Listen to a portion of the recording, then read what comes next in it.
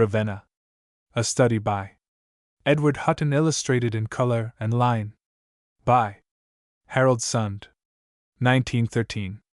To my friend Arthur Symons, an affectionate homage. Preface. My intention in writing this book has been to demonstrate the unique importance of Ravenna in the history of Italy and of Europe, especially during the Dark Age, from the time of Alaric's first descent into the Cisalpine plain to the coming of Charlemagne. That importance, as it seems to me, has been wholly or almost wholly misunderstood, and certainly, as I understand it, has never been explained.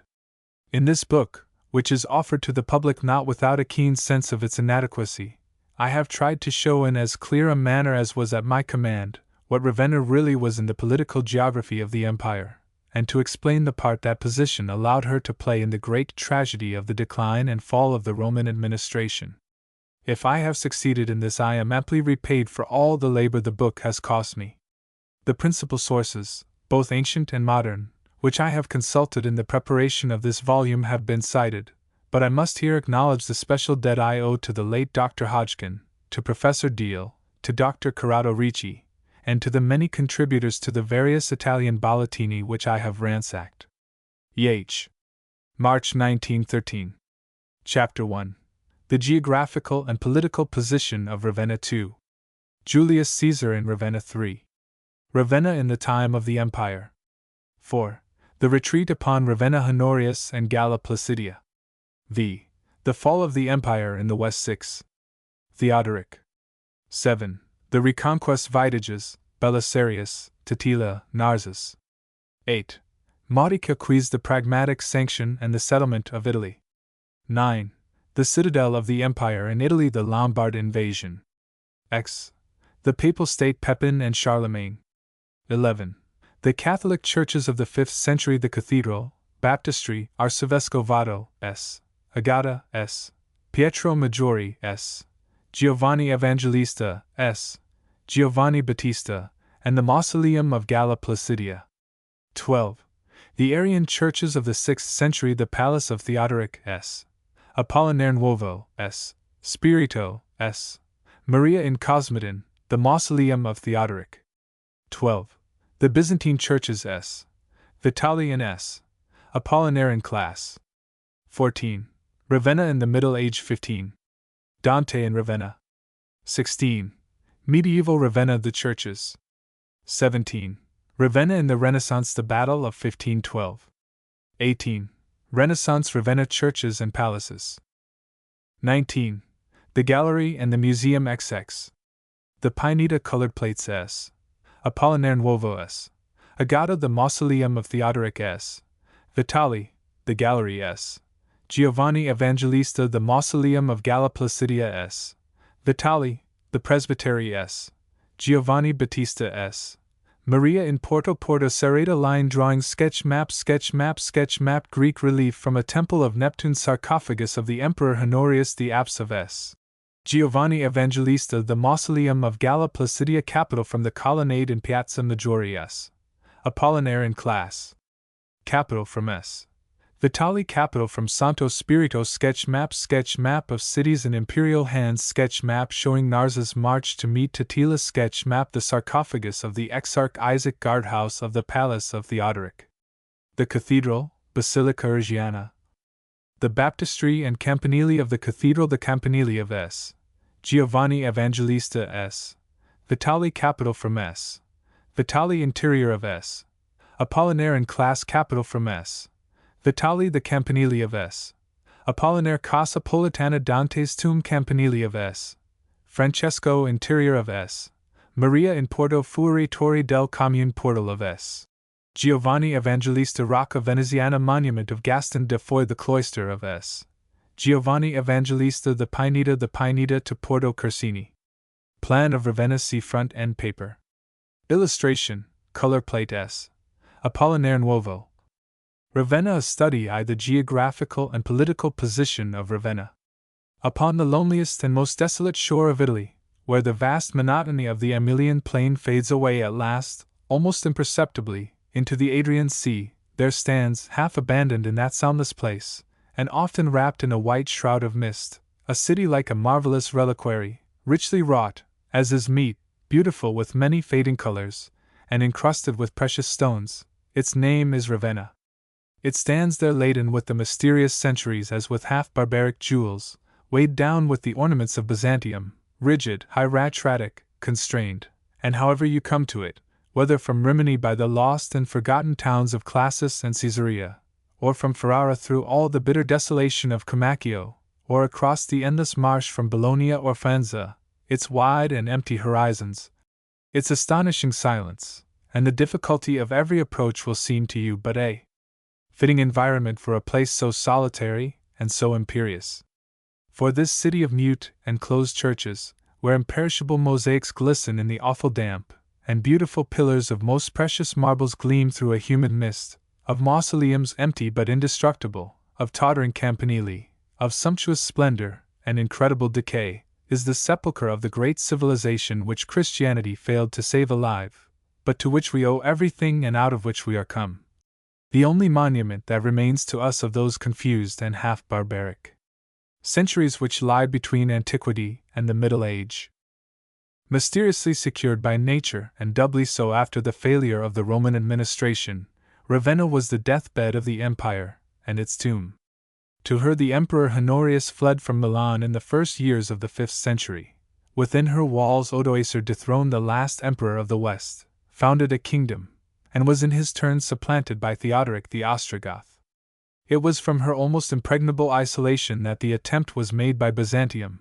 It seemed, and perhaps it was our only hope, to reconquer Italy and the West for civilization, while her fall before the appalling Lombard onset in the 8th century brought Pepin into Italy in 754, to lay the foundation of a new Christendom, to establish the temporal power of the papacy, and to prophesy of the resurrection of the empire, of the unity of Europe. But though it is as the imperishable monument of those tragic centuries that we rightly look upon Ravenna, before the empire was founded she was already famous. It was from her silence that Caesar emerged to cross the Rubicon, and all unknowing to found what, when all is said, was the most beneficent, as it was the most universal, government that Europe has ever known. In the first years of that government Ravenna became, and through the 400 years of its unhampered life she remained, one of its greatest bulwarks. While upon its failure, as I have said, she suddenly assumed a position which for some 350 years was unique not only in Italy but in Europe. And when with the re-establishment of an universal government her importance declined and at length passed away, she yet lived on in the minds and the memory of men as something fabulous and still, curiously enough, as a refuge, the refuge of the great poet of the New Age. So that today, beside the empty tombs of Galla Placidia and Theodoric, there stands the great sarcophagus which holds the dust of Dante Alighieri. We may well ask how it was that a city so solitary, so inaccessible, and so remote should have played so great a part in the history of Europe. It is to answer this question that I have set myself to write this book, which is rather an essay in memoriam of her greatness, her beauty, and her forlorn hope, than a history properly so called of Ravenna. But if we are to come to any real understanding of what she stood for, of what she meant to us once upon a time, we must first of all decide for ourselves what was the fundamental reason of her great renown. I shall maintain in this book that the cause of her greatness, of her opportunity for greatness, was always the same, namely, her geographical position in relation to the peninsula of Italy, the Cisalpine plain, and the sea. Let us then consider these things. Italy, the country we know as Italy, properly understood, is fundamentally divided into two absolutely different parts by a great range of mountains, the Apennines, which stretches roughly from sea to sea, from Genoa almost but not quite to Rimini. The country which lies to the south of that line of mountains is Italy proper, and it consists, as we know, of a long narrow mountainous peninsula, while its history throughout antiquity may be said to be altogether Roman. What lies to the north of the Apennines is not Italy at all, but Cisalpine Gaul. In its nature this country is altogether continental. It consists for the most part of a vast plain divided from west to east by a great river, the Pa, and everywhere it is watered and nourished by its 200 tributaries. Shut off as it is on the south from Italy proper by the Apennines, this plain is defended from Gaul and the Germanics, on the west and the north, by the mightiest mountains in Europe, the Alps, which here enclose it in a vast concave rampart that stretches from the Mediterranean to the Adriatic. On the east it is contained by the sea. Illustration: sketch map of northern Italy. The history of this vast country before the Roman conquest is, as is history everywhere in the West before that event, vague and obscure.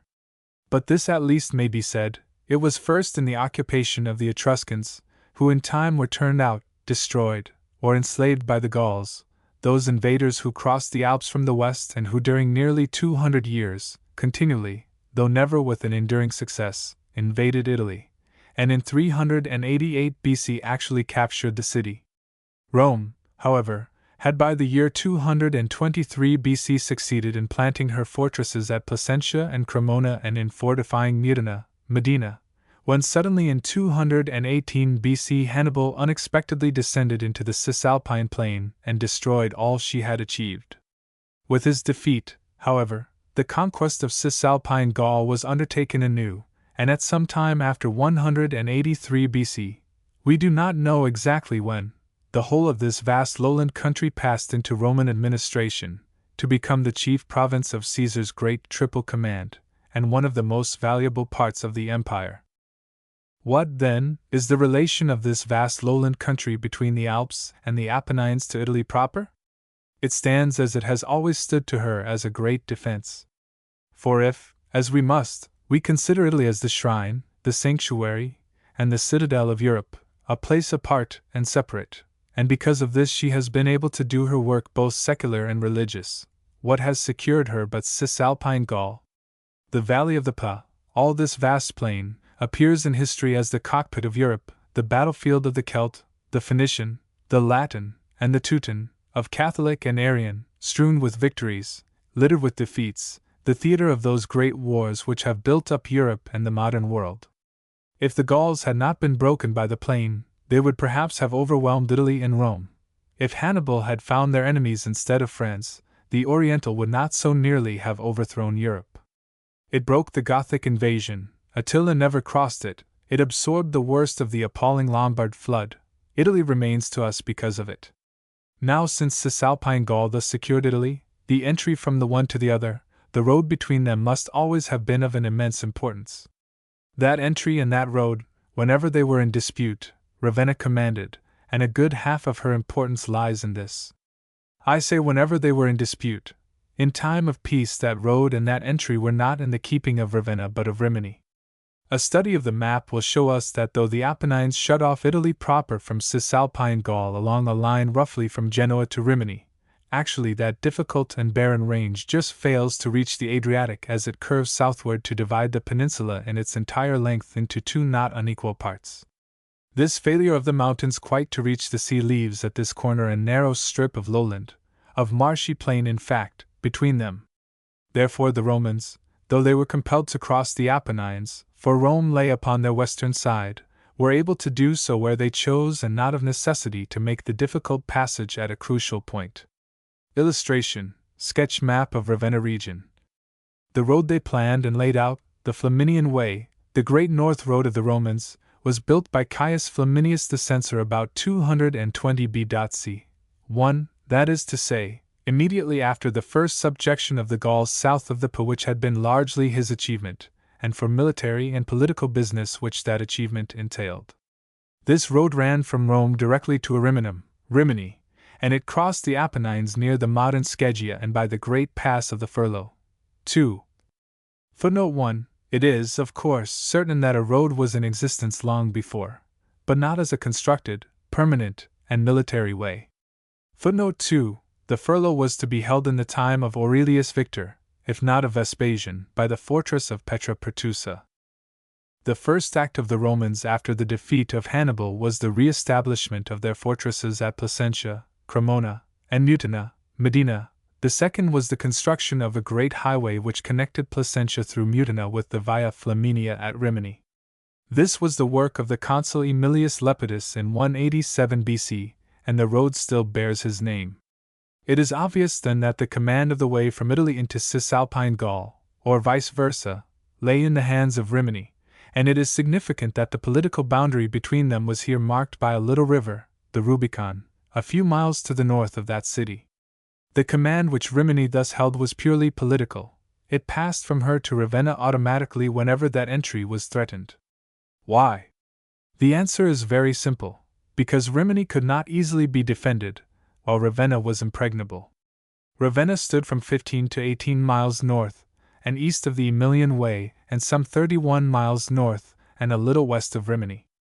Its extraordinary situation was almost unique in antiquity, and is only matched by one city of later times, Venice. It was built as Venice is literally upon the waters. Strabo thus describes it. Situated in the marshes is the great Ravenna, built entirely on piles, and traversed by canals which you cross by bridges or ferry boats. At the full tides it is washed by a considerable quantity of sea water, as well as by the river, and thus the sewage is carried off and the air purified. In fact, the district is considered so salubrious that the Roman governors have selected it as a spot in which to bring up and exercise the gladiators. It is a remarkable peculiarity of this place that, though situated in the midst of a marsh, the air is perfectly innocuous. 1. Footnote 1. Strabo v. I. 7 tells us Altinum was similarly situated. Illustration: sketch map or Ravenna region in more detail. Ravenna must always have been impregnable to any save a modern army, so long as it was able to hold the road in and out, and was not taken from the sea. The one account we have of an attack upon it before the fall of the empire is given us by Appian, and recounts a raid from the sea. It is but an incident in the civil wars of Marius and Sulla when Ravenna, we learn, was occupied for the latter by Metellus his lieutenant.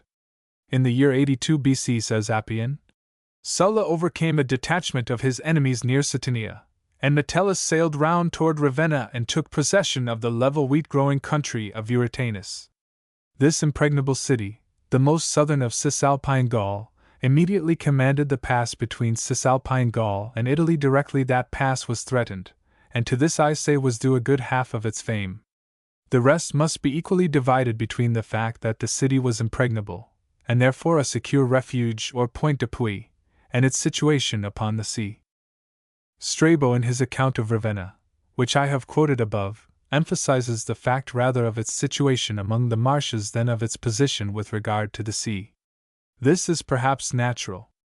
The society to which he belonged, though indeed he was of Greek descent, loathed and feared the sea with an unappeasable horror. No journey was too long to make if thereby the sea passage might be avoided, no road too rough and rude if to take it was to escape the unstable winds and waters. That too was a part of Ravenna's strength. She was as much a city of the sea as Venice is, but of what a sea! The Adriatic, upon whose western shore she stood at the gate of Italy and Cisalpine Gaul, was, and this partly because of the Roman horror of the sea, the fault between Greek and Latin, east and west. To this great fact she owes much of her later splendor, much of her unique importance in those centuries we call the Dark Age. Even today, as one stands upon the height of the Republic of S. Marino and catches, faintly at dawn, the sunlight upon the Dalmatian hills, one instinctively feels it is the Orient one sees. This, then, is the cause of the greatness, of the opportunity for greatness, of Ravenna, her geographical position in regard to the peninsula of Italy, the Cisalpine plain, and the sea. Each of these exalt her in turn and all together give her the unique and almost fabulous position she holds in the history of Europe. Because she held the gateway between Italy and the Cisalpine plain, Caesar repaired to her when he was treating with the Senate for the consulship, and from her he set out to possess himself of all that great government. Because she was impregnable, and held both the plain where the enemy must be met and the peninsula with Rome within it, Honorius retreated to her from Milan when Alaric crossed the Alps.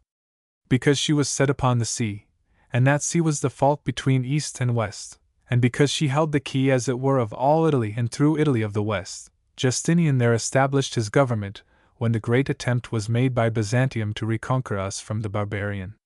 Ravenna Felix, we read on many an old coin of that time, and whatever we may think of that title or prophecy, which indeed might seem never to have come true for her, this at least we must acknowledge, that she was happy in her situation which offered such opportunities for greatness and so certain an immortality. 2. Julius Caesar in Ravenna. When we first come upon Ravenna in the pages of Strabo, its origin is already obscured, but this at least seems certain, that it was never a Gaulish city. Strabo tells us that Ravenna is reputed to have been founded by Thessalians, who, not being able to sustain the violence of the Tyrrheni, welcomed into their city some of the Umbri who still possess it, while they themselves returned home. 1. The Thessalians were probably Pelasgi, but apart from that, Strabo's statement would seem to be reasonably accurate. At any rate, he continually repeats it, for he goes on to tell us that Rimini, like Ravenna, is an ancient colony of the Umbri, but both of them received also Roman colonies. Again, in the same book of his geography, he tells us, the Umbri lie between the country of the Sabini and the Tyrrheni, but extend beyond the mountains as far as Ariminum and Ravenna. And again he says, Umbria lies along the eastern boundary of Tyrrhenia and beginning from the Apennines, or rather beyond these mountains, extends as far as the Adriatic. For commencing from Ravenna, the Umbri inhabit the neighboring country. All allow that Umbria extends as far as Ravenna, as the inhabitants are Umbri. Footnote 1, Strabo ut supra. We may take it, then, that when Rome annexed Ravenna it was a city of the Umbri, and we may dismiss Pliny's statement, 1, that it was a Sabine city altogether, for it is both improbable and inexplicable. Footnote 1 Pliny 3. 15, v. 20. When Ravenna received a Roman colony we do not know, for though Strabo states this fact, he does not tell us when it occurred, and we have no other means of knowing. All we can be reasonably sure of is that this Umbrian city on the verge of Cisalpine Gaul, hemmed in on the west by the Lingonian Gauls, received a Roman colony certainly not before 268 BC when Ariminum was occupied. The name of Ravenna, however, does not occur in history till a late period of the Roman Republic, and the first incident in which we hear of Ravenna having any part occurs in 82 BC, when, as I have already related, Metellus, the lieutenant of Sulla, landed there or thereabouts from his ships and seems to have made the city, already a place of some importance, the center of his operations. Ravenna really entered history, and surely gloriously enough, when Julius Caesar chose it, the last great town of his command towards Italy, as his headquarters while he treated with the Senate before he crossed the Rubicon.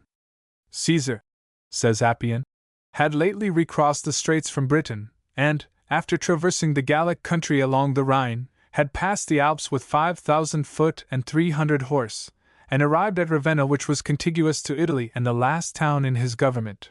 This was in 50 BC. The state of affairs which that act was meant to elucidate may be briefly stated as follows. The Roman Republic, still in the midst of the political, social, and economic revolution whose first phase was the awful civil wars of Marius and Sulla, had long been at the mercy of Pompey the opportunist, Crassus the plutocrat, and Julius Caesar, the first triumvirate. Crassus had always leaned toward Caesar, and the entente between Caesar and Pompey had been strengthened by the marriage of the latter with Caesar's daughter Julia, who was to die in the midst of the crisis 54 BC and 58 BC. The year following this marriage, Caesar went to take up his great command in the Gauls, but Pompey remained in Rome, where every day his influence and popularity were failing while the astonishing successes of Caesar made him the idol of the populace. In 55 BC Pompey was consul for the second time with Crassus. He received as his provinces the two Spains, but he governed them by his legates and remained in the neighborhood of the city. Crassus received the province of Syria, and the appalling disasters of the Parthian War, in which he most miserably lost life and honor, seemed to give Pompey the opportunity for which he had long been waiting. He encouraged the growing civil discord which was tearing the state in pieces, and with such success that the Senate was compelled to call for his assistance. In 52 BC he became sole consul, restored order, and placed himself at the head of the aristocratic party which he had deserted to become the great popular hero when he was consul with Crassus in 70 BC. Now Caesar had long watched the astonishing actions of Pompey, and had no intention of leaving the fate of the Republic to him and the aristocracy. He does not seem to have wished to break altogether with Pompey, but only to hold him in check. At his meeting with Pompey at Lucca, in 56 BC he had been promised the consulship for 48 BC when his governorship came to an end, and he now determined to ensure the fulfillment of this promise which would place him upon a legal equality with his rival. For the rest, he knew that he was as superior to Pompey as a statesman as he was as a soldier, and he did not apparently anticipate any difficulty in outmaneuvering him in the Senate and in the Forum. Caesar, then, claimed no more than an equality with Pompey and the fulfillment of his promise, but these he determined to have. All through the winter of 52 to 51 BC he was arming, well served by his friends, among whom were Mark Antony and Curio the tribunes, in 50 BC. Having gone the circuit for the administration of justice, as Suetonius tells us, he made a halt at Ravenna, resolved to have recourse to arms if the Senate should proceed to extremity against the tribunes of the people, who had espoused his cause. But first he determined for many reasons to send ambassadors to Rome, to request the fulfillment of the promise made to him at Lucca. Pompey, who was not yet at open enmity with him, determined, although he had made the promise, neither to aid him by his influence nor openly to oppose him on this occasion. But the consuls Lentulus and Marcellus, who had always been his enemies, resolved to use all means in their power to prevent him gaining his object. At this juncture Caius Curio, tribune of the people, came to Caesar in Ravenna. Curio had made many energetic struggles in behalf of the Republic and Caesar's cause, but at last, when he perceived that all his efforts were in vain, he fled through fear of his enemies and Caesar's to Ravenna and told Caesar all that had taken place, and seeing that war was openly being prepared against Caesar, advised him to bring up his army and to rescue the Republic. Now Caesar was not ignorant of the real state of affairs, but he was perhaps not yet ready to act, or he hoped in fact to save the ancient state. At any rate, he gave it as his opinion that particular regard should be had to the tranquility of the Republic, lest any one should assert that he was the originator of civil war. Therefore he sent again to his friends, making through them this very moderate request, that 2 legions and the provinces of Cisalpine Gaul and Illyricum should be left him. No one could openly quarrel with such a reasonable demand and the patience with which it was more than once put forward. For when Caesar could not obtain a favorable answer from the consuls, he wrote a letter to the Senate in which he briefly recounted his exploits and public services, and entreated that he should not be deprived of the favor of the people, who had ordered that he, although absent, should be considered a candidate for the consulship at the next election. He stated also that he would disband his army if the Senate and the Roman people desired it, provided that Pompey would do the same. But he stated also that, as long as Pompey retained the command of his army, there could be no just reason why Caesar should disband his troops and expose himself to the power of his enemies. This was Caesar's third offer to his opponents. He entrusted the letter to Curio, who traveled 160 miles in 3 days and reached the city early in January. He did not, however, deliver the letter until there was a crowded meeting of the Senate and the tribunes of the people were present, for he was afraid lest, if he gave it up without the utmost publicity, the consuls would suppress it. A sort of debate followed the reading of the letter, but when Scipio, Pompey's mouthpiece, spoke and declared, among other things, that Pompey was resolved to take up the cause of the Senate now or never, and that he would drop it if a decision were delayed, the majority, overawed, decreed that Caesar should, at a definite and not distant day, give up Transalpine Gaul to Lucius Domitius Ahenobarbus, and Cisalpine Gaul to Marcus Servilius Nonianus, and should dismiss his army, failing which he should be esteemed a traitor. When the tribunes of Caesar's party made use of their right of veto against this resolution, not only were they, as they at least asserted, threatened in the Senate house itself by the swords of Pompeian soldiers and forced, in order to save their lives, to flee in slaves' clothing from the capital, but the Senate, now sufficiently overawed, treated their interference as an attempt at revolution, declared the country in danger, and in the usual form called the burgesses to take up arms and all the magistrates faithful to the Constitution to place themselves at the head of the armed. That was on January 7th. 5 days later Caesar was on his way at the head of his troops to invade Italy and, without knowing it, to found the empire, that universal government out of which we are come. It was with 1 legion, that Caesar undertook his great adventure. That legion, the 13th, had been stationed near Trieste, but at Caesar's orders it had marched into Ravenna in the first days of January. Upon the fateful 12th, with some secrecy, while Caesar himself attended a public spectacle, examined the model of a fencing school, which he proposed to build, and, as usual, sat down to table with a numerous party of friends. 2. The first companies of this legion left Ravenna by the Rimini Gate, to be followed after sunset by its great commander, still with all possible secrecy it seems. 4 mules were put to his carriage, a hired one, at a mill outside Ravenna, and he went almost alone. Footnote 1. Plutarch says, Caesar had not then with him more than 300 horse and 5,000 foot. The rest of his forces were left on the other side of the Alps. Footnote 2. So Suetonius, but Plutarch says, as for himself, he spent the day at a public show of gladiators, and a little before evening bathed, and then went into the apartment, where he entertained company. When it was growing dark, he left the company, having desired them to make merry till his return, which they would not have long to wait for. The road he travelled was not the great way to Rimini, but a byway across the marshes, and it would seem to have been in a wretched state.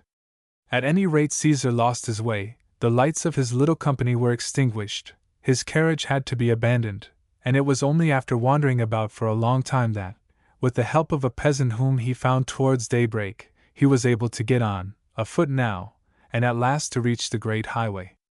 That night must have tried even the iron nerves and dauntless courage of the greatest soldier of all time. Caesar came up with his troops on the banks of the Rubicon, the sacred boundary of Italy and Cisalpine Gaul, in the narrow pass between the mountains and the sea. There, says Suetonius, whose account I have followed, he halted for a while, revolving in his mind the importance of the step he was about to take. At last, turning to those about him, he said, We may still retreat, but if we pass this little bridge, nothing is left us but to fight it out in arms. Now, while he was thus hesitating, staggered, even he, by the greatness of what he would attempt, doubtless resolving in silence arguments for and against it, and if we may believe Plutarch, many times changing his opinion. The following strange incident is said to have happened. A person, remarkable, says Suetonius, for his noble aspect and graceful mien, appeared close at hand, sitting by the wayside playing upon a pipe. When not only the shepherds herding their flocks thereabout, but a number of the legionaries also gathered round to hear this fellow play, and there happened to be among them some trumpeters, the piper suddenly snatched a trumpet from one of these, ran to the river, and sounding the advance with a piercing blast, crossed to the other side. Upon which Caesar on a sudden impulse exclaimed, Let us go whither the omens of the gods and the iniquity of our enemies call us. The die is cast.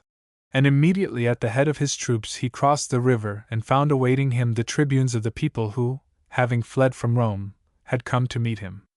There in their presence he called upon the troops to pledge him their fidelity, with tears in his eyes, Suetonius assures us, and his garments rent from his bosom. And when he had received their oath he set out, and with his legion marched so fast the rest of the way that he reached Ariminum before morning and took it. The fall of Ariminum was but a presage, as we know, of Caesar's triumph. In 3 months he was master of all Italy. From Ravenna he had emerged to seize the lordship of the world, and out of a misery of chaos to create Europe. 3. Ravenna in the time of the Empire.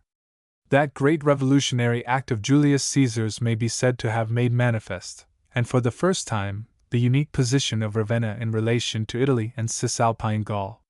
In the years which followed, that position remained always unchanged, and is, indeed, more prominent than ever in the civil wars between Antony and Octavianus which followed Caesar's murder. But with the establishment of the empire by Octavianus and the universal peace, the Pax Romana, which it ensured, this position of Ravenna in relation to Italy and to Cisalpine Gaul sank into insignificance in comparison with her other unique advantage, her position upon the sea. For Octavianus, as we shall see, established her as the great naval port of Italy upon the east, and as such she chiefly appears to us during all the years of the unhampered government of the empire. In the civil wars between Antony and Octavianus, however, she appears still as the key to the narrow pass between Italy and Cisalpine Gaul. Let us consider this for a moment. Antony, as we know, after that great scene in the Senate House when the supporters of Pompey and the aristocrats had succeeded in denying Caesar everything, had fled to Caesar at Ravenna. In the war which followed he had been Caesar's chief lieutenant and friend. At the crucial battle of Pharsalus in 48 BC he had commanded, and with great success the left wing. In 44 BC he had been consul with Caesar and had then offered him the crown at the festival of the Lupercalia. After Caesar's murder he had attempted, and not without a sort of right, to succeed to his power. It was he who pronounced the speech over Caesar's body and read his will to the people. It was he who obtained Caesar's papers and his private property. It cannot then have been without resentment and surprise that he found presently a rival in the young Octavianus, the great-nephew and adopted son of the dictator, who joined the Senate with the express purpose of crushing him. Now Antony, perhaps remembering his master, had obtained from the Senate the promise of Cisalpine Gaul, then in the hands of Decimus Brutus, who, encouraged by Octavianus, refused to surrender it to him. Antony proceeded to Rimini, but Octavianus seized Ravenna and supplied it both with stores and money. 1. Antony was beaten and compelled to retreat across the Alps. In these acts we may see which of the two rivals understood the reality of things, and from this alone we might perhaps foresee the victor. Footnote 1 Appian 3. 42. That was in 44 BC a reconciliation between the rivals followed and the government was vested in them and in Lepidus under the title of Triumviri Republici Constituendi for 5 years. In 42 BC Brutus and Cassius and the aristocratic party were crushed by Antony and Octavianus at Philippi, and Antony received Asia as his share of the Roman world. Proceeding to his government in Cilicia, Antony met Cleopatra and followed her to Egypt. Meanwhile Fulvia, his wife, and Antonius, his brother, made war upon Octavianus in Italy, for they like Antony hoped for the lordship of the world. In the war which followed, Ravenna played a considerable part. In 41 BC, for instance, the year in which the war opened, the Antonine party secured themselves in Ravenna, not only because of its strategical importance in regard to Italy and Cisalpine Gaul, but also because as a seaport it allowed of their communication with Antony in Egypt from whom they expected support. All this exposed and demonstrated more and more the importance of Ravenna, and we may be sure that the wise and astute Octavianus marked it. But it was the war with Sextus Pompeius which clearly showed what the future of Ravenna was to be. In that affair we find Ravenna already established as a naval port apparently subsidiary, on that coast, to Brundisium, as Misenum was upon the Tyrrhene Sea to Puteoli, and there Octavianus built ships. It was not, however, till Octavianus, his enemies one and all disposed of, had made himself emperor at last that, on the establishment and general regulation of his great government, he chose Ravenna as the major naval port of Italy upon the east, even as he chose Misenum upon the west. Octavianus had learned two things, certainly. In the wars he had fought to establish himself in the monarchy his great-uncle had founded. He had learned the necessity and the value of sea power, and he had understood the unique position of Ravenna in relation to the east and the west. That he had been able to appreciate both these facts is enough to mark him as the great man he was. Julius Caesar, for all his mighty grasp of reality, had not perceived the enormous value, nay the necessity, of sea power, and because of this failure his career had been twice nearly cut short, at Ilerda, where the naval victory of Decimus Brutus over the Massiliates alone saved him, and at Alexandria. Both the liberators and Antony had possessed ships, but both had failed to use them with any real effect. It was Sextus Pompeius who forced Octavianus to turn to the sea, and when Octavianus became Augustus he did not forget the lesson. Sole master of the Mediterranean and of all its ships of war, he understood at once how great a support sea power offered him and his principate. Nor was the empire, while it was vigorous, though always fearful of and averse from the sea, ever to forget the power that lay in that command. Thus it was that among the first acts of Augustus was the establishment of two fleets, as we might say, in being, in the Mediterranean, the fleet of Misenum and the fleet of Ravenna. The latter with stations probably at Aquileia, Brundisium, the Piraeus, and probably elsewhere. The fleet of Ravenna was, certainly after AD 70, probably about AD 127, entitled Praetoria.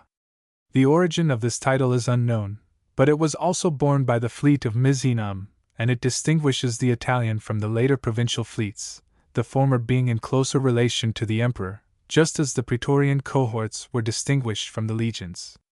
The emperor was, of course, head of all the fleets, which were, each of them, commanded by a prefect and sub-prefect appointed by him, and if we may judge from the recorded promotions we have, it would seem that the Mycenate prefect ranked before the Ravenate and both before the provincial. But in the general military system the navy stood lowest in respect of pay and position.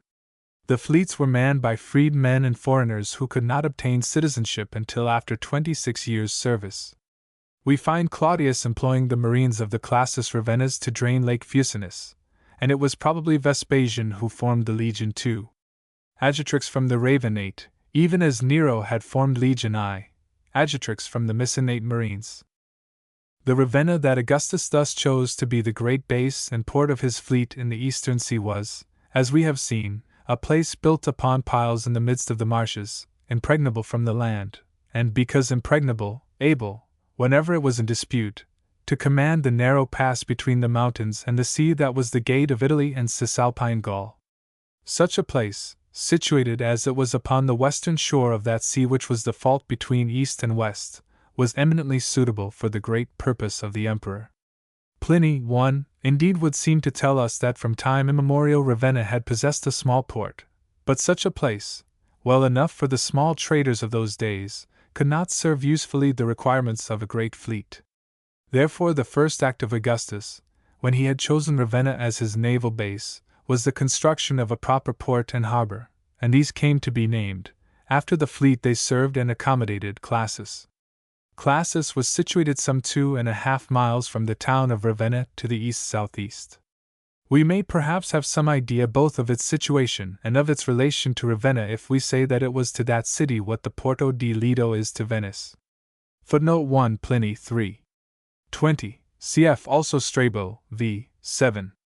It is very difficult, in looking upon Ravenna as we see it today, to reconstruct it, even in the imagination, as it was when Augustus had done with it. To begin with, the sea has retreated several miles from the city, which is no longer within sight of it, while all that is left of Classis, which is also now out of sight of the sea, is a single decayed and deserted church, s. Apollinaire in class. Strabo, however, who wrote his geography a few years after Augustus had chosen Ravenna for his port upon the Adriatic, has left us a description both of it and the country in which it stood, from which must be drawn any picture we would possess of so changed a place. He speaks of it, as we have seen, as a great city, situated in the marshes, built entirely upon piles, and traversed by canals which were everywhere crossed by bridges or ferry boats. While at the full tide he tells us it was swept by the sea and always by the river, and thus the sewage was carried off and the air purified, and this so thoroughly, that even before its establishment by Augustus the district was considered so healthy that the Roman governors had chosen it as a spot in which to train gladiators. 1. That river we know from Pliny. 2. Was called the Bedicis. And the same writer tells us that Augustus built a canal which brought the water of the Po to Ravenna. Footnote 1, Strabo, v. 7. Footnote 2, Pliny 3:20. Tacitus in his Annals, 1, merely tells us that Italy was guarded on both sides by fleets at Misenum and Ravenna, and in his Histories, 2, speaks of these places as the well-known naval stations without stopping to describe them. While Suetonius, 3, though he mentions the great achievement of Augustus, does not emphasize it, and does not attempt to tell us what these ports were like. Footnote 1, Tacitus, and 4. 5. Footnote 2, Tacitus, Hist. 2, 103. 640. Footnote 3, Suetonius, Augustus. Perhaps the best description we have of Augustan Ravenna comes to us from a writer who certainly never saw the port in its great Roman days, but who probably followed a well-established tradition in his description of it. This is Jornans, who was born about AD 500 and was first a notary at the Ostrogothic court, and later became a monk and finally bishop of Crotona. In his De Getarum Origins et Rebus Gestis he thus describes Ravenna. This city, says he, between the marshes, the sea, and the Po is only accessible on one side. Situated beside the Ionian Sea, it is surrounded and almost submerged by lagoons. On the east is the sea, on the west it is defended by marshes across which there remains a narrow passage, a kind of gate. The city is encircled on the north by a branch of the Pa, called the Fossa Asconis, and on the south by the Pa itself, which is called the Eridanus, and which is there known as the King of Rivers. Augustus deepened its bed and made it larger. It flowed quite through the city, and its mouth formed an excellent port where once, as Dion reports, this passage of Dion Cassius is lost, a fleet of 250 ships could be stationed in all security. The city has 3 names with which she glorifies herself, and she is divided into 3 parts to which they correspond. The first is Ravenna, the last Classis, that in the midst is Caesarea between Ravenna and the sea. Built on a sandy soil, this quarter is easily approached and is commodiously situated for trade and transport. We thus have a picture of Ravenna as a triune city, consisting of Ravenna proper, the port Classis, and the long suburb between them, Caesarea, connected by a great causeway and everywhere watered by canals, the greatest of which was the Fossa Augusta, by which a part of the waters of the Pa were carried to Ravenna and thence to Classis and the sea, a city very much, we may suppose, what we know Venice to be, if we think of her in connection with the Riva, the great suburb of the Marina, and the Porto di Lido. At Classis we must understand there was room for a fleet of 250 ships and accommodation for arsenals, magazines, barracks, and so forth, while there is one other thing we know of this port, and that from Pliny I, who tells us that it had a pharos like the famous one of Alexandria. There is another building, says he, that is highly celebrated, the tower that was built by a king of Egypt on the island of Pharos at the entrance to the harbor of Alexandria. At present there are similar fires lighted up in numerous places, Ostia and Ravenna for example. The only danger is that when these fires are thus kept burning without intermission they may be mistaken for stars. Footnote 1, Pliny XXX. 6:18. Such was the splendor of Ravenna in the time of Augustus. His achievement so far as Ravenna was concerned was to understand her importance not only in regard to Italy and Cisalpine Gaul, an importance already discounted by the universal peace he had established, but in regard to the sea. He turned Ravenna into a first-class naval port, and based his eastern fleet upon her, and this was so wise an act that, so long as the empire remained strong and unhampered, Ravenna appears as the great base of its sea power in the east. In that long peace which Italy enjoyed under the empire we hear little of Ravenna. We know Claudius built a great gate called Porta Aurea, which was only destroyed in 1582, and we know that the great seaport had one weakness, the scarcity of good water for drinking purposes. Martial writes, "I'd rather at Ravenna have a cistern than a vine, since I could sell my water there much better than my wine." And again, "That landlord at Ravenna is plainly but a cheat. I paid for wine and water, but he served wine to me neat." 1.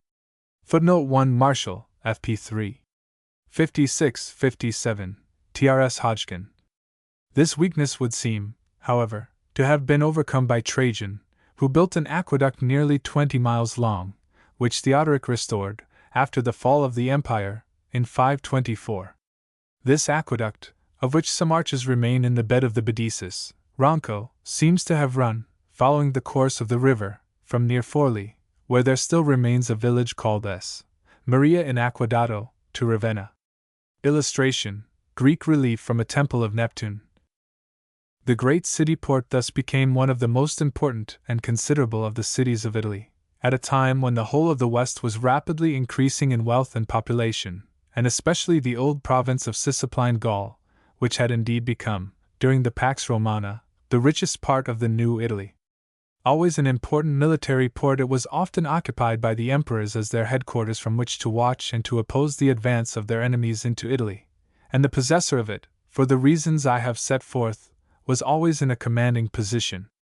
Thus in AD 193 it was the surrender of Ravenna without resistance that gave the empire to Septimius Severus, when, scarcely allowing himself time for sleep or food, marching on foot and in complete armor, he crossed the Alps at the head of his columns to punish the wretched Didius Julianus and to avenge Pertinax. It was there in 238 that Pupienus was busy assembling his army to oppose Maximin when he received the news of the death of his enemy before Aquileia. And because it was impregnable and secluded, it was often chosen too as a place of imprisonment for important prisoners. It is true that we know very little, in detail, of the life of any city other than Rome during those years of the Great Peace in which we see the empire change from a pagan to a Christian state.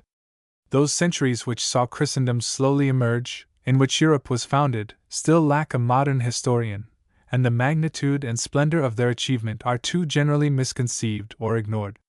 We are largely unaware still of what they were in themselves and of what we owe to them. By reason of the miserable collapse of Europe, of Christendom, in the 16th century and its appalling results both in thought and in politics, we are led, too often by prejudices, to regard those mighty years rather as the prelude to the decline and fall of the empire than as the great and indestructible foundations of all that is still worth having in the world. For rightly understood, those centuries gave us not only our culture, our civilization, and our faith, but ensured them to us that they should always endure. They established forever the great lines upon which our art was to develop, to change, and yet not to suffer annihilation or barrenness. They established the supremacy of the idea, so that it might always renew our lives, our culture, and our polity, and that we might judge everything by it and fear neither revolution, defeat, nor decay. They, and they alone, established us in the secure possession of our own souls so that we alone in the world might develop from within, to change but never to die, and to be, yes, alone in the world, Christians. The almost incredible strength and well-being of those years must be seized also. There was not a town in Italy and the West that did not expand and increase in a fashion almost miraculous during that period. It was then the rivers were embanked, the canals made, the great roads planned and constructed, and our communications established forever.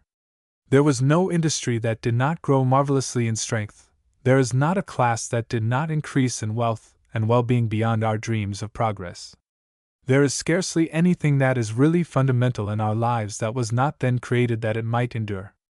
It was then our religion, the soul of Europe, was born. Christianity, the faith, which, little by little, absorbed the empire, till it became the energy and the cause of all that undying but changeful principle of life and freedom which, rightly understood as Europe, is thought to have been brought first to Ravenna by S.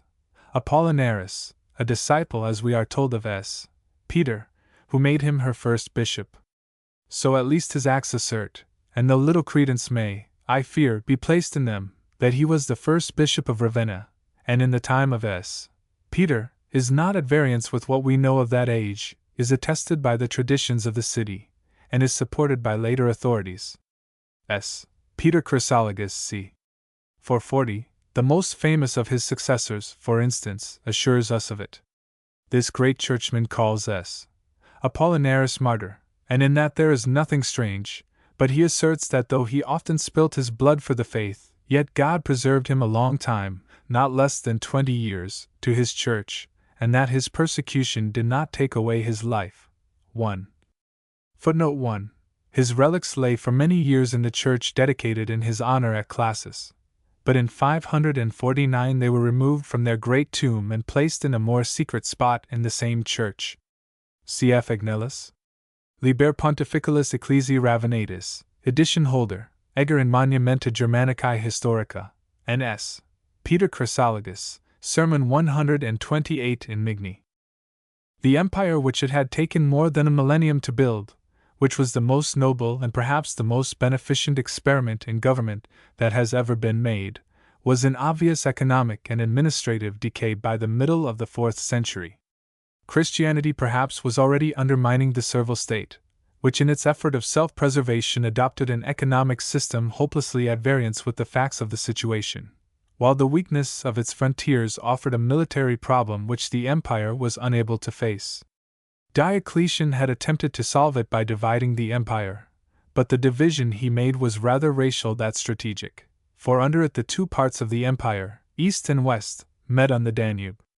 The eastern part, by force of geography, was inclined to an Asiatic point of view and to the neglect of the Danube. The western was by no means strong enough either financially or militarily to hold that tremendous line. We read, in the letters of S. Ambrose among others, of the decay of the great cities of Cisalpine Gaul, 1, of the failure of agriculture in that rich countryside, of the poverty and misery that were everywhere falling upon that great state. It is possible that in the general weakening of administrative power even the roads, the canals, the whole system of communications were allowed to become less perfect than they had been. Everywhere there was a retreat. The frontiers were no longer inviolate, and it is probable that in the general decay the port of Classis, the city of Ravenna, suffered not less than their neighbors. Footnote 1 C.S. Ambrose, E.P. 39, written in 388, quoted by Muratori, Dissertazioni, Volume 1, 21. De bona mensi veniens a tergo cladinam, ipsum benonium, mutinum, regium derelinquibus, indextera erat brixillum, affronte occurrabat placentia.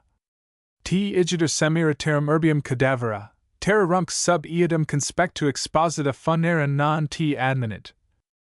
Indeed, already in 306 it is rather as a refuge than as a great and active naval base that Ravenna appears to us, when Severus, destitute of force, retired or rather fled thither from the pursuit of Maximian. He flung himself into Ravenna because it was impregnable and because he expected reinforcements from Illyricum and the east. But though he held the sea with a powerful fleet, he made no use of it, and the emissaries of Maximian easily persuaded him to surrender.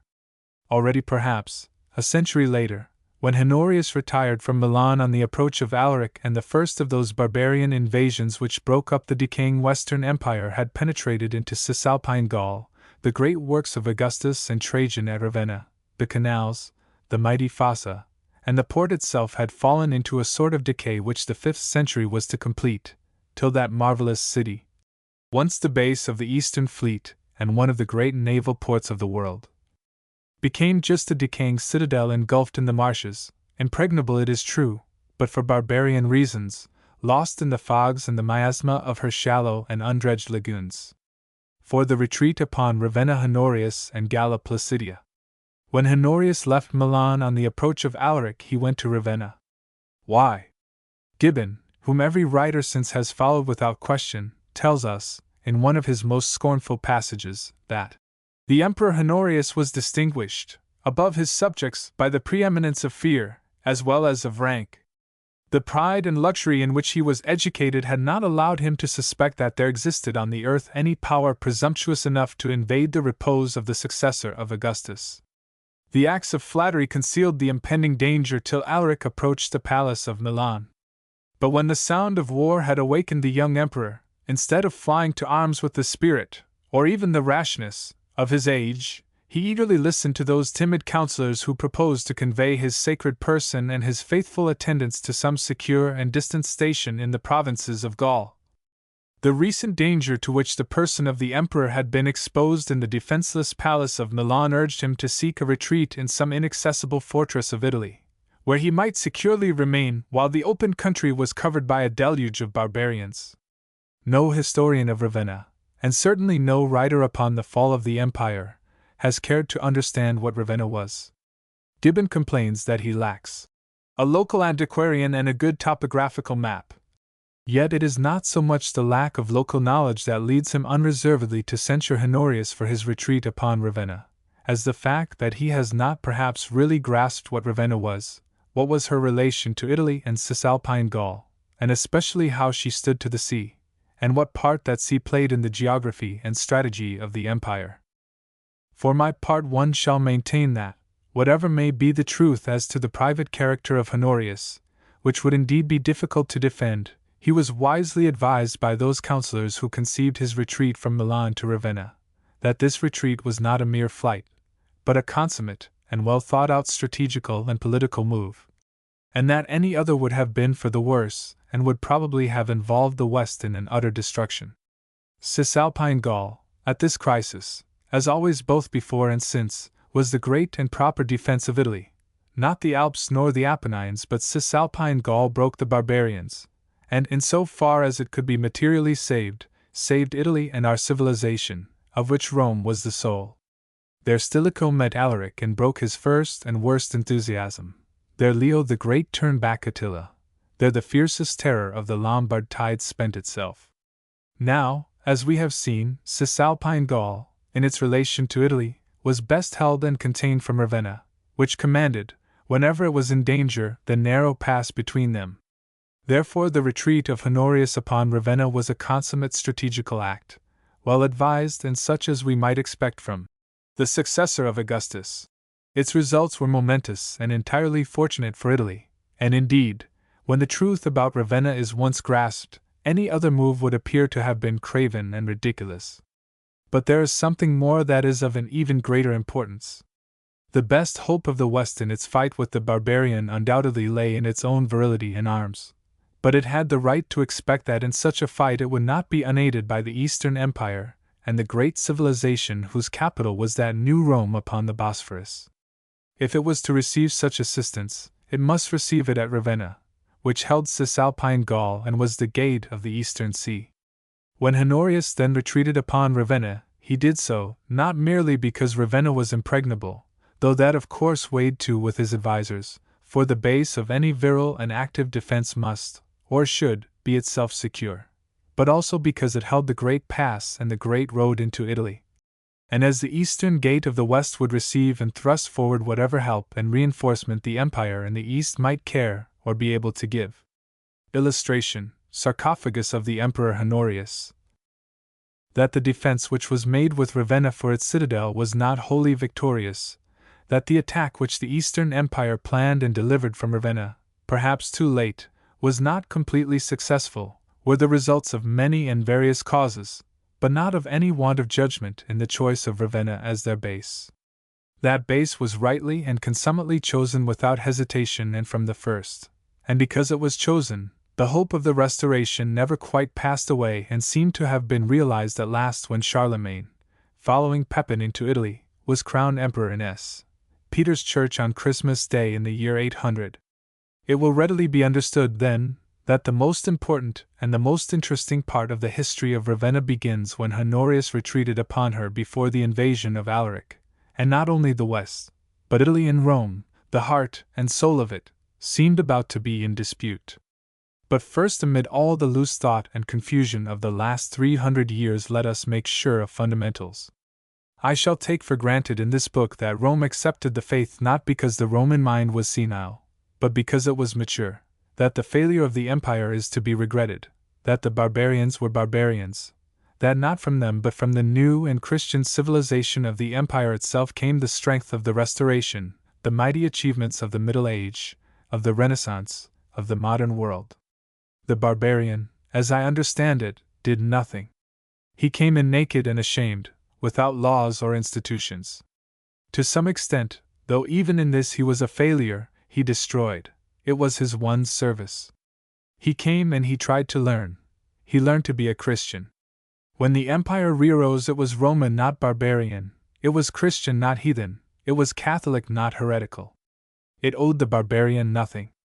That it re-arose, and that as a Roman and a Catholic state, is due largely to the fact that Honorius retreated upon Ravenna. If we could depend upon the dates in the Theodosian Code, we should be able to say that Honorius finally retreated upon Ravenna before December 402 with a frown 1. Unhappily, the dates we find there must not be relied upon with absolute confidence. We may take it that Alaric entered Venetia in November 401, and that at the same time Radagaisus invaded Rhaetia. Stilicho, Honorius' great general and the hero of the whole defense, advanced against Radagaisus. Upon Easter Day in the following year, however, he met Alaric at Pollentia and defeated him, but the Gothic king was allowed to withdraw from that field with the greater part of his cavalry entire and unbroken. Stilicho, hoping to annihilate him, forced him to retreat, overtook him at Asti, but again allowed him to escape, and this time to retreat into Istria. Footnote 1, C.F. Hodgkin, Italy and Her Invaders, Volume 1, pt. 2, page 712. In the summer of 403 Alaric again entered Italy and laid siege to Verona. Stilicho, however, met him and defeated him, but again allowed him to retreat. Well might Orosius, his contemporary, exclaim that this king with his Goths, though often hemmed in, often defeated, was always allowed to escape. The Battle of Verona was followed by a peace of 2 years' duration. But in 405 the other barbarian Radagaisus came down into Cisalpine Gaul as Alaric had done, and Stilicho, knowing that the pass through which the great road entered Italy was secured by Ravenna, assailed him at Ticinum, Pavia. Radagaisus, however, did a bold and perhaps an unexpected thing. He attempted to cross the Apennines themselves by the difficult and neglected route that ran over them and led to Fiesole, too, but the Romans had been right in their judgment. That way was barred by nature. It needed no defense. Before the barbarian had quite pierced the mountain, Stilicho caught him, slew him, and annihilated his already starving bands at Fiesole. Cisalpine Gaul and the fortress of Ravenna, its key, still held Italy secure. Footnote 2. Livy asserts that c. Flaminius, the colleague of M. Aemilius Lepidus in BC 187, built a road direct from Arezzo to Bologna across the Tuscan Apennines. This road early fell into disuse and ruin. We hear nothing of it, but see Cicero, Phil. 12:9, till this raid of Radagaisus. Later, Totila came this way to besiege Rome. Cf. Repeti, Dizionavio della Toscana, Volume 5, 713-715. Honorius and his great general and minister now essayed what perhaps should have been attempted earlier, namely, to employ Alaric in the service of Rome, as the East had known how to employ him, at a distance from the capital. He was first offered the province of Illyricum, but the Senate refused to hear of any such treaty, and though at last it consented to pay the Goth 4,000 pounds in gold, to secure the peace of Italy and conciliate the friendship of the Gothic king, Lampadius, one of the most illustrious members of that assembly, asserted that this is not a treaty of peace but of servitude. Thus the Senate was alienated from Stilicho, and not the Senate only but the army also, which was exasperated by his affection for the barbarians. Nor was the great general more fortunate with the emperor, who had come of late under the influence of Olympus, a man who, Zosimus tells us, under an appearance of Christian piety, concealed a great deal of rascality. Stilicho had promoted him to a very honorable place in the household of the emperor, nevertheless he plotted against him. At his suggestion Honorius proposed to show himself to the army at Pavia, already at enmity with Stilicho. The result was disastrous. For the occasion was seized for a revolt in which the best officers of the empire perished. Stilicho, not daring to march his barbarians from Bologna upon the Roman army, and by this refusal incurring their enmity also, flung himself into Ravenna and took refuge in the great church there. On the following day, however, he was delivered up by the bishop to Count Heraclian and slain. Thus perished in the great fortress of the defense the great defender, leaving the whole of Italy in confusion. He was not long to go unavenged.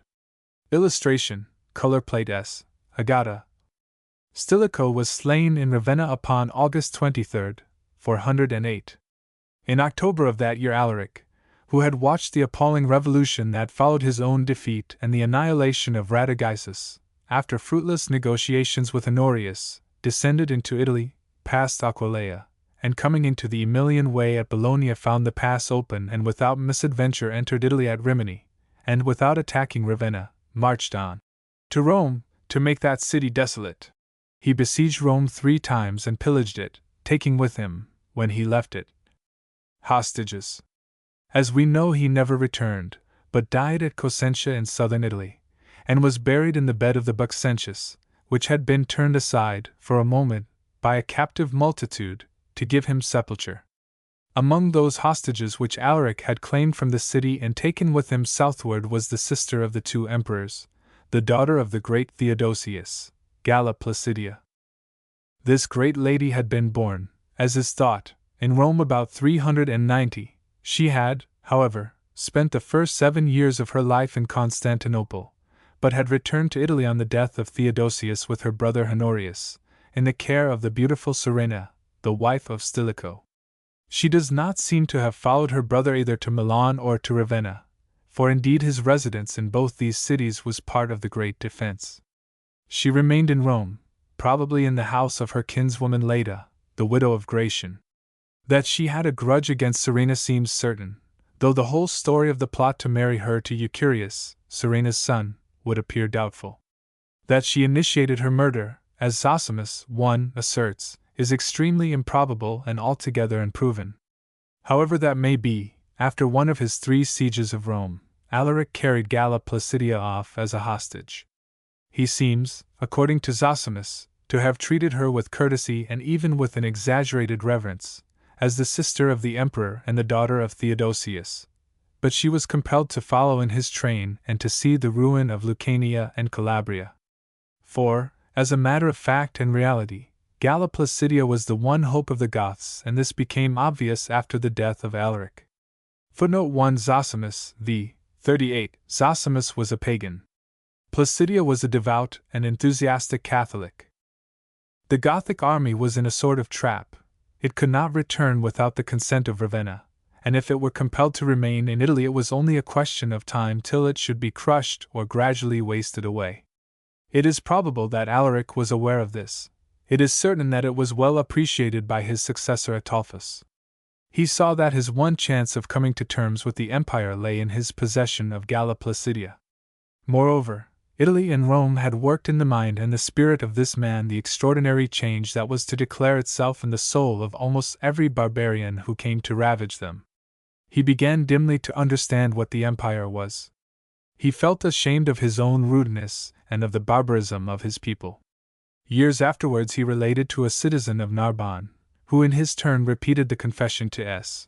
Jerome in Palestine in the presence of the historian Orosius, the curious conversion that Italy had worked in his heart.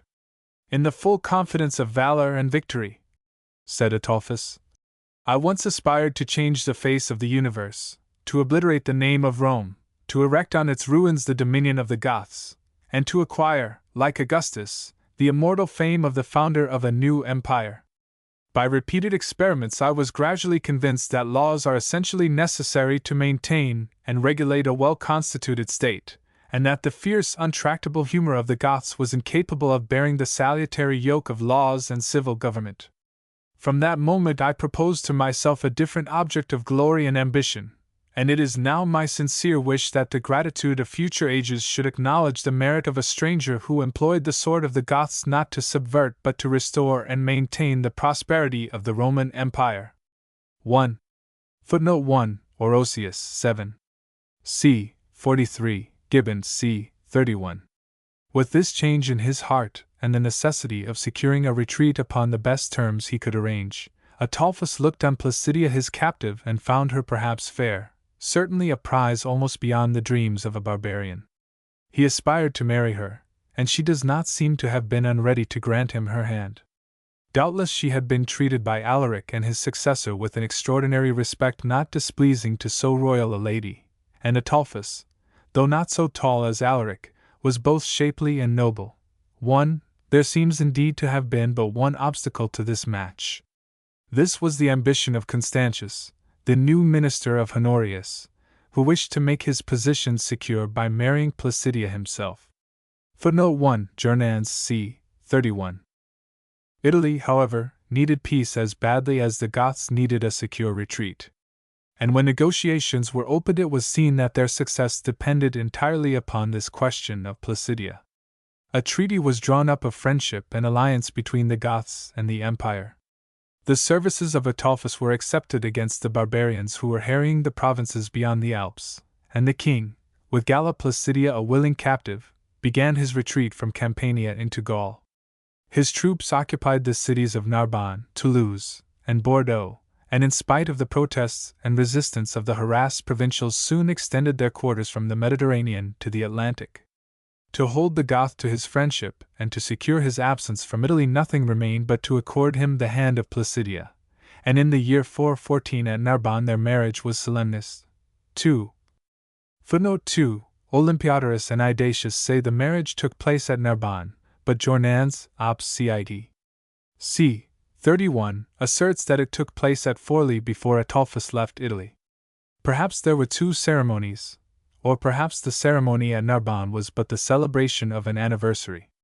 With the retreat of the Goth and the treaty sealed by the marriage of Placidia, the sister of Honorius, and the Gothic king, Italy secured herself a peace and a repose which endured for some 42 years, only broken by the raid of Heraclian from Africa in 413. But Ataulfus did not long survive his marriage. Having crossed the Pyrenees and surprised in the name of Honorius the city of Barcelona, he was assassinated in the palace there, and in the tumult which followed, Singeric, the brother of his enemy and a stranger to the royal race, was hailed as king. This revolution made Placidia once more a fugitive, and we see the daughter of Theodosius, confounded among a crowd of vulgar captives, compelled to march on foot above 12 miles before the horse of a barbarian, the assassin of a husband whom Placidia loved and lamented. On the 7th day of his reign, however, Singeric was himself assassinated, and Walia, who then became king of the Goths, after repeated representations backed at last by the dispatch of an army, surrendered the princess to her brother in exchange for 600,000 measures of wheat. That must have been a strange homecoming for Placidia. Bought and sold twice over, twice a fugitive, the companion of the rude Goth, she is the most pathetic figure in all that terrible 5th century, and never does she appear more pitiful than on her return from the camps and the triumphs of the barbarians to the decadent splendor and the corruption of the imperial court of Ravenna, and again as a captive, a prize booty. For the man who had been at the head of that army, whose approach, real or supposed, had decided the Goths to deliver up the sister of the emperor, was Constantius, her old lover, he who had delayed her marriage with Ataulfus and who now determined to marry her himself. It was in 416 that Placidia returned to Ravenna. In the following year Honorius gave her to Constantius, then his colleague in the consular office, for the second time. The marriage ceremony of very great splendor took place in Ravenna, and in the same year was born of that marriage Honoria, who was to offer herself to Attila, and in 419 Valentinian, one day to be emperor. That marriage soon had the result Constantius had intended. In 421 Honorius was compelled to associate him with himself on the imperial throne and to give to Placidia the title of Augusta. The new emperor, however, survived his elevation to the throne but 7 months, and once more Placidia was a widow. Her life, never a happy one, if we except the few years in which she was the wife of Ataulfus, whom she seems really to have loved, became unbearable after the death of Constantius. At the mercy of her brother, who was fast sinking, at the age of 39, into a vicious and idiotic senility, she, always a sincere Catholic in spite of her romantic marriage with the Arian Ataulfus, seems to have been forced into a horrible intimacy with him. At least we know that he obliged her to receive his obscene kisses, even in public, to the scandal and perhaps the amusement of that corrupt society. And then suddenly her brother's dreadful love seems to have turned to hate, and she is a fugitive again with her 2 children at the court of her nephew Theodosius II. At Constantinople. In the very year of her flight Honorius died, and the throne of the West was vacant. It was filled by the obscure civil servant Jonas, the chief of the notaries, the creature of some palace intrigue. But such a choice could not be tolerated by Theodosius, who immediately confirmed Placidia in her title of Augusta, which had not before been recognized at Constantinople, and accepted Valentinian, whose title was Nobilissimus, as the heir to the western throne, giving him the title of Caesar. To suppress the usurper Jonas, Theodosius dispatched an army to bring Placidia and her children to Ravenna. After a short campaign in northern Italy, by a miracle, according to the contemporary historian Socrates, the troops of Theodosius arrived before Ravenna. The prayer of the pious emperor again prevailed. For an angel of God, under the semblance of a shepherd, undertook the guidance of Aspar and his troops, and led them through the lake near Ravenna. Now no one had ever been known to ford that lake before, but God then caused that to be possible which before had been impossible. But when they had crossed the lake, as if going over dry land, they found the gates of the city open and seized the tyrant Jonas. 1. Footnote 1, Socrates 7. 23, cf. Hodgkin, Op. Cid. I. 847. So the Augusta with the young Caesar and her daughter Honoria entered Ravenna, to reign there, first as regent and then as the no less powerful adviser of her son, for some 25 years. When Ravenna opened its gates, some 18 months had passed since the death of Honorius. But the appearance of that angel of God under the semblance of a shepherd had not been the only miracle that had occurred on the return of Placidia to the imperial city by the eastern sea. For it seems that on her voyage either from Constantinople to Aquileia, where she remained till Ravenna was taken, or from Aquileia to Ravenna, Placidia and her children were caught in a great storm at sea and came near to suffer shipwreck. Then Placidia prayed aloud, invoking the aid of John the Evangelist for deliverance from so great a peril, and vowing to build a church in his honor in Ravenna if he would bring them to land. And immediately the winds and the waves abated and the ship came safely to port. 2. It was in fulfillment of her vow that Placidia built in Ravenna the Basilica of S. John the Evangelist. Footnote 2. The invocation of S. John is curious, and we have not the key to it. For though he was a fisherman, so was S. Peter, for instance. It is interesting, though not perhaps really significant, to note that it is only S. John who notes in his Gospel 6:21 that when the apostles saw our Lord walking on the water in the great storm, and had received him into their ship, immediately the ship was at the land. The city of Ravenna at this time would seem to have been full of churches. Its first bishop, S. Apollinaris, had been the friend of S. Peter who, as it was believed, had appointed him to the see of Ravenna. That was in the earliest days of the Christian Church. But we find the tradition still living in the 4th century when Severus, bishop of Ravenna, miraculously chosen to fill the see, sat in the Council of Sardica in 344 and refused to make any alteration in the Nicene Creed. About the end of the century Ursus had been bishop and had built the great cathedral church, the Basilica Urgiana, dedicated in honor of the Resurrection, with its 5 naves and 56 columns of marble, its scola cantorum in the midst, and its mosaics, all of which were finally and utterly destroyed in 1733. There was too the baptistry which remains and the church of S. Agata and many others which have perished. With the church of S. Agata we connect one of the great bishops of the 5th century, Jonas Angelates, who was there served at Mass by an angel. While with the beautiful little chapel in the bishop's palace, which still, in some sort at least, remains to us, we connect perhaps the greatest bishop Ravenna can boast of, S. Peter Chrysologus, for he built it. Nor was Placidia herself slow to add to the ecclesiastical splendor of her city. We have already seen that she built S. Giovanni Evangelista, rebuilt in the 13th century, in fulfillment of her vow and in memory of her salvation from shipwreck. Close to her palace she built another church in honor of the Holy Cross, and attached to it she erected her mausoleum, which remains perhaps the most precious monument in the city. The church and the monastery which her niece Singolida built beside it have perished. But though during the lifetime of Placidia Italy was free from foreign invasion, the decay of the Western Empire, of what had been the Western Empire, was by no means arrested. On the contrary, Britain, Gaul, Spain, and Africa were finally lost. 2 appalling catastrophes mark her reign: the Vandal invasion of the province of Africa and the ever-growing cloud of Huns upon the northeastern frontiers. Illustration: the apse of S. Giovanni Evangelista. Placidia's 2 chief ministers were Boniface and Aetius, either of whom, according to Procopius, had the other not been his contemporary, might truly have been called the last of the Romans. Their simultaneous appearance, however, finally destroyed all hope of an immediate resurrection of civilization in the West.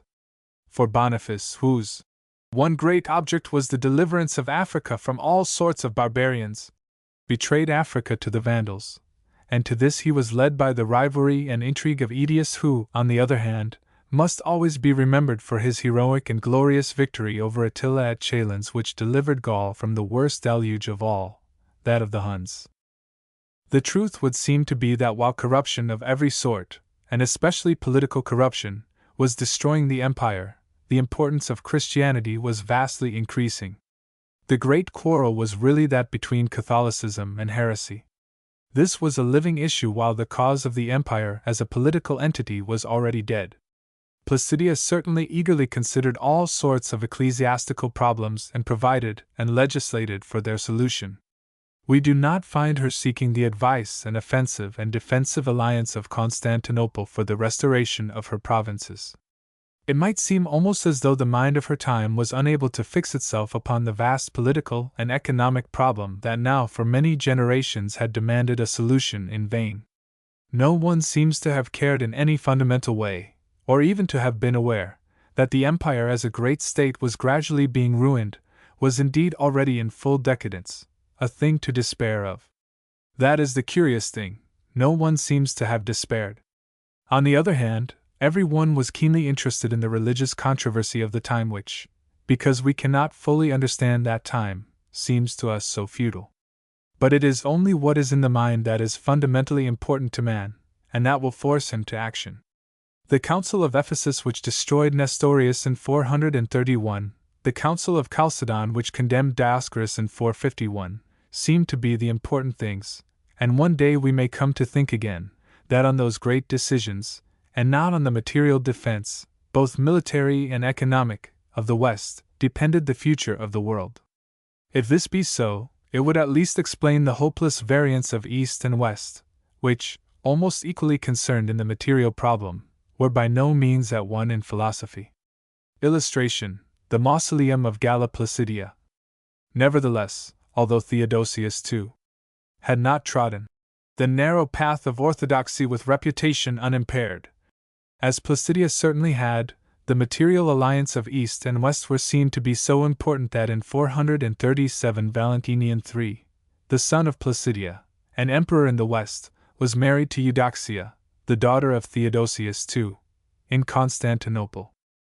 Neither the accession of her son nor his marriage seem to have made any real difference in the power of Placidia, who, we may believe, not, as Procopius asserts, by a cunning system of training by which she had ruined his character, but rather by reason of her innate virility, retained the reins of government in her own hands. Certainly she ruled, the Augusta of the West, during the 12 years that remained to her after her son's marriage. And when at last she died in Rome in 450, on the 27th November, in the 60th year of her age, and a few months after her nephew Theodosius II, and was borne in a last triumph along the Via Flaminia, to be laid, seated in a chair of cedar, in a sarcophagus of alabaster in the gorgeous mausoleum she had prepared for herself beside the church of S. Croce in Ravenna. She left Italy at least in a profound peace, so secure, as it seemed, that the whole court had in that very year removed to Rome. It might appear as though the barbarian had but awaited her passing to descend once more upon the citadel of Europe. Footnote 1. Agnellus asserts that on the Ides of March in the year following Placidia's death Ravenna suffered from a great fire, in which many buildings perished, but he does not tell us what they were. V. The fall of the empire in the West. For more than 10 years before the death of Placidia both East and West had been aware of a new cloud in the northeast. This darkness was the vast army of Huns, which, in the exodus from Asia proper, under Attila, threatened to overrun the empire and to lay it waste. In 447, indeed, Attila fell upon the Adriatic and Aegean provinces of the Eastern Empire, and ravaged them till he was bought off with a shameful tribute. His thoughts inevitably turned towards the capital, and it is said, I know not with how much truth, that in the very year of their death both Placidia and Theodosius received from this new barbarian an insolent message which said, Attila, thy master and mine, bids thee prepare a palace for him. Theodosius too, however, was succeeded upon the eastern throne by his sister Pulcheria, who shared her government with the virile and bold soldier Marcian. But upon Placidia's death, on the other hand, the government of the West fell into the hands of her weak and sensual son Valentinian III. Placidia's greatest failure, indeed, was in the training and education of her children. Valentinian was incapable and vicious, while Honoria, who had inherited much of the romantic temperament of her mother, was both unscrupulous and irresponsible. Sent to Constantinople on account of an intrigue with her chamberlain, Honoria, bored by the ascetic life in which she found herself and furious at her virtual imprisonment, sent her ring to Attila and besought him to deliver her and make her his wife as Ataulfus had done Placidia her mother. Though, it seems, the Hun disdained her, he made this appeal his excuse. Within a year of the death of Theodosius and Placidia he decided that the way of least resistance lay westward. If he were successful he could make his own terms, and among his spoil, if he cared, should be the sister of the emperor. At first it was Gaul that was to be plundered, but there, as we know, the wild beast was met by Aetius, who defeated him at the Battle of Chalons and thus saved the western provinces. But that victory was not followed up. Attila and his vast army were allowed to retreat, and though Gaul was saved, Italy lay at their mercy. That was in 451. Attila retreated into Pannonia, and prepared for a new raid in the following year. He came, as Alaric had done, through the Julian Alps, and before spring had gone Aquileia was not, Concordia was utterly destroyed, Altinum became nothing. Nor have these cities ever lived again. Out of their ruin Venice sprang in the midst of the lagoons. All the Cisalpine plain north of the Po was in Attila's hands. Vicenza, Verona, Brescia, Bergamo, Pavia, even Milan opened their gates. No defense was offered, they saved themselves alive. And southward over the Po, between the mountains and the sea, the gate which Ravenna held stood open wide. Italy without defense lay at the mercy of the Asiatic invader. Without defense. Valentinian and his court were in Rome. No one armed and ready waited in impregnable Ravenna to break the Hun as with a hammer when he should venture to take the road through the narrow pass between the mountains and the sea. The great defense was not to be held. The road, as once before, lay open and unguarded. In this moment, one of the greatest crises in the history of Europe, suddenly, and without warning, the reality of that age, which had changed so imperceptibly, was revealed. The material civilization and defense of the empire were, at least as organized things, seen to be dead. Its spiritual virility and splendor were about to be made manifest. For it was not any emperor or great soldier at the head of an army that faced Attila by the Mincio on the Cisalpine plain and saved Italy, but an old and unarmed man, alone and defenseless. Our savior was Pope Leo the Great, but above him, in the sky, the Hun perceived the mighty figures, overshadowing all that world, of S. Peter and S. Paul, and his eyes dazzled, he bowed his head. What? He asked himself. If I conquer like Alaric only to die as he did? He yielded and consented to retreat. Italy was saved. The new emperor, the true head and champion of the new civilization that was to arise out of all this confusion, had declared himself. It was the Pope. There, it might seem, we have the truth at last, the explanation, perhaps, of all the extraordinary ennui and neglect that had made such an invasion as that of Alaric, as that of Radagaisus, as this of Attila, possible. For it is only what is in the mind that is of any importance. The empire rightly understood was not about to die, but to change into a new spiritual kingdom in the hearts of men, and there, in the place of the emperor, would sit God's vicegerent, till in the fullness of time the material empire should be re-established, and that vicegerent should place the imperial crown once more upon a merely royal head. The force of the old empire had always lain in wholly material things, and its excuse had been its material success. But it was a servile state, and after the advent of Christianity it was inevitable that it should change or perish. It changed. The force of the new empire was to be so completely spiritual that today we can scarcely understand it. Upon the banks of the Mincio it declared itself, and when, 23 years later, Odoacer the barbarian deposed Romulus Augustulus and made himself king of Italy, the true champion of all that Latin genius had established was already enthroned in Rome. But the throne was Peter's, and men called him not emperor but father. Those 23 years, so brief a period, are, as we might imagine, full of confusion and strange barbarian voices. After Leo had turned him back from Italy there by the Mincio, Attila retreated again into Pannonia, but he still insisted, on this point above all, that Honoria, the sister of the emperor and the daughter of the Augusta Placidia, should be sent to him with the portion of the royal wealth which was her due, and he threatened that unless this were done he would lay upon Italy a far heavier punishment than any which it had yet borne. But within a year Attila was dead in a barbaric marriage bed by the Danube, and his empire destroyed. And as for Honoria, we know no more of her, she disappears from history, though tradition has it that she spent the rest of her life in a convent in southern Italy. The two heroes of the Hunnish deluge in the west were Aetius, the great general who broke Attila upon the plain of Chalons, and Leo the Pope surnamed the Great. Aetius had been unable to persuade his victorious troops to march to the defense of Italy, and in this again we see the growing failure of the imperial idea. But he was a great soldier, and certainly the greatest minister that Valentinian III could boast. Nevertheless, after the death of Attila he seemed to the emperor both dangerous and useless. Dangerous because, like Stilicho, he thought of the empire for his son, and useless because Valentinian had recently placed his confidence in another, the eunuch Heraclius. Just as Honorius contrived the murder of Stilicho, so did Valentinian contrive to rid himself of Aetius, and with his own hand, for Valentinian stabbed him himself in his palace on the Palatine Hill in Rome, towards the end of 454. 6 months, however, had not gone by when Aetius was avenged and Valentinian lay dead in the Campus Martius, stabbed by 2 soldiers of barbarian origin. Beside him, dead too, lay the eunuch Heraclius.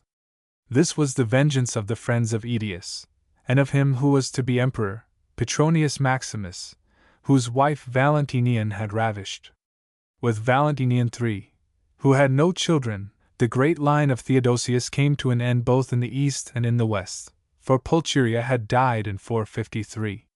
In Constantinople Marcian continued to rule till 457, when he was succeeded by Leo I, the Thracian. In Rome he who had so signally avenged himself, Petronius Maximus, a senator, 60 years of age, reigned during 70 days in which he was rather a prisoner than a monarch. During those 70 days, whether moved by lust or revenge we know not, he attempted to make the widow of Valentinian his wife. This brought all down, for Eudoxia, without a friend in the world, followed the fatal example of Honoria and called in the Vandal to her assistance. And when Genseric was on his way to answer her from Carthage, the terrified city, by the hands of the imperial servants and the soldiers, tore the emperor limb from limb and flung what remained into the Tiber so that even burial was denied him. But the Vandal came on, and in spite of Leo, as we know, sacked the city and departed, to lose the mighty booty in the midst of the sea. What are we to say of the years which follow, and what are we to say of those ghostly figures, which hover, always uncertainly and briefly, about the imperial throne after the assassination of Valentinian III? And the second sack of the city? There was Avitus the Gaul, 455 to 456, Majorian, 457 to 461, Libius Severus, 461 to 465, Anthemius, 467 to 472, Olybrius, 472, Glycerius, 473 to 474, Julius Nepos, 474 to 475, and at last the pitiful boy Romulus Augustulus, 475 to 476. Nothing can be said of them, they are less than shadows, and their empire, the material empire they represented, was no longer conscious of itself, was no longer a reality, but an hallucination, haunting the mind. It is true that the chief seat of their government, if government it can be called, was Ravenna, and that the city is concerned with most of the incidents of those vague and confused years. The proclamations of Majorian, of Severus, of Glycerius, and of Romulus Augustulus, the abdication of the last and the fight in the pinewood in which his uncle Paulus was broken and Odoacer made himself master. But they are, for the most part, the years of Ricimer the patrician, for they are full of his puppets. This man is another Stilicho, another Aetius, a great and heroic soldier, but of a sinister and subtle policy without loyalty or scruple. His is a figure that often appears about the deathbed of dying states, but his genius has not so often been matched. The son of a Suevic father, his mother the daughter of Olia, the successor and avenger of Ataulfus the Visigoth, he was the champion of the empire against the Vandal, that is to say, against her most relentless foe. His success in this was the secret of his power. Pondering the fate of his predecessors, he determined he would not end as they did. Therefore he determined to make whom he would emperor and to depose him when he had done with him. In a word, he meant to be the master as well as the savior of Italy. In this he was successful. He deposed Avitus and caused him to be consecrated bishop of Placentia. In his place he set a man of his own choice, Majorian, whom he raised to the empire on April 1, 457, in the camp at Colliamelli, at the 6th milestone, it seems, from Ravenna, and upon August 2461, he caused him to be put to death near Tortona. He chose Libius Severus to fill the place of Majorian and had him proclaimed in Ravenna upon November 19, 461, and upheld him for nearly 4 years till he died in Rome on August 15, 465, poisoned, men said, by Ricimer. Then the kingmaker allied himself with Constantinople and placed Anthemius, son-in-law of Marcian, upon the throne of the West, in 467, kept him there till 472, and then proclaimed Olybrius, another Byzantine, emperor, laid siege to Anthemius in Rome, took the city, slew Anthemius, and 40 days later himself died, leaving the command of his army to his nephew Gundobald, one of the princes of the Burgundians. 7 months later Olybrius died. The alliance Ricimer had made with Constantinople, though he repented it, was the one hope of the future, and as a fact the future belonged to it. For a moment Gundobald was able to place an obscure soldier Glycerius upon the throne, but he soon exchanged the purple for the bishopric of Salona, and the nominee of Constantinople, Julius Nepos, reigned in Ravenna in his stead. But though the future belonged to Constantinople, the present did not. The barbarian confederates, discontented and unwilling to give their allegiance to this Greek, rebelled, and under Orestes their general marched upon Ravenna. Julius Nepos fled by ship to Dalmatia, and Orestes in Ravenna proclaimed his young son Romulus Augustulus emperor.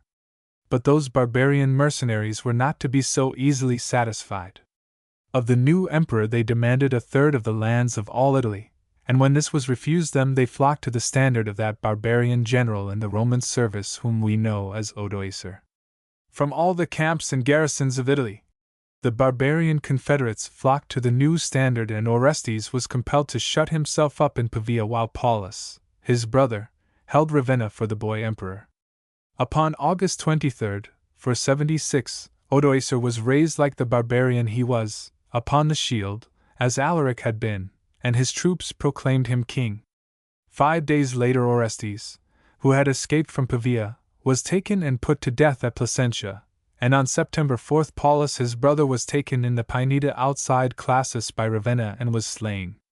The gates of Ravenna were open. Romulus Augustulus, the last emperor in the West, was forced to abdicate and was sent by Odoacer to the famous villa that Lucullus had built for himself long and long ago in Campania, and was granted a pension of 6,000 soldi, and Odoacer reigned as the first king of Italy. The Western Empire, as such, was at an end.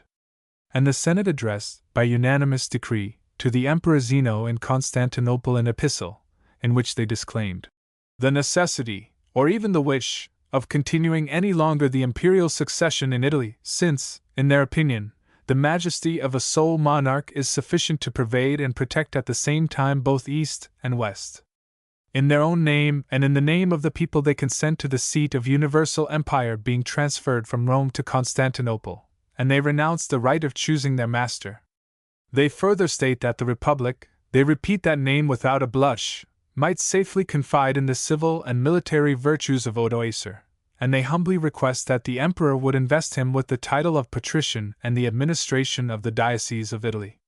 And Odoacer sent the diadem and the purple robe, the imperial ensigns, the sacred ornaments of the throne and palace to Byzantium, and received thence the title of patrician. 6 Theodoric. We may well ask what was the condition of Ravenna when the Western Empire fell and Odoacer made himself king of Italy. And by the greatest of good fortune we can answer that question. For we have a fairly vivid account of Ravenna from the hand of Sidonius Apollinaris, who passed through the city on his way to Rome in 467. Ravenna had been the chief city of Italy during the 70 years of revolution and administrative disaster and decay which had followed the incursion of Alaric.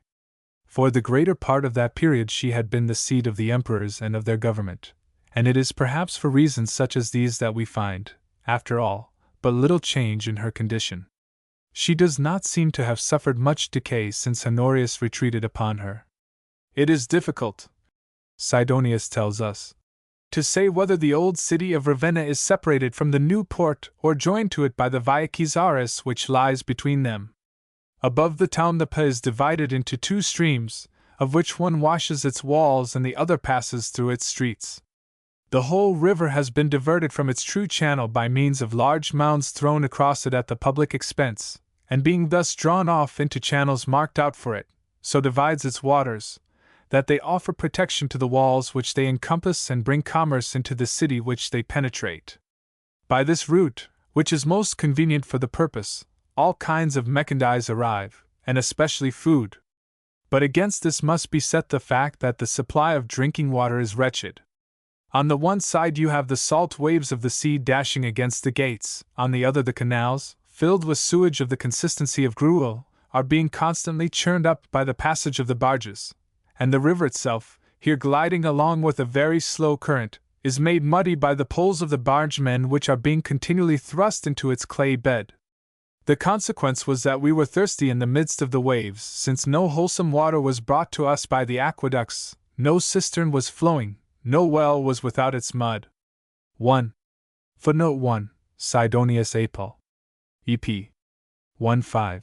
C.F. Hodgkin, Op. Cit. Volume 1, page 859. In another letter we have a rather more fantastic picture. A pretty place Cesena must be if Ravenna is better, for there your ears are pierced by the mosquito of the and a talkative mob of frogs is always croaking round you.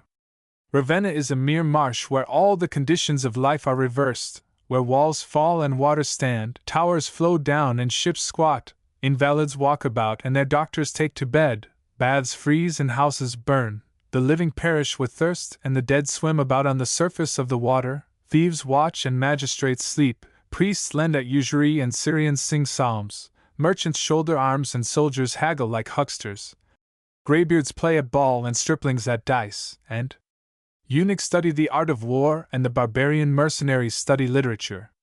2. Footnote 2. Edom. EP. 1-8. C.F. Hodgkin, Op. Cit. Volume 1, page 860. Such was the Ravenna of the barbarian who called himself King of Italy.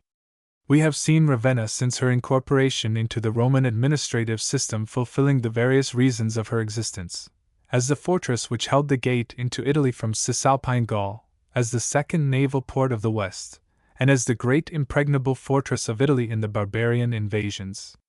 Odoacer, also, chose it as his chief seat of government for similar advantages.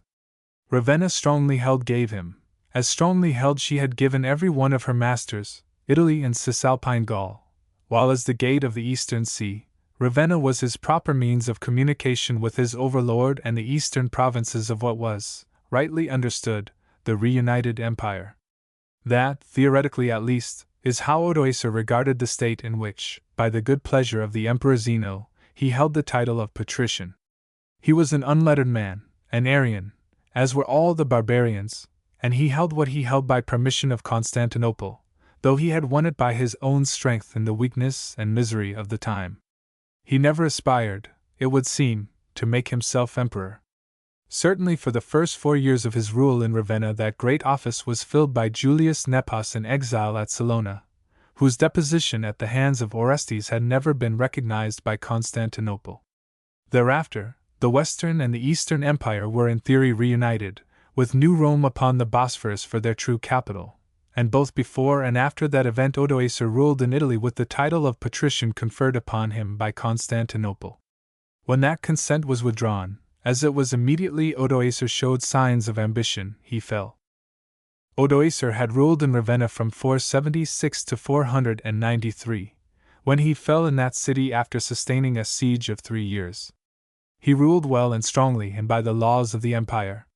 He was compelled by the barbaric confederates, who had placed him where he was, to grant them 1/3 of the lands, certainly, of the great Italian landowners, but he created nothing new. Like all the barbarians he was sterile, his only service was a service of destruction. With him even this service was small. His fall was curious, and is exceedingly significant. In 481, after the murder of the Emperor Julius Nepos in Salona, Odoacer led an expedition into Dalmatia to chastise the murderers and seized the opportunity to make himself master of Dalmatia. This action at once renewed the suspicion of Constantinople. But when in 484 Odoacer entered into negotiations with Ilus, the last of the insurgents who disturbed the reign of Zeno, Constantinople decided that he must be broken. Therefore Philethius, king of the Rugians upon the Danube, was stirred up against him, and when that failed, for Odoacer defeated him, Constantinople sent Theodoric and his Ostrogothic host into Italy to dispose of Odoacer the patrician. 1. Footnote 1. Cf. Anon. Velicii. Missus ab imperators and one de partibus orientis ad defendendum sibi Italiam. Theodoric, another unlettered barbarian and heretic, but a man of a great and noble character, set out for Italy from Nova on the southern bank of the Danube, where he had been a constant danger to the eastern provinces, in the autumn of 488. His purpose, set forth in his own words to the Emperor Zeno, was as follows: Although your servant is maintained in affluence by your liberality, graciously listen to the wishes of my heart. Italy, the inheritance of your predecessors, and Rome itself, the head and mistress of the world, now fluctuate under the violence and oppression of Odoacer the mercenary. Direct me with my national troops to march against this tyrant. If I fall, you will be delivered from an expensive and troublesome friend. If, with the divine permission, I succeed, I shall govern, in your name and to your glory, the Roman Senate and the part of the Republic delivered from slavery by my victorious arms. That march was in Exodus. Procopius tells us that. With Theodoric went the people of the Goths, putting their wives and children and as much of their furniture as they could take with them into their wagons. And as Ennodius, bishop of Ticinum, asserts, it was a world that migrated, with Theodoric, into Italy. A world of which every member is nevertheless your kinsman. Wagons, says he, are made to do duty as houses, and into these wandering habitations all things that can minister to the needs of the occupants are poured. Then were the tools of Ceres, and the stones with which the corn is ground, dragged along by the laboring oxen. Pregnant mothers, forgetful of their sex and of the burden which they bore, undertook the toil of providing food for the families of thy people. Followed the reign of winter in thy camp. Over the hair of thy men the long frost threw a veil of snowy white, the icicles hung in a tangle from their beards. So hard was the frost that the garment which the matron's persevering toil had woven had to be broken before a man might fit it to his body. Food for thy marching armies was forced from the grasp of the hostile nations around, or procured by the cunning of the hunter. 1. It has been supposed by Mr. Hodgkin that not less than 40,000 fighting men and some 200,000 souls in all thus entered Italy. To us it might seem that no such number of people could have lived without commissariat during that tremendous march of 700 miles through some of the poorest land of Europe in the depth of winter. However that may be, Theodoric, after many an encounter with barbarians wilder than his own, descended from the Julian Alps into Venetia in August 489, after a march of not less than 10 months. Footnote 1 Ennodius, Panegyricus, page 173, trs. By Hodgkin, op. cit. 3, 179-80. Odoacer was waiting for him. He met him near the site of the old fortress of Aquileia, which Attila had annihilated, that once held the passage of the Sancius, Isonzo. He was defeated and all Venetia fell into the hands of the Ostrogoth. Odoacer retreated to Verona, that red fortress on the Adige. Once more and more certainly he was beaten.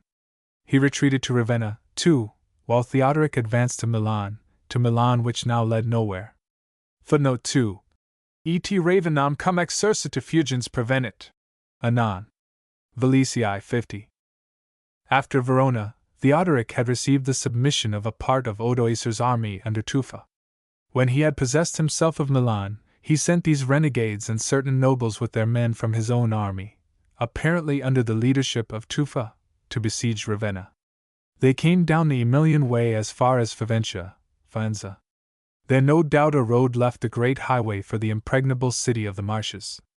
At Faenza, then, Theodoric expected to begin to blockade Ravenna.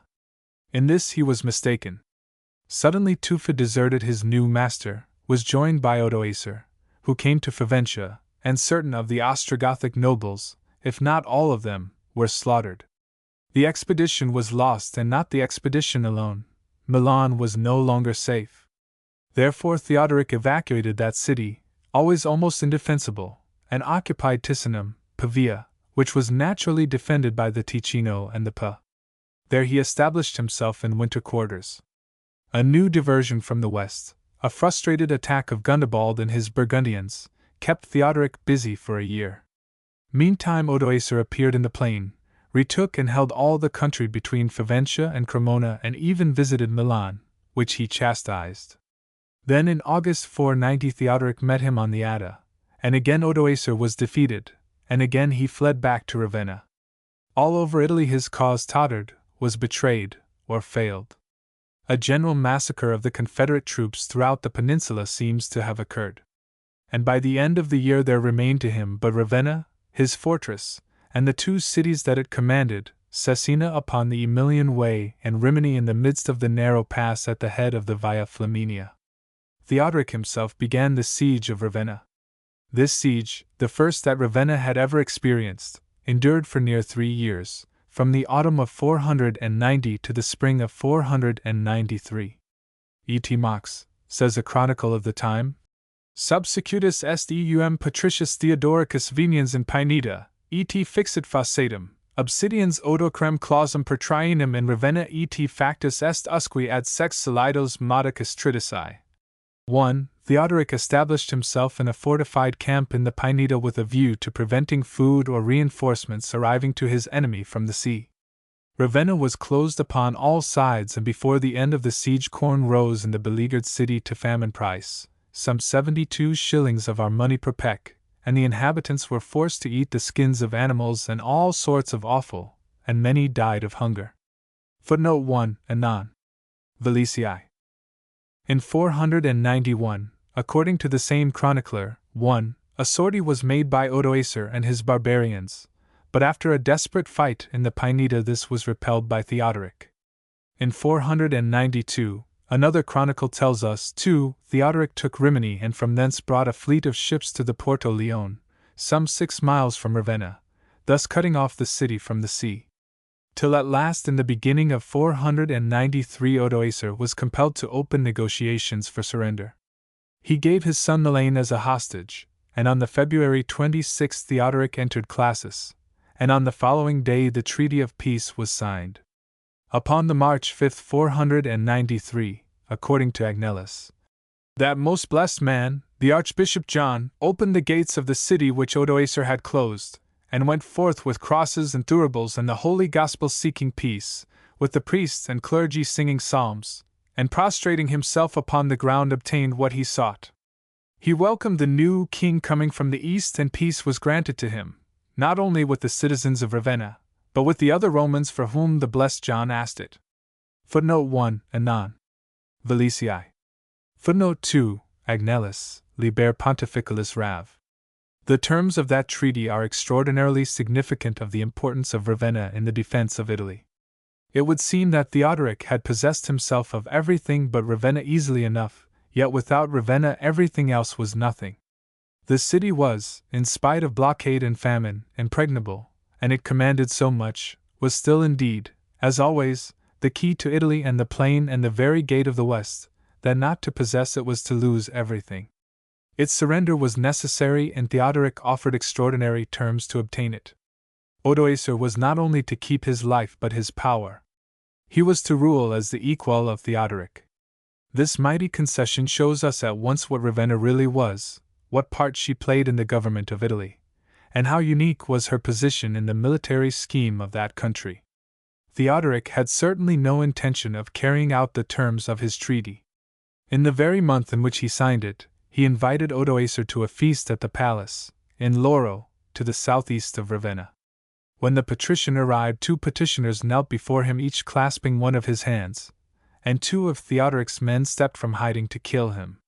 Perhaps they were not barbarians; at any rate, they lacked the courage and the contempt alike of law and of honor necessary to commit so cold a murder. It was Theodoric himself who lifted his sword and hewed his enemy in twain from the shoulder to the loins. "Where is God?" Odoacer, expecting the stroke, had demanded. And Theodoric answered, "Thus didst thou to my friends." And after he said, "I think the wretch had no bones in his body." The barbarian, it might seem, had certainly nothing to learn from the worst of the emperors in treachery and dishonor. Theodoric set up his seat in the city he had so perfidiously won, and for the next 30 years appears as the governor of Italy. He had set out, it will be remembered, as the soldier of Constantinople, had asked for leave to make his expedition, and had protested his willingness to govern in the name of the emperor, and for his glory. It is not perhaps surprising that a barbarian, and especially Theodoric, who knew so well how to win by treachery what he could not otherwise obtain, should after his victory forget the promise he had made to his master. After the Battle of the Adda, he had the audacity to send an embassy to the emperor to request that he might be allowed to clothe himself in the royal mantle. This was of course refused. Nevertheless, the Goths confirmed Theodoric to themselves as king without waiting for the order of the new emperor Anastasius. 1. This confirmation, whatever it may have meant to the Goths, meant nothing to the Romans or to the empire. For some years Constantinople refused all acknowledgment to Theodoric, till in 497 peace was made and Theodoric obtained recognition, much it may be thought as Odoacer had done, from Constantinople. But the ornaments of the palace at Ravenna, which Odoacer had sent to New Rome, were brought back, and therefore it would seem that the royalty of Theodoric was acknowledged by the empire. But we have no authority to see in this more than an acknowledgment of the king of the Goths, the vicegerent, perhaps of the emperor in Italy. What Theodoric's title may have been we have no means of knowing. De jure he was the representative of the emperor in Italy. De facto he was the absolute ruler, the tyrannus, as Odoacer had been, of the country. But he never ventured to coin money bearing his effigy and superscription, and he invariably sent the names of the consuls, whom he appointed, to Constantinople for confirmation. He ruled too, as Odoacer had done, by Roman law, and the Arian heresy, which he and his barbarians professed as their religion, was not till the very end of his reign permitted precedence over the Catholic faith. For the most part too he governed by means of Roman officials, and to this must be ascribed the enormous success of his long government. Footnote 1. Anon. Velisu, 57. Illustration, capital from the colonnade in Piazza Maggiore. For that he was successful, that he gave Italy peace during a whole generation, is undeniable. In all the chronicles there is little but praise of him.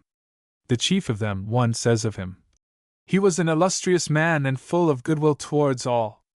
He reigned 33 years, too, and during 30 of these years so great was the happiness of Italy that even the wayfarers were at peace. For he did nothing evil. He governed the two nations, the Goths and the Romans, as though they were one people. Belonging himself to the Arian sect, he yet ordained that the civil administration should remain for the Romans as it had been under the emperors. He gave presents and rations to the people, yet though he found the treasury ruined he brought it by hard work into a flourishing state. He attempted nothing against the Catholic faith. He exhibited games in the circus and amphitheater, and received from the Romans the names of Trajan and Valentinian. For the happy days of those most prosperous emperors he did in truth seek to restore, and at the same time the Goths rendered true obedience to their valiant king according to the edict which he had given them. Footnote 1. Anon. Velicii. This was probably Bishop Maximian, a Catholic bishop of Ravenna. I follow, with a few changes, Mr. Hodgkin's translation. Footnote 2. 32 years and a half from the death of Odoacer, 37 from his descent into Italy.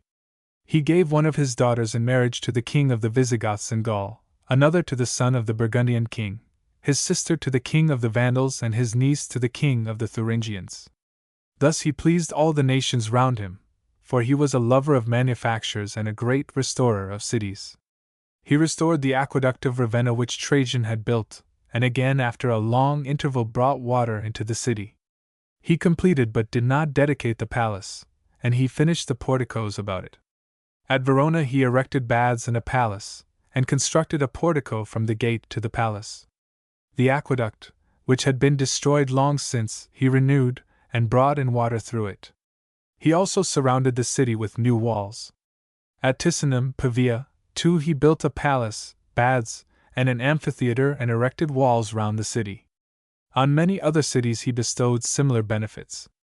Thus he so delighted the nations near him that they entered into a league with him, hoping that he would be their king. The merchants, too, from many provinces flocked to his dominions, for so great was the order which he maintained, that if any one wished to keep gold and silver in the country it was as safe as in a walled city. A proof of this was that he never made gates for any city of Italy, and the gates that already existed were never closed. Any one who had business to do might go about it as safely by night as by day. But if such praise sound fulsome, let us hear what the skeptical and censorious Procopius has to say. Theodoric, he tells us, was an extraordinary lover of justice and adhered vigorously to the laws. He guarded the country from barbarian invasions, and displayed the greatest intelligence and prudence. There was in his government scarcely a trace of injustice towards his subjects, nor would he permit any of those under him to attempt anything of the kind except that the Goths divided among themselves the same proportion of the land of Italy as Odoacer had given to his confederates.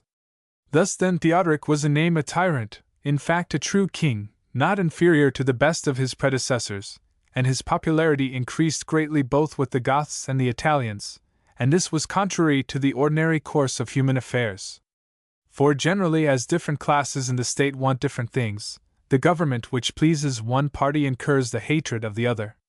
After a reign of 37 years he died, having been a terror to all his enemies, but leaving a deep regret for his loss in the hearts of his subjects.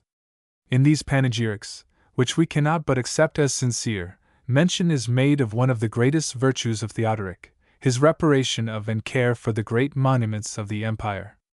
In Ravenna we read he repaired the aqueduct which Trajan had built, and which had long been out of repair, so that Ravenna, always deficient in water, had for many years suffered on this account.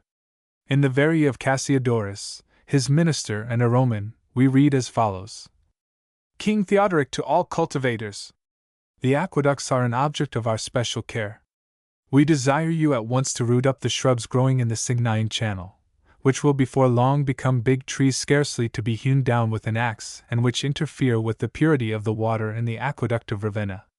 Vegetation is the peaceable overturner of buildings, the battering ram which brings them to the ground, though the trumpets never sound for siege.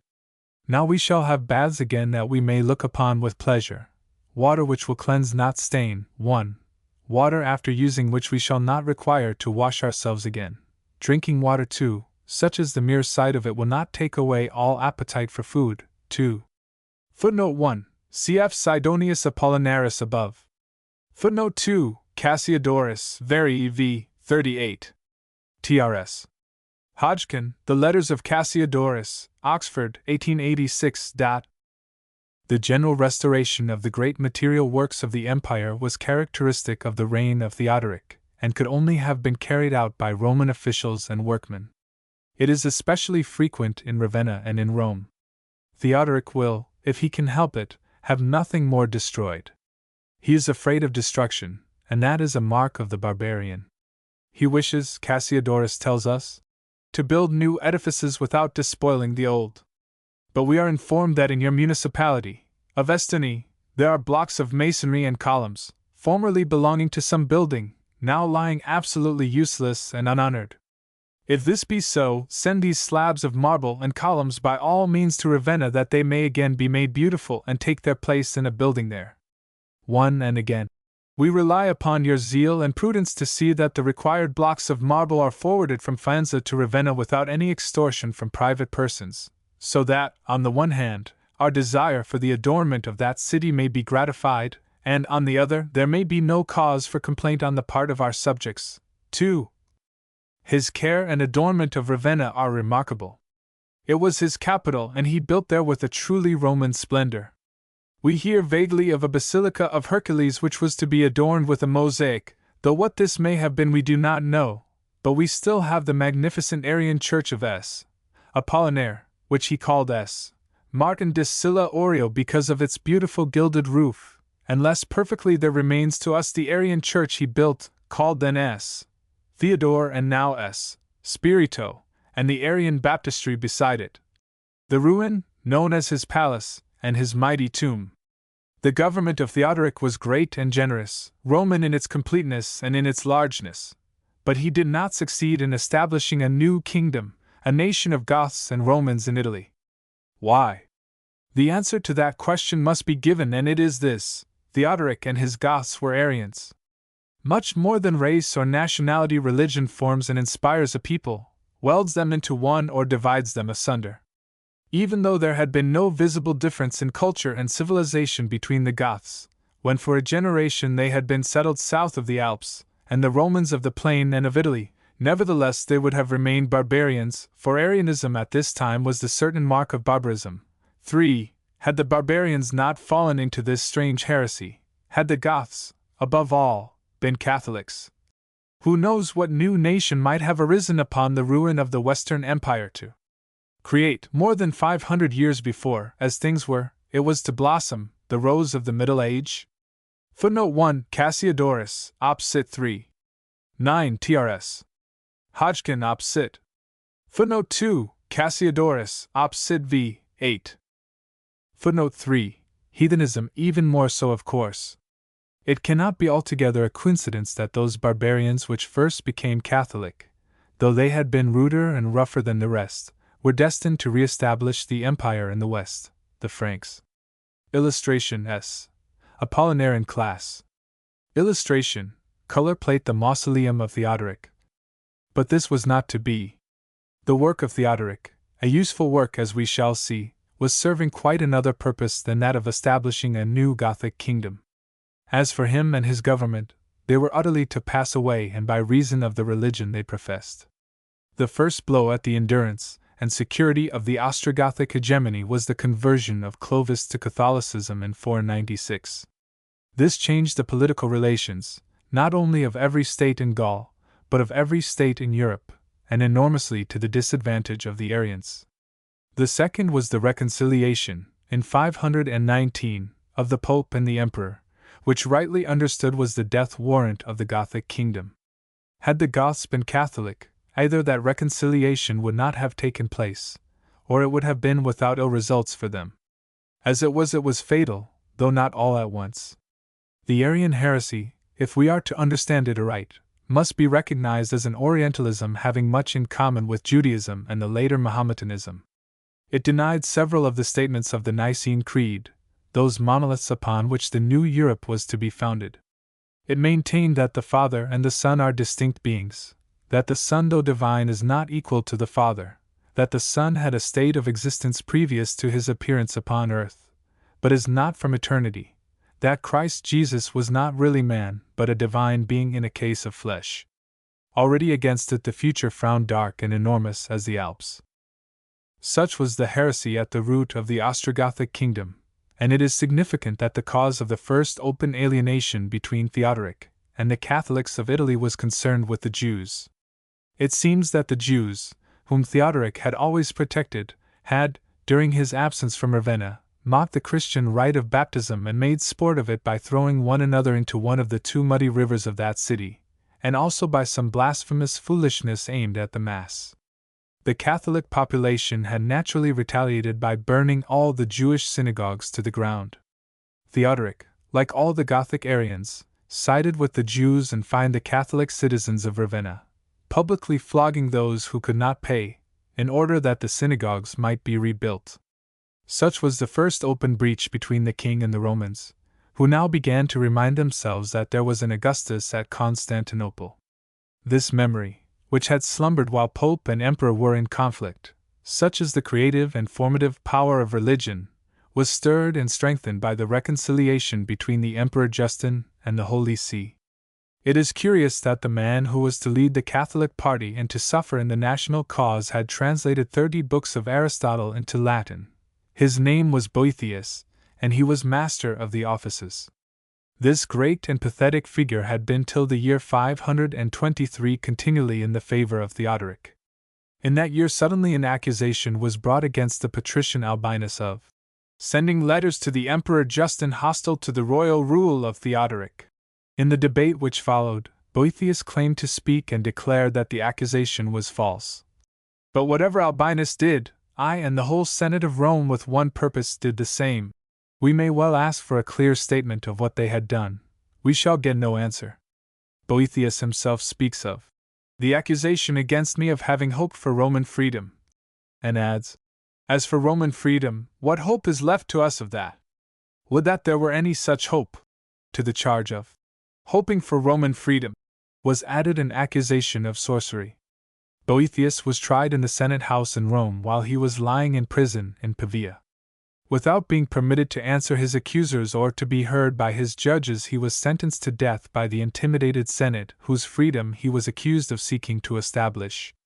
From Pavia, where in prison awaiting death he had written his De Consolatione Philosophiae, which was so largely to inform the new Europe, he was carried to the Ager Calventinus, a few miles from Milan, where he was tortured. A cord was twisted round his forehead till his eyes burst from their sockets, and then he was clubbed to death. This occurred in 524, and in that same year throughout the empire we find the great movement against Arianism take on new life. Illustration, capital from S. Vitali. This irresistible attack began in the East, and Theodoric seems at once to have seen in it the culmination of all those dangers he had to fear. He recognized, too, at last, that it was Catholicism he had to face. Therefore he sent for Pope John I. When the Pope, old and infirm, appeared in Ravenna, Theodoric made the greatest diplomatic mistake of his life. He bade the Pope go to Constantinople to the Emperor and tell him that he must not in any way attempt to win over those whom he calls heretics to the Catholic religion. Apart from the impertinence of this command to the Emperor from the King of the Goths, it was foolish in the extreme. His object should have been, above all else, to keep the Emperor and the Pope apart, but by this act he forced them together. Only anger can have suggested such an impolitic move. The king, says the chronicler 1, returning in great anger from the murder of Boethius, and unmindful of the blessings of God, considered that he might frighten Justin by an embassy. Therefore he sent for John the chief of the apostolic see to Ravenna and said to him, "Go to Justin the emperor and tell him that among other things he must restore the converted heretics to the Arian faith." And the Pope answered, "What thou doest do quickly. Behold, here I stand in thy sight. I will not promise to do this thing for thee nor to say this to the emperor. But in other matters, with God's help, I may succeed." Then the king, being angered, ordered a ship to be prepared and placed the Pope aboard together with other bishops, namely, Ecclesius of Ravenna, Eusebius of Fano, Sabinus of Campania, and 2 others with the following senators, Theodorus, Importunus, Agapitus, and another Agapitus. But God, who does not forsake those who are faithful, brought them prosperously to their journey's end. Then the Emperor Justin met the Pope on his arrival as though he were St. Peter himself, too, and when he heard his message promised that he would comply with all his requests, but the converts who had given themselves to the Catholic faith he could by no means restore to the Arians. Footnote 1, Anon. Valesii ut supra. Footnote 2. Prone on the ground the emperor, whom all other men adored the weary pontiff. When Easter Day came, the Pope, taking the place of honor at the right hand of the Patriarch of Constantinople, celebrated Mass according to the Latin use in the great cathedral. Marcellinus comes, quoted by Hodgkin, Op. Cit. 3, page 463. That was a great day not only for the papacy but for Italy. The Pope can never have hoped that Theodoric would open to him so great an opportunity for confirming the reconciliation between the Emperor and the papacy, which was the great need of the Latin cause. There can be little doubt that Pope John used his advantage to the utmost. Early in 526 he returned to Ravenna to find Theodoric beside himself with anger.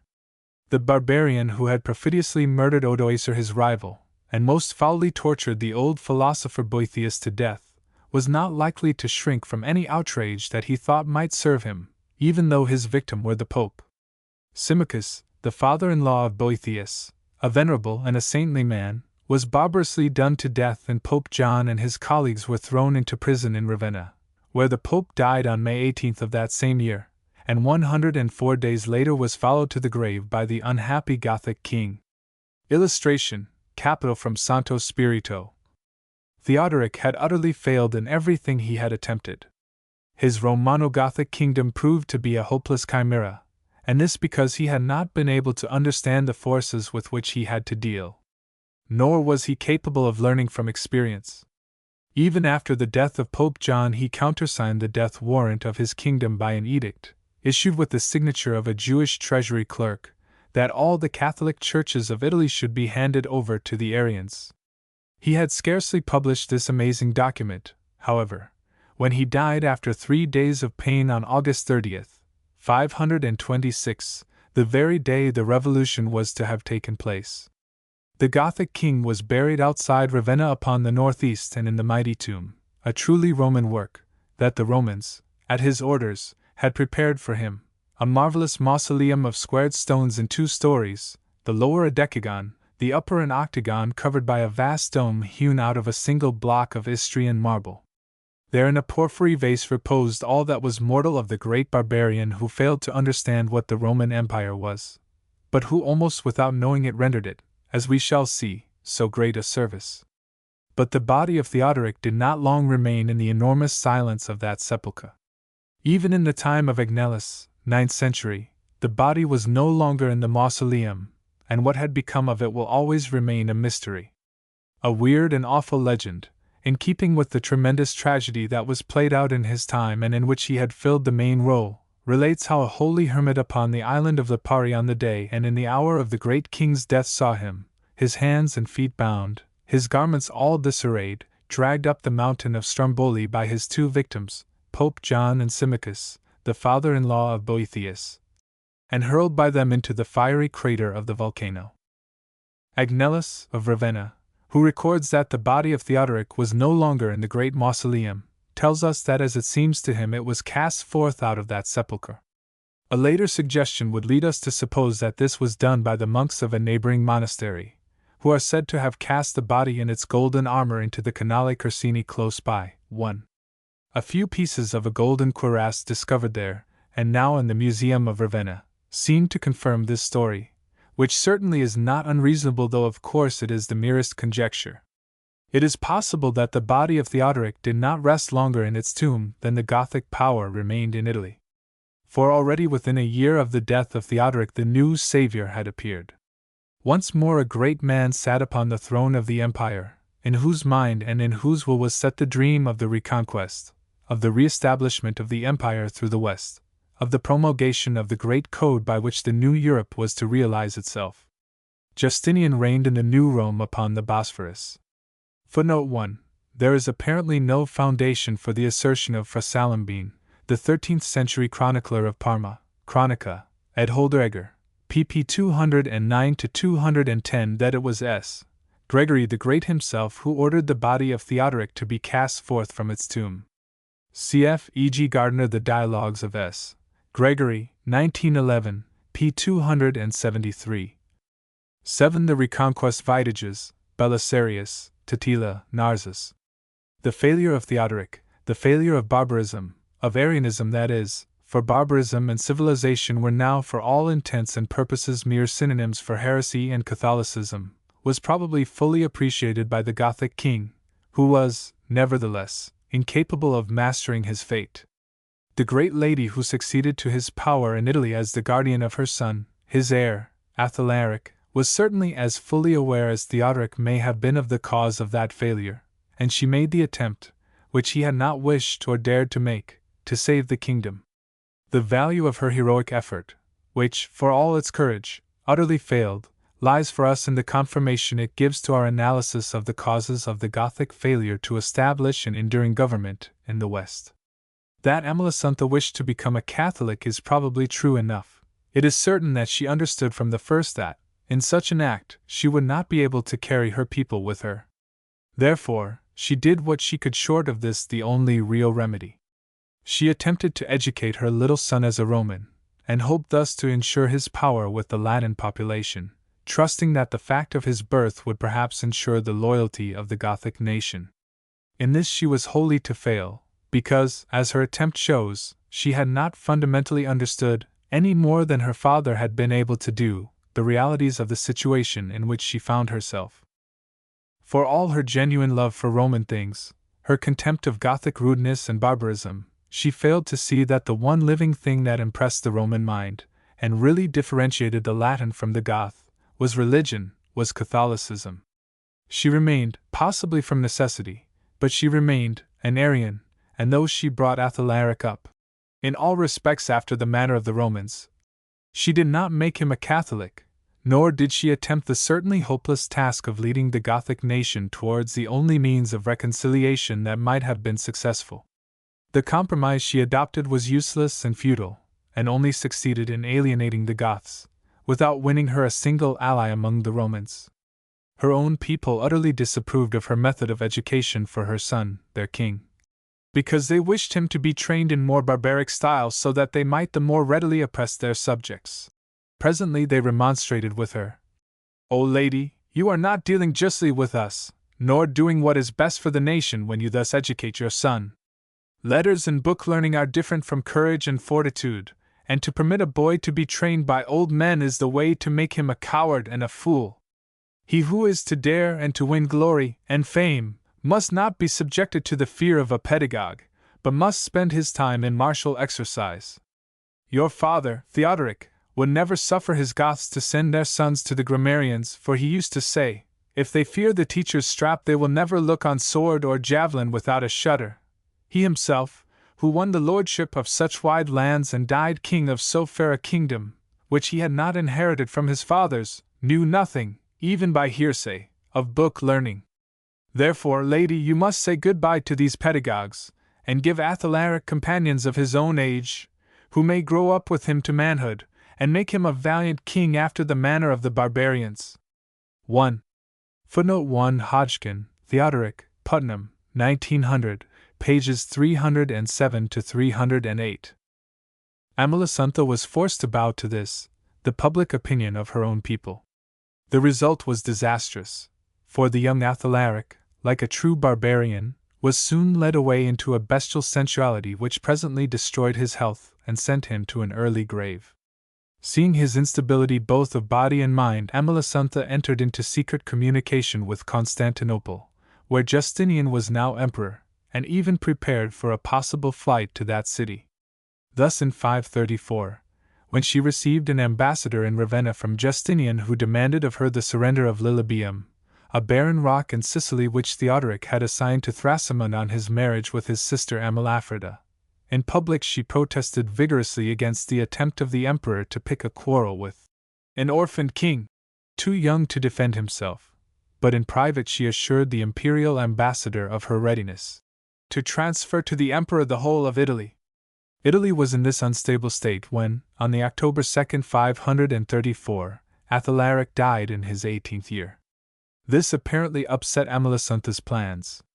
At any rate, we see her suddenly face quite about and sending for Theodahad, the son of Amalafrida, upon whom she had but lately pronounced a humiliating sentence. She offered to make him her official colleague upon the Gothic throne. This man was an ambitious villain. Of course he accepted Amalasuntha's foolish offer and swore to observe the agreement made between them. But before many weeks had passed he had made her a prisoner, and had her securely hidden upon an island in the lake of Bolsena in Umbria. But Theodahad appears to have been a fool as well as a villain. Having disposed of Amalasuntha, he sent an embassy to Constantinople to explain his conduct and to attempt to come to terms with Caesar.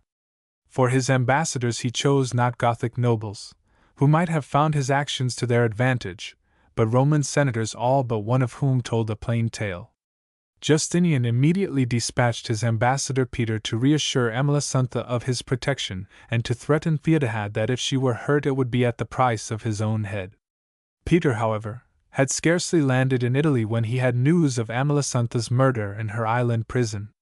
He continued at once on his way to Ravenna, and there in the court before all the Gothic nobles not only denounced the murderer, but declared truceless war upon the Goths. 1. Footnote 1. Cf. Procopius, De Bello Gothico, 25. The murder of Amalasuntha served the interests of the imperialists so well that public opinion at Constantinople attributed it to Peter the ambassador and to Theodora, the wife of Justinian. It remains, however, extremely doubtful whether there is any truth in this accusation, although it is certain that Theodora was in communication with Theodahad. The truth was that Justinian was ready, the hour had struck, and with the hour had appeared the man who with his great master was ready to attempt the reconquest of the West for civilization. We shall see the true state of affairs from the point of view of Constantinople if we retrace our steps a little. Justinian had succeeded Justin upon the imperial throne in 527. This great man had early set before himself the real recovery of the West for the empire.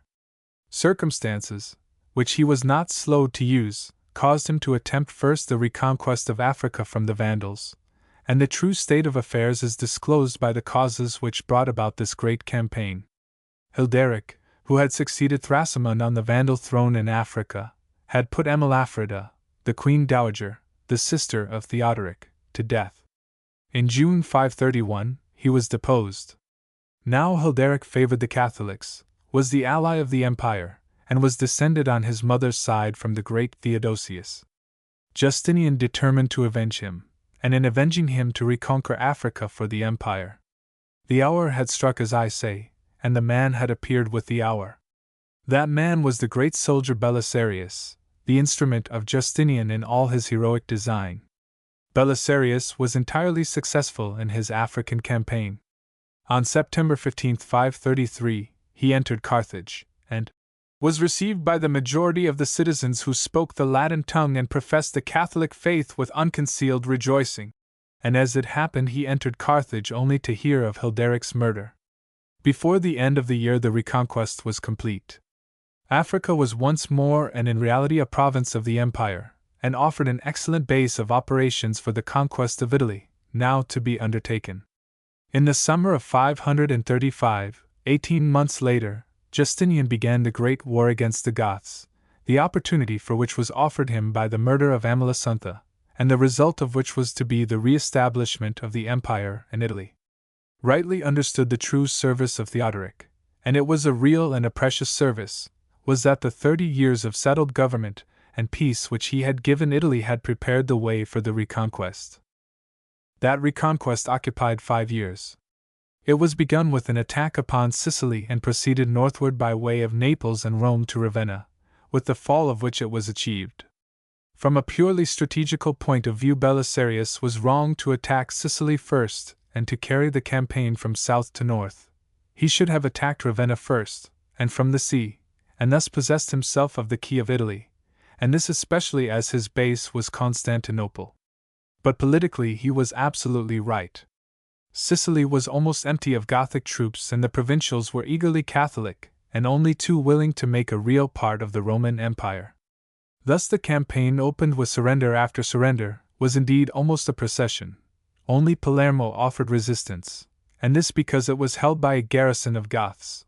But before the end of 535 the whole island was once more subject to the empire. Early in 536 a rebellion in Africa, which proved to be little more than a mutiny in Carthage, took Belisarius away. But he was back in Sicily before the end of the spring, and in the early summer was marching through southern Italy almost unresisted, welcomed everywhere with joy and thanksgiving till he came to the fortress of Naples, which was held by a Gothic garrison.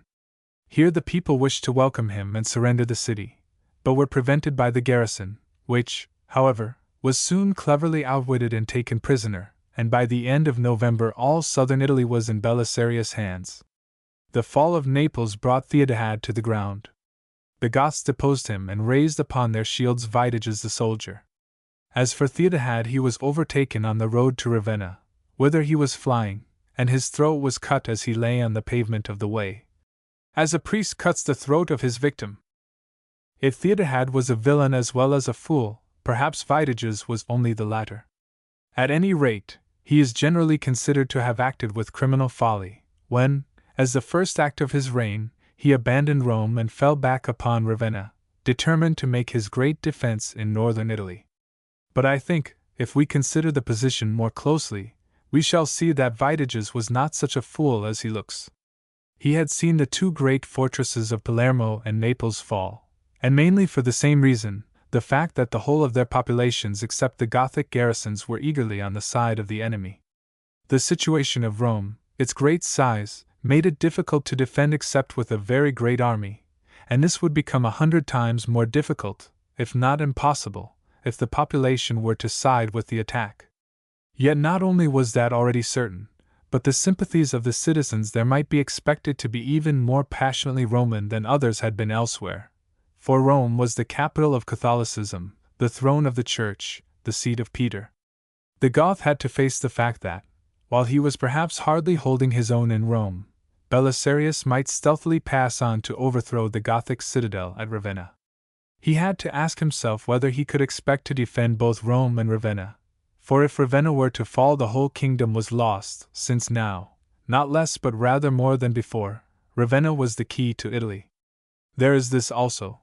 Justinian had in the summer of 535 dispatched 2 armies from Constantinople.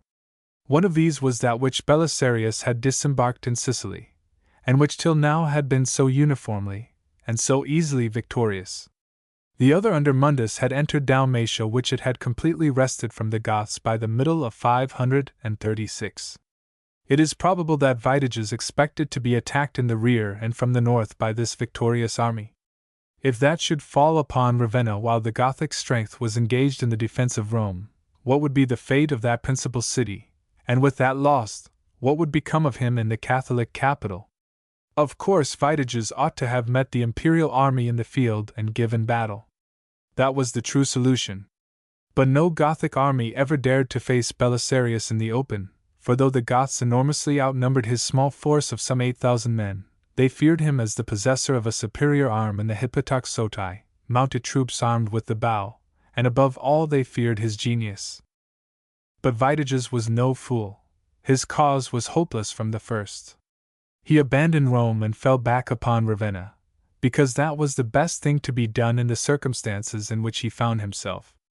Among these must be reckoned the newness of his authority, and the necessity of consolidating it by a marriage with a princess of the blood of Theodoric.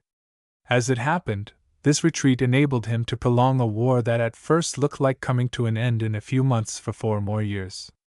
Vitiges then abandoned Rome, but it seems not altogether. What he may be supposed to have imagined Belisarius doing to his disadvantage, that he himself did. He left in Rome a garrison of 4,000 men under a veteran general Ladaris, while he himself with the Gothic army fell back upon Ravenna. No sooner was he gone than the surrender of the city was offered to Belisarius by Pope Silverius, who spoke for the citizens and the Roman people. This was the reality of the situation. Then indeed an almost incredible blunder was committed, but not by Vitiges. The 4,000 Goths whom he had left to hold the city, and at least to delay and waste the Imperialists, marched out of Rome along the Flaminian Way as Belisarius entered from the south by the Via Latina. Ladaris alone refused to quit this post. He was taken prisoner, and sent with the keys of the Eternal City to Justinian. Belisarius established himself upon the Pincian Hill, and his first act after his occupation of the city is significant both of his profound knowledge of the barbarians and of the immutable characteristics of a Latin people. It is possible that the Romans, seeing the fall of Palermo and Naples and the occupation of Rome itself obtained so easily, believed that the Goths were finally disposed of.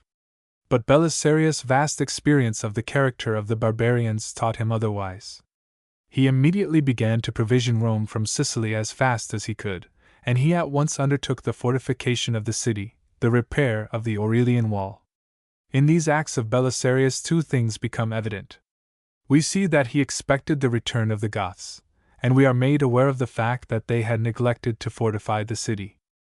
It must be well seized by the reader that the Gothic armies very greatly outnumbered the imperial troops, who were but a small expedition of not more than 8,000 men face to face with an immense horde of barbarians. The great advantage of the imperialists was that they were fighting in a friendly country, and they had 2 certain superiorities of armament which civilization may always depend upon having at its command as against barbarians. Nevertheless, Belisarius knew that his end would be more securely won if he could wear down the barbarians, always impatient of so slow a business as a siege, from behind fortifications. He expected the barbarians, unstable in judgment and impatient of any but the simplest strategy and tactics, to swarm again and again about the city, and he was right. What he expected came to pass. On the other hand, we see in the neglect on the part of the Goths of all fortification of the city a neglect instantly repaired by Belisarius, a characteristic persistent and perhaps ineradicable in the Teutonic mind from the days of Tacitus to our own time. The Romans had always asserted, and those nations today who are of their traditions still assert, that the spade is the indispensable weapon of the soldier. But the barbarians and those nations today who are of their tradition, while they have not been so foolish as to refuse the spade altogether, have always fortified reluctantly. You see these 2 characteristics at work today in the opposite methods of the French and the Germans, just as you see them at work in the 6th century when Belisarius rebuilt the fortifications of the city which the Goths had neglected. And if we have praised Vitiges for his retreat upon Ravenna, how much more must we praise Belisarius for the fortification of Rome? For if the one had for its result the prolongation of the war for some 4 years, the other determined what the end of that war should be. Let us once more consider the military situation. It is evident that Vitiges evacuated Rome because he was afraid of losing Ravenna, his base, by an outflanking movement on the part of Belisarius and perhaps by a new attack from Dalmatia. 1. Footnote 1. My theory of the strategy of Vitiges and of his purpose is perhaps unorthodox. The orthodox theory being that he was a fool and the abandonment of Rome a mere blunder. But my theory would seem to be accurate enough, for Vitiges' first act from Ravenna was to dispatch an army into Dalmatia. In leaving a garrison within the city of some 4,000 men, say half as many as the whole imperialist army, he at least hoped to delay the enemy till he had secured himself in the north, and to waste him. I do not think he expected to hold the city for any length of time, for the whole country was spiritually with the enemy. What he hoped to gain by his retreat was, however, not merely the security of the north. He hoped also to lure Belisarius thither after him where, in a country less wholly Latin and imperialist, he would have a better chance of annihilating him by mere numbers once and for all. To this supreme hope and expectation of the Goths, the refortification of Rome by Belisarius finally put an end. It was a countermove worthy of such a master, and entirely in keeping with the Roman tradition. At first it must have appeared to Vitiges that the course he had expected Belisarius to pursue was actually being followed, for presently the imperialists began to move up the Flaminian Way. But it was soon evident that this was no advance in force, but rather a part of the fortification of the city. All the places occupied were fortresses, and all were with one exception upon the Via Flaminia which they commanded. The first of these strong places was Narni, which held the great bridge over the Nera at the southern exit of the passes between the valley of Spoleto and the lower Tiber valley, where the two roads over the mountains, one by Tode, the other by Spoleto, met. The second place occupied was Spoleto at the head, and the third was Perugia at the foot, of the great valley of Spoleto, from which the Via Flaminia rose to cross the central Apennines. The 3 places were occupied without much trouble, and it was thus attempted to make the great road from the north impassable. If Vitiges, as I believe, thought the imperialists would immediately follow him northward, he was no more deceived than the Romans themselves. They had surrendered the city to Belisarius to save it from attack, and the last thing they desired was to suffer a siege. A feeling of resentment, the old jealousy of Constantinople, seems to have appeared, and in this Vitiges thought he saw his opportunity. With 150,000 men, according to Procopius, he issued from Ravenna and marched upon Rome, avoiding apparently the 3 forts held by the imperialists, for he came, again according to Procopius, through Sabine territory, and therefore his advance was upon the eastern bank of the Tiber. However that may be, he got without being attacked as far as the bridge over the Anio on the Via Salaria, or as the Milvian bridge over the Tiber where the Via Cassia and the Via Flaminia meet to enter the city. This bridge, whichever it was, Belisarius had determined to hold, but without his knowledge it was deserted. The Goths were crossing unopposed when the general himself appeared with 1,000 horse.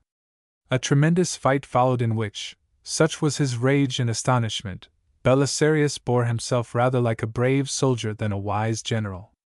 Unhurt in spite of the melee, he fell back either upon the Porta Salaria, too, or upon the Porta Flaminia, del Popolo, which he found closed against him, for the city believed him dead. Almost in despair he rallied his men and made a desperate charge, which, such was the number of the Goths in the road and the confusion of their advance, was successful. The barbarians fled and Belisarius and his gallant troopers entered the city at nightfall. Footnote 1. Procopius tells us both that Vitiges advanced through the Sabine country and that he crossed the Tiber, an impossible thing. Gibbon and Hodgkin refuse the former, Gregorovius the latter statement. I agree with Gregorovius, for Procopius confuses the Tiber and Anio elsewhere, notably 3:10. Footnote 2, possibly the Porta Pinciana. Illustration, sketch map of Vitiges, March. All through that night the walls of Rome were aflame with watchfires and disastrous tidings, happily false, and when the dawn rose out of the Campagna, Rome was still inviolate. Thus began the first siege of Rome in the early days of March 537. It lasted for 374 days and ended in the sullen retreat of the barbarians to save Ravenna, which, as Vitiges had at first foreseen would happen, was threatened with attack. But as so often in later times, those 374 days had dealt incomparably more hardly with the besiegers than with the besieged. The Campagna had done its work, and it has been calculated that of the 150,000 men that are said to have marched with Vitiges to attack the city, not more than 10,000 returned to Ravenna. Meanwhile, during the great siege, Belisarius, by means of his subordinate general, John, had carried on a campaign in Picenum, and had been able to send assistance to the people of Milan, eagerly Roman as they were. In Picenum, John had perhaps rashly pushed forward from Ancona to Rimini, which he held precariously, and to the danger of Ancona. The first act of Belisarius after the raising of the siege of the city was to dispatch troops post haste to Rimini. He sent Ildiger and Martin with 1,000 horse to fight their way if necessary to Rimini to withdraw John and his 2,000 horse. He purposed to hold Rimini only with the tips of his fingers, for his determination was to secure all he held before he entered upon a final and a real advance northward. The position of Belisarius seemed more insecure than in fact it was. If we consider the great artery of his advance northward, the Via Flaminia, we shall find that he held everything to the east of the road between Rome and Ancona save one fortress, Osimo above Ancona, which was held by 4,000 of the enemy. But all was or seemed to be insecure because he held nothing to the west of the great road save Perugia. Orvieto, Todi, Chiusi, Urbino were all in Gothic hands, while the Furlo pass over the Apennines was also held by the enemy. Well might Belisarius desire the cavalry of John, useless in Rimini, for the direct road to that city was still in the hands of the enemy. But when John got his orders he refused to obey them, and Ildiger and Martin returned without him. What excuse is possible for this refusal of obedience on the part of a subordinate which might well have imperiled the whole campaign? This only, that he had orders from one superior even to Belisarius.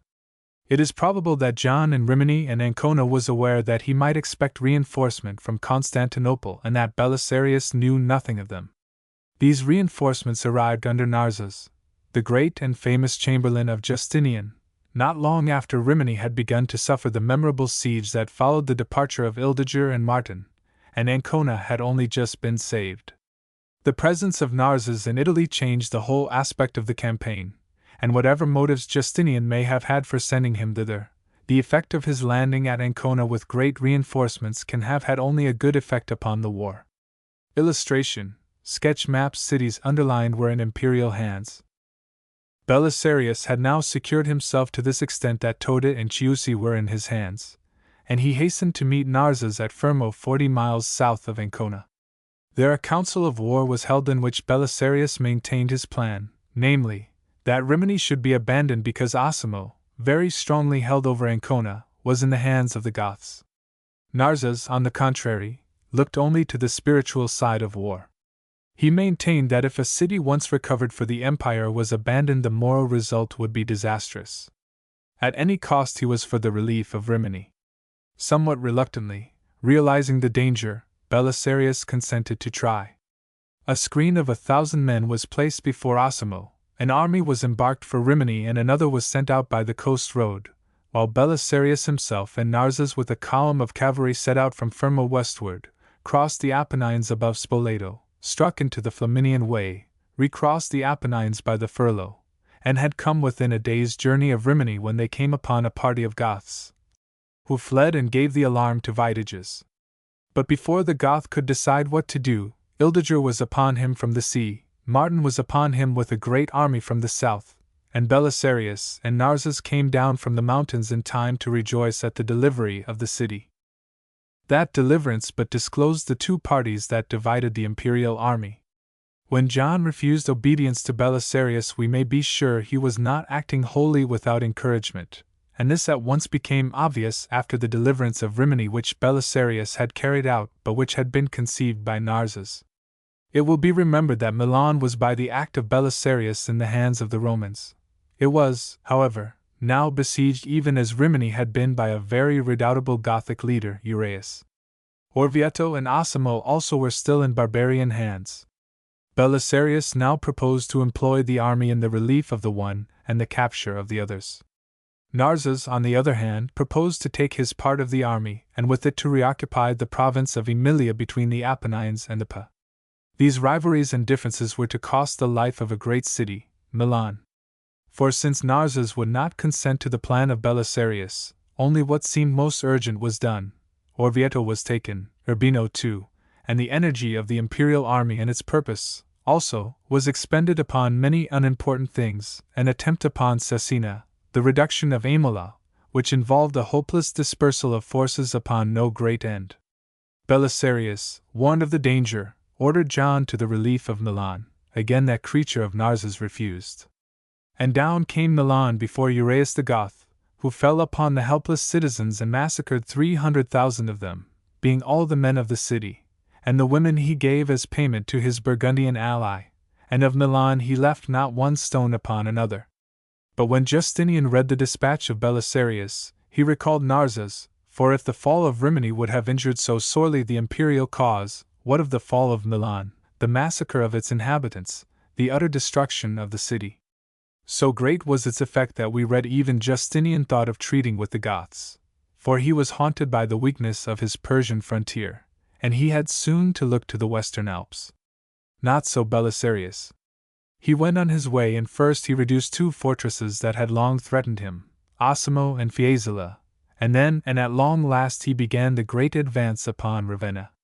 In this he was attempting with a small and weary force what had never before been accomplished.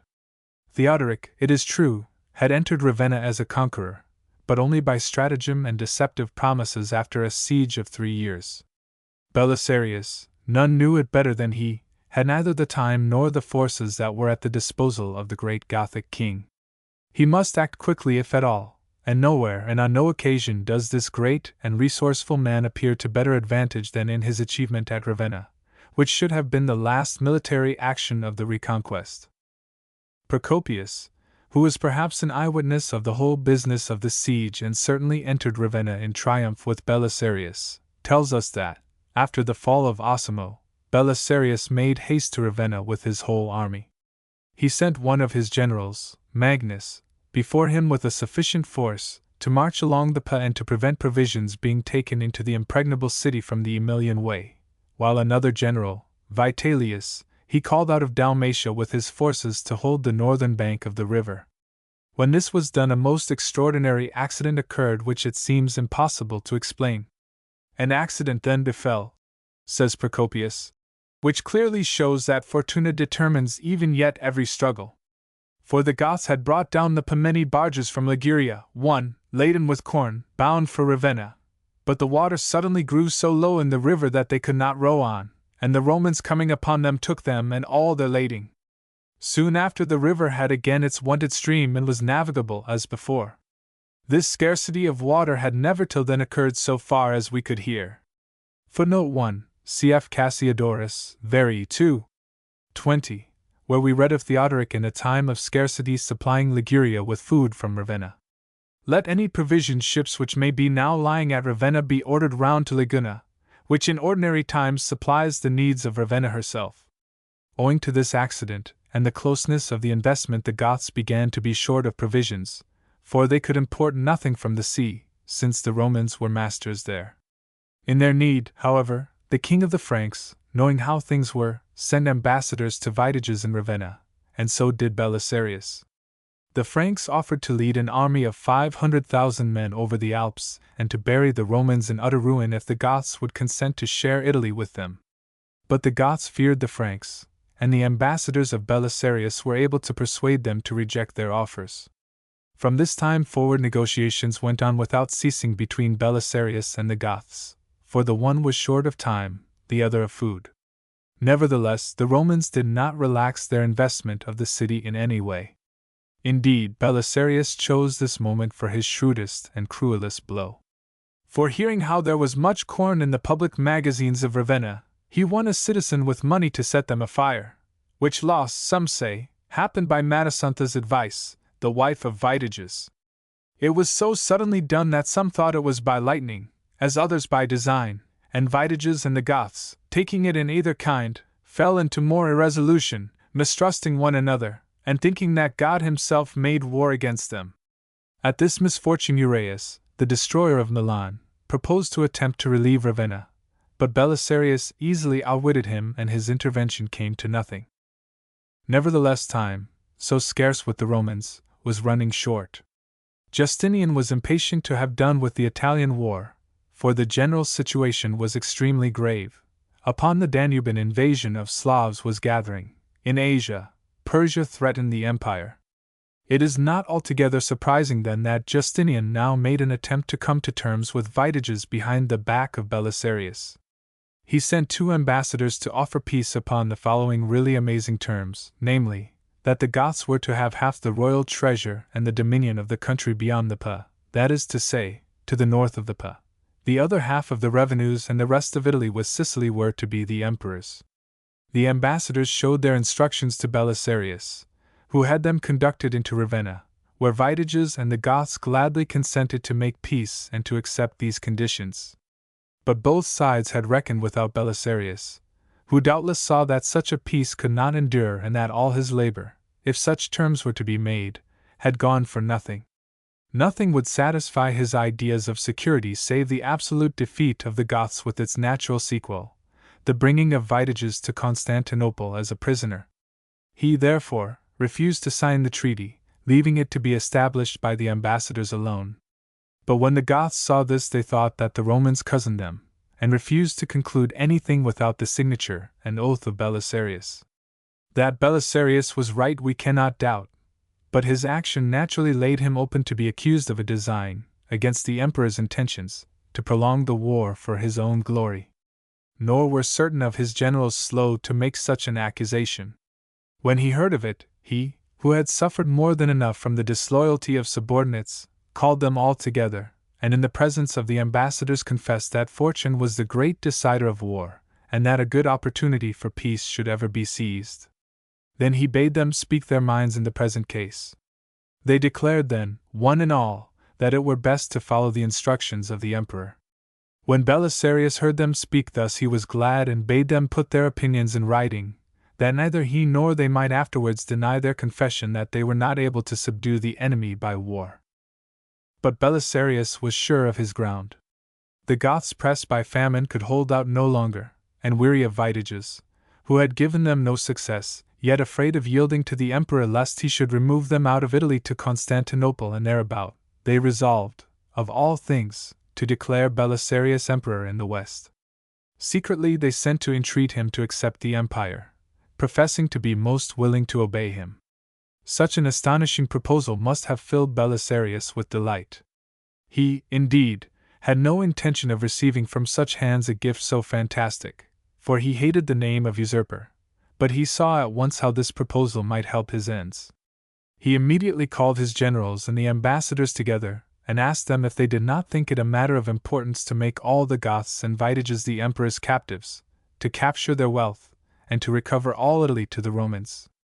They answered it would be an extreme high fortune, and bade him effect it if he could. Then Belisarius sent to the Goths and bade them perform what they had offered. And they, for the famine was too hard to bear, agreed and sent ambassadors to take the oath of the great Roman for their indemnity, and that he would be king of Italy, and when they had it, to return into Ravenna with the Roman army. Now as to their indemnity Belisarius bound himself, but touching the kingdom he said he would swear it to Vitiges himself and the Gothic commanders. And the ambassadors, not thinking he would forego the kingdom, but that he desired it above all things, prayed him forthwith to march into Ravenna. And he himself with his army and the Gothic ambassadors entered Ravenna, and he commanded also ships to be laden with corn and to come into Classis. When I saw, says Procopius, whose account of the siege and fall of Ravenna I have followed so far, when I saw the entrance of their army into Ravenna, I considered how actions are not concluded by valor, multitudes, or human virtue, but by some divinity that steers the acts and judgments of men. The Goths had much the advantage in numbers and power, and since they came to Ravenna no defeat there had overthrown them, yet they became prisoners and thought it no shame to be slaves to fewer in number. The women, who had heard from their husbands that the enemy were tall and gallant men and not to be numbered, looked with contempt upon the Roman soldiers when they saw them in the city, and spat in the faces of their husbands, reviling them with cowardice, pointing at their conquerors. Thus Ravenna, the impregnable city, was taken by stratagem and willingly, never again to pass out of Roman hands till Aistulf the Lombard in 752 seized it for a few years and thus caused Pepin to cross the Alps to vindicate the Roman name. The First Gothic War, against Vitiges, 536 to 540, had thus for its crown and end the capture of Ravenna. The second, against Attila, 541 to 553, proceeded from Ravenna for the reconquest, yet once again, of Italy. In 540, after Ravenna had been occupied, Belisarius recalled, and Vitiges taken as a captive to Constantinople, the Romans held all Italy except the city of Pavia. In 544, when Belisarius returned, they held only Ravenna, Rome, Spoleto, and a few other strongholds such as Perugia and Piacenza. Nor was this all. In this second war all Italy was laid waste and ruined. Rome was twice besieged and occupied by the Goths, and in 546, when Attila had done with her, during a space of 40 days the city remained utterly desolate, without a single inhabitant. How had such a miserable and unexpected catastrophe befallen the Catholic cause? In the first place, it must be admitted that the capture of Ravenna by stratagem was not the final catastrophe it appeared for the Goths. It is true that that triumph seemed to give, and indeed did give, all Italy into the hands of the Romans, but that gift was never secured. Belisarius, partly from necessity, partly on account of the suspicious jealousy of the emperor, was withdrawn from Italy too soon. He was victorious, but he was not given time to secure his victories. The extraordinary incompetence and rivalries of the Committee of Generals which succeeded him let the opportunity for securing and establishing an enduring peace slip through its fingers. The inevitable reaction that followed the departure of Belisarius was not met at all. The whole situation that then developed was misunderstood, with the result that the Goths were soon able to find a leader, perhaps the most formidable, and certainly the most destructive, that they had ever produced. The cause of the imperial incompetence and failure would appear to have been financial. The empire had been perhaps always, certainly for 200 years, bankrupt. Its administration and above all its defense were beyond its means. The Gothic War had been a tremendous strain upon the imperial finances already incredibly involved in the defense of the East. It was necessary to find in Italy the money for that war and for the future defense of that country. But Italy had been ruined by the Gothic War and above all things needed capital and a period of reproductive repose. These Justinian was unable to give her. His necessities forced him to cover the peninsula with tax-gatherers, to bleed an already ruined country of the little that remained to her. If the result was a reaction, in the north actively Gothic, in the center and south certainly indifferent to the imperial cause, we cannot wonder at it.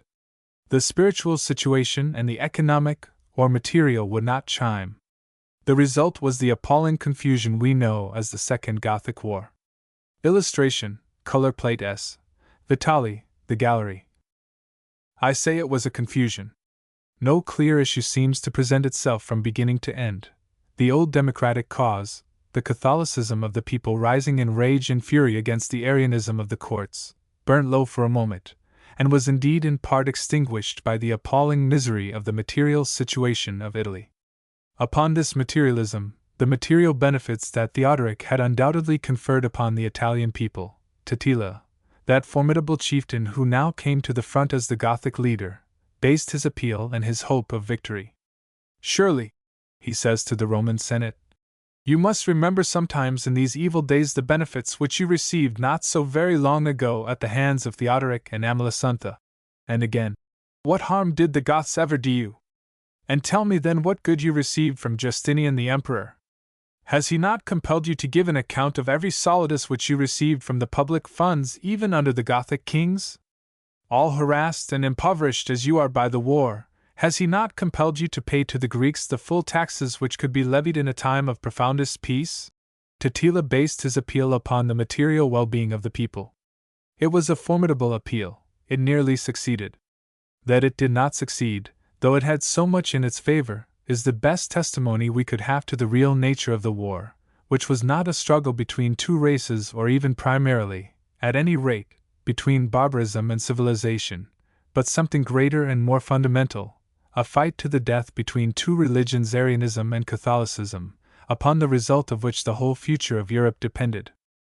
The confusion of the Second Gothic War, in which the future of the world and the major interests of man were in jeopardy, may be divided into three parts. The first of these is that in which the whole administration precariously established by Belisarius fell to pieces before the earthquake that was Totila, who never systematically met and opposed, by the year 544 held all Italy with the exception, as I have said, of Ravenna, Rome, Spoleto, Perugia, Piacenza, and a few other strongholds. The second is that in which Belisarius again appears, and from the citadel of Ravenna, without ceasing or rest, but without much success, opposes him everywhere. In this period Rome was occupied and reoccupied no less than 4 times, and, as I have said, in 546 was left utterly desolate. Nevertheless, when for the second time Belisarius was recalled, in 548, he left things much as he had found them. He had at least, and with what scarcity of men and money we may see in his letters to the emperor, opposed and perhaps stemmed the overwhelming Gothic advance. At his departure the imperialists held Ravenna, Rome, but after the sack of 546, Rimini, Spoleto, Ancona, and Perugia. But before he arrived in Constantinople, Perugia had fallen. In the same year, 549, a mutiny in Rome gave the city to the Goths and Rimini was betrayed. In the year 551, the year of Narses' appointment as general-in-chief in Italy and the opening of the third period, only Ravenna and Ancona, with Hydruntum, Otranto, and Crotona in southern Italy, remained to the empire. In that year, 551, however, everywhere the Gothic cause began to fail. In a sea fight off Sinigaglia the imperial forces disposed of the Gothic sea power and relieved Ancona, which was in grave danger. About the same time Sicily was delivered from the Gothic yoke, and in the spring of 552 Crotona was relieved. Meanwhile, in Illyricum, Narses gathered his army, in which Ardoin, king of the Lombards, rode at the head of 2,000 of his people, and prepared for the great march into Italy. He came through Venetia round the head of the Adriatic, close to the sea, for a formidable Frankish host held the great roads, crossing with what anxiety we may guess, the mouths of the Piave, the Brenta, the Adige, and the Po by means of his ships, and having thus turned the flank of the Frankish armies he triumphantly marched into Ravenna. There he remained for 9 days, as it were another Caesar about to cross the Rubicon. While he waited in Ravenna an insulting challenge reached him from the barbarian Australas who held Rimini. After your boasted preparations, which have kept all Italy in a ferment, and after striking terror into our hearts by knitting your brows and looking more awful than mortal men, you have crept into Ravenna and are skulking there afraid of the very name of the Goths. Come out with all that mongrel host of barbarians to whom you want to deliver Italy, and let us behold you, for the eyes of the Goths hunger for the sight of you. 1. And Narses laughed at the insolence of the barbarian, and presently he set forward with the army he had made, upon the great road through Classis for Rimini, till he came to the bridge over the Marecchia, there which Augustus had built, and which was held by the enemy. There in the fight which followed, little more than a skirmish, the barbarian Australas came by his end, and Narses ignoring Rimini marched on, his great object before him, Totila and his army, which he meant, before all things else, to seek out and to destroy. So he went down the Flaminian way to Fano and there presently left it for a byway upon the left, rejoining the great highway some miles beyond the fortress of Petra Pertusa, which he disregarded as he had done that of Rimini. He marched on till he came to the very crest of the Apennines, over which he passed and camped upon the west under the great heights, at a place then called at Ensum and today Scheggia. Footnote 1. Hodgkin's free translation of Procopius, Op. Cit. 4. 28. Illustration. Sketch map Narses' march from Ravenna to meet Totila. Meanwhile Totila had come to meet him from Rome, and had managed to reach Tudinum, the modern Gualdo Tudino, when he found Narses, unexpectedly, for he must have thought the way over the mountains securely barred by the fortress of Petra Pertusa, upon the great road before him. Narses sent an embassy to Totila to offer not peace but pardon. This the barbarian refused. Asked when he would fight, Totila answered, "In 8 days from this day." But Narses, knowing what manner of man his enemy was, made all ready for the morrow, and at once occupied the great hill upon his left which overlooked both camps. In this he was right, for no sooner had he seized this advantage than Totila attempted to do the same, but without any success. Then on the morrow Totila, having meanwhile been reinforced with 2,000 men, rode forth before the two armies and exhibited in a narrow space the strength and agility of a warrior. His armor was enchased with gold, his purple banner floated with the wind, he cast his lance into the air, caught himself backwards, recovered his seat and managed a fiery steed in all the paces and evolutions of the equestrian school. No doubt Narses the eunuch smiled. The barbarians were all the same, and they remain unaltered.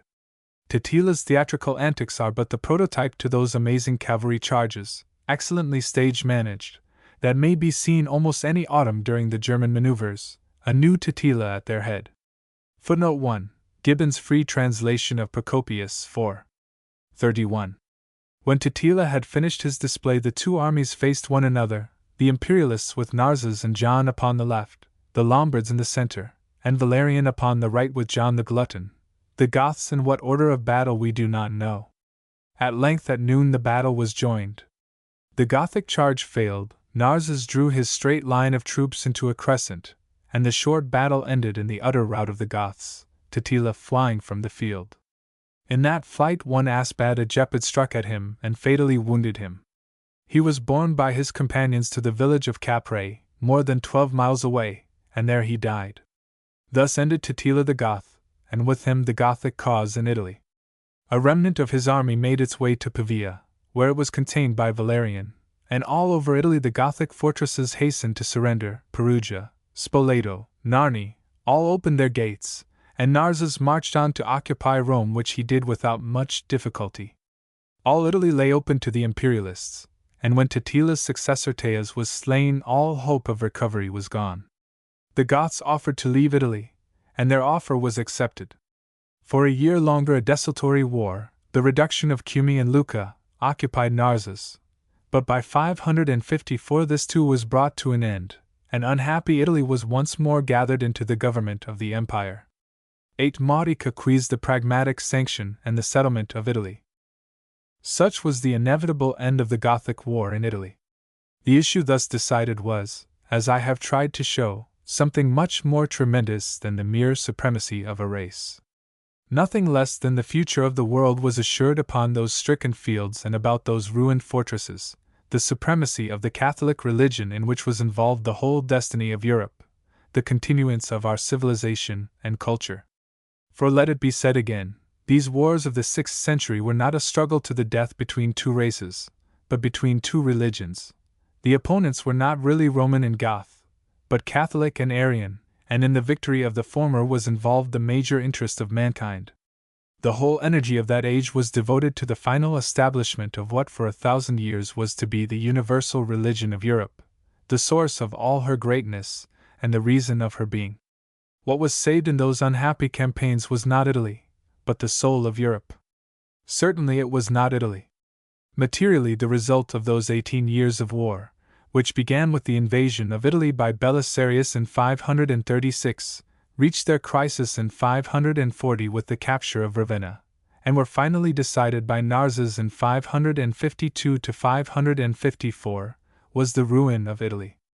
Exhausted, devastated, and unfilled, the prey, for half a generation, of a fundamental war, Italy was materially ruined by Justinian's Gothic campaigns, and so hopelessly that, when in 568 the Lombards fell upon her, she was almost unable to defend herself, to offer any resistance to what proved, and in part for this reason, the only barbaric invasion which had upon her any enduring consequences.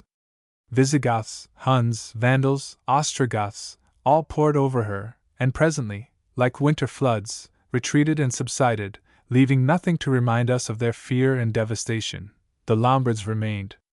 I say this was largely due to the appalling exhaustion and ruin of Italy in the Gothic War, but there was something else which we must not forget.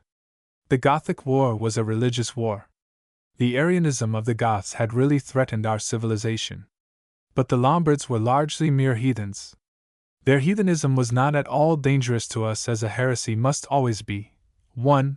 Therefore Italy never roused herself from her exhaustion, one might almost say her indifference. It was only her material well-being that was at stake, her future was safe. Her great attempt against the Lombards was a spiritual effort, was an effort for their conversion, and their final discomfiture, wrought not from within the peninsula, but from over the Alps, did not involve their expulsion from Italy, but was seized upon as the opportunity for the re-establishment in name and in fact of the Western Empire, and for the great crowning of Charlemagne by the Pope in S. Peter's Church. Footnote 1. It was not the paganism of the Italian Renaissance but the heresy of the Teutons which destroyed the unity of Europe in the 16th century. Italy, and with Italy Europe, were then saved from nothing less than death when Narses finally disposed of Totila in the Apennines in 552. But that war which had a result so very glorious had materially ruined the country. From this general bankruptcy one city certainly escaped. That city was Ravenna, which since the year 540, when she had opened her gates to Belisarius, had been free from attack, and had more than ever been established as the capital of the West. That position was secured to her, as I have already said, by her geographical position, which now that Constantinople had reasserted the claim of the empire to Italy established her more than at any time in her history as the necessary seat of military and administrative power, and from Ravenna as from the citadel the whole of the second part of the Gothic War was waged by the imperialists. As we might expect, the true nature of that war is immediately manifested in her history at this time. It would seem that very shortly after the occupation of Ravenna by the imperialists in 540, the reedification of the city and its splendid embellishment was begun. The Church of S. Vitalis, begun by S. Ecclesias c. 521 to 532, was finished and gloriously adorned with mosaics by S. Maximianus, c. 546 to 556, and not long after S. Apollinaris in class begun by S. Arsicinus, 532 to 536, was completed and adorned by the same great bishop. But this eagerness to mark and to express in such glorious monuments as these the great victory for Catholicism and civilization that was then in the winning becomes even more manifest after the death of Totila and the end of the war. To the S. Agnellus and to the Church of Ravenna Justinian, Recte Fidei Augustus, gave all the substance of the Goths, according to the Liber Pontificalis 1. Not only in Ravenna itself, but in the suburban towns and in the villages, both sanctuaries and altars, slaves and maidens, whatever was theirs. S. Mater Ecclesia Ravennas, vera mater, vera orthodoxa nam cedere multi ecclesi falsum propt medum et terras principum superinduxere doctrinam, haec vero et verum et unicam sanctum Catholicam tenuit fidem, nunquam mutavit fluctuationem sustenit, a tempi state quasada immobilis permansit. Therefore S. Agnellus the Archbishop reconciled all the churches of the Goths, which in their time or in that of King Theodoric had been built or had been occupied by the false doctrines of the Arians. He thus reconciled the church of S. Eusebius, which Unamundus the Arian bishop had built in the 23rd year of King Theodoric. In the same year he reconciled the church of S. Georgius S. Giorgio ad tabulum furi del Mura, the church of S. Sergius, which is in Classis, and of S. San Juan, which is in Caesarea. In Ravenna itself he reconciled the churches of S. Theodorus S. Spirito S. Maria in Cosmedin, the Arian baptistry, the church of S. Martin S. Apollinaire Nuovo, which Theodoric had built, which was called Caelum Aureum and which Agnellus redecorated with the mosaics of the martyrs and virgins we see in the effigies of Justinian and himself. Footnote 1. Agnellus, Liber Pontificalis, edition Holderegger. Page 334, ad Vitam Sancti Agnelli. Such was the work achieved in the fortunate capital. But ruined Italy awaited a more necessary, if less splendid, labor. This can have been nothing less than the resurrection of the country, which, in those 18 years of war, can have become little less than a desert, and, as we might expect, all Italy desolate and depopulated looked to Justinian to succor her in her misery if she was not to perish under her ruins and her debts. The first step in that work was undertaken in the very year of the peace, in the August of the year 554, and it took the form of a solemn, pragmatic sanction, addressed to Narses and to Antiochus, the prefect of Italy, one, in Ravenna. It had for its object the social peace of Italy, the re-establishment of order out of the chaos of the Ostrogothic War, and it is significant of the true position of affairs that this decree asserts that it is issued by the Emperor in reply to the petition of the Pope. Footnote 1. The fact that it was addressed to both surely seems to show that Narses at this time only held a military power in Italy. This is interesting as touching the discussion later on of the genesis of the Exarchate. It consists of 27 articles, and first establishes what is to be considered as still having authority in that tempestuous past, what part of it is to remain and to be confirmed, and what is to be utterly swept away. Thus the Emperor confirms all dispositions made by Amalasuntha, Athalaric, and Theodahad, as well as all his own acts, and these would include Theodoric's, and those of Theodora. But everything done by the most wicked tyrant Totila is null and void. For we will not allow these law-abiding days of ours to take any account of what was done by him in the time of his tyranny. 1. Totila had indeed most cruelly attacked the great landed proprietors whom he suspected of too great an attachment for Constantinople. He had attacked them in their persons and in their wealth. With a single stroke of the pen Justinian, as it were, effaced all the ordinances of the tyrant and rendered again to their legitimate masters, as far as it could be done, their lands, their flocks, their peasants, and their slaves which had been taken from them, or which fear had caused them to alienate. Footnote 1. Cf. Hodgkin, Op. Cid.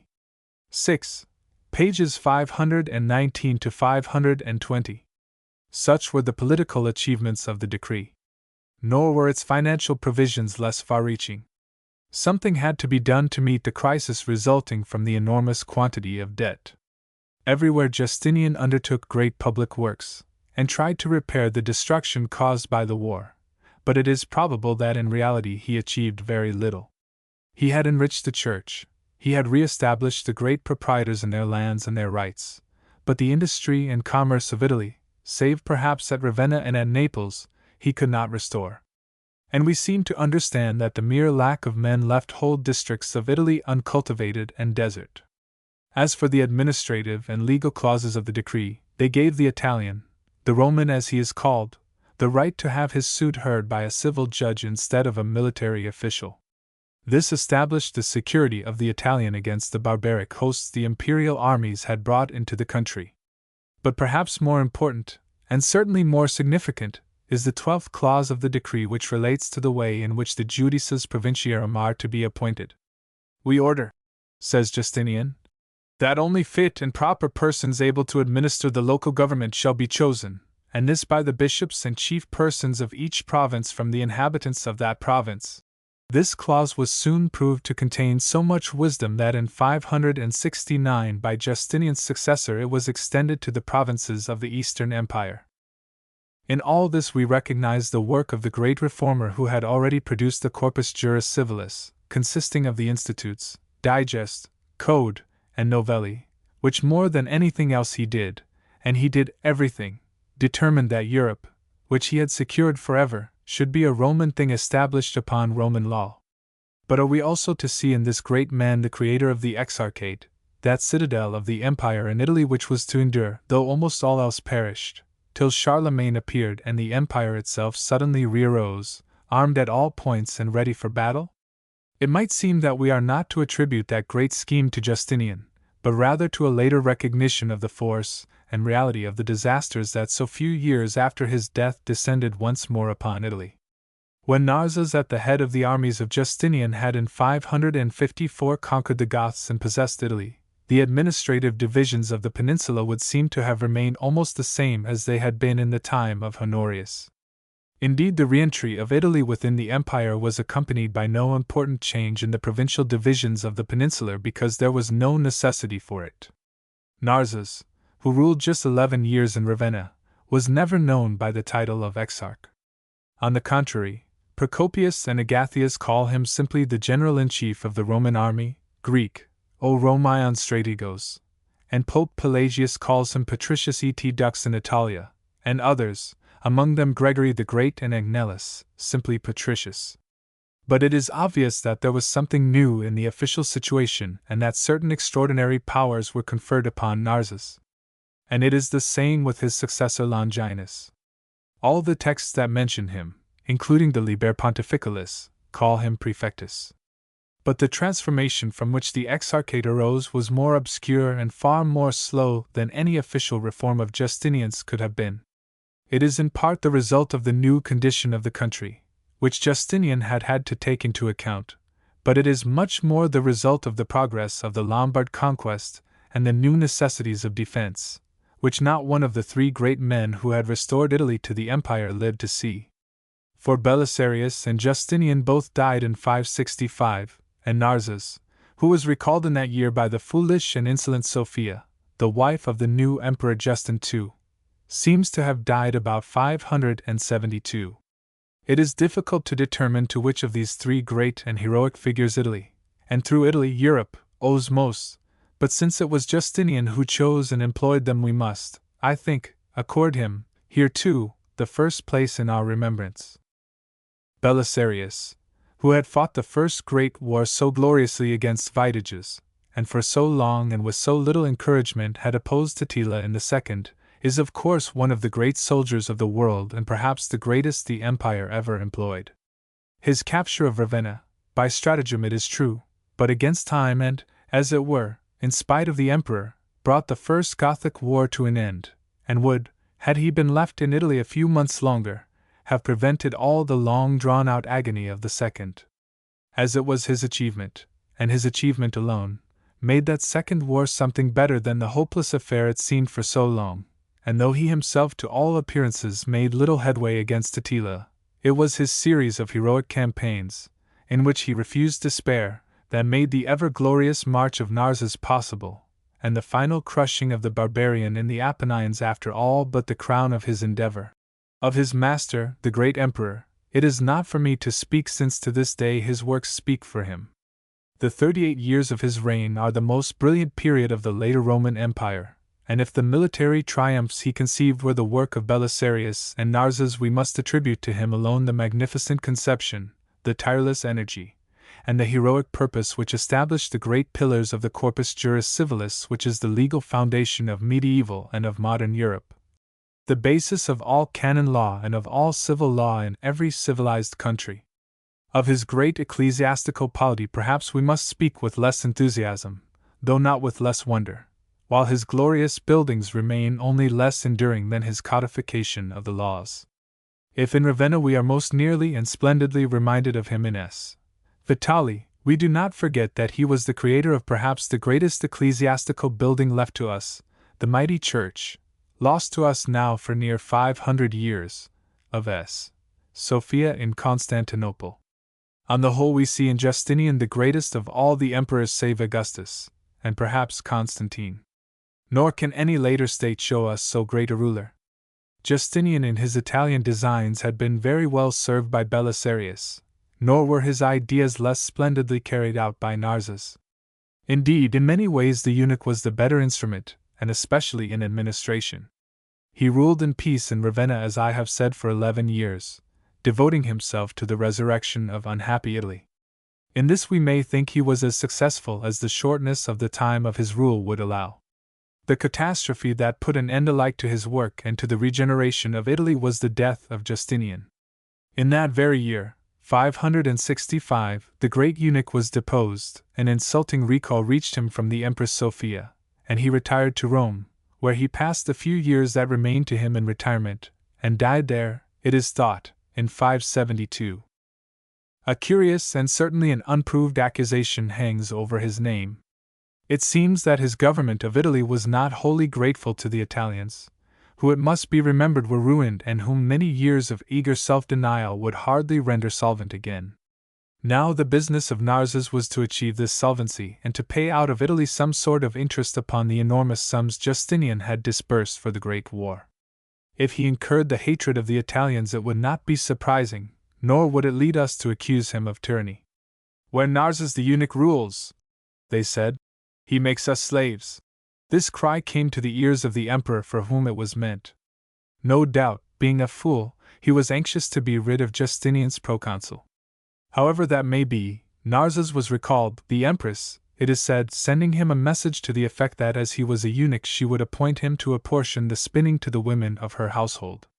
To this Narses is reported to have replied, doubtless with much the same smile as that with which he had greeted the equestrian display of Totila, that he would spin her a thread of which neither she nor the Emperor Justin would be able to find the end. In the course of time this mysterious threat, which was probably never uttered, was said to refer to the enormous catastrophe which within 3 years of Narses' recall fell upon Italy, the Lombard invasion. And Narses, who had employed the Lombards in the last campaign against Totila, was said to have revenged himself by inviting them into Italy to possess it. The accusation rests upon no good authority, and is altogether unlikely when we remember how great a part of his life had been devoted to the incorporation of Italy within the empire. But there is this much truth in it: we may perhaps think that had the great eunuch been left in command, Alboin would not have dared to come on, and if he had dared, would have found an army and an Italy ready to fling him back into his darkness. 9. The citadel of the empire in Italy, the Lombard invasion. It was upon the 2nd day of April 568, upon the Monday within the octave of Easter, that Alboin set out to cross the Julian Alps, to descend upon an Italy which even the great Narses had not been able, in the short 16 years of peace he had secured her, to recover from the utter exhaustion of a generation of war. No army awaited him, no attempt was made to crush his rude and barbarous army in the marches, he was unopposed, save that the Bishop of Treviso begged him to spare the property of his church, and presently the whole province of Venetia, with the exception of Padua, Mantua, and Mansalus, was in his hands.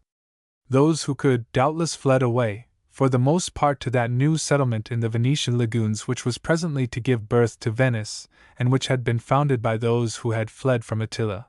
But there were many who could not flee. These came under the cruel yoke of the invader. Perhaps Alboin spent the winter in Verona, perhaps in Friuli. Wherever it was, he but prepared his advance, and still no one appeared to say him nay. By the end of 569 all Cisalpine Gaul with Liguria and Milan, except Pavia, the coast, Cremona, Piacenza, and a few smaller places, were in his hands. Indeed, in all that terrible flood of disasters we hear of but one great city which offered even for a time a successful resistance. This was Pavia, naturally so strongly defended by the Pa and the Ticino. Alboin established an army about it, and swore to massacre all its inhabitants since it alone had dared to resist him. Pavia fell to the Lombard, after a 3-year siege, in 572, but Alboin was prevented from carrying out his vow, and not long after Pavia became the capital of the Lombard power in Italy. Meantime, those 3 years, during which Pavia held her own, had not been wasted by the barbarian. He crossed the Apennines, we may believe as Totila had done, by the old deserted way to Fiesole, brought all Tuscany under his yoke and a great part both of central and of southern Italy, establishing there 2 duchies, as the centers of his power at Spoleto and Benevento. Then he returned to take Pavia, all this time besieged, and in the same year, 572, it is probable that Piacenza fell also, and Mantua. All Italy was in confusion, the system of government re-established by Narses broken, the work of Justinian's reconquest seemed all undone.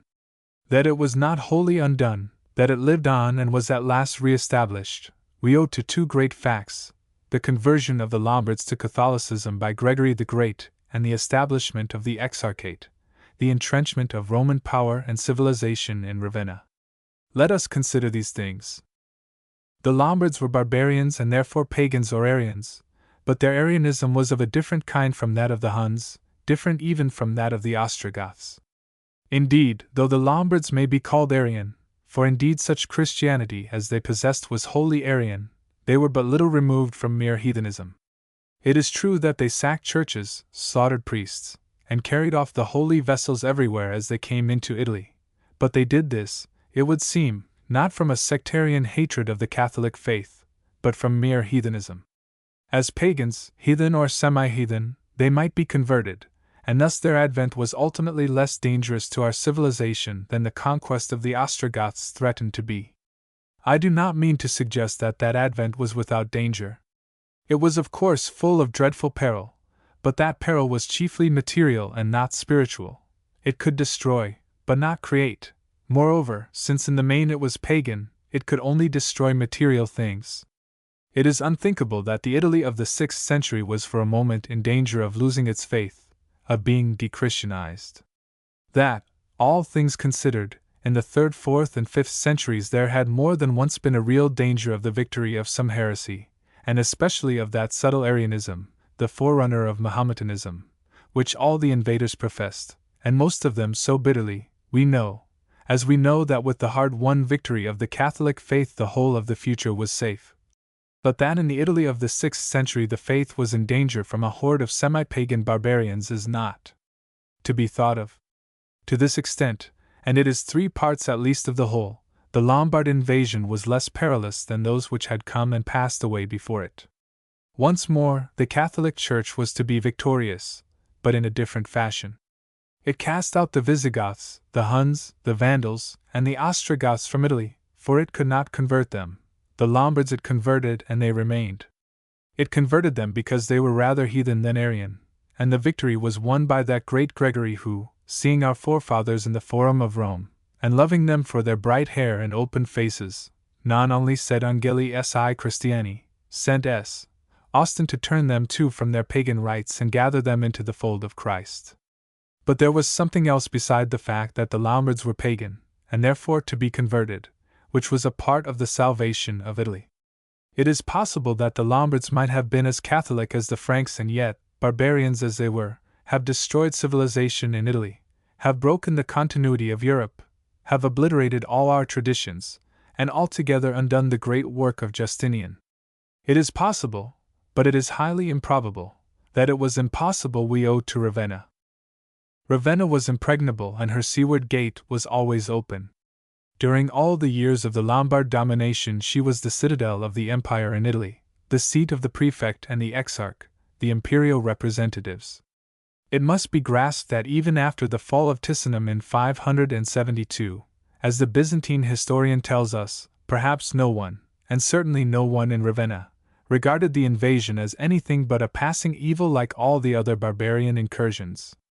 No one believed Italy to be irrevocably lost. On the contrary, everyone was assured that the lost provinces could soon be delivered again. This may explain, though perhaps it cannot excuse, the passive attitude of Longinus, the successor of Narses, who in Ravenna represented the emperor in Italy, perhaps till the year 584.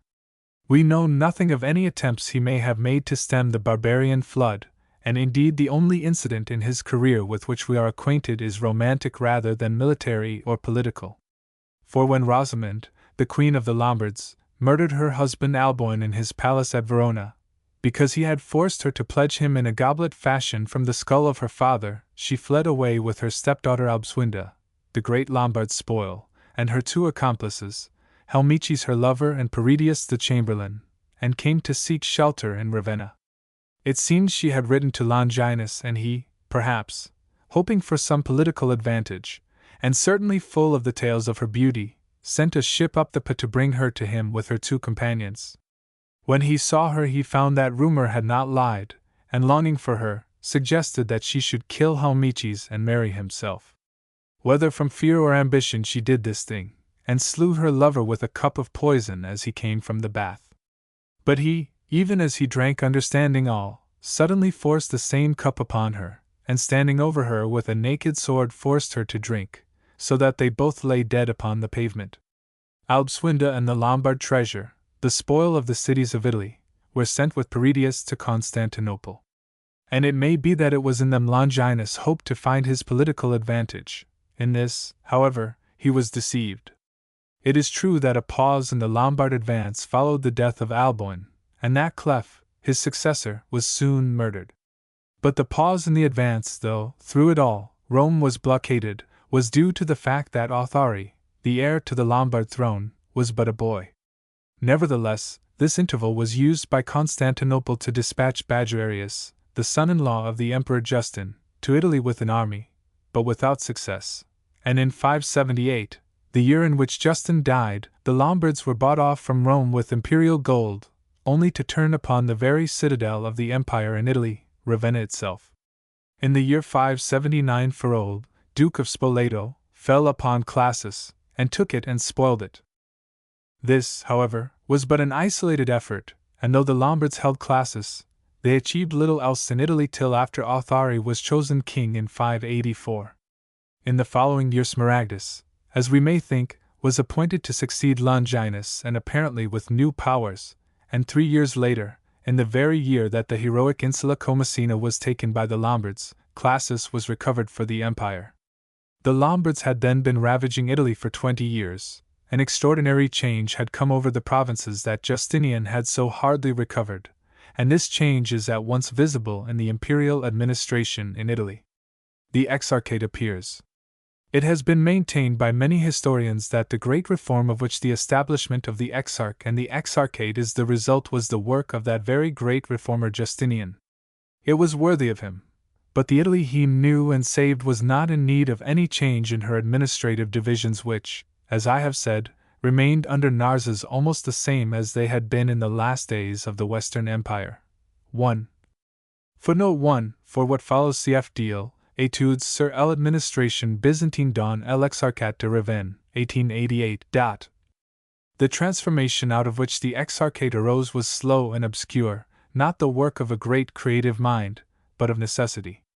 It was the result of many causes which it is not difficult to name. They were the progress of the Lombard conquest, the condition imposed upon the unconquered parts of Italy by that conquest, and especially the new necessity for defense imposed on the imperial power. It is obvious that the result of the first 10 years of that conquest was a complete destruction of the limits of the old Roman provinces of Italy. A new grouping of territories was not only necessary but was already forming itself under the pressure of the conquest and its terror. The regions which had escaped the barbarians were drawing together without any regard for the ancient provincial divisions and were grouping themselves about the cities, where the resistance, such as it was concentrating itself, and where the imperial administration had taken refuge. If we confine ourselves for the moment to Italy north of the Apennines, we shall find that in the old province of Liguria the vicar of the prefect of the praetorium had fled from Milan to Genoa, and that about that city the debris of the old province was slowly reassembling itself. In Venetia we shall find that the governor had departed to Grado, and about this town as a center the eastern part of the old province was gathered. The western part of that province, cut off from its capital, attached itself by force of circumstances to what remained of Emilia and of Flaminia, whose neighbor she was, and these fragments of the ancient provinces all together grouped themselves about, or found their center in, Ravenna, the capital of Flaminia and the residence of the prefect of Italy. In these new groupings the great preoccupation and the supreme interest are defense, the defense of civilization against the barbarian. Now, it was to regulate this new state of affairs that the Exarchate was created, or rather the Exarchate was the official acknowledgement of a state of affairs that the disastrous invasion of the Lombards had brought about. The new order was established at the end of the reign of Justin II. 565 to 578, under a new and supreme official.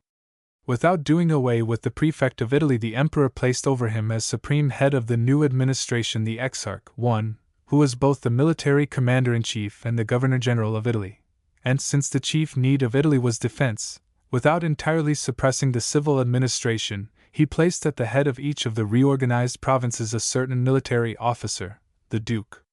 Footnote 1. For the discussion of the derivation of the title Exarch, see Deal, Op. Cit. Pages 15 to 16. The earliest document that remains to us in which we find definite mention of the Exarch is the famous letter, dated October 4, 584, of Pope Pelagius II. To the Deacon Gregory, his nuncio in Constantinople. It is probable that the exarch at this time was Smaragdus, but it is extremely improbable that he was the first to bear the new title. This, it would seem, was a much nobler and more notable person. It will be remembered that in the year 575 Badger Arius, the son-in-law of the emperor, had appeared in Italy at the head of an army, had been beaten by the Lombards, and a little later had died, probably in 575. 1. This man was not only a great Byzantine official, but the destined successor of Justin and one of the first personages of the empire. It is obvious, if at such a moment he commanded the imperial armies in Italy, he was supreme governor of the province, and it seems certain that it was to mark the amalgamation in him of the two offices, military and civil, that the new title of exarch was created. 2. Footnote 1 Migni, 72. 865, Jonas by Clarensis, S.A. 575, cf. Hodgkin, Op. Cid. V. Page 195, and Deal, U.S.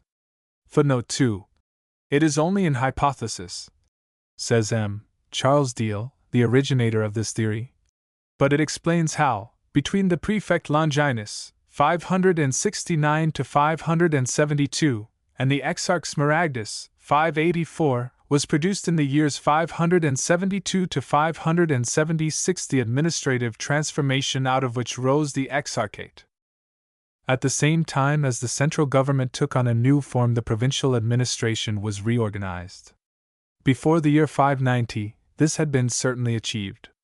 Istria, as we have seen, was divided from Venetia and formed a new and a special government. In Flaminia Rimini, which till now had been a part of the same province as Ravenna, was detached and became the capital of a new government in which a part of the Picenum, Ancona, and Osimo were involved. While the exarchate properly so called, that is the region of Ravenna from which Rimini and Picenum were now separate, formed a new province under the direct authority of the governors-general of Italy, that is to say, of the exarch of Ravenna. By the year 590, then, we see Italy thus divided into 7 districts or governments: 1. The Duchy of Istria; 2. The Duchy of Venetia; 3. The exarchate to which Calabria is attached; 4. The Duchy of Pentapolis; 5. The Duchy of Rome; 6. The Duchy of Naples; 7. Liguria. Geographically, the exarchate of Ravenna was bounded on the north by the Adige, the Tartaro, and the principal branch of the Pa as far as its confluence with the Panaro. Hadria and Gabellum were its most northern towns in the hands of the imperialists. The western frontier is more difficult to determine with exactitude. It may be said to have run between Medina and Bologna. On the south, the Marecchia divided the exarchate from the Duchy of Pentapolis, whose capital was Rimini. The Pentapolis consisted of Rimini, Pesaro, Fano, Sinigaglia, and Ancona upon the sea, and of the 5 inland cities of Urbino, Fossombrone, Gessi, Cagli, and Gubbio, while the great towns of the exarchate were set along the Valle Emilia and were Bologna, Aimola, Forum Cornelii, Faenza, Forli, Forlimpopoli, and Cesena. Such, then, before the year 590, was the new imperial administration in the Italy formed by the Lombard invasion. Illustration sketch map. In the year after the recapture of Classis from the Lombards, that is to say, in 589, the exarch Smaragdus was recalled. He had apparently become insane, and had been guilty of extraordinary violence towards the Patriarch of Aquileia and 3 other bishops whom he dragged to Ravenna. His successor was Romanus, who held office till 597. In the same year, 589, Authari was married at Pavia to Theodolinda, who was to be so potent an instrument in the conversion of the Lombards and therefore in the salvation of Italy. And in the following year, 590, Pope Pelagius II died, and Gregory the Great was chosen to succeed him. With the advent of the new exarch, a brighter prospect seemed for a moment to open for Italy. In the first year of Romanus's appointment, the imperialists regained the greater part of the cities of the plain. They reoccupied Medina, Reggio, Parma, Piacenza, Altinum, and Mantua. But the strength of the Latin position in Italy lay, and continued to lie, in the 2 great imperial cities, Ravenna and Rome. Little by little this position had crystallized, and now a new state appeared, a state which in one way or another was to endure till our day, and which our fathers knew as the States of the Church. With the two cities of Ravenna and Rome as nuclei, this state formed itself in the very heart of Italy along the Via Flaminia which connected them. It cut, and effectually, the Lombard kingdom in two, and isolated the duchies of Spoleto and Benevento from the real Lombard power in Cisalpine Gaul, with its great capital at Pavia, and indestructible as it was, it absolutely ensured the final success of the Catholic faith, the Latin nationality, and the imperial power, the three necessities for the resurrection of Europe. This achievement was in the first place due to three great personalities: to Justinian, who had succeeded in establishing the imperial power with its capital at Ravenna, and whose work had such life in it that, in spite of every adverse circumstance, it was able to develop and to maintain itself during more than 200 years and uphold the imperial idea in Italy until the Pope was able to re-establish the empire in the West as a self-supporting state.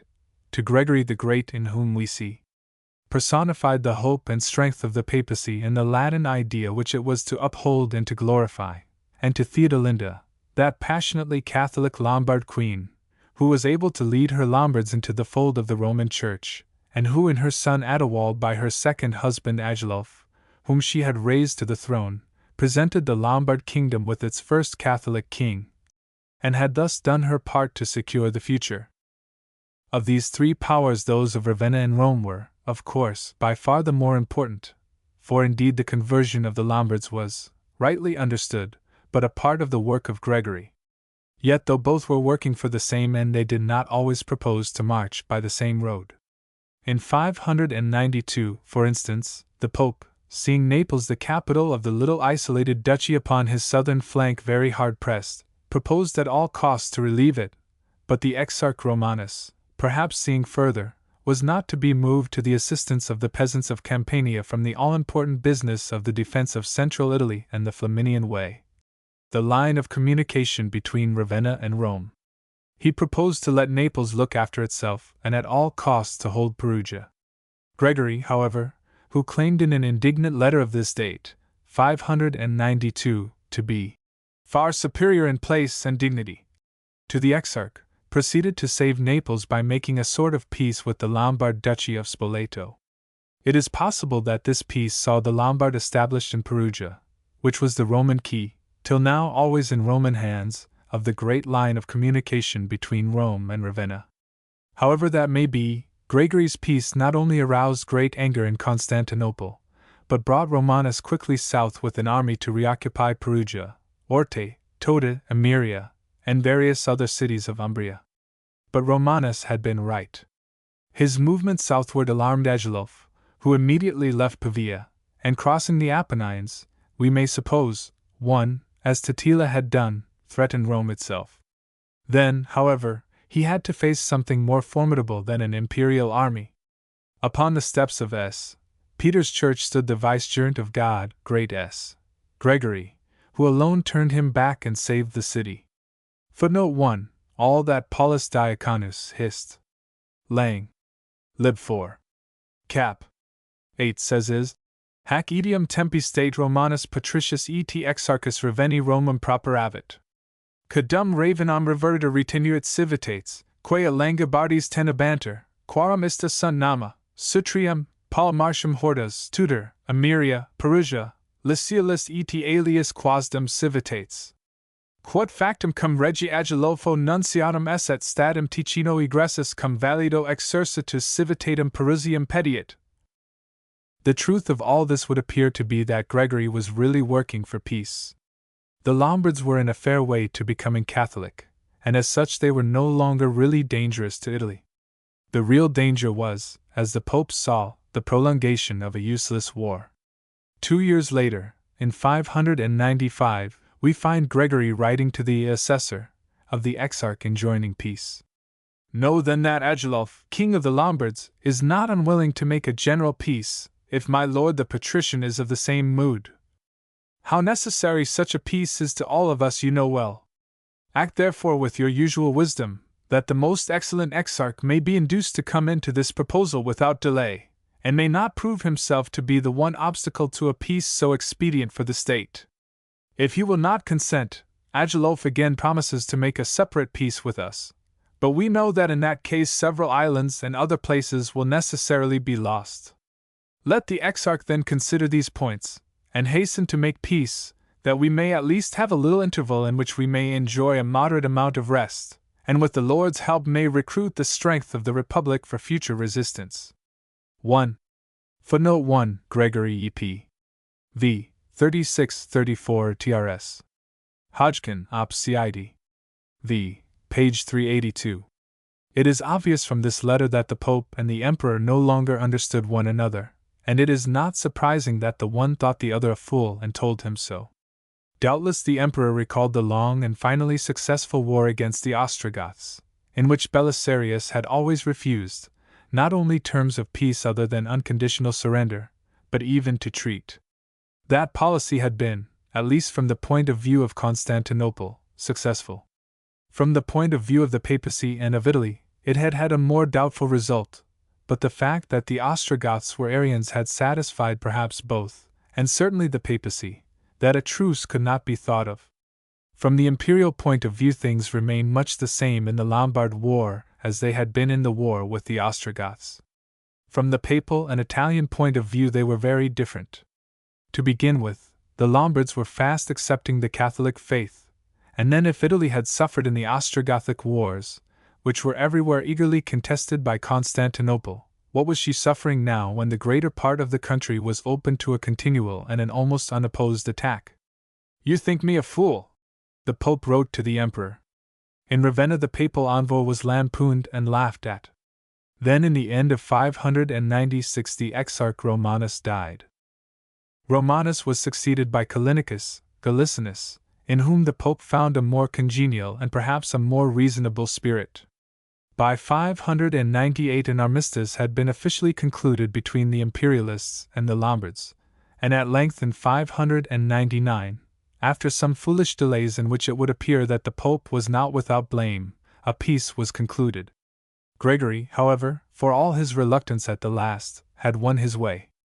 Henceforth it would be impossible to regard the Lombards as mere invaders after the pattern of their predecessors, Visigoths, Vandals, Huns, and Ostrogoths.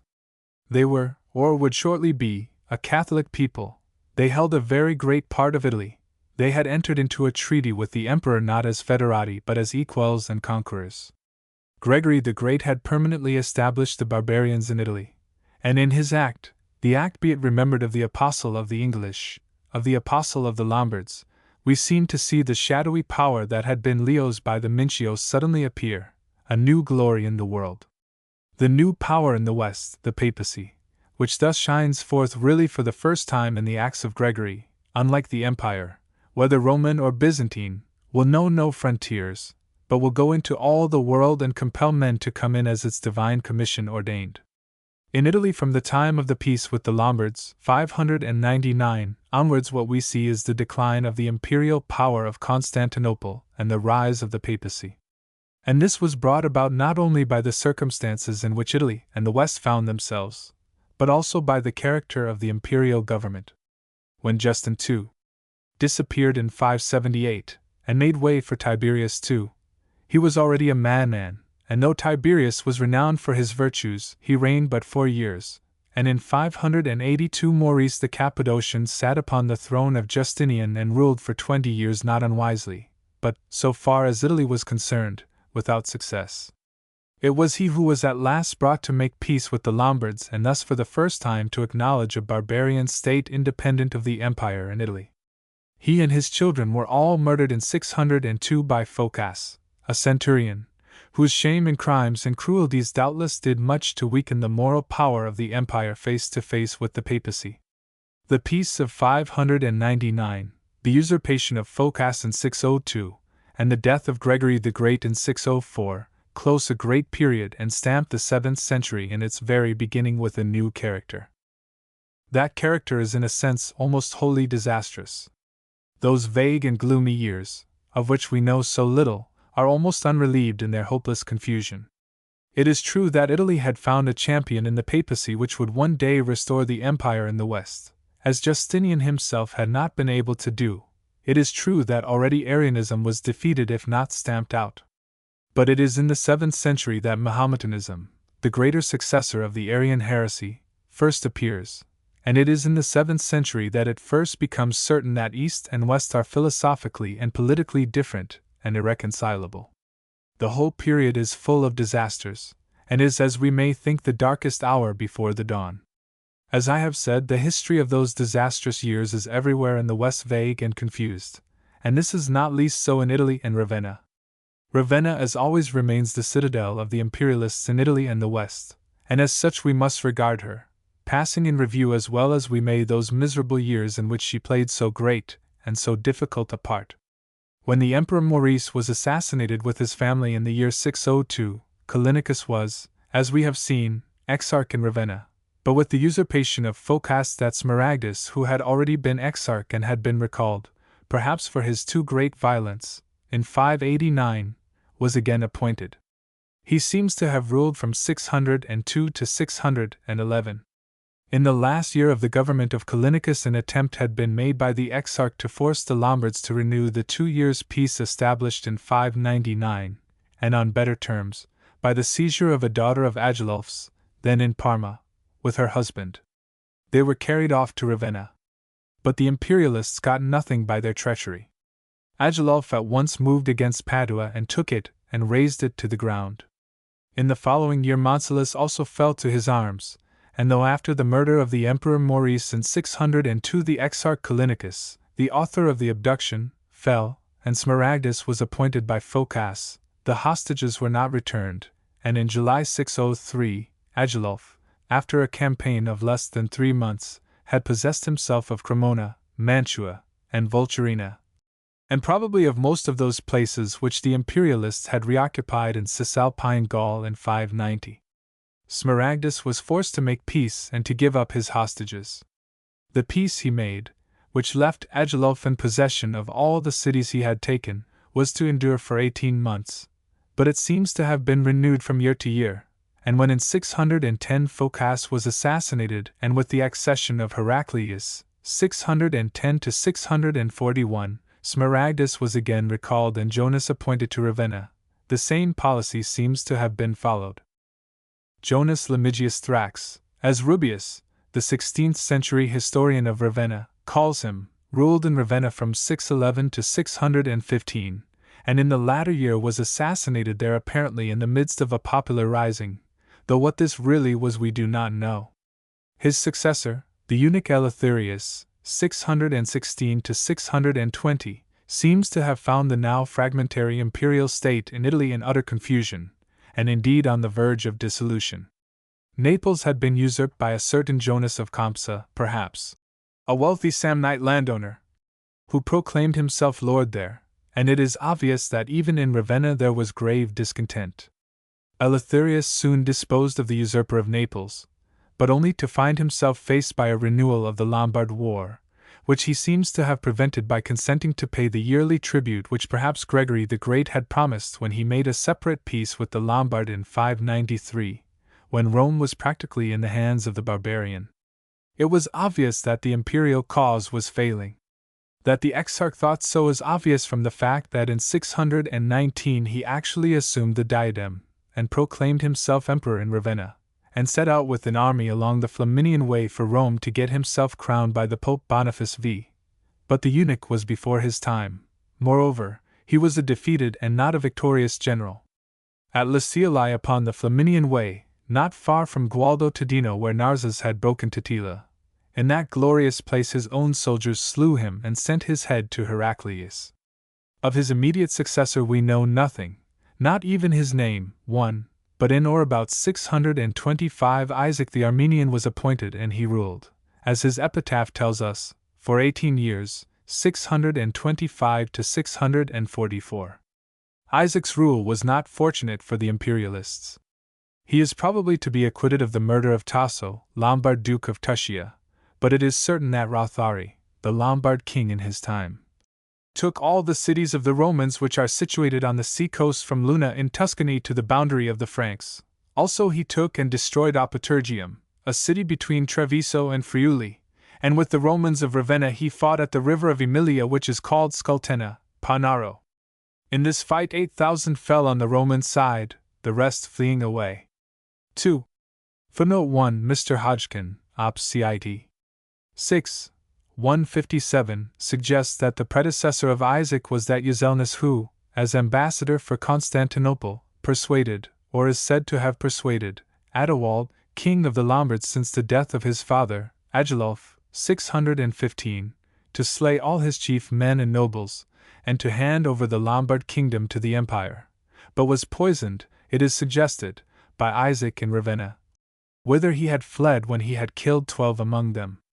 Arwald succeeded him, 625. Footnote 2 Paulus Diaconus, cf. Hodgkin, 6. 168. Illustration: the sarcophagus of Exarch Isaac. Nor was this all. It is in Isaac's time that the growing jealousy of the empire in regard to the papacy for the first time breaks into flame. Isaac, who as exarch had the right to approve the election of the pope on the accession of Severinus, 638, sent Maurice his Cartularius to Rome as his ambassador.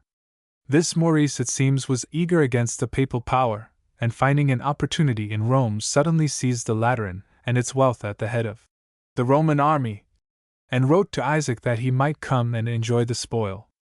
The exarch presently arrived in Rome, resided in the Lateran during 8 days, banished the cardinals, and proceeded to steal everything he could lay his hands on in the name of the emperor, to whom he sent a part of the booty. A little later Maurice attempted to repeat his rape, but doubtless hoping to enrich himself he began by repudiating Isaac, who then dealt with him, had him brought northward, and beheaded at a place called Ficuli, 12 miles from Ravenna.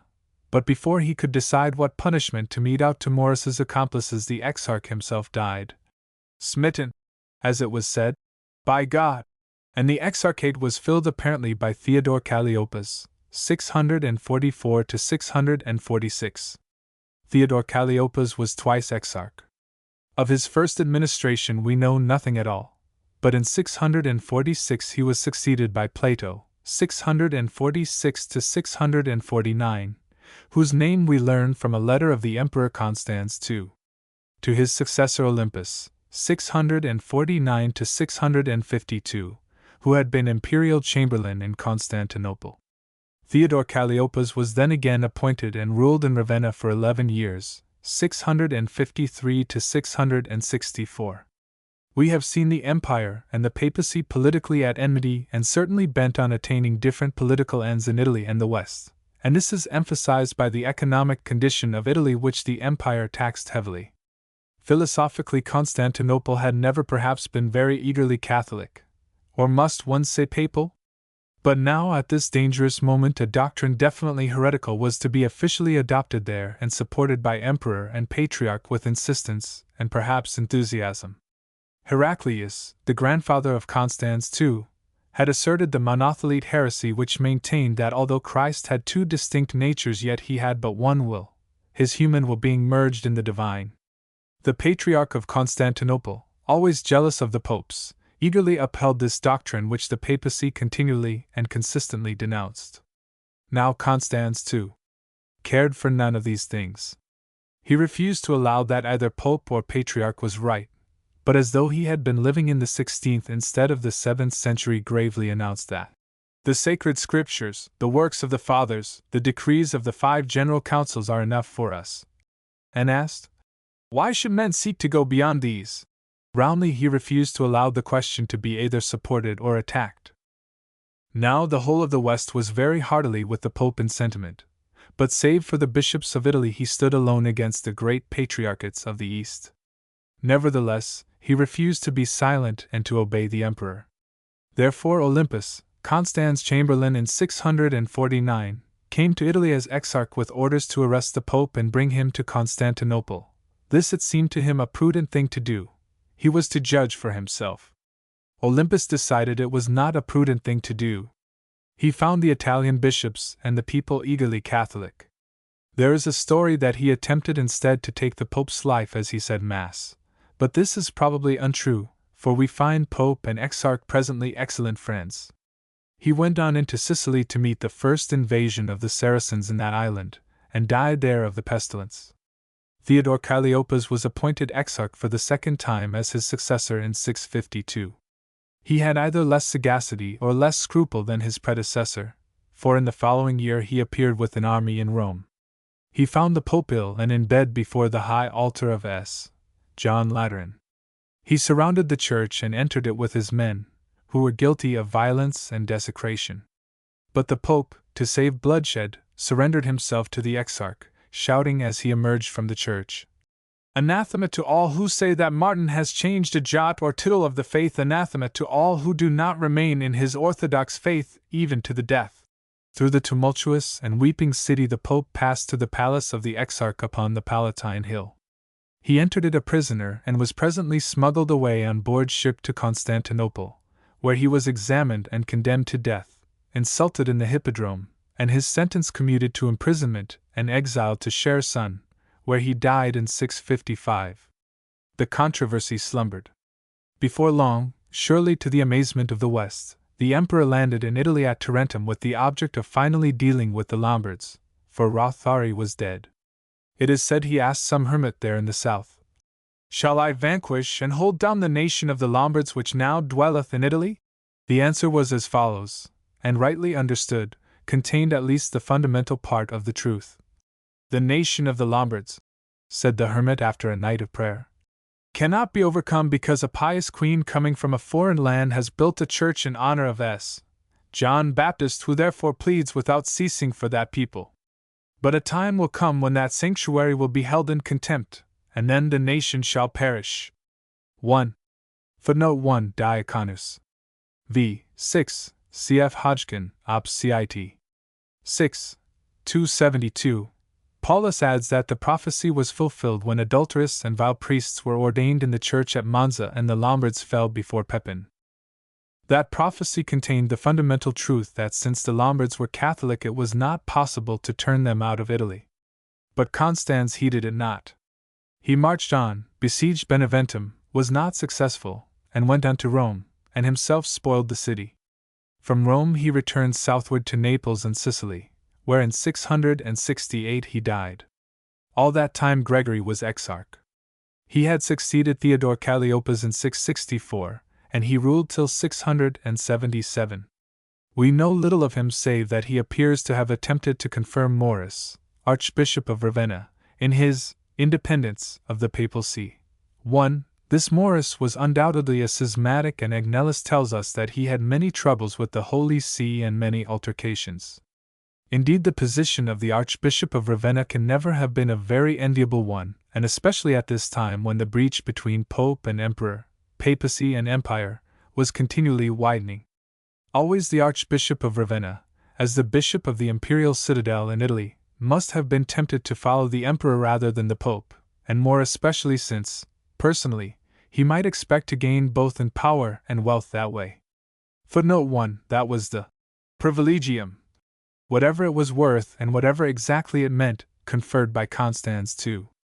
Constantine Paganatus, the successor of Constans, is still to be seen in Apollinaire and classed the privilegium in his hands in mosaic. See infra, page 208. The exarch Gregory was succeeded apparently by a certain Theodore, whose contemporary archbishop in Ravenna was also a Theodore. He ruled, it seems, for 10 years, 677 to 687, and built near his palace an oratory, or a monastery, not far from the church of Martin, Apollinaire Nuovo, and was, according to Agnellus, a pious man, presenting 3 golden chalices to the church in Ravenna and composing the differences of his namesake the archbishop and his clergy. Theodore in his turn was succeeded by Jonas Platon, 687 to 701. 2 years before his appointment in 685 Justinian II, 685 to 695, had succeeded to the imperial throne, and in that same year Pope Benedict II died. John V succeeded him and reigned for a few months, when there followed 2 disputed elections, those of Conon and of Sergius. In the latter Jonas Platon the exarch played a miserable and disastrous part.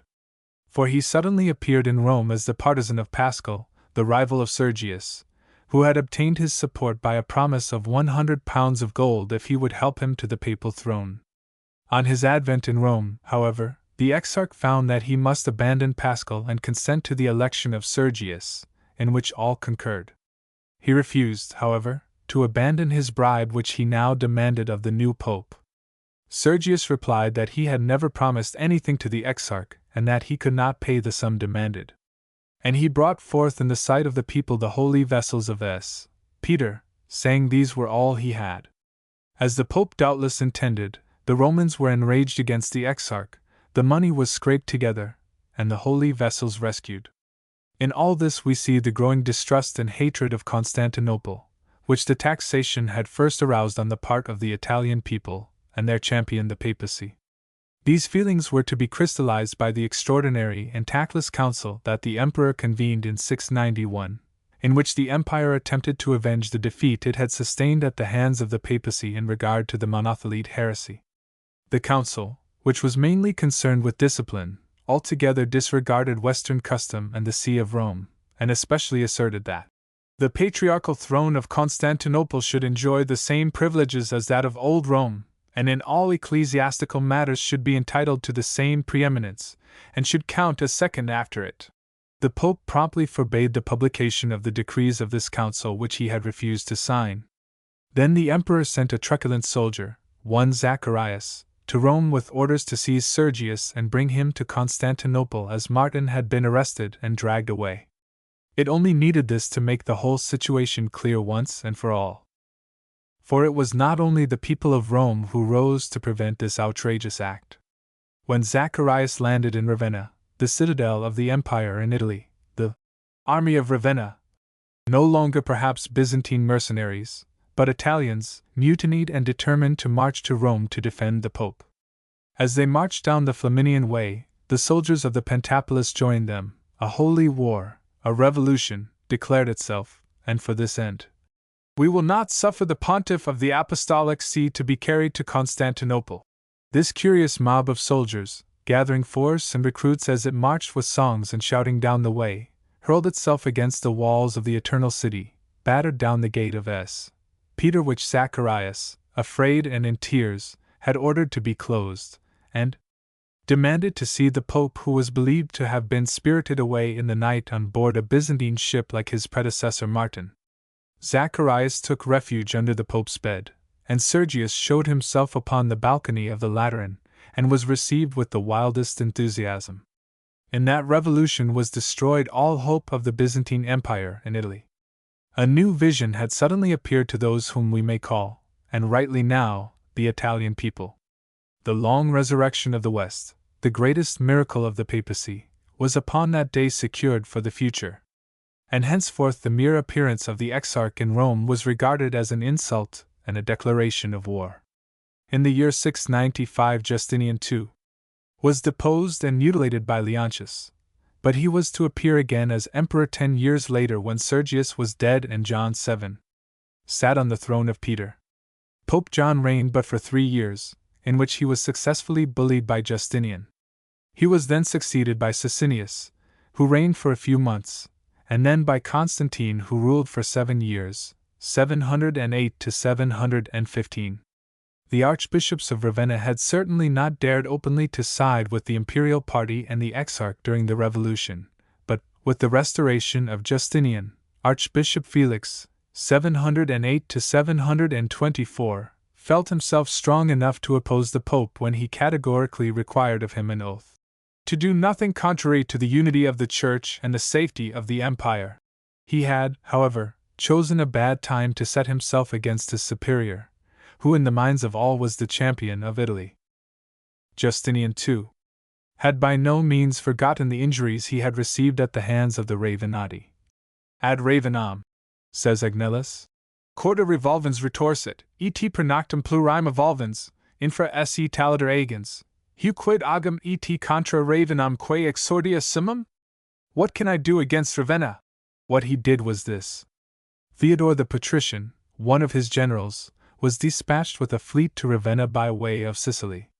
He proceeded up the Adriatic, and when far off he saw the great imperial city, he first, according to Agnellus, lamented its fate.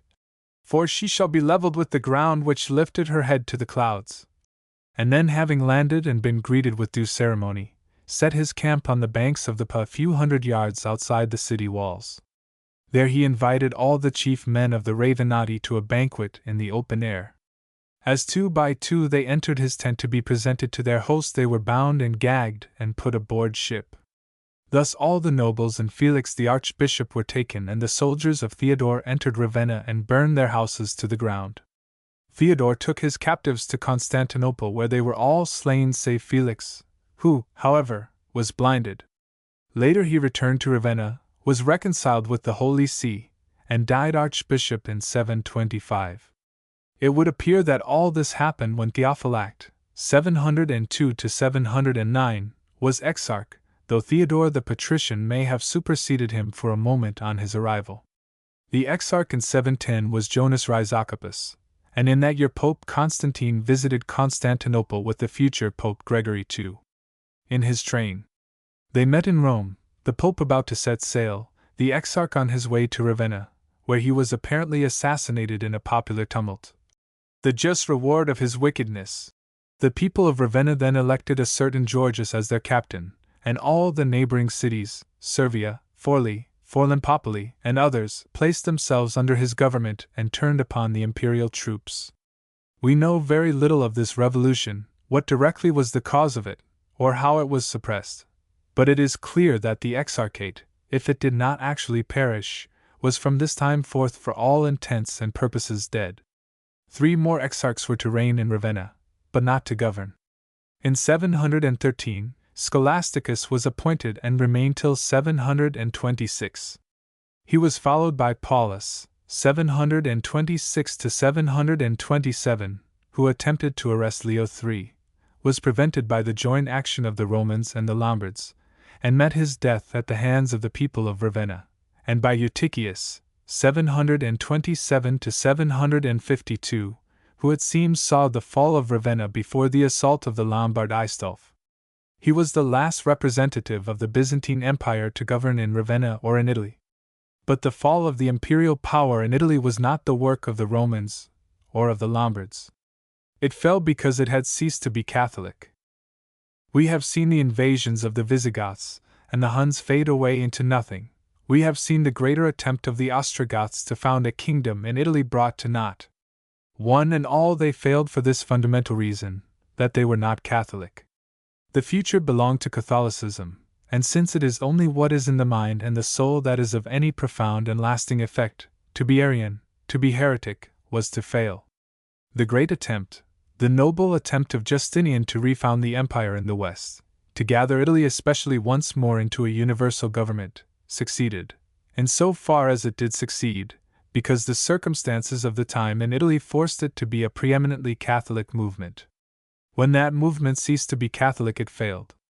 Let us be sure of this, for our whole understanding of the Dark Age depends upon it. Justinian's success in Italy was a Catholic success. What had always differentiated the imperialists from the barbarians since the fall of the old empire was their Catholicism.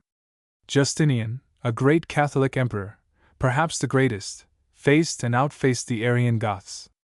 He succeeded because his cause was the Catholic cause. But when his successors had to meet the Lombards, they soon found that, for all they could do, they had no success. The Lombards, never very eagerly Arian, were open to conversion. Slowly they became Catholic, and from the day they became Catholic there was no longer any hope of turning them out of Italy. It is only what is in the mind that is of any fundamental account. Face to face with such a thing as religion, race is as a tale that is told. But though all hope of turning the Lombards out of Italy ceased with their conversion, and the plan of Justinian, with nothing as it were to kick against, was thus rendered 1,000 times more difficult, it did not become utterly hopeless and impossible till the empire, the East, that is, Constantinople, fell into heresy and ceased itself to be Catholic. It was the gradual failure of Constantinople in Catholicism that disclosed the Pope to the Italians as their champion. It was this failure that raised up even in the imperial citadel, even in Ravenna, men and armies passionately antagonistic to the emperor, passionately papal too. During 100 years this movement grew till, in the 8th century, the coup de grace, as we might say, was given to the Justinian plan by the iconoclastic heresy. The iconoclastic decrees of the Emperor Leo are said to have appeared in Italy in the year 726. Leo was an adventurer from the mountains of Isauria. He was, so Gibbon tells us, ignorant of sacred and profane letters, but his education, his reason, perhaps his intercourse with the Jews and the Arabs, had inspired the martial peasant with an hatred of images. It was his design to pronounce the condemnation of images as an article of faith by the authority of a general council. This, however, he was not able to do, for he was at once met and his iconoclasm pronounced heretical by the greatest of all opponents, the Pope, Gregory II. Gregory had been elected to the papacy in 715 upon the death of Constantine. He was a man of great strength of purpose and nobility of character. Upon the Lombard throne sat Liutprand, whose boast it was that his nation was Catholic and beloved of God, and who acknowledged the Pope as the head of all the churches and priests of God through the world. These three men were the great protagonists who decided the fate of the empire in Italy. The Lombards, though they were thus Catholic, had certainly not ceased to make war upon the empire. In this ceaseless quarrel, for instance, they had, perhaps about 720, possessed themselves of Classis, the seaport of Ravenna, and not long after of the fortress of Narni upon the Flaminian Way, and a little later, about 752, Liutprand himself laid siege to Ravenna, apparently without much result, though Classis seems to have suffered pillage. But if Ravenna did not then fall, it was because the emperor's iconoclastic decrees had not then reached Italy. They appear to have arrived in the following year, and immediately the whole peninsula was aflame. "No image of any saint, martyr, or angel shall be retained in the churches," said Leo, "for all such things are accursed." The Pope was told to acquiesce or to prepare to endure degradation and exile. Then, says Gibbon, surely here an unbiased authority, without depending on prayers or miracles, Gregory II, boldly armed against the public enemy, and his pastoral letters admonished the Italians of their danger and their duty. At this signal Ravenna, Venice, and the cities of the Exarchate and Pentapolis adhered to the cause of religion. Their military force by sea and land consisted for the most part of the natives, and the spirit of patriotism and zeal was transfused into the mercenary strangers. The Italians swore to live and die in the defense of the Pope and the holy images. The Roman people were devoted to their father, and even the Lombards were ambitious to share the merit and advantage of this holy war. The most treasonable act, but the most obvious revenge, was the destruction of the statues of Leo himself. The most effectual and most pleasing measure of rebellion was the withholding of the tribute of Italy and depriving him of a power which he had recently abused by the imposition of a new duty. The life of the Pope was attempted by the imperial officials, and the Exarch appears to have been privy to the plot. The Romans rose and prevented the murder by slaying 2 of the conspirators, and when the Exarch attempted to arrest the Pope, the very Lombards flocked from all quarters to defend him. In Ravenna itself there was revolution. Paulus the Exarch was slain, it seems, in 727, and Ravenna apparently swore allegiance to the Holy See. Leo sent a fleet and an army to chastise her. After suffering, says Gibbon, from the wind and wave much loss and delay, the Greeks made their descent in the neighborhood of Ravenna.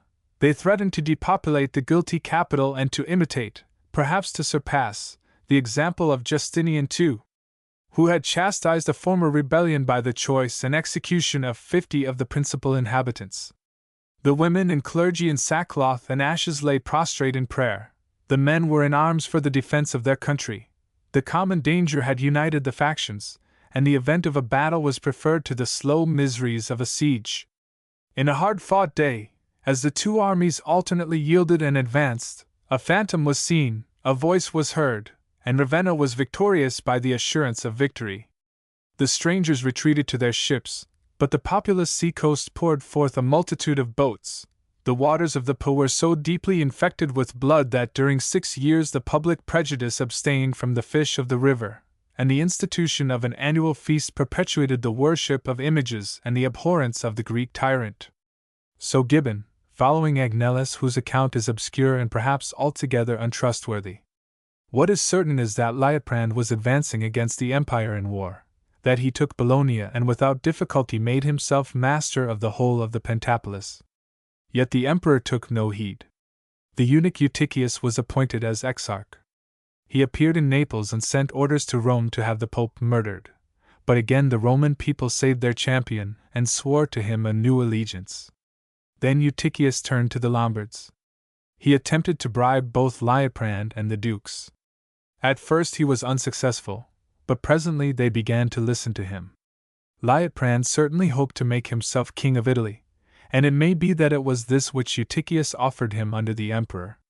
Moreover, he was jealous, and not without cause, of the Dukes of Spoleto and Benevento, who had rallied to the Pope, and was anxious to have them under his feet. This, too, he may have hoped to attain as King of Italy and the Emperor's representative in Italy. When the Pope saw Liutprand march southward with the exarch, he must have known that the whole of the future depended upon the outcome of this act. Liutprand presently encamped with his army in the plain of Nero between the Vatican and Monte Mario. There the Pope met him, and, even as Leo the Great had done upon the banks of the Mincio, and as Gregory the Great had done upon the steps of S. Peter's, overawed the barbarian. Liutprand laid his crown and his sword at the Pope's feet and begged, not only for his own forgiveness, but for that of the exarch his ally. The moment of enormous danger past, the Pope received both his enemies. But from that moment it was evident that the Lombards were not to be trusted and must one day feel the weight of the papal arm. Gregory died in February 731, and was succeeded by Gregory III, who continued his predecessor's Italian policy. The great and terrible danger which had suddenly threatened the whole of papal policy when Liutprand and the exarch approached one another seems to have haunted the third Gregory. His obvious defense was to support the dukes against Liutprand, and this he did. Liutprand marched down against him and seized several towns in the Duchy of Rome. It is now that the future begins to declare itself. The Pope in his peril, a peril that would presently increase, made an appeal to the great Christian champion, Charles Martel. He appealed to the Franks. In the event, as we know, it was the Franks who saved the situation. In 740, however, Charles Martel refused to interfere. He was the kinsman of Liutprand and his son was a guest at the court of Pavia. That son was to be King Pepin the Deliverer, the father of Charlemagne, the first emperor of the restored West. That appeal for help was in all probability not made only on account of the threat of Liutprand against Rome. It was obvious and more obvious that the imperial power in Italy was about to dissolve. What was to take its place? The papacy?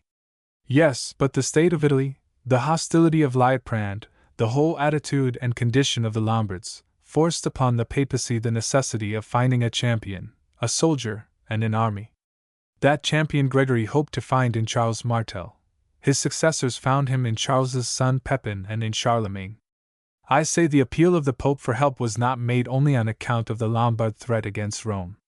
It was the sudden dissolution of the imperial power that called it forth.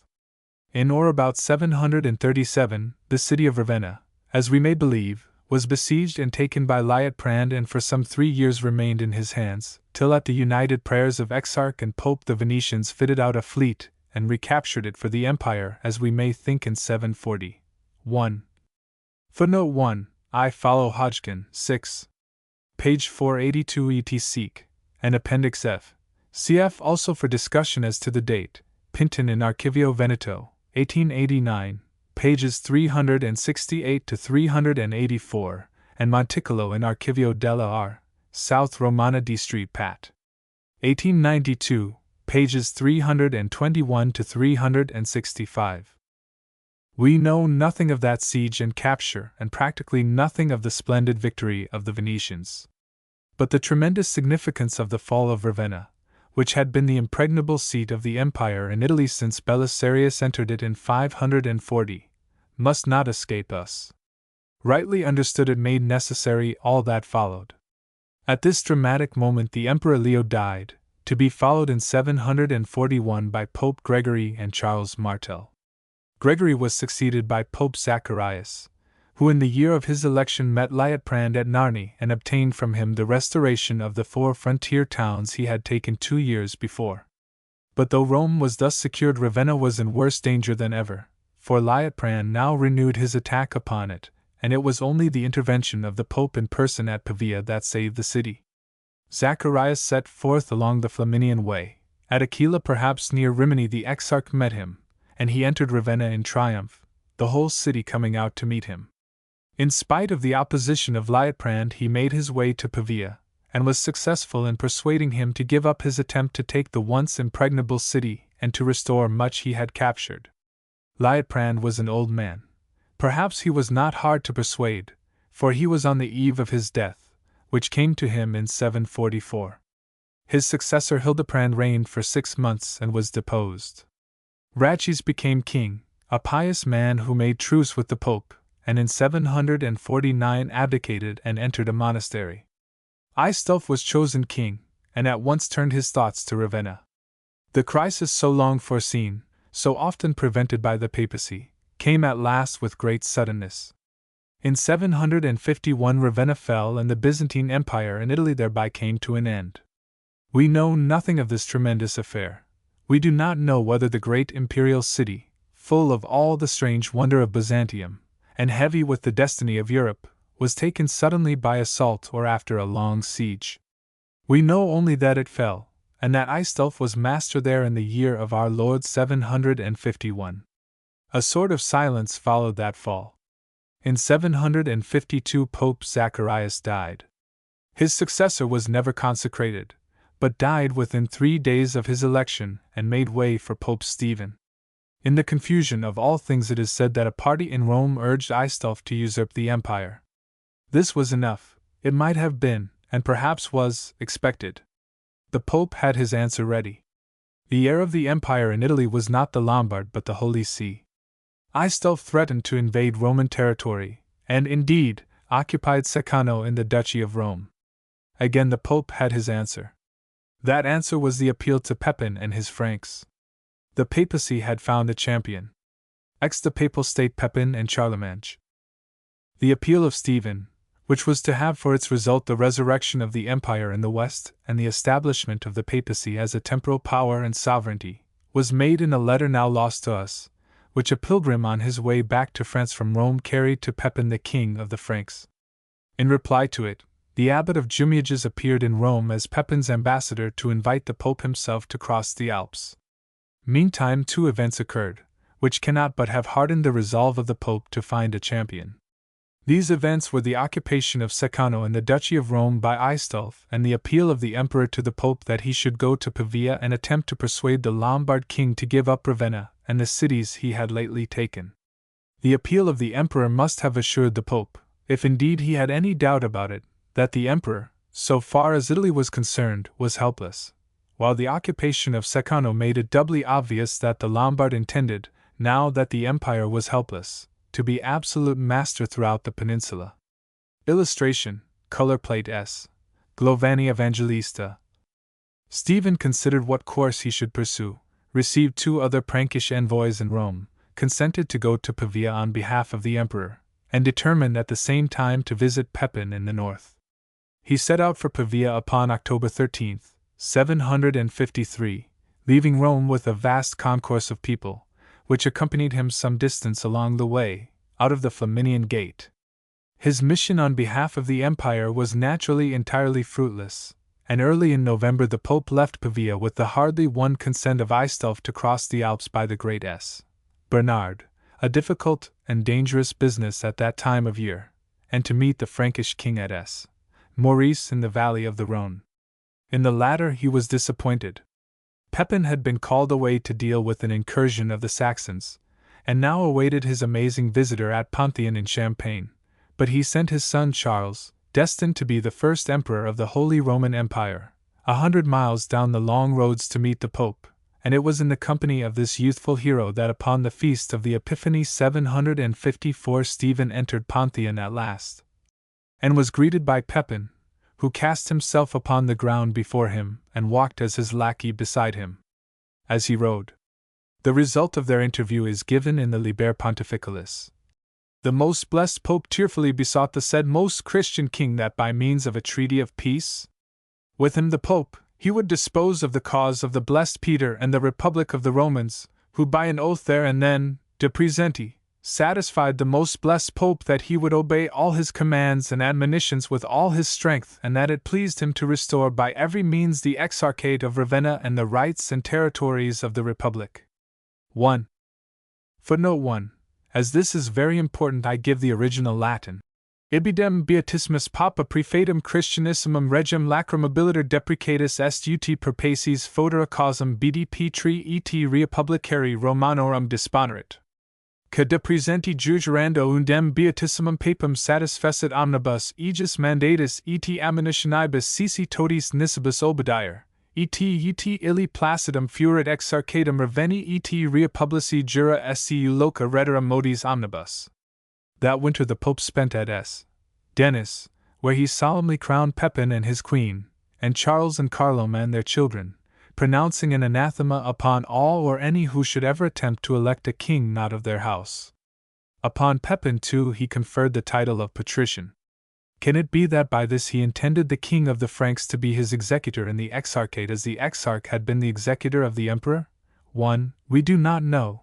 But a little later a document was drawn up in which Pepin declared and enumerated the territories he was ready to secure for the Pope. This document, the donation of Pepin, would seem to have confirmed in detail and in writing the oath he had sworn to the Pope at Pantheon. Unhappily, the document has disappeared, and we can only judge of its contents by what actually happened. Footnote 1. The title patrician was not exclusively borne by the exarch. The Dux Romi, for instance, bore that title in 743. The adventure into Italy to which the Pope had persuaded Pepin was not universally popular with the Frankish nobles. We find Pepin attempting to gain his end by negotiation with Aistulf, but all to no purpose, and probably in March 755 the Franks set out with the Pope at their head to march into Italy to curb and chastise the Lombard. The great army of Pepin crossed the Alps by the Mont Cenis, and in what was little more than a skirmish upon the northern side of the pass defeated the Lombard army, and proceeded to invest Pavia and ravish the country round about. Aistulf, who was rather an impetuous than a great soldier, had soon had enough and was ready to entertain proposals for peace. A treaty was made in which he agreed to restore Ravenna and divers other cities, and to attempt nothing in the future against Rome and the Holy See. This having been decided, the Pope took leave of Pepin, who returned to France, and went on his way to Rome. The Pope had won and had really established the Holy See as the heir of the empire, but Aistulf was by no means done with. He forgot alike his treaty and his promises. Ever since the day when we parted, the Pope writes to Pepin and the young kings, his sons Charles and Carloman, he has striven to put upon us such afflictions and on the holy Church of God such insults as the tongue of man cannot declare. You have made peace too easily, you have taken no sufficient security for the fulfillment of the promises you have made to S. Peter, which ye yourselves guaranteed by writing under your hand and seal. But the Franks were deaf. An expedition to crush the Lombards was a laborious and an expensive business, and Pepin had much to occupy him at home. In January 756, however, Aistulf, mad from the start, laid siege to Rome, and for 3 months laid waste the farms of the Campania, S. Peter's patrimony. Narni was taken, and indeed all seemed as hopeless as ever. Then the Pope took up his pen and as the successor of the Prince of the Apostles wrote a letter as from S. Peter himself and sent it to the 3 kings, Pepin, Charles, and Carloman, to the bishops, abbots, priests and monks, the dukes, counts, armies, and people of Francia. Gibbon thus summarizes this extraordinary and dramatic epistle. The apostle assures his adoptive sons, the king, the clergy, and the nobles of France that dead in the flesh, he is still alive in the spirit, that they now hear and must obey the voice of the founder and guardian of the Roman Church, that the Virgin, the angels, the saints, and the martyrs, and all the host of heaven unanimously urge the request, and will confess the obligation, that riches, victory, and paradise will crown their pious enterprise, and that eternal damnation will be the penalty of their neglect, if they suffer his tomb, his temple, and his people to fall into the hands of the perfidious Lombards. Pepin could not be deaf to such an appeal. He again crossed the Mont Cenis, and again the Lombards were as chaff before him. On his march to Pavia he was met by 2 envoys from Constantinople who had ill-treated, detained, and outstripped the papal ambassador. They besought Pepin to restore Ravenna and the Exarchate to the empire, but he denied them and declared roundly that, on no account whatsoever should those cities be alienated from the power of the blessed Peter and the jurisdiction of the Roman Church and the Apostolic See, affirming too with an oath that for no man's favor had he given himself once again to this conflict, but only for love of Peter and for the pardon of his sins, asserting, also, that no abundance of treasure would bribe him to take away what he had once offered for Peter's acceptance. 1. Footnote 1. Cf. Hodgkin, Op. Cid. 7, page 217. Pepin marched on. Pavia was besieged. Aistulf was beaten to the dust. A treaty was drawn up in which the Lombard gave to Peter the Holy Roman Church, and all the popes of the Apostolic See forever, the Exarchate, the Pentapolis, and Comacchio. An officer was commissioned to receive the submission of every city, and their keys and the deed of Pepin's donation were placed upon the tomb of Peter in Rome. The Papal State was founded. Where the empire had ruled so long there appeared the heir of the empire, the papacy, sitting crowned upon the grave thereof. The cities that with their contadi and dependencies thus formed the temporal dominion of the Pope were, according to the papal biographer, 23 in number: Ravenna first and foremost, then Rimini, Pesaro, Fano, Sinigaglia, but not Ancona, that had formed the old Pentapolis. To them was added La Cattolica. The whole of the inland Pentapolis, though Fossombrone is not mentioned, Urbino, Gessi, Cagli, Gubbio, passed to the Pope, as well as the following places: Cesena and the Mons Lucatium, Forlimpopoli, Forli, Castro, Caro, Leo, Arcevia, Serra dei Conti, the Republic of Marino, Sarzina, and Cantiano, together with Comacchio and Narni. A few months after all this was accomplished, in December 756, Aistulf, that follower of the devil, as the Pope called him, died. Every state that is nearing dissolution is the prey of civil discord.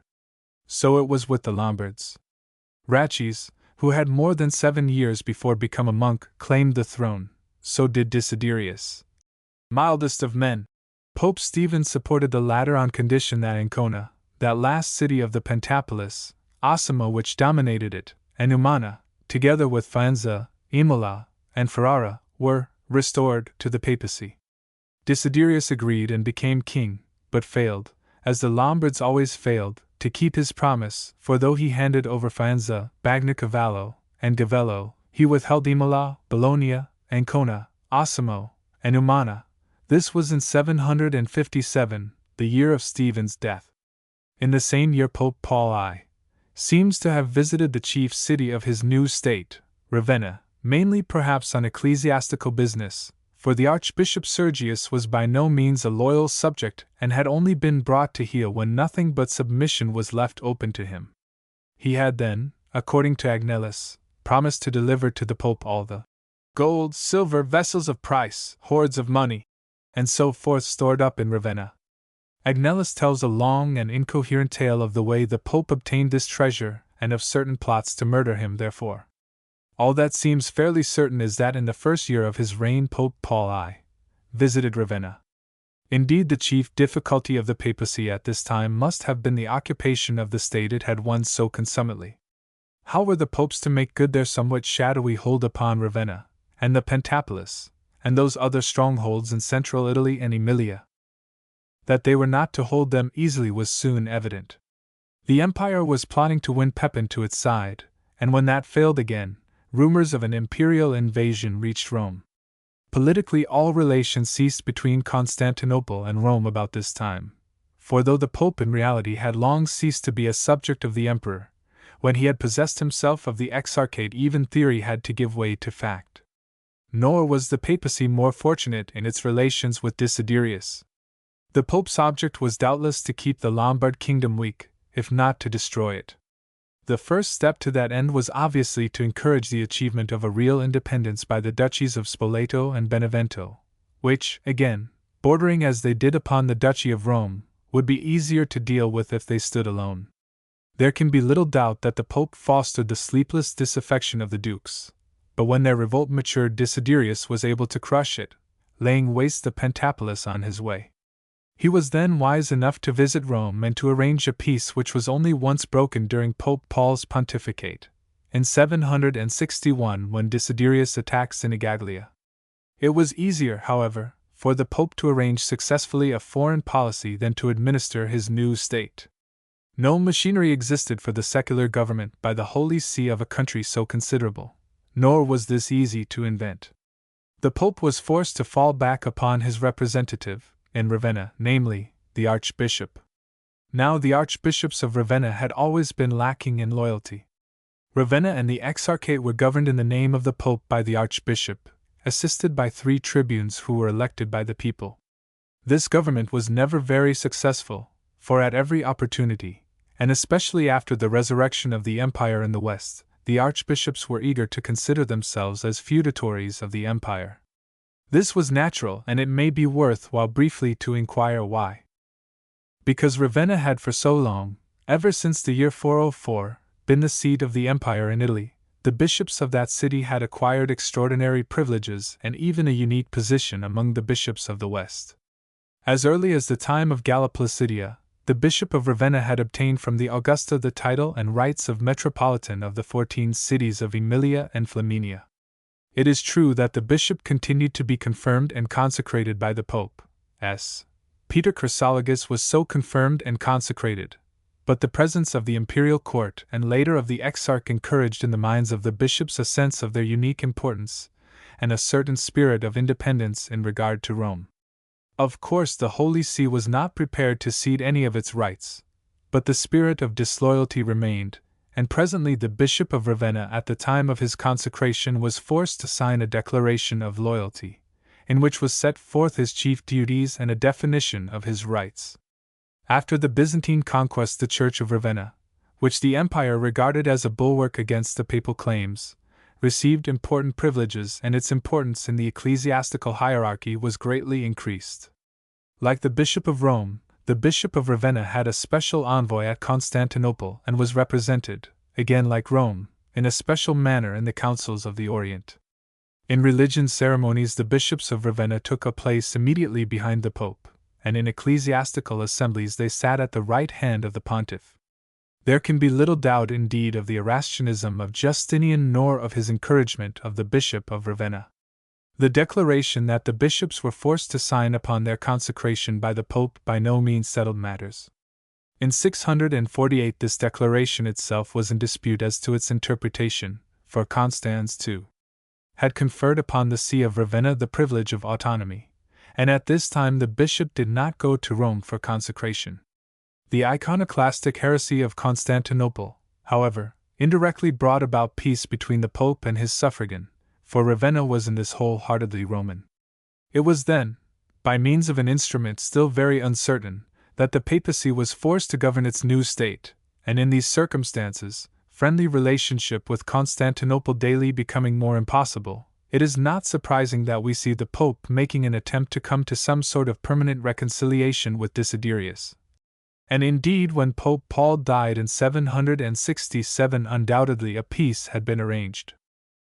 All might have been well if Pope Paul's successor had been regularly chosen, but a layman Constantine was elected by a rabble at the instigation of his brother Toto of Nepi. Christopher and his son Sergius, who held 2 of the greatest offices in the papal chancery, decided to call in the aid of the Duke of Spoleto to attack Constantine. Rome was entered, and in the appalling confusion the Lombards elected a certain priest named Philip to be pope. Christopher appeared, Philip was turned out, and Stephen III, a Sicilian, was regularly chosen. That was in 768, and in the same year King Pepin died and was succeeded by his 2 sons, Charles, to whom apparently fell Austrasia and Neustria, and Carloman, who took Burgundy, Provence, and Swabia. The death of Pepin left the papacy without a champion. Nor was this all, as soon appeared. Charles and Carloman began to quarrel, and to effect their reconciliation, or to avert its consequences, Bertrada, their mother, counseled and succeeded in forcing upon them a friendship and an alliance with the Lombards which meant the complete abandonment of Italy upon the part of the Franks. This alliance was to be secured by a double marriage. Charles was to marry Desiderata, the daughter of the Lombard king, while Gisela, Bertrada's daughter, was to marry Desiderius' heir. It is obvious that Peter was in peril, nor was Pope Stephen slow to denounce the whole arrangement.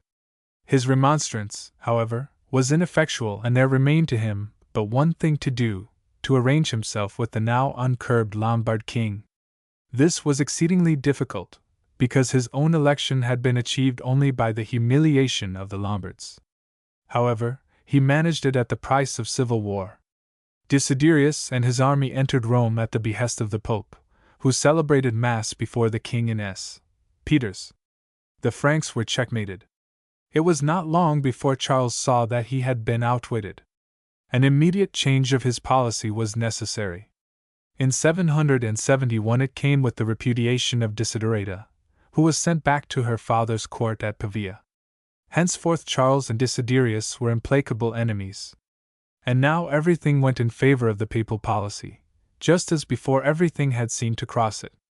Carloman, who had not quarreled with Desiderius, and might have opposed Charles and changed all the future, suddenly died in December of the year of the quarrel. Charles became thus sole king of the Frankish nation. When Pope Stephen came to die in February 772, he must have laid him down with a quiet mind. In Stephen's stead there was elected as Pope a pure Roman, born in the violata of the nobility of the city. He took the famous name of Hadrian I. Desiderius, who had watched with a growing anxiety the amazing policy of Stephen, now turned to his successor, and both demanded and begged a renewal of friendship. Hadrian answered his ambassador at last with the mere truth. "How can I trust your king when I recall what my predecessor Lord Stephen of pious memory told me in confidence of his perfidy? He told me that he had lied to him in everything as to the rites of Holy Church, though he swore upon the body of the blessed Peter. Look you, such is the honor of King Desiderius and the measure of the confidence I may repose in him." Desiderius' answer was not to the point. He seized the cities of Faenza, Ferrara, and Comacchio and ravaged the territory about Ravenna, burned the farms and carried off the cattle. Then he fell upon the Pentapolis, seized Sinigaglia, Gessi, Urbino, Gubbio, Leo, and other Roman cities, and indeed possessed himself of everything save only Ravenna and Rimini, and proceeded upon a raid into the Duchy of Rome. The answer of the Pope was mild but firm, mild, for the hour was not yet come, firm, for it would strike ere long. "Tell your king," said he, "that I swear in the presence of God that if he choose to restore those cities which in my time he has taken from Peter, I will hasten into his presence wherever he may appoint a meeting place, at Pavia, Ravenna, Perugia, or here in Rome, that we may confer together. But if he does not restore what he has taken away, he shall never see my face." The hour was not come. Charles was busy with the Saxon hordes upon the north and east of his kingdom. It was not till the beginning of January 773 that the Pope sent his messenger Peter to summon him to his aid. Meanwhile, Desiderius marched on Rome. But even without Charles the Pope was not defenseless. The vicegerent of God, who had without a soldier turned back Attila on the Mincio, and had thrust back Liutprand from Rome, was not to be at the mercy of such a king as Desiderius. At Viterbo his messengers, the 3 bishops of Albano, Palestrina, and Tivoli, met the Lombard king and gave him the Pope's last word. Anathema. Desiderius shrank back. In that moment, as it seems, the ambassadors of Charles arrived in Rome, satisfied themselves of the justice of the papal summons, and carried back to the great Frank the prayer of the Pope that he would redeem the Church of God. In the late summer of that year the Frankish host was assembled at Geneva and was already beginning to cross the mountains in 2 mighty commands by the great Bernard and the Mont Cenis. In October the siege of Pavia was begun. That siege endured for more than 8 months. Meanwhile Charles had made himself master of Verona and of many of the cities of the plain. The men of Spoleto hastened to commend themselves to the Pope, and the citizens of Fermo, Osimo, and Ancona, and of Città di Castello, we read, followed their example, and for the feast of Easter 774, Charles appeared in Rome, and was greeted and embraced by the Pope at Peter's. On Easter Day Charles heard Mass in Maria Maggiore, on Easter Monday in Peter's, on Easter Tuesday in Paul's. On the Wednesday in that Easter week, according to Hadrian's biographer, he made that great donation to the papacy which confirmed and extended and secured the gift of Pepin his father. The duchies of Spoleto and Benevento, and much else, were added to the exarchate, as it was of old, and given to the Pope. Then in June Pavia, the Lombard capital, fell, and Desiderius and his wife were sent by Charles as prisoners to a convent in Picardy where it is said they ended their lives. Illustration: guardhouse of the palace of Theodoric. The donation of Pepin, confirmed, renewed, and enlarged by Charles, may, of course, be understood in various ways. At any rate, it has been so understood. But it is certain that the Pope saw in it both the fulfillment of his hopes and the final establishment of the papal monarchy.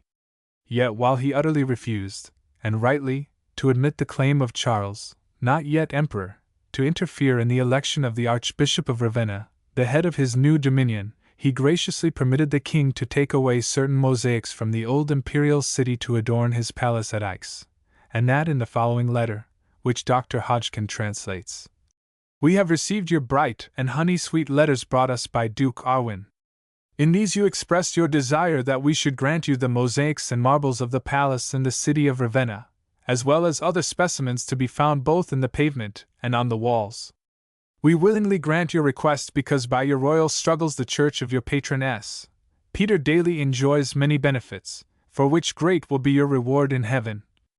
On no theory yet put forward can the Pope be considered as the subject of the King of the Franks.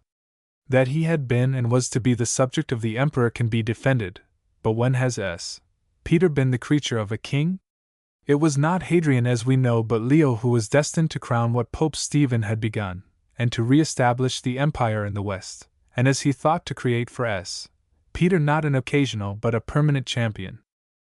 25 years after that great Easter in Rome, Pope Leo, who succeeded Hadrian, whose long pontificate lasted for 23 years, was attacked in the streets of Rome and thrown to the ground in the Corso by two nephews of Hadrian's. Exactly what was the nature of their quarrel with Leo we do not know, but they managed to imprison the Pope, who presently escaped and, assisted by Winichis, Duke of Spoleto, made his way to the court of Charles. During the summer of 799 the Pope remained in France, and probably in October returned to Rome with a Frankish guard of honor. In the following autumn Charles set out on his fourth journey to Rome.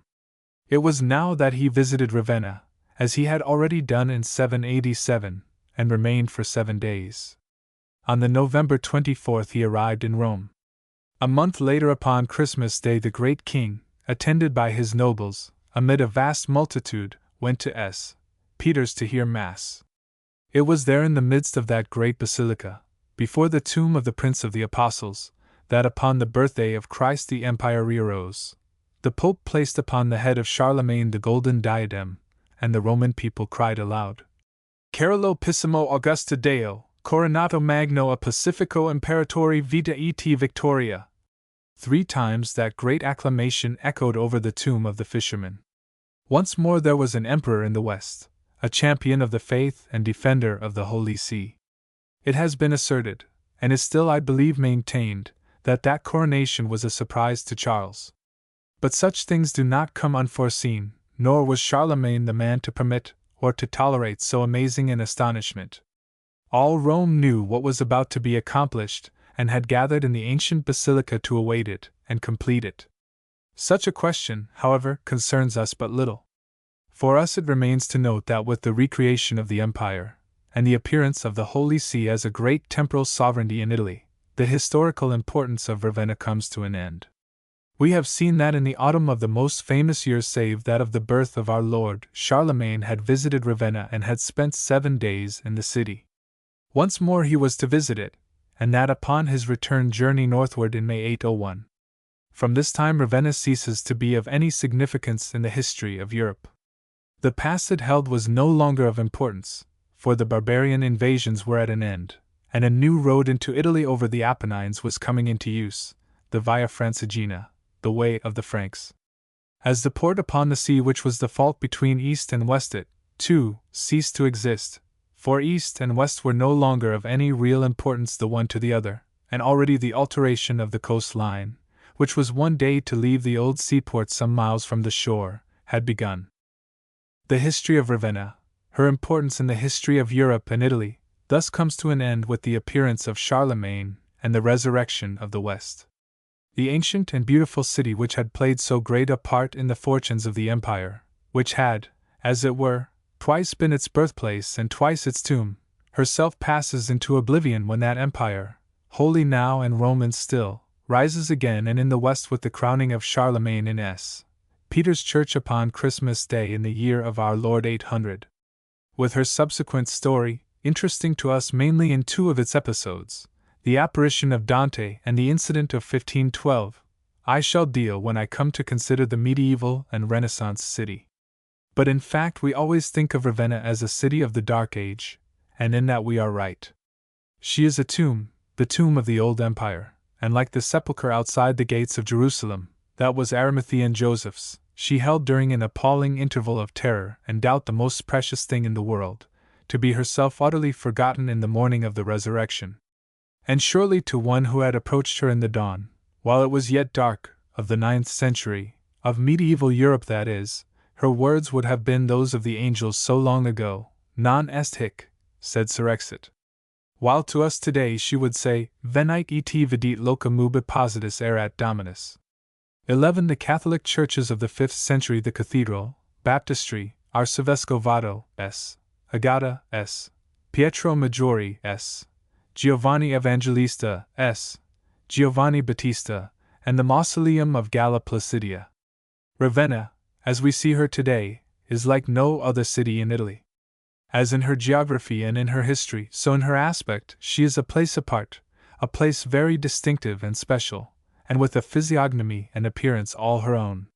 What we see in her is still really the city of Honorius, of Galla Placidia, of Theodoric, of Belisarius and Narses, of the Exarchate, in a word, of the mighty revolution in which Europe, all we mean by Europe, so nearly foundered, and which here alone is still splendidly visible to us in the great Roman and Byzantine works of that time.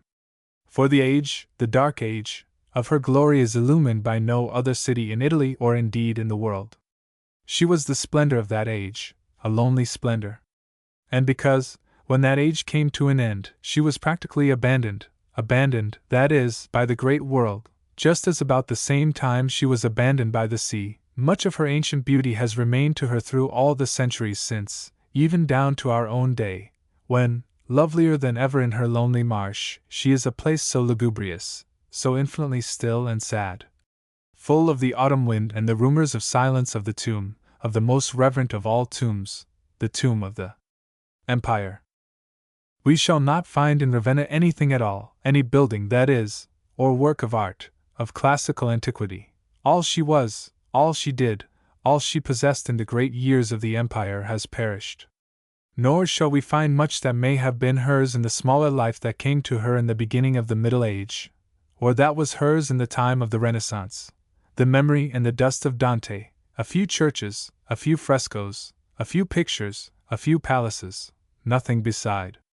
For all these we must go to Pompeii and to Rome, or to Florence, Siena, Assisi, and Venice. In Ravenna we shall find something more rare, but not these. She remains a city of the Dark Age, of the 5th, 6th, 7th, and 8th centuries, and she is full of the churches, the tombs, and the art of that time, early Christian and Byzantine things that we shall not find elsewhere, or, at any rate, not in the same abundance, perfection, and beauty.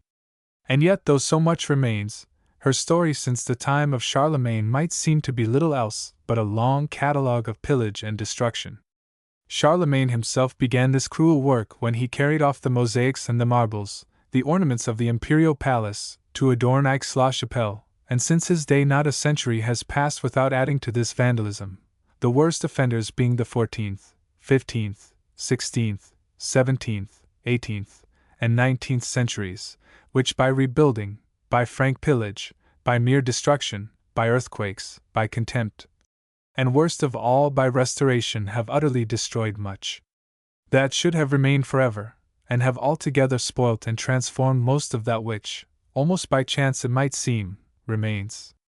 And so it comes to pass that the oldest buildings remaining to us today in Ravenna are to be found in the Baptistry, the Cathedral, the Arcivescovado, and the Mausoleum of Galla Placidia, the oldest complete building being the last. Let us then first consider these. The first bishop, the Apostle, of Ravenna, according to Agnellus, was S. Apollinaris, a Syrian of Antioch, the friend and disciple of S. Peter, who, as we know, had been bishop of Antioch for 7 years before he went to Rome. Apollinaris followed S. Peter to the Eternal City and was appointed by him bishop of Ravenna, whither he came to establish the church. There might seem to be some doubt as to his martyrdom, but, according to Agnellus, he was succeeded by his disciple S. Aderitus, and he in his turn by S. Eutychius, a theologian, who is said to have written commentaries upon the books of the Old and New Testaments, and to have been followed as bishop by S. Marcianus, a noble whom S. Apollinaris had ordained deacon. There follows in the Liber Pontificalis of Agnellus a list of 12 bishops: S. Calicyrus S. Proculus S. Probus S. Datus S. Liberius S. Agapetus S. Marcellinus S. Severus c. 344 S. Liberius II S. Probus II S. Florentius and S. Liberius III, who occupied the see before we come to S. Ursus, who first began to build a temple to God, so that the Christians previously scattered about in huts should be collected into one sheepfold. 1 S. Ursus, according to Dr. Holderegger, ruled in Ravenna from 370 to 396, and his church was dedicated in 385. But a later authority, too, would seem to place his pontificate later, and to argue that it immediately preceded that of S. Peter Chrysologus, who, the same authority asserts, was elected in 429. All agree that S. Ursus reigned for 26 years, and therefore, if he immediately preceded S. Peter Chrysologus, he was elected not in 370, but in 403, that is to say, in or about the same time as Honorius took up his residence in Ravenna. Footnote 1. Ist Pimus hic initiavit templum construere Dei, ut plebes Christianorum quae in singulis tigurius vagabant in unum ovile pissimus collegret pastor, igiter edificavit ist beatissimus presel infra hanc civitatem Ravenam sanctum ecclesiam catholicam, quo omnes acidu concurrimus, quam de su nomini urgenum nominavit. Footnote 2. Attesti Rasponi, note marginali al liber pontificalis di Agnello Ravenate in adii memori della R. DPDST Pat. Per la Romania 3. 27, Bologna, 1909-10. However that may be, we must attribute the foundation of a new cathedral church in Ravenna to S.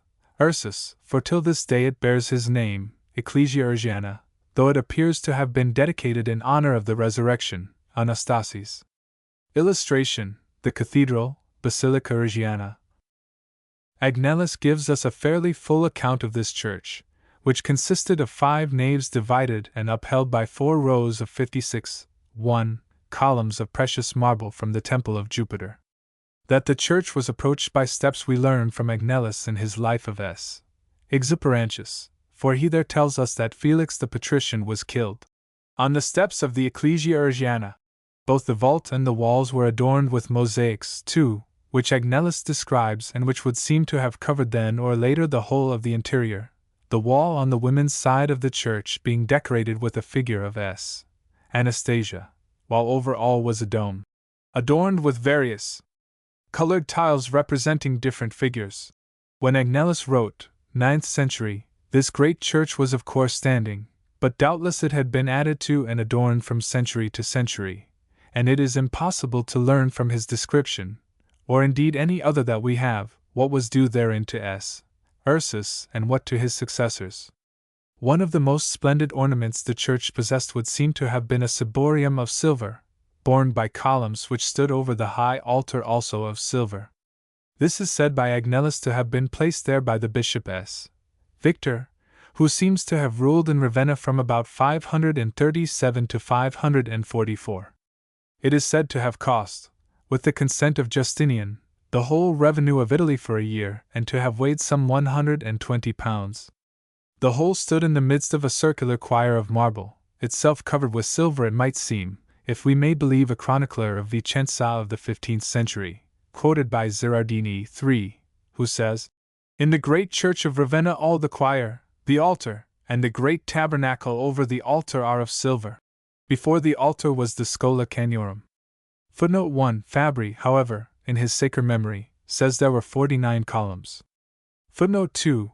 Agnellus gives the names of the mosaicists Usurius or Cusurius, Paulus, Agatho, Satius, and Stephanus. Footnote 3. Zerardini, De Antiquis Sacris Ravenni Edificiis. Agnellus tells us further in his Life of S. Felix c. 693 that bishop built a salutatorium, sacristy, whence the bishop and his assistants proceeded at the introit of the Mass into the presence of the people. But the epigram which Agnellus quotes from this building would seem to suggest that the salutatorium was rather then rebuilt than added for the first time to the church. The magnificent basilica, one of the most splendid in Italy, was sacked by the French in April 1512, but, as Dr. Corrado Ricci says, it was not they who destroyed the church itself, but the academici of the 18th century, who, instead of conserving the glorious building, then some 1300 years old, began in 1733 to pull it down, to break up the beautiful capitals and columns of precious marbles, and to make out of the fragments the pavement of the new church we still see, begun in 1734 by John Francesco Bonamici da Rimini. Only the apse with its beautiful great mosaic remained for a few years till at last it too was destroyed. Thus the church we have in place of the old Basilica Urgiana is a building of the 18th century, and all that we care for in it is the fragments that are to be found there of its glorious predecessor. These are few in number and of little account. Supporting the central arch of the portico are 2 marble columns which belong to the old basilica, and by the main door are 2 others of granite which came perhaps from the old nave. Entering the church we find ourselves in a cruciform building consisting of 3 naves, divided by 24 columns of marble, transept, and apse, with a dome over the crossing. In the second chapel on the right is an ancient marble sarcophagus said to be that of S. Exuperantius, Bishop of Ravenna about 470. The magnificent tomb carved in high relief did not, however, belong to the old cathedral, but was brought here when the church of S. Agnes was destroyed. In the south transept is the chapel of the Madonna del Sudor, where on either side are 2 other sarcophagi of marble adorned with figures and symbols. That on the right is said to be the tomb of S. Barbationis, confessor of Galla Placidia, and was originally in the church of S. Lorenzo in Caesarea, whence it was brought to the cathedral in the 13th century by the Archbishop Bonifacio de Fieschi, whom Dante found in purgatory among the gluttons. Bonifacio che pasturo call Rocco molt genti. He brought the sarcophagus to the cathedral for his own tomb, and there I suppose he was buried. The sarcophagus upon the left was likewise used in 1321 as a tomb for himself by the Archbishop, Reynaldo Concorreggio. This, too, is sculptured with a bas-relief of Christ, a nimbus round his head, a book in his hand, seated on a throne set on a rock, out of which 4 rivers flow. With outstretched hand he gives a crown to S. Paul, while S. Peter bearing a cross holds a crown, just received, in his hand. The sculpture on the sarcophagus of S. Barbationis is ruder. The high altar is of course modern, but within it is an ancient marble sarcophagus of the 6th century, in which it is said the dust of 9 bishops of about that time lies. But one noble thing remains here among all the modern trash to remind us of all we have lost, the glorious processional cross of silver called of S. Agnello. Yet even this, noble as it is, does not come to us from Roman or Byzantine times it seems, but is rather a work of the 11th century. In the midst of this great cross, upon one side, is the Blessed Virgin praying, and upon the other Christ rising from the tomb. Upon the arms of the cross, and the uprights, are 40 medallions of saints, of which 3 would seem to be archbishops. I say this beautiful and precious thing comes to us from the 11th century, but it has been very much restored at various times, and is now largely a work of the 16th century. Dr. Ricci tells us that on the side where we see the Madonna only the 5 medallions on the lower upright and the 2 last of the upper are original, while upon that of the risen Christ, only the 5 medallions on the lower upright are untouched, all the rest is restoration. Beneath the 18th century apse of the cathedral is the ancient crypt, no longer to be seen. It does not, according to Dr. Ricci, date earlier than the 9th century, nor do any of the other crypts in the city. In the left aisle, a few fragments from the old church remain recognizable. They are the marble slabs of an ambo erected by S. Agnellus, Archbishop of Ravenna, in the middle of the 6th century. There we read, Servus Christi Agnellus Episcopus Hunc Pergam Facit. Among these are some earlier panels of the 5th century. In the treasury, again, we find 2 other panels from the ambo of S. Agnellus, and a strange calendar carved upon a slab of marble to enable one to find the feast of Easter in any year from 532 to 626. This is certainly of the 6th century. A certain number of medieval and Renaissance things are also to be seen in the church. Here in the treasury we have a cross of silver gilt, with reliefs of the crucifixion, God the Father, the Blessed Virgin, S. John Baptist, and S. Mary Magdalene, dating from the middle of the 14th century, 1366. Over the entrance to the sacristy is a fresco by Guido Reni of Elijah the prophet fed by an angel. Within is a good picture by Marco Palmisano, a Pieta with S. John Baptist, while the chapel of the Blessed Sacrament is decorated by him and his pupils. It is obvious, then, that very little remains to us of the original Basilica Urgiana, nor can we reckon among that little the beautiful round and isolated campanile.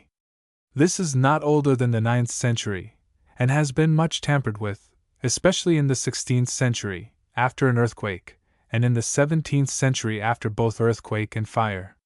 Indeed, the upper story dates entirely from 1658. As it is with the cathedral, so it is with the Arcivescovado.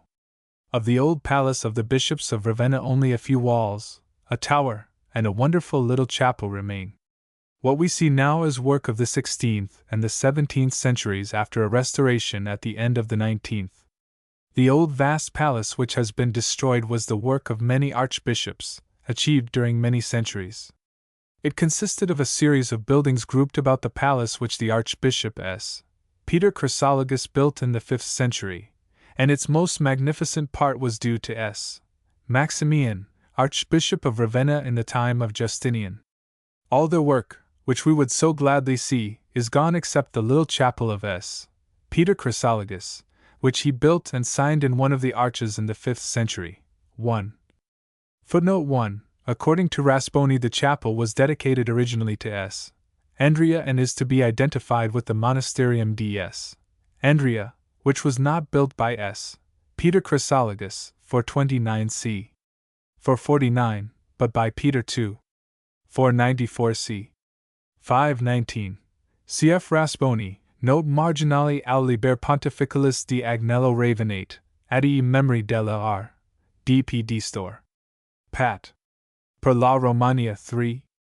27, Bologna, 1909–1910. Of this great man Agnellus records. He was beautiful in appearance, lovely in aspect. Before him there was no bishop like him in wisdom, nor any other after him.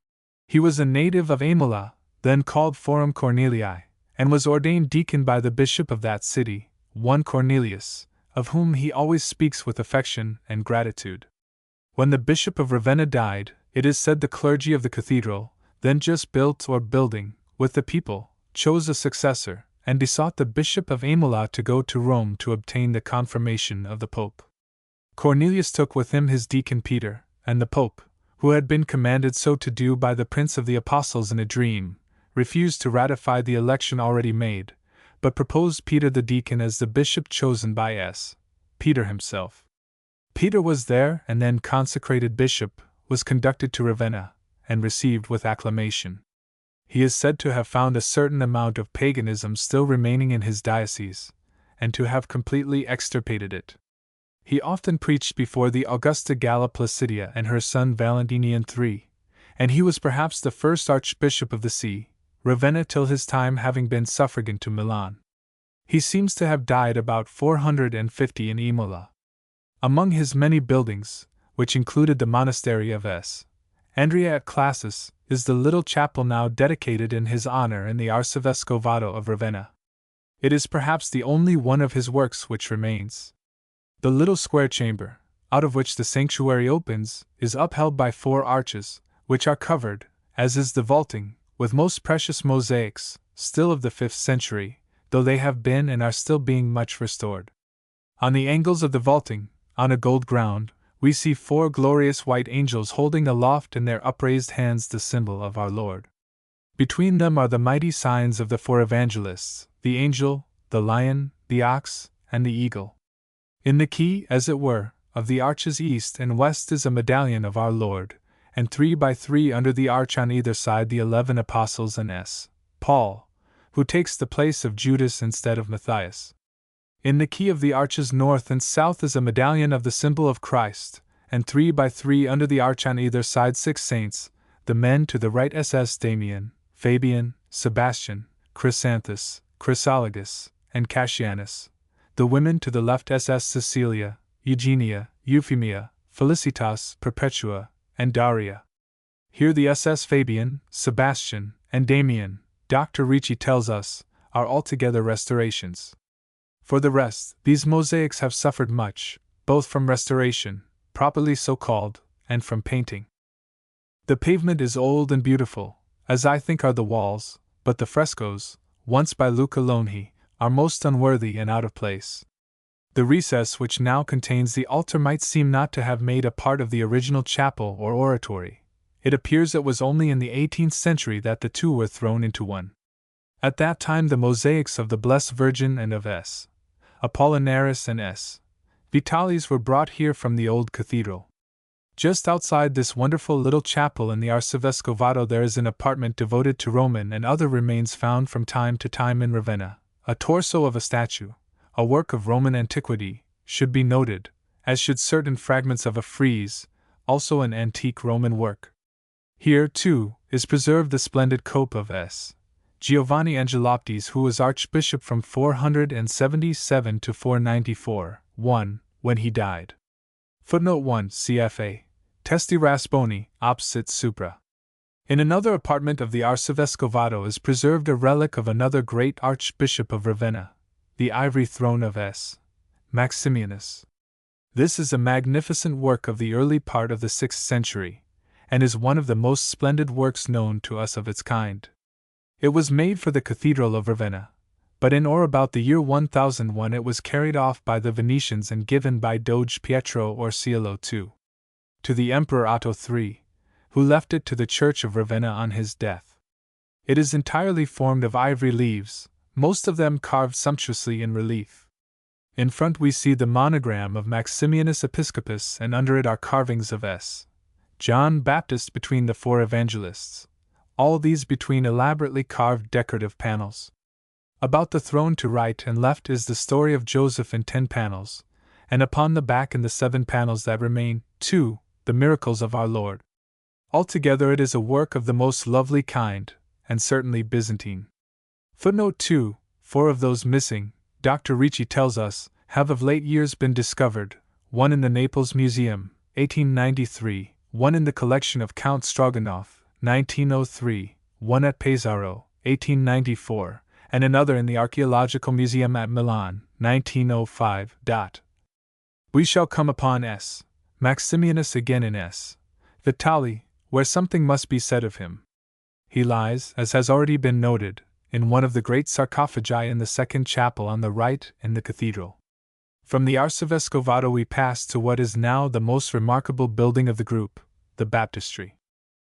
Dr. Ricci tells us that it was originally one of the halls of the baths that were near the present cathedral.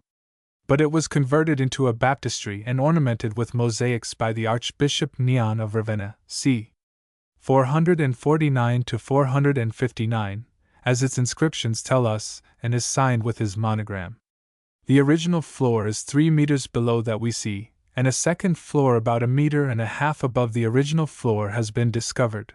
This it would seem is that made by Neon, while a third remains about 0.5 meter under the pavement we use, and upon this are set the 8 columns, with their capitals, 2 of them Byzantine and the rest Roman, which uphold the arches of the upper arcade upon which is set the great drum of the dome. The plan is a simple octagon, bare brick without, covered with a tent, roof of amphory under the tiles, but within, everywhere encrusted with glorious marbles and mosaics. It is to the mosaic of the cupola that we instinctively turn first, for it is, perhaps, the finest left to us in Ravenna. It is divided into 3 parts. In the midst is the baptism of our Lord on a gold ground. Christ stands up to his waist in the clear waters of the Jordan, the God of which river waits upon him. John high up on the bank, his staff, topped with a cross, in his hand, pours the water from a shell upon our Lord's head, while the dove, an almost heraldic figure, is seen above. About this circular mosaic is set a greater circle in which we see, upon a blue ground, the 12 apostles in procession, each bearing his crown.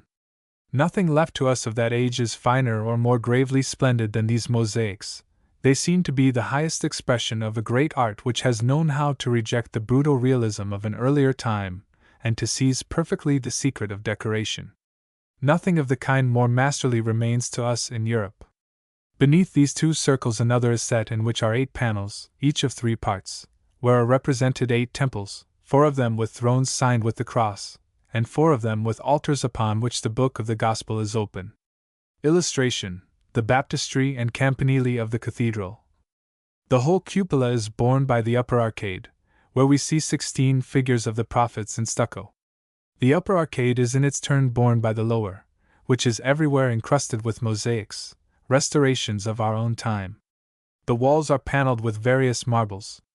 In the midst of the building is a huge octagonal font with its ambo, and in one of the wall niches is an ancient altar, and in another a vase of marble. The effect of all this splendor is even today very lovely and glorious. What it might have been if it had been properly cared for instead of restored, we can only guess. Unhappily, the restoration has been very radical. Even in the central baptism, the head and shoulders and right arm of the figure of the Savior, the head and shoulders and right arm, the right leg and foot of the Baptist, and the cross in his left hand have been destroyed, and the whole dimmed and even spoiled. Such as it is, however, where shall we find its equal or anything to compare with it? From the cathedral group we now turn to the other churches which were built in the time of the Old Empire in Ravenna, for the most part, in the days, that is, of Galla Placidia and her son Valentinian III. Among these is the church of Agata, entrance via Mazzina 46, which, though entirely rebuilt, with its campanile, in the later part of the 15th century, is since the restoration of 1893 interesting, if at all, because the church dates originally from the 5th century.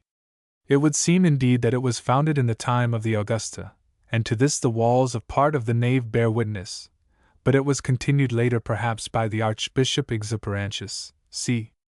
470, whose monogram appears upon the second column to the left in the nave, and finally completed or in part rebuilt in the 6th century. In the 15th century, 1476–94, the church was largely rebuilt again, but its tribune with its great mosaic remained till 1688, when it fell. In the 6th century it would seem to have had an atrium, or narthex. Its main interest for us today lies in the beauty of its columns of Biggio Antico, Cipollino, porphyry, granite, and other marbles belonging to the original church, with their Roman and Byzantine capitals. Also to the right of the nave we see a curious ambony hollowed out of a fragment of a gigantic column of Greek marble. The altar, too, is formed from an ancient sarcophagus which is said to hold the dust of the 2 archbishops, Sergius, with whom the Pope had so much trouble, and Agnellus.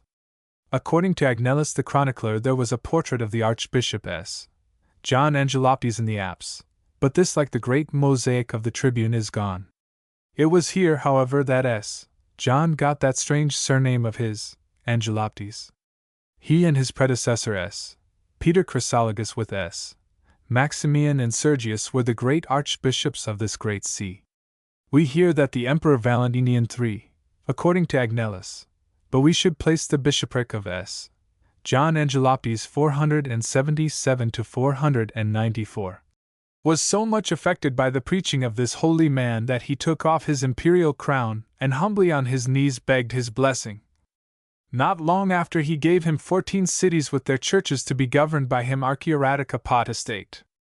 And even to this day, 9th century, these 14 cities with their bishops are subject to the Church of Ravenna. 1. This bishop first received from the emperor a pallium of white wool. just such as it is the custom for the Pope to wear over the duplum, and he and his successors have used such a vestment even to the present day. Footnote 1. The Archbishop of Ravenna at the present day has 7 suffragans: Bertinoro, Servia, Cesena, Comacchio, Forli, Rimini, Sarzina. It is hard to decide whether this man or Peter Chrysologus was the first Archbishop of Ravenna. This passage of Agnellus is important, but does not seem, on examination, to have any real bearing upon the question of the dependence of the See of Ravenna upon Rome. The pallium was originally an imperial gift to the popes, probably in the 4th century. And the fact that it is the emperor and not the pope who bestows it upon the Archbishop of Ravenna in the 5th century, if it be true, can have no meaning at all in the question of papal supremacy. Agnellus, whom I have quoted, goes on to tell us of that miracle which gave S. John, Archbishop of Ravenna, his surname of Angeloptes or angel seer. When the said John, he tells us, was singing Mass in the Basilica of S. Agata and had accomplished all things according to the pontifical rite, after the reading of the Gospel, after the protestation, the Credo, the catechumens to whom it was given to see saw marvelous things. For when that most blessed man began the canon, and made the sign of the cross over the sacrifice, suddenly an angel from heaven came and stood on the other side of the altar in sight of the bishop. And when after finishing the consecration he had received the body of the Lord, the assisting deacon who wished to fulfill his ministry could not see the chalice which he had to hand to him. Suddenly he was moved aside by the angel who offered the holy chalice to the bishop in his place. Then all the priests and people began to shake and to tremble, beholding the holy chalice self-moved, inclined to the bishop's mouth, and again lifted into the air, and laid upon the holy altar. A strange thrill passed through the waiting multitude. Some said, "The deacon is unworthy," others affirmed, "Not so, but it is a heavenly visitation." And so long did the angel stand by the holy man until all the solemnities of the Mass were ended. Soon after this strange miracle S. John Angeloptes died and was buried in the Basilica of S. Agata behind the altar in the place where he saw the angel standing. Nothing seems to remain of his tomb or his grave, but the church is full of curious fragments, broken pillars, bits of mosaic, ancient marble panels, beautifully carved, and more than one old sarcophagus. Somewhere there no doubt the dust of S. John Angeloptes awaits the resurrection. From S. Agata we pass to S. Francesco. This church was founded by S. Peter Chrysologus, 429 c. 449, and was completed by S. Peter Chrysologus' successor, the Archbishop S. Neon, c. 459. Its first title would seem to have been that of S. Peter Major. We hear, too, that it was called SS Peter and Paul, and Agnellus in his Life of S. Neon calls the church Basilica Apostolorum. The region of the city in which it stands would seem to have borne also the name Regio Apostolorum, though whether it got the name from the church or the church from it is impossible to decide. 1. Footnote 1. The Franciscans Conventuals would seem to have possessed the church from 1261 to 1810. Unhappily, the church has been entirely rebuilt in the 18th century, and our interest in it is confined for the most part to the tower, the crypt, the 22 columns of Greek marble which uphold the nave, 2 of which are signed P, E, and 4 others E, V, G, and the tombs. The tall square tower dates, perhaps, from the 10th century, the crypt from the 9th, but the columns are of the 5th century. Perhaps the oldest thing in the church is the sarcophagus on the right of the main door, which has on its front pagan sculptures and on its sides Christian. Close to the holy water stoup is a very lovely sarcophagus of the 4th century with reliefs of our Lord and 8 apostles. The ribs of the cover have as finials the heads of lions. Altogether this is a very splendid and noble tomb. In the last chapel upon the right we find the great sarcophagus, still used as an altar, of S. Liberius, Bishop of Ravenna c. 375. A great man, a never-failing fountain of charity, who brought much honor to the church. According to Agnellus, the sarcophagus dates from the end of the 4th century, and is sculptured in high relief. I shall return to S. Francesco when I consider medieval Ravenna. 2. At present I would direct the reader's attention to S. Giovanni Evangelista. Footnote 2. see infra, page 245 etc. This church was originally founded by Galla Placidia herself, in fulfillment of a vow made by her to S. John Evangelist, when, on her way from Constantinople to Ravenna, she was in danger of shipwreck. 3. Agnellus tells us that of old the church bore an inscription to this effect, and he gives it to us. Sancto AC Beatissimo Apostolo Johanni Evangelisti Galla Placidia Augusta cum filio suo Placidio Valentiniano Augusta et filia sua justa grada honoria Augusta, liberationis panculum Marts votum. Salmentis. The mosaic of the apse of old represented the incident. Unhappily, the church was almost entirely rebuilt in 1747, only the tower of the 11th century and the portico of the 14th being left as they had been. The beautiful 14th century door, however, bears above it a relief of that time in which we see our Lord S. John Evangelist, Valentinian 3, Galla Placidia with her soldiers and her confessor, S. Barbation, with priests. Below this, on either side of the arch of the doorway, is a representation of the Annunciation, and within the arch itself a relief which recounts the miracle which attended the consecration of the church. For the church of S. Giovanni Evangelista was not only founded in recompense for a miracle, but a miracle attended its consecration. It seems that when the church was to be consecrated, no relic of S. John Evangelist was to be had. Therefore the Augusta and her confessor gave themselves a whole night to prayer, and suddenly there appeared to them S. John himself, vested like a bishop with a thurible in his hand, with which he incensed the church. Then when he came to the altar to incense it, and they would have venerated him, he suddenly vanished, only leaving in the hand of the Augusta one of his shoes. This legend, which is represented in relief in the 14th century doorway of S. Giovanni Evangelista, is also the subject of a picture by Rondinelli of Ravenna in the Brera at Milan. Footnote 3, see supra, page 41. The church has, as I have said, been ruined by the rebuilding of 1747. But there still remain the 24 columns of Biggio Antico with their Roman capitals, which upheld the old basilica, and in the crypt is the ancient high altar of the 5th century. Something, too, of the old church would seem to remain in the much repaired walls of the apse without. Illustration: the campanile of S. Giovanni Evangelista. The frescoes by Giotto, sadly repainted, in the 4th chapel on the left, must be noted. They represent the 4 evangelists with their symbols over them, and the 4 Latin fathers of the Church, S. Jerome, S. Ambrose, S. Austin, and S. Gregory. Certain fragments of a 13th century mosaic pavement are to be seen in the chapel of S. Bartholomew, which is itself perhaps the oldest part of the church. We turn now to the church of S.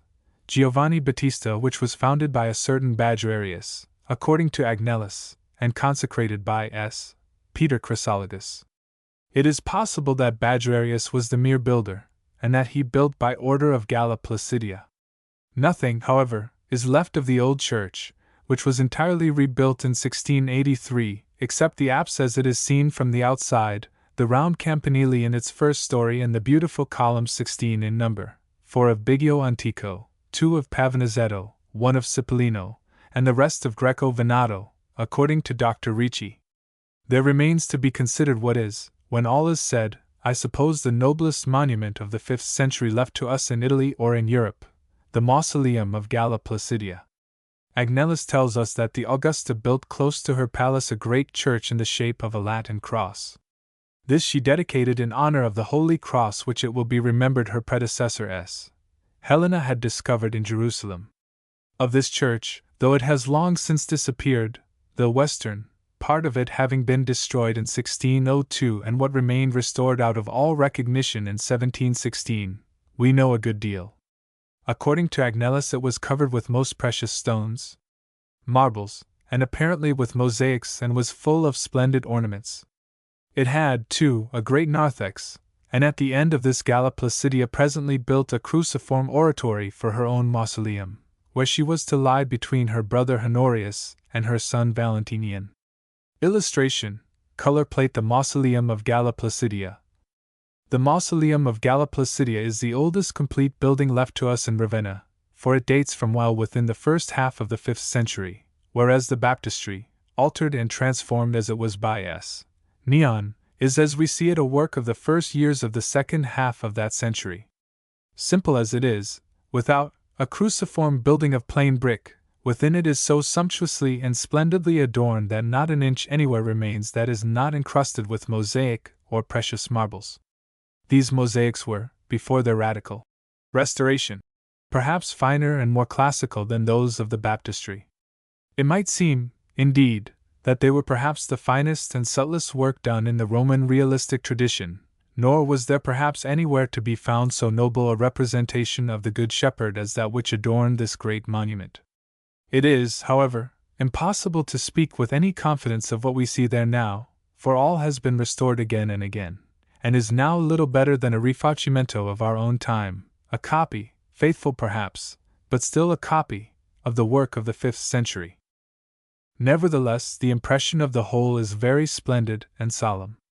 The roofs and dome are covered with mosaics of a wonderful and indescribable night blue, powdered with stars. In the cupola is a cross, and at the 4 angles are set the symbols of the 4 evangelists, glorious heraldic figures.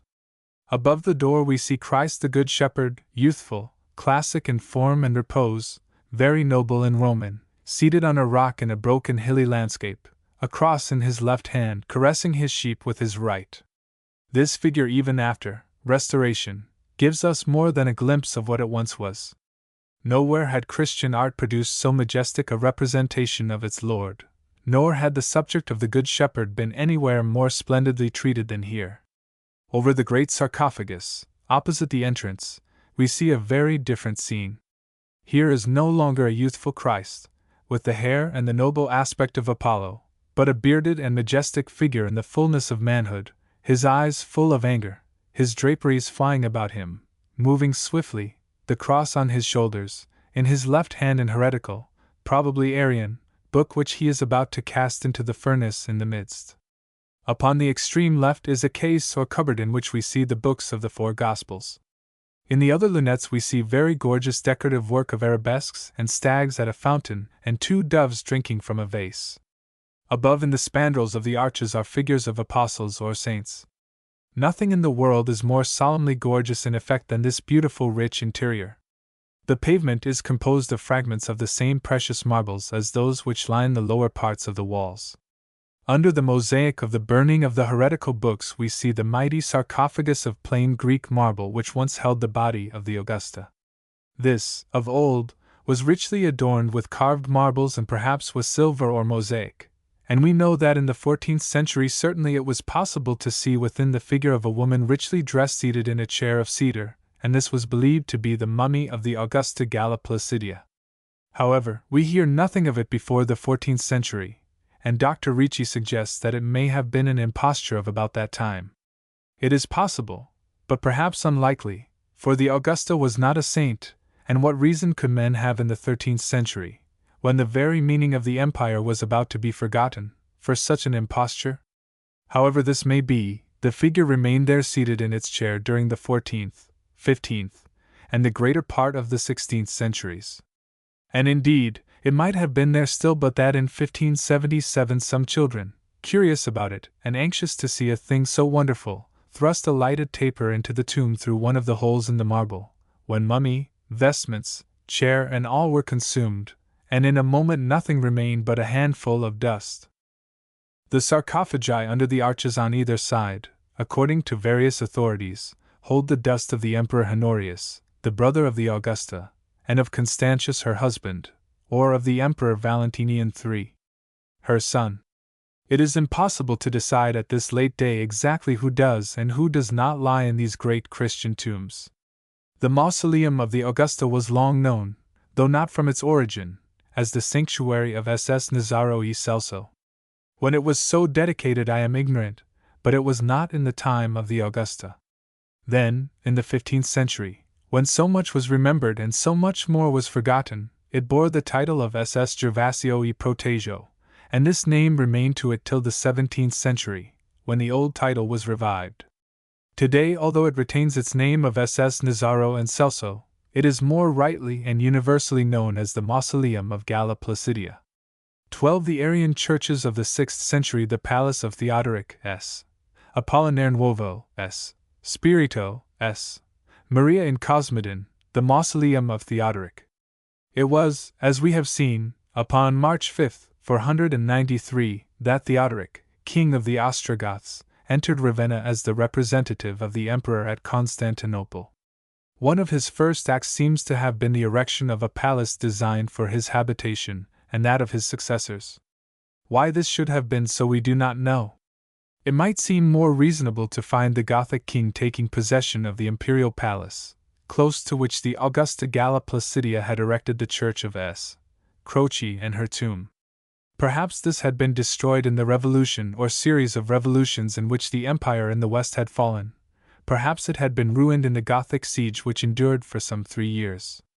Whatever had befallen it, it was not occupied, restored, or rebuilt by Theodoric.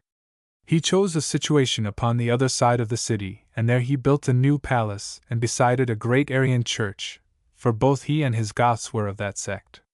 We call the church today S. Apollinaire Nuovo. The palace, of which nothing actually remains to us, though certain additions made to it during the Exarchate are still standing, was, according to the various chroniclers whose works remain to us, surrounded by porticos, such as Theodoric built in many places, and was carved with precious marbles and mosaics. It was of considerable size, set in the midst of a park or gardens. Something of what it was we may gather from the mosaics of S. Apollinaire Nuovo in which it is conventionally represented. It came to owe much to Amalasuntha who lived there during her brief reign, and more to the exarchs who made it their official residence. In 751, when Ravenna fell into the hands of the Lombards, Aistulf established himself there, but it might seem that the place had suffered grievously in the wars, and it was probably little more than a mighty ruin when, in 784, Charlemagne obtained permission from the Pope to strip it of its marbles and its ornaments, and to carry them off to Aix-la-Chapelle. Among these was an equestrian statue in gilded bronze, according to Agnellus a portrait of the great Gothic king, but as Dr. Ricci suggests, a statue of the Emperor Zeno. This too in the time of Leo III. Charlemagne carried away. According to the same authority, the back of the palace was not then very far from the sea, and this was so even in 1098. Nothing, I think, can give us a better idea of the change that has come over the Contado of Ravenna than an examination of its situation today, more than 4 miles from the sea coast. The only memorial we have left to us in situ of that palace of the Gothic king is a half-ruined building, really a mere facade with round-arched blind arcades and a central niche in the upper story, a colonnade in 2 stories, and the bases of 2 round towers with a vast debris of ruined foundations, walls, and brickwork, scarcely anything of which, in so far as it may be said to be still standing, would seem to have been a part of the palace Theodoric built. Indeed, the ruined facade would seem to belong to a guard house built in the time of the exarchs in the 7th or 8th century. If we seek then for some memory of Theodoric in this place, we shall be disappointed. Far otherwise is it with the great church, the noblest in Ravenna, of S. Apollinaire Nuovo. This was built about the same time as the palace, in the first 20 years of the 6th century, as the Arian cathedral by the Gothic king. It was the chief temple in Ravenna of that heresy, and it remained in Arian hands till with the re-establishment of the imperial power in Italy it was consecrated, in 560, for Catholic use by the Archbishop S. Agnellus. It consists of a basilica divided into 3 naves by 24 columns of Greek marble with Romano-Byzantine capitals. Of old it had an atrium, but this was removed in the 16th century, as was the ancient apse in the 18th. The original apse, however, was ruined in an earthquake, as Agnellus tells in his Life of S. Agnellus, in the 6th century, and of the atrium only a single column remains in situ before the church. The campanile, a noble great round tower, dates from the 9th century for the most part. Its base is, however, new. The portico before the church is a work of the 16th century, as is the facade, which nevertheless contains certain ancient marbles, among which are 2 inscribed stones, one of the 4th century and the other of the 11th. When Theodoric built this great and glorious church, he dedicated it to Jesus Christ. It seems to have been dedicated in honor of S. Martin in 560 by the Archbishop S. Agnellus, who consecrated it for Catholic worship, and finally in the middle of the 9th century to have been given the title of S. Apollinaire by the Archbishop John, who asserted that he had brought hither the relics of the first Archbishop of the See from S. Apollinaire in class when that church was threatened by the Saracens. The oldest name by which the church was generally known, however, is that of Coelum Aureum. Agnellus in his Life of the Archbishop S. Agnellus says, speaking of the Catholic consecration of the church, "Then the most blessed Agnellus the bishop reconciled within this city the church of S. Martin Confessor, which Theodoric the king founded, and which was called Coelum Aureum."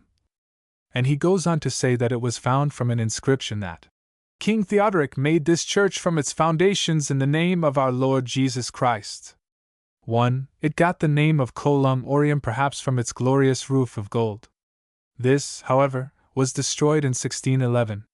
Footnote 1. Cf. also Agnellus, Liber Pontificalis, Vita Theodori, Cap. N. The church has indeed suffered very much in the course of the 1400 years of its existence, and yet in many ways it is the best preserved church in Ravenna. In the 16th century, for instance, it was fast sinking into ruin. The floor of the church and the bases of the columns were then more than 1.5 meters beneath the level of the soil, and it was decided that something must be done if the building was to be saved. In 1514 this work was undertaken. The columns were raised and the arches cut, and thus the church and its great mosaics were preserved. It is, however, still sinking. The new pavement of the 16th century has disappeared, and that of 1873, which was brought from the suppressed church of S. Niccolò, covers the bases of the columns. If S. Apollinaire Nuovo had been allowed to fall, nothing that we possess in the world would have compensated us for its loss. For not only have we here a beautiful interior very largely of the 6th century, but the great mosaics of the nave which cover the walls above the arcade under the windows are, I suppose, at once the largest and the most remarkable works of that time which ever existed. They are also of an extraordinary and exceptional beauty. They represent upon both sides, through the whole length of the nave, as it were 2 long processions of saints. Upon the epistle side are the martyrs issuing out of the city of Ravenna to lay their crowns at the feet of our Lord on his throne, guarded by 4 angels. Upon the gospel side are the virgins headed by the 3 kings, who offer gifts to our Lord in his mother's arms enthroned between 4 angels. There is nothing in Christendom to compare with these mosaics. They are unique and, as I like to think, in their wonderful significance are the key to a mystery that has for long remained unsolved. For these long processions of saints, representing that great crowd of witnesses of which S. Paul speaks, stand there above the arcade and under the clerestory where in a Gothic church the triforium is set. But the triforium is the one inexplicable and seemingly useless feature of a Gothic building. It seems to us, in our ignorance of the mind of the Middle Age, of what it took for granted, to be there simply for the sake of beauty, to have no use at all. But what if this church in Ravenna, the work indeed of a very different school and time, but springing out of the same spiritual tradition, should hold the key?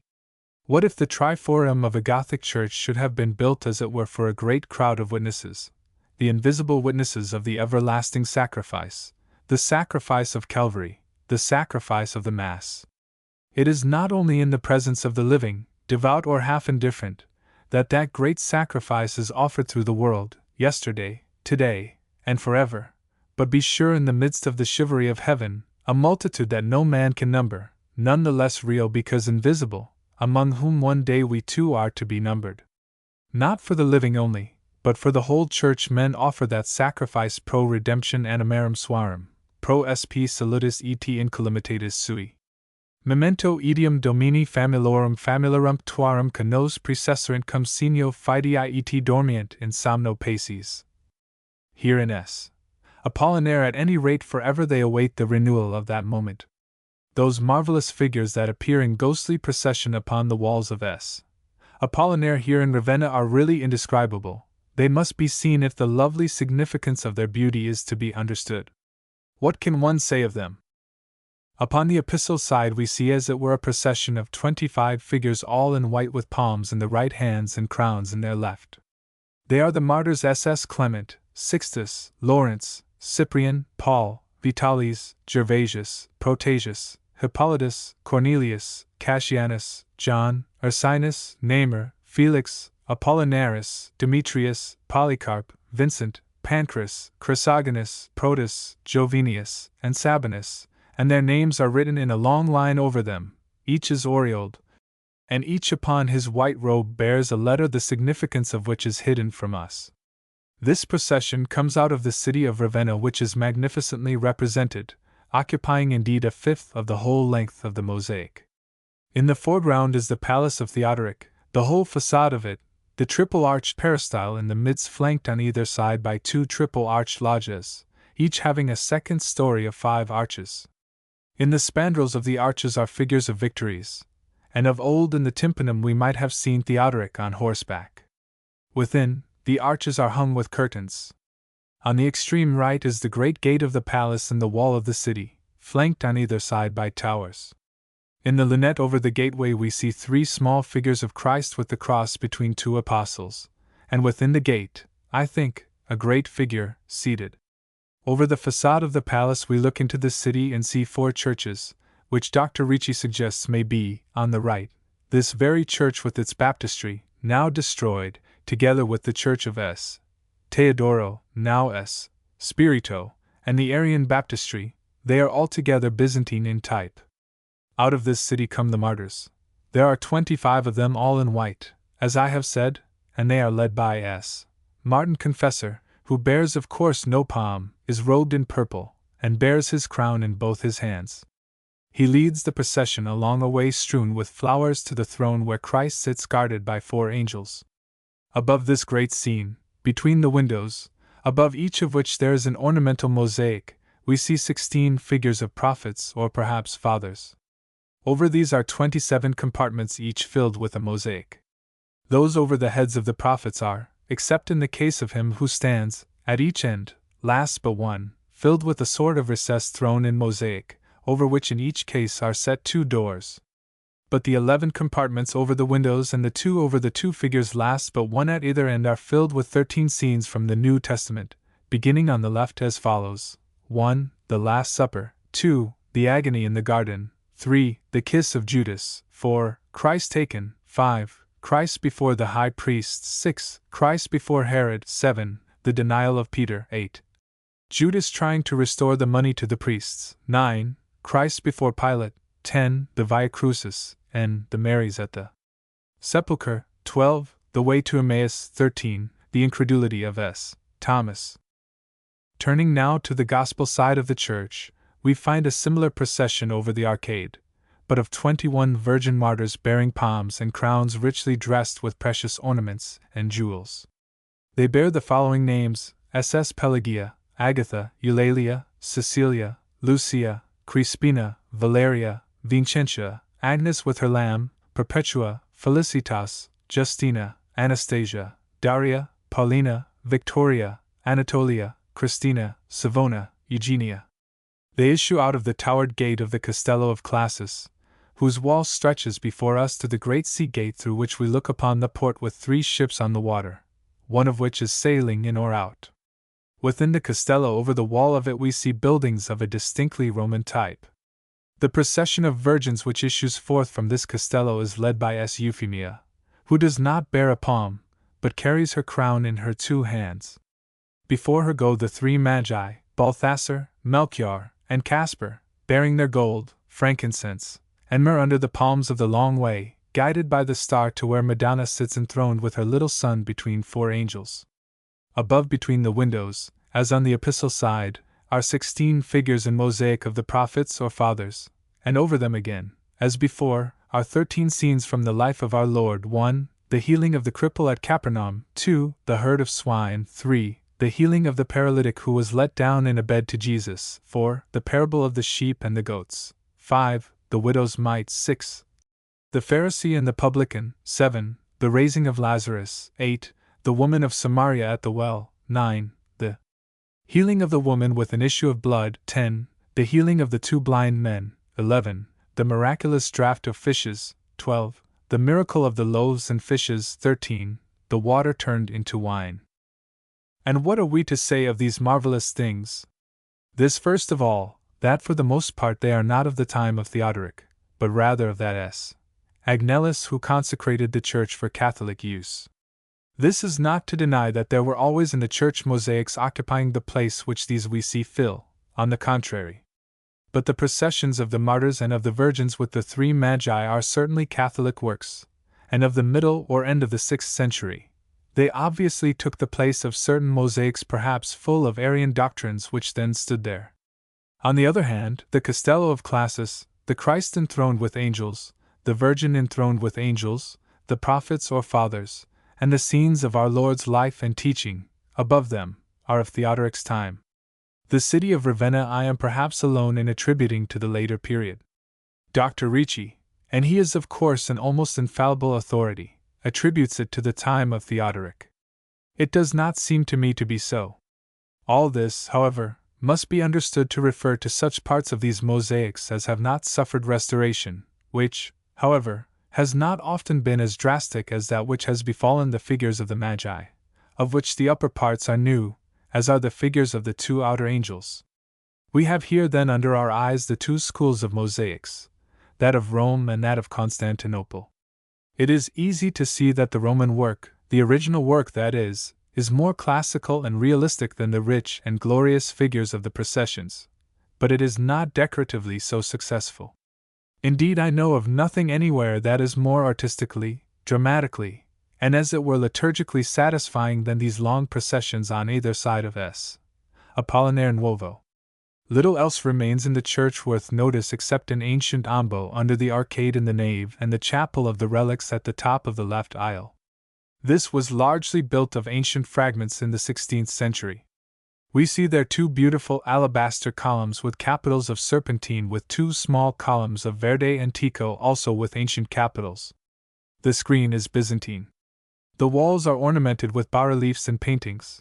But above all these we see there a marvelous portrait in mosaic of the Emperor Justinian as an old man, unhappily restored in 1863. The altar is ancient and above it is a marble coffer with Renaissance ornaments, upheld by 4 columns of porphyry, having 2 Byzantine and 2 Roman capitals. On the epistle side of the altar here is a marble chair, a Roman thing. From that splendid and well-preserved church we pass to that of the Spirito Santo. Unhappily this once glorious building has suffered as much as any church left to us in Ravenna, for it was almost entirely rebuilt in 1543 when the portico we see was added to it, and in 1627 was restored and adorned, as it was in 1854 and 1896. That it was founded and built by the Goths and reconciled later for Catholic use appears in Agnellus' Life of the Archbishop S. Agnellus, where we read that of old the Arian Episcopio stood nearby, together with a bath and a monastero of S. Apollinare. What the monastero may have been we do not know, but the bath was perhaps the Arian baptistry known as S. Maria in Cosmedin. The Church of the Spirito Santo was not in Arian times known under that dedication, but was called of S. Theodore. It owes the pleasing portico it now possesses, as I have said, to the 16th century, but that portico is itself largely constructed of old materials, being upheld by 8 antique columns, of which 6 are of Greek marble. These originally supported the baldacchino over the high altar.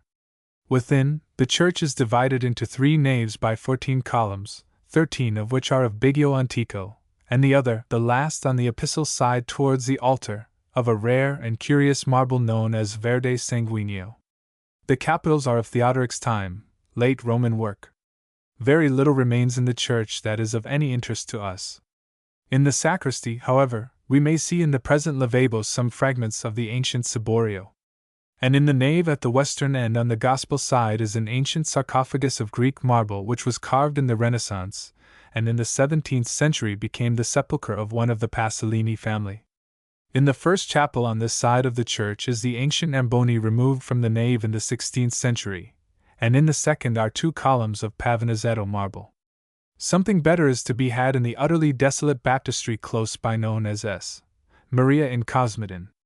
This was originally, as we may think, the ancient bath of which Agnellus speaks, and it was converted into a baptistry by the Arians, and later consecrated for Catholic uses under the title of S.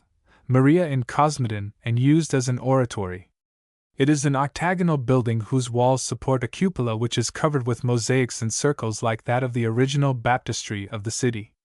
In the midst we see Christ almost a youth standing naked in Jordan immersed to his waist. Upon his left, John stands upon a rock, his staff in his left hand, while his right rests upon the head of our Lord. Opposite to him sits enthroned the old god of Jordan, a reed in his hand, listening, perhaps, to the words of the Father. "This is my beloved Son in whom I am well pleased." Over Christ's head the dove is displayed in the golden heaven. About the central mosaic is set a band of palm leaves, while on the outer circle we see the 12 apostles very much like the martyrs of S. Apollinaire standing dressed in white, their crowns in their hands between palms. Only S. Peter and another, perhaps S. John or S. Paul, do not bear crowns, but S. Peter his keys and the other a book. Between them is set a throne on which stands a jeweled cross. It is exceedingly difficult to say when these mosaics were executed, for they have been so entirely restored that very little of the original work is left to us. They are certainly very early for work of the Catholic Restoration, and yet they remind one strongly of the processions of S. Apollinaire and Nuovo. If as a whole the design of these mosaics is of the time of the Archbishop S. Agnellus, it is curious that the subject of the baptism should have been used for a church which by his act had ceased to be a baptistry. The most reasonable hypothesis would seem to be that the design and choice of subject is in the main due to the Arians, that the central disc remains late work of their time in so far as it is original at all, while the apostles may be in the main the work of the Catholic Restoration. Theodoric was, as these works serve to show, a great builder of churches in his capital. Not all of them have remained to our day. Dr. Ricci has thought that we see something of one of them in the Portico Antico of the Piazza Maggiore, where there are 8 columns of granite upon the left of the Palazzo del Commune with late Roman capitals, 4 of which have the monogram of the Gothic king. The church of S. Andrea I, according to Dr. Ricci, stood by the city wall, near where the Venetians in the 15th century built their rocca, destroying the church to make room for it. Dr. Ricci suggests that when they began to construct the portico of the piazza they used, as indeed they more than any other people were wont to do, the material of the demolished church in their new building, and among it these great columns with their Roman capitals and strange monograms. Footnote 1s. Andrea was, according to Rasponi, opsit ut supra, the same as the chapel of the Arcivescovado called S. Pier Crisologo. But astonishing though these churches are which Theodoric built by the art and hands of the Italians during the generation of his rule in Ravenna, they would not impress us with the strength and importance of his personality and government, as undoubtedly they do, if we had not in his mausoleum perhaps the most impressive late Roman building left to us practically intact in all Italy, a thing which, quite as much as the mightier tomb of Hadrian, assures us of the enormous vitality of Roman civilization, its weight, endurance, and unfailing continuance through every sort of disaster and misgovernment. This mighty monument is situated upon the northeast of the city, perhaps upon the old Roman road the Via Papilia. That it was built by Theodoric himself might seem certain, for though it has been said that it was erected by Amalasuntha, the anonymous Velicii tells us that Theodoric built it before he died. While yet he lived he made a monument of squared stone, a work of marvelous greatness, covered with a single stone. It is perhaps of little consequence to whom we owe this mighty tomb, for it is absolutely, and in any case, Roman work, and might seem to have been modeled upon the far larger and more tremendous mausoleum of Hadrian. 1. Footnote 1. Schwazi points out that the mausoleum of Theodoric has stylistic affinities with Syrian work, and Suzagowski, who reminds us that several bishops of Ravenna were Syrians, thinks that Ravenna in much derived from Syria, especially from Antioch. The mausoleum is built in 2 stories of block after block of hewn and squared stone. The lower of the 2 stories is decagonal and has in every side a vast archway or niche, one of which forms the gateway. Within we find a huge cruciform chamber lighted by 6 square openings. The upper story, now reached by 2 stairways, built with ancient materials in 1774, is circular, having about it 18 blind arches and over it a vast circular roof hewn out of a single block of Istrian stone that weighs, it is said, 200 tons. It may be that this upper story, smaller as it is than the lower, was of old surrounded by a colonnade, and it may be that the 12 projections upon the vast monolith of the roof once upheld statues of the 12 apostles. We do not know. 1. Footnote 1. On the other hand, these projections are thought by many to have been used as rings for the ropes by which the roof was hauled up an inclined bank of earth into place. They each bear the name of an apostle, and are similar to the small abutting arches round the dome of S. Sophia at Salonika. Here in this mighty tomb, which is known in Ravenna as La Rotunda, abandoned now in an unkempt garden, Theodoric, who expected to found a line of kings who would one day lie beside him, as long as he lay there at all, lay there alone. Not for long, however, did he enjoy that solitude. Already, when Agnellus wrote his Liber Pontificalis, the tomb was empty.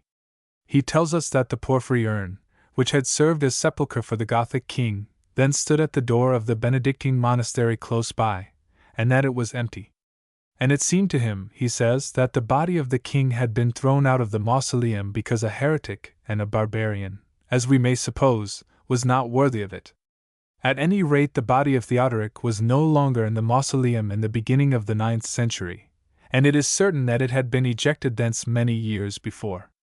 In the year 1854, a gang of navvies who were excavating a dock between the railway station and the Corsini Canal, some 200 yards perhaps from the mausoleum, and on the site of an old cemetery, came upon a skeleton, armed with a golden cuirass, a sword by its side, and a golden helmet upon its head. In the hilt of the sword and in the helmet large jewels were blazing. Most of this booty they disposed of, but a few pieces were recovered, and these are now in the Museo. It might seem that this can have been none other than the body of the great Gothic king. Indeed, Dr. Ricci finds the ornament upon the armor to be similar to the decoration upon the cornice of the mausoleum. If this be so, it puts the matter almost beyond doubt. Theodoric was not allowed to rest in the mighty tomb that Latin genius had built for him, but for ages many, famous and distinguished in their day, sought to lie under a monument so splendid. The place became a sort of pantheon. Long before then, however, it had been consecrated as a church, S. Maria della Rotunda, and a Benedictine monastery had been founded close by whose monks served it. Today that monastery has utterly disappeared, and there are no signs of a church in the Rotunda. Only the mausoleum remains in a tangled garden, far from any road, empty and deserted. 13. The Byzantine churches S. Vitali and S. Apollinaire in class. When Belisarius entered Ravenna in 540, he apparently found more than one new building begun but not finished. Of these the chief was the church of S. Vitali.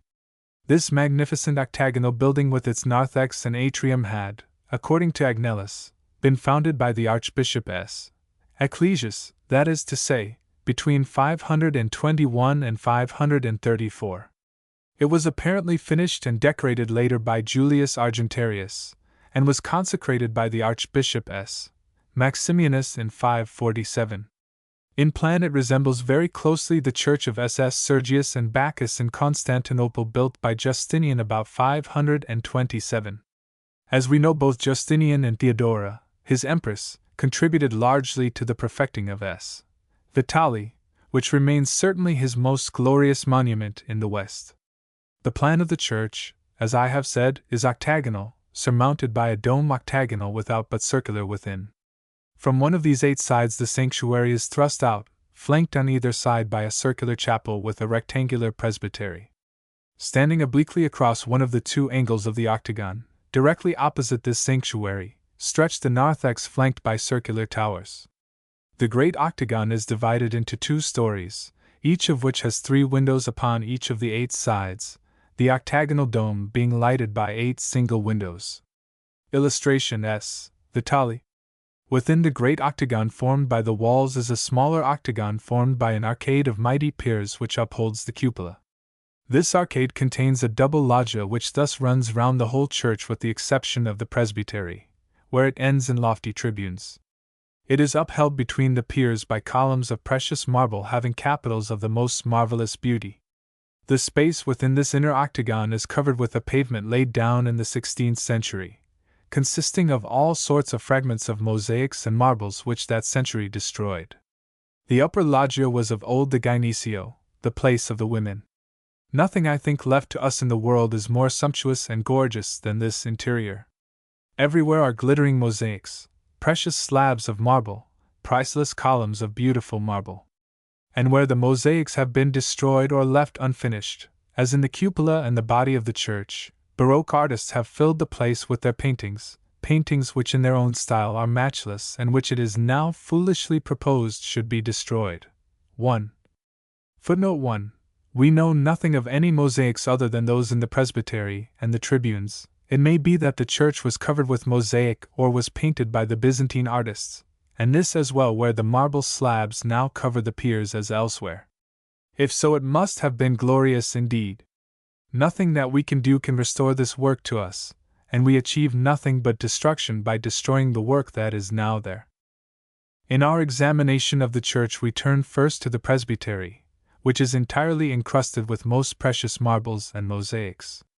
In the midst of it stands the altar consisting of slabs of semi-transparent alabaster, within which of old lights were set. The marvelously lovely piece which serves for the altar stone itself is supported by 4 columns, and that piece which serves for frontal is carved with a great cross between 2 sheep. This altar had long disappeared, but piece by piece it was recovered. The beautiful altar stone itself was found behind an altar in a chapel now destroyed in this church, and was re-erected as we see it in 1899. Illustration, color plate S. Vitali, the presbytery.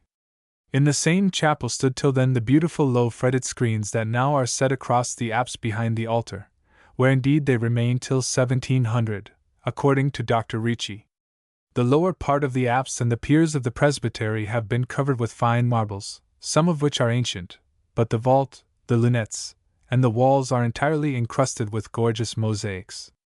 The presbytery is approached from the inner octagon of the church under a triumphal arch. In the curve of this we see amid much decorative ornament 15 circular discs containing the head of our Lord, the 12 apostles, S. Gervasius, and S. Protasius. Beneath these are 2 monuments variously formed, Dr. Ricci tells us, in the 16th century. The 4 columns which they contain originally supported the baldacchino over the high altar here. 3 of them are of Verde Antico. Framed by these columns are 2 Roman reliefs from a frieze originally in the Temple of Neptune, other parts of which are in the Sala Lapidaria in the Arcivescovado here, in the Louvre, in the Uffizi, in the Castello of Milan, and in the Museo Archeologico at Venice. They are indubitably, of course, the oldest things in the church. Within this triumphal arch upon either side rise the tribunes in which the upper loggia of the church itself comes to an end. These tribunes, which are exceedingly beautiful, consist of 2 triple arches, one above the other on either side, and the columns which support them, with their marvelous capitals, are I suppose among the most glorious left in Christendom. The arches themselves and the lunettes upon either side are encrusted with mosaics. In the lunette upon the right on either side an altar gorgeously draped, Abel offers to God the firstling of his flock and Melchizedek bread and wine. Upon the face of the arch we see Moses tending the sheep of Jethro, Moses upon Mount Hebron, and Moses before the burning bush. In the lunette upon the left we have the sacrifice of Abraham of his only son, and the visit of the 3 angels to Abraham and Sarah. Upon the face of the arch we see Jeremiah the prophet, and Moses upon Mount Sinai. Above, upon the balustrades, as it were, of the upper loggia we see angels upholding a circle in which is the sign of the cross, and above again upon the face of the arches on either side the 4 evangelists, and their symbols. The vault is entirely covered with ornaments in mosaic, amid which 3 angels rise and support with uplifted hands the central disc in which is represented the Agnus Dei. Though these mosaics have suffered much from unforeseen disaster and from restoration, they still delight us with their richness and splendor, and nothing I think can well be finer than their effect, their decorative effect as a whole. They seem to hang there like some gorgeous Eastern tapestry of Persian stuff, as Dr. Ricci says, some unfading and indestructible tapestry of the Orient left by chance or forgetfulness in the old capital of the West. We now turn to the apse, which we enter under a second triumphal arch, upon the face of which we see upon the left the city of Jerusalem, and upon the left Bethlehem. A cypress stands at the gate of each, and between them 2 angels in flight uphold a discus or aureole having within it 8 rays. Above this again are 3 windows about which is spread a gorgeous decoration in mosaic. Beneath, within the tribune of the apse, we see our Lord, beautiful as Apollo, enthroned upon the orb of the world, an angel upon either hand, while to his right stands S. Vitalis, to whom he hands a crown, to his left S. Ecclesius, bearing the model of this church in his hand. Beneath, upon either side, stand the 2 great mosaic pictures, the most marvelous works of the 6th century that have come down to us, and perhaps the most glorious and splendid works of art which that age was able to achieve, and it is needless to say that there is nothing like them anywhere in the world. Upon the left we see the great emperor, perhaps the greatest of all the Caesars, Justinian, bearing in his hands a golden dish. Beside him stands the Archbishop of Ravenna, S. Maximianus. A little behind these 2 figures and on either side stand 5 attendant priests, and on the extreme left of the picture is a group of soldiers. Illustration, capital from S. Vitali. In the mosaic upon the right we see the Empress Theodora, straight-browed, most gorgeously arrayed, very beautiful and a little sinister, bearing a golden chalice, attended by her splendid ladies and 2 priests. Upon the extreme left of the picture stands a little fountain before an open doorway hung with a curtain. What can be said of these gorgeous and astonishingly lovely works? Nothing. They speak too eloquently for themselves. Not there do we see the mere realism of Rome, the careful and often too careful arrangement that Roman art, able to speak but incapable of song, always gives us. Here we have something at once more gorgeous and more mysterious and more artistic, a symbolical and hieratic art, the gift of the Orient, of Byzantium. In the best Roman art of the best period there is always something of the street, something too close to life, too mere a transcription and a copy of actual things, a mere imitation without life of its own. But here is something outside the classical tradition, outside what imperial Rome with its Philistinism and its Puritanism has made of the art of Greece and thrust perhaps forever upon Europe. Here we are free from the overwhelming commonplace of Roman art, its mediocrity and respectable endeavor. It is, however, not in the gorgeous mosaics alone that we find the delight and originality of S. Vitali. The whole church is amazingly different from anything else to be seen in Italy, for it is altogether outside the Roman tradition, an absolutely Byzantine building as well in its construction as in its decoration. It must be compared with the later S. Sophia and SS Sergius and Bacchus of Constantinople. These, however, are works more assured and more gracious than S. Vitali, and yet in its plan at least S. Vitali is a masterpiece, and altogether the one great sanctuary of Byzantine art of the time of Justinian that we have in the West. Every part of it is worthy of the strictest and most eager attention, from the ambulatory, which was covered in 1902 with old marble slabs and where there are 2 early Christian sarcophagi, to the restored Capella Sancta Sanctorum with its 5th century sarcophagus, the tomb of the Exarch Isaac, and the lofty matroneum, the women's gallery, from which the best view of the mosaics and the marvelously carved Byzantine capitals may be had. Nor should the narthex be forgotten, mere skeleton though it be. It is characteristic of such a church as this, and set as it is obliquely to it, is original in conception and curious. When we have finished with S. Vitali, it is well to leave Ravenna and to drive by the lofty road over the marshes to the solitary church of S.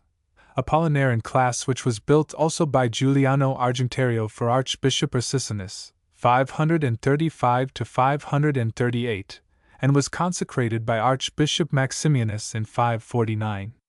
Class, as we know, was the station or port of the Roman fleet, established and built by Augustus Caesar.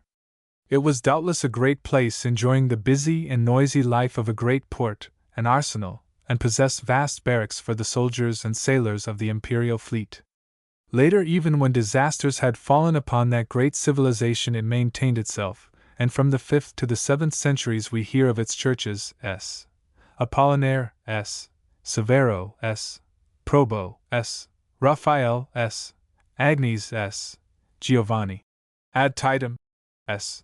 Sergio Juxtaviridarium, and the great Basilica Pietriana. It was joined to the city of Ravenna by the long suburb of the Via Caesarea, much I suppose as the Porto di Lido is joined to Venice by the Riva or as Rovezzano is joined to Florence by the Via Fiorentina. Of all the buildings that together made up the Castello of Class and the suburb of Caesarea, nothing remains to us but the mighty church of S. Apollinaire and its great and now tottering campanile. For Class and Caesarea seem to have been finally destroyed in the long Lombard wars, either as a precautionary measure by the people of Ravenna and the Imperialists, or by the attacking Lombards, while the sea which once washed the walls of Class has retreated so far that it is only from the top of her last watch-tower it may now be seen. Nothing can be more desolate and sad than the miserable road across the empty country between Ravenna and that lonely church of S. Apollinaire. In summer deep in dust that rises, under the heavy tread of the great oxen which draw the curiously painted carts of the countryside, in great clouds into the sky. In winter and after the autumn rains lost in the white curtain of mist that so often surrounds Ravenna, it is an almost impassable morass of mud and misery.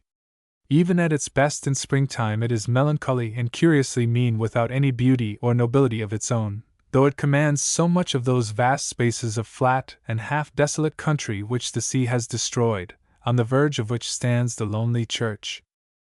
One comes to this great basilica always, I think, as to a ruin, to find without surprise the doors closed and only to be opened after long knocking. The round campanile that towers and seems to totter in its strange dilapidation beside the church is so beautiful that it surprises one at once by its melancholy nobility in the midst of so much meanness and desolation. It is a building of the 9th century, and may well have been used as much as a watch-tower as a bell-tower. Till recently it had at its base a sacristy, but this has been swept away. Of old the church too had before it a great narthex of which certain ruins are left, among them a little tower on the left. Within we find ourselves in a vast basilica divided into 3 naves upheld by 24 marvelous columns of great size and beauty, of Greek marble, with beautiful Byzantine bases and capitals. The central nave is closed by a curved apse set high over a great crypt thrust out beyond the rest of the church. Beyond the 2 aisles are 2 chapels, each with its little curved apse. The walls of the church and the walls above the arcade were undoubtedly originally covered, in the one case with splendid marbles, in the other with mosaics. The walls of the church were, however, stripped in 1449 by Sigismondo Malatesta of Rimini when he was building, or rather encasing, the church of S. Francesco in Rimini with marbles, and turning what had been a Gothic church of brick into what we know as the Tempio Malatestiano, by the hands of Alberti. We know that a great quantity of marble of different kinds was gathered by Sigismondo from all parts of Italy, not only to furnish the interior of his Tempio, but to cover the exterior also according to the design of Leon Alberti. Even the sepulchral stones from the old Franciscan convent of S. Francesco in Rimini were used, and the blocks which the people of Fano had collected for their church. S. Apollinaire in Class was then in Benedictine hands. With the consent of the abbate there, very many ancient and valuable marbles were torn from the walls and carried off by Sigismondo to Rimini, so many in fact that the people of Ravenna complained to the Venetian Doge Francesco Foscari, saying that Sigismondo had despoiled the church. The Doge, however, seems to have cared nothing about it, and Sigismondo sent to Ravenna and to the abbate 200 gold florins, so that both declared themselves satisfied. Then the church passed to me. These 3 sheep belong rather to the upper part of the mosaic which, with the cross in the midst, bearing the face of our Lord, and on either side Moses and Elias, symbolizes the Transfiguration.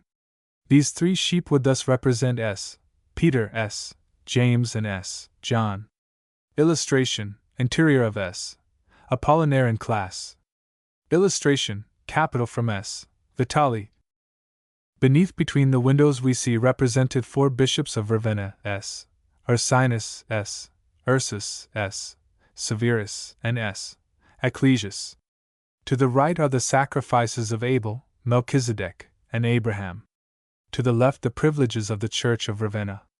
In the midst we see an archbishop and the emperor who hands him a scroll on which is written Privilegia. To the left are 3 priests bearing fire, incense, and a thurible. To the right are 3 other figures supporting the emperor, as the three priests support the archbishop. Doubtless this mosaic records the privileges granted to the Church of Ravenna by Constantinople. The archbishop is probably Reparatus, who received so much from the Emperor Constantinus IV. Two of the figures who attend the emperor represent Heraclius and Tiberius. This mosaic is the latest in the church, dating from 668. Over the arch of the tribune is a medallion bust of the Savior holding a book in his left hand and blessing us with his right. Upon either side are symbols of the four evangelists in the clouds of the sky. Beneath we see on either side the cities of Bethlehem and Jerusalem, from each of which issue 6 sheep, perhaps the 12 apostles. Beneath again are 2 palm trees, and again the archangels Gabriel and Michael and S. Luke and S. Matthew. These mosaics have often been remade and repaired. When Crowe and Cavalcaselle examined them before 1860, they found that the whole tunic of the Moses had been repainted and half the face of the Elias had been restored. They proceed. The head of S. Apollinaire is in part damaged, the left hand and lower part of the figure destroyed. The sheep beside S. Apollinaire, but particularly those on the right of that figure, are almost completely modern. A large part of the left side of the apsis is repainted.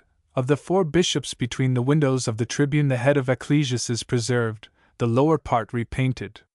The head of S. Ursinus is a new mosaic, and the lower half of the figure is restored. In the mosaic of the sacrifice, half the head from the eyes upwards and part of the arms of Abel are repainted. The legs have become dropsical under repair.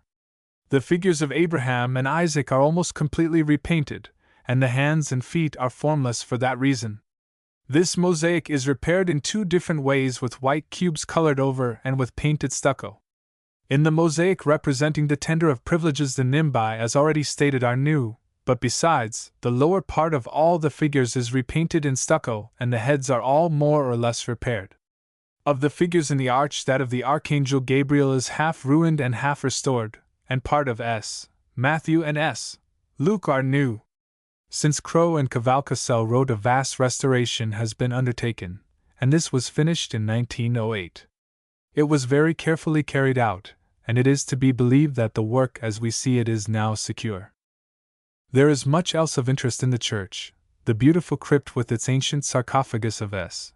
Apollinaire and its columns, the 10 great sarcophagi which stand about the church, 3 of which contain the relics of archbishops of Ravenna, the curious tabernacle at the end of the north aisle. But a whole morning, or for that matter a whole day, is not too much to spend in this beautiful and deserted sanctuary which bridges for us so many centuries, and in which we are made one with those who helped to establish the foundations of Europe. 14. Ravenna in the Middle Age. The last great original work to be undertaken in Ravenna as the capital of the empire in the west was the building and decoration of the churches of S. Vitali and S. Apollinaire in class. All the Byzantine work that was done later in Ravenna is merely imitative, an expression of failing power under the crushing disaster of the Lombard invasion. When at last Aistulf in 751 made himself master of the impregnable city, it ceased, and suddenly, to be a capital, and though in 754 Pepin restored it to the papacy and established the pope throughout the Exarchate and the Pentapolis, he by that act founded the Papal States, whose capital of necessity was Rome. Thus Ravenna found herself, when Charlemagne had been crowned emperor in 800, little more than a decaying provincial city, without authority or hope of resurrection, and it is as a city of the provinces full only of gigantic memories that she appears in the Middle Age and the Renaissance, and remains to our own day. The appearance of Charlemagne, the resurrection of the empire in the West, confirm and consolidate the misfortune of 751, in which indeed she lost everything. But when we see the great Franks strip the imperial palace of its marbles and mosaics, it is as though the fate of Ravenna had been expressed in some great ceremony, and not by unworthy hands.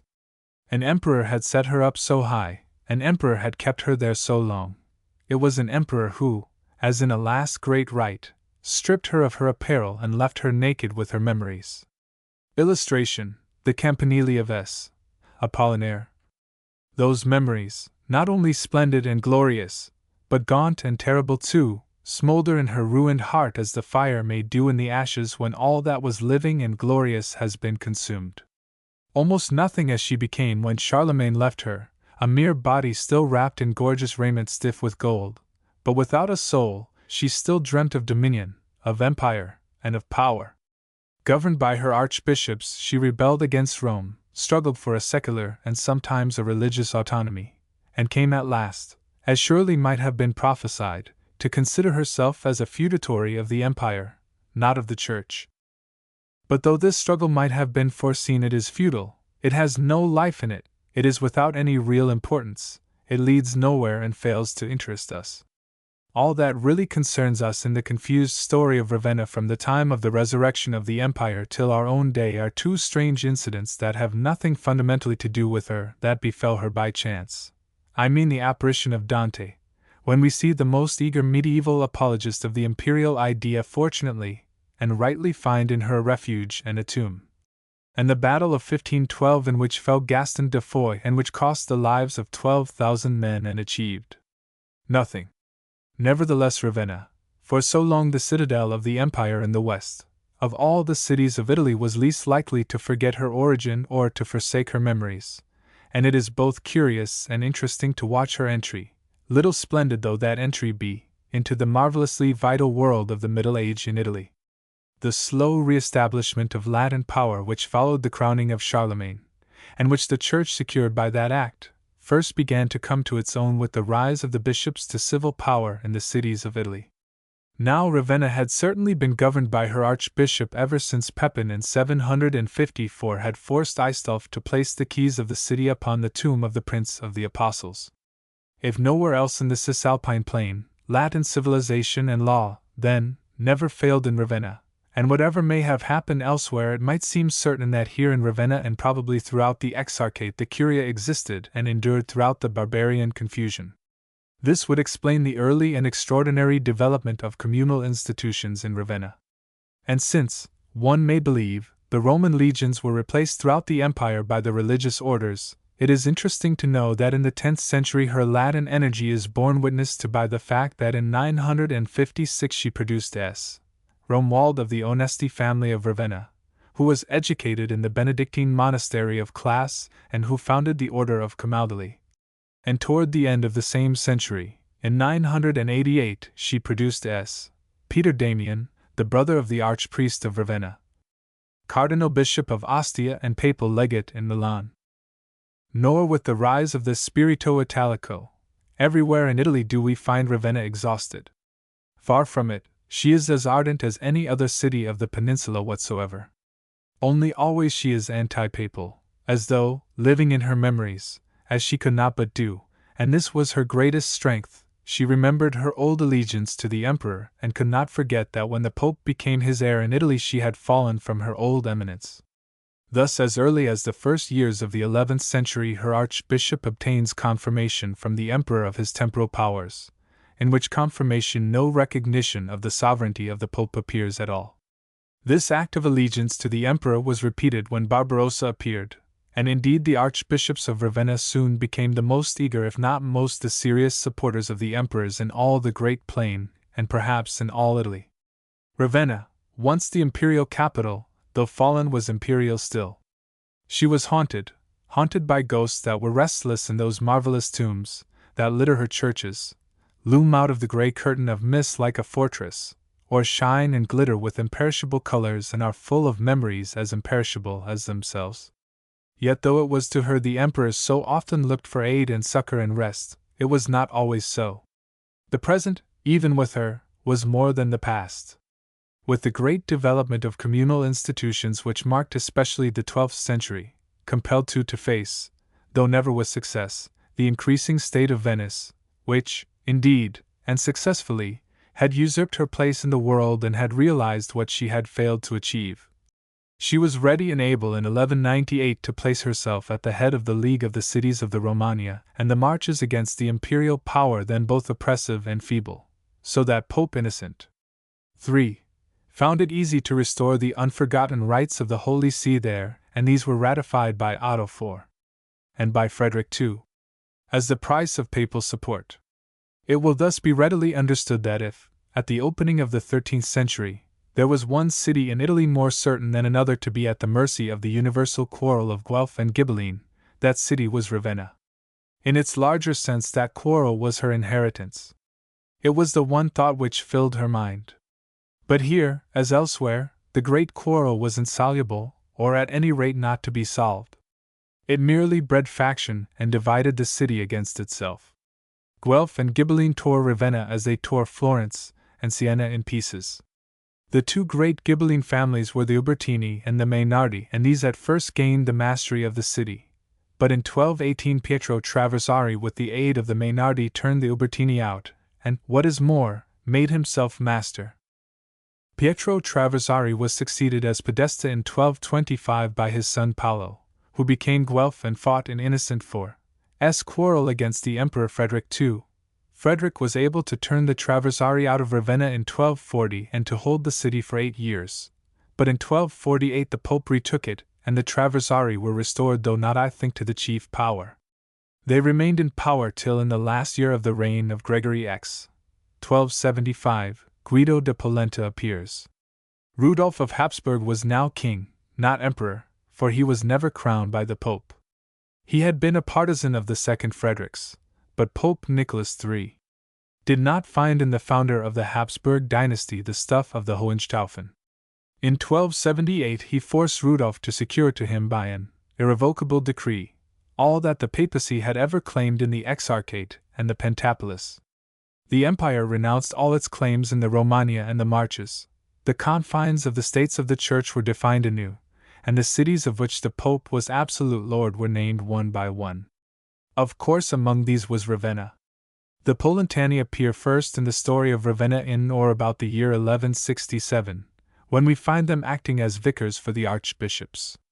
We next hear of them as Podesta, their long rule really beginning, as I have said, in 1275, when Guido il Vecchio, a rather formidable soldier, appears as captain of the people and victor over Servia, whose territory he added to the dominion of Ravenna. It was indeed this man who first in the Ravenna of the Middle Ages attempted to establish an independent or semi-independent state, by adding territory to territory and thus creating a lordship. For this end he allied himself with the Malatesta of Rimini, a masterstroke, for the Polentani of Ravenna and the Malatesta of Rimini had long been bitter foes. The alliance was cemented by a marriage which all the world knows as an immortal tragedy. Guido Vecchio had a beautiful daughter, Francesca. Malatesta had 2 sons, the elder Giovanni called, for he was a cripple, Lo Ciancato, the younger, for he was very fair, known as Paolo il Bello. To secure their alliance, Polenta married his daughter Francesca to Malatesta's elder son Giovanni. But she had already learned to love, or she soon came to love, his brother Paolo il Bello. Giovanni came upon them one night in Rimini, and killed them both with one thrust of his sword. The tragedy, however, should only be told in the immortal words of Dante, who recounts the tale Francesca told him in the second circle of the Inferno. Foreseeing Francesca and her lover floating forever in each other's arms, light before the wind, as the wind swayed them towards Virgil and himself, the Florentine addressed them. O wearied spirits, come, and hold discourse with us, if by none else restrained, as doves by fond desire invited, on wide wings and firm, to their sweet nests returning home, cleave the air, wafted by their will along. Thus issued, from that troop where Dido ranks, they, through the ill air speeding, with such force my cry prevailed, by strong affection urged.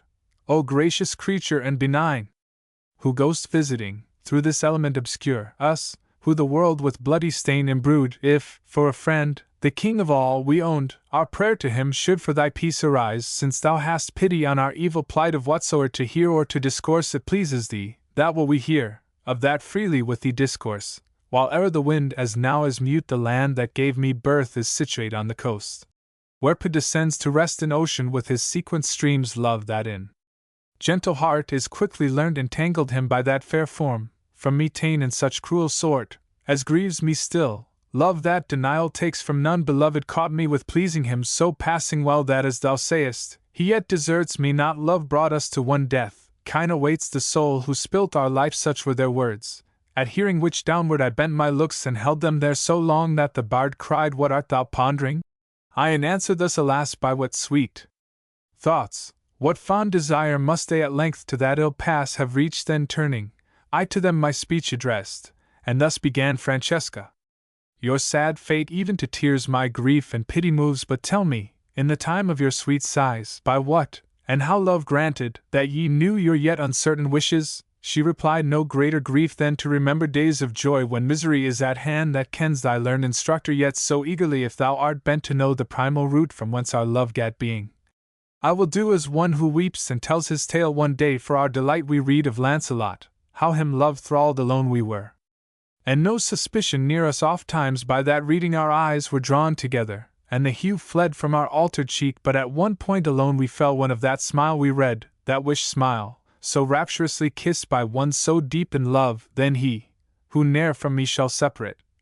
At once my lips all trembling kissed the book and writer, both were love's purveyors in its leaves. That day we read no more, while thus one spirit spake, the other wailed so sorely, that heart struck I through compassion fainting, seemed not far from death, and like a corse fell to the ground. With the name of Dante we come to the real importance Ravenna has for us in the Middle Age. Dante, however, was not the guest of Guido Vecchio. That great lord ruled in Ravenna as perpetual captain till his death in 1310, when he was succeeded by his son Lamberto, who had for some time been the leading spirit in the city. He altogether abolished the so-called democratic government, that is to say, the consulship, which was filled in turn by 2 consuls, the one succeeding the other every 15 days. Lamberto made himself lord and reigned till 1316, when he was succeeded by his nephew Guido Novello, the consul of Cesena, who thus brought Cesena into the lordship. It is with this man that a universal interest in Ravenna may be said for a moment to revive, for it was he who had the honor to be the host of Dante Alighieri.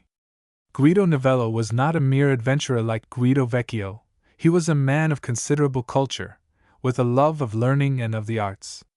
It was, as we shall see, at his earnest solicitation that Dante came to visit him, and if we may believe Vasari, it was at the poet's suggestion he invited Giotto to his court.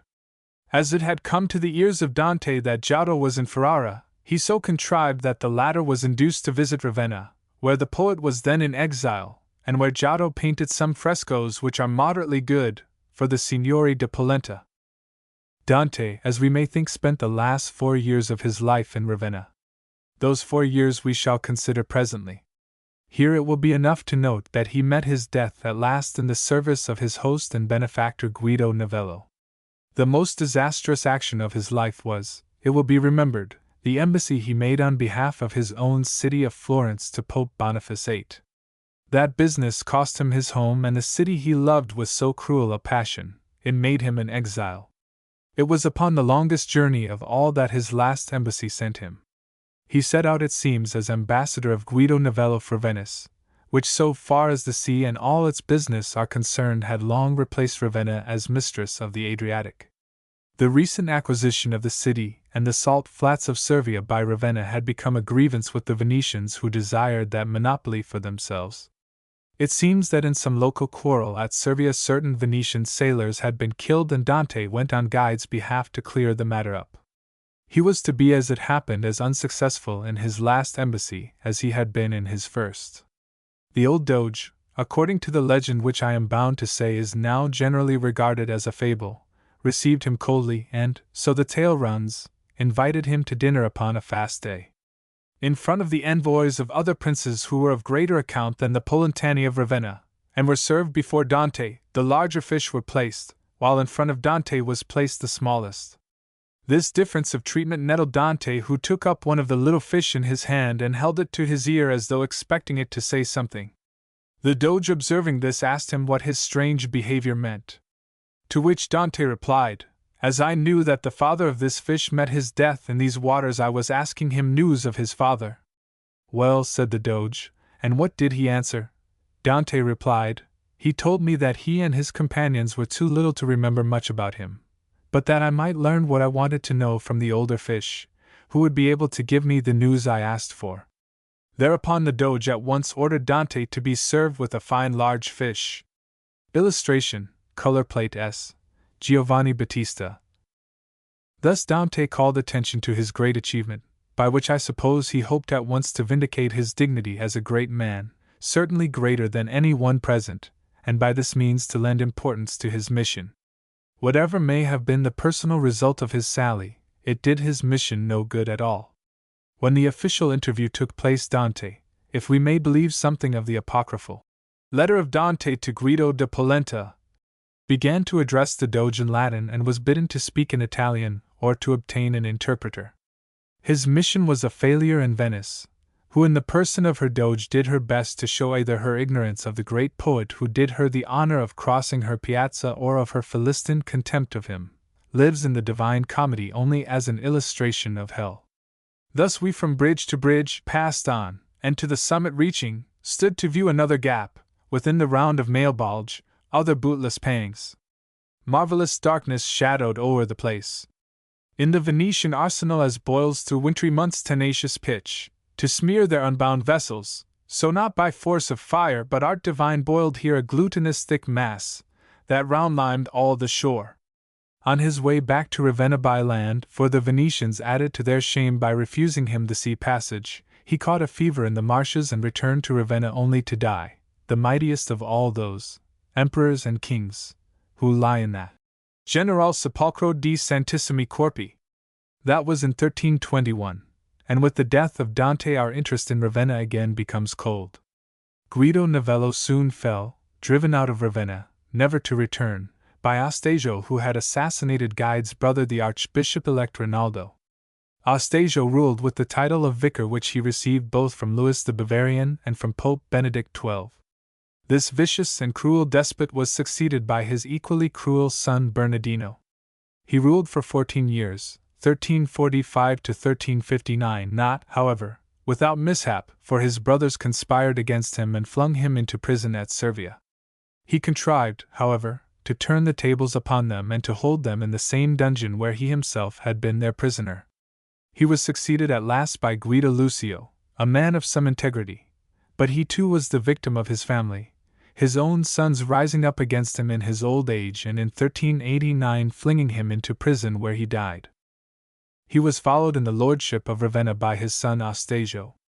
This man died in 1431, that is to say, in the midst of all the confusion, here in Romagna and the Marches, of the 15th century, when the condottieri were one and all looking for thrones, and such ambitions as those of the Visconti, of Francesco Sforza, of Sigismondo Malatesta, of Federigo of Urbino, and of a host of parvenus were struggling for dominion and mastery. Thus it was that Astasio's successor, Astasio, in 1438 was compelled to make alliance with Duke Filippo Maria of Milan. Venice, ever watchful, saw Visconti's game, remembered Servia, and insisted upon Astasio coming to Venice. While there he learned that Venice had annexed his dominion. Nor are we surprised to learn that he ended his days in a Franciscan convent, where he was mysteriously assassinated, probably by order of Venice. But with the entry of Venice into Ravenna, the Middle Age, even in that far place, comes to an end. The Polentani were done with. A new and vigorous government ushered the old imperial city into the Renaissance. 15 Dante in Ravenna. Before following the fortunes of Ravenna under that new and alien government into the Renaissance and the modern world, it will be well if we turn to examine more closely her one great moment in the Middle Age, the moment in which Dante found in her a last refuge, and then linger a little among such of her medieval buildings as the modern world has left her. In any attempt to deal, however briefly, with Dante's sojourn in Ravenna, we must first find out what we really know concerning it, and distinguish this from what is mere conjecture or deduction. Now, the first authority for Dante's life generally is undoubtedly Boccaccio, and as it happens he was in Ravenna, where he had relations, certainly in 1350 and perhaps in 1346. In 1350 he was the envoy of the Orsan Michel Society, who by his hand sent Beatrice, the daughter of Dante, then a nun in the convent of S. Stefano degli Uliva in Ravenna, 10 gold florins. He was thus in communication with Dante's daughter, so that when he came to write the Vita di Dante, probably in 1356 to 1357, he was certainly in possession of facts. It will be well then if we state to begin with in his own words what he has told us of the years Dante spent in Ravenna. But first as to the date of Dante's coming to Ravenna. Boccaccio would seem to place it immediately after the death of Henry VII. in 1313. To modern scholarship this has seemed incredible for various reasons, and it prefers to allow Dante to visit Verona first and to come to Ravenna in 1317. Yet let us hear Boccaccio. He begins by telling us that the too early death of the emperor, who was poisoned, as is thought, at Buonconvento in southern Tuscany on S. Bartholomew's Day in 1313, cast every one of his faction into despair. And Dante most of all, wherefore no longer going about to seek his own return from exile he passed the heights of the Apennines and departed to Romagna where his last day, that was to put an end to all his toils, awaited him. In those times was Lord of Ravenna, a famous and ancient city of Romagna, a noble cavalier whose name was Guido Novello da Polenta. He was well skilled in the liberal arts and held men of worth in the highest honor, especially such as excelled others in knowledge. And when it came to his ears that Dante, beyond all expectation, was now in Romagna and in such desperate plight, he, who had long time before known his worth by fame, resolved to receive him and do him honor. Nor did he wait to be requested by him to do this, but considering with how great shame men of worth ask such favors, with liberal mind and with free proffers he approached him, requesting from Dante of special grace that which he knew Dante must needs have begged of him, to wit, that it might please him to abide with him. The two wills, therefore, of him who received and of him who made the request thus uniting on one same end, Dante, being highly pleased by the liberality of the noble cavalier, and on the other side constrained by his necessities, awaited no further invitation but the first, and took his way to Ravenna, where he was honorably received by the lord thereof, who revived his fallen hope by kindly festerings. And giving him abundantly such things as were fitting, he kept him with him there for many years, yea, even to the last year of his life.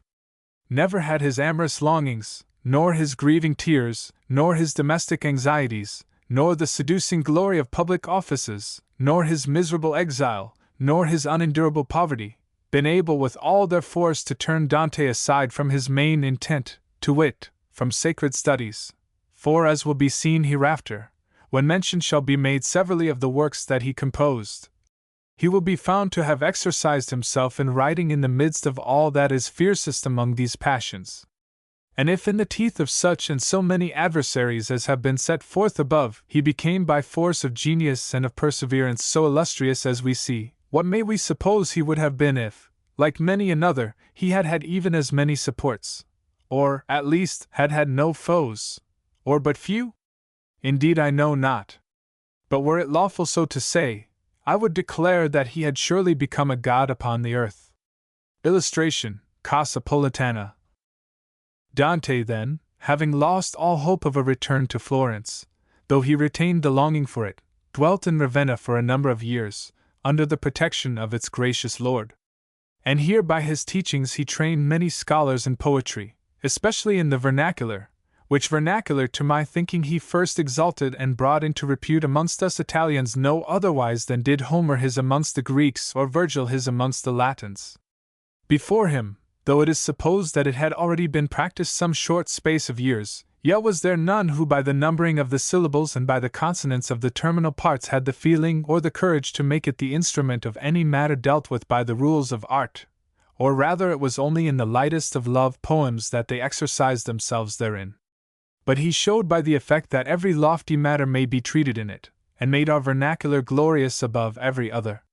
But since his hour is assigned to every man, Dante, when already in the middle or thereabout of his 56th year, fell sick and in accordance with the Christian religion received every sacrament of the Church humbly and devoutly, and reconciled himself with God by contrition for everything that, being but man, he had done against his pleasure. And in the month of September in the year of Christ 1321, on the day whereon the exaltation of the Holy Cross is celebrated by the Church, not without greatest grief on the part of the aforesaid Guido and generally all the other Ravenese citizens, he rendered up to his Creator his toil-worn spirit, the which I doubt not was received into the arms of his most noble Beatrice, with whom, in the sight of him who is the supreme good, the miseries of this present life left behind. He now lives most joyously in that life the felicity of which expects no end.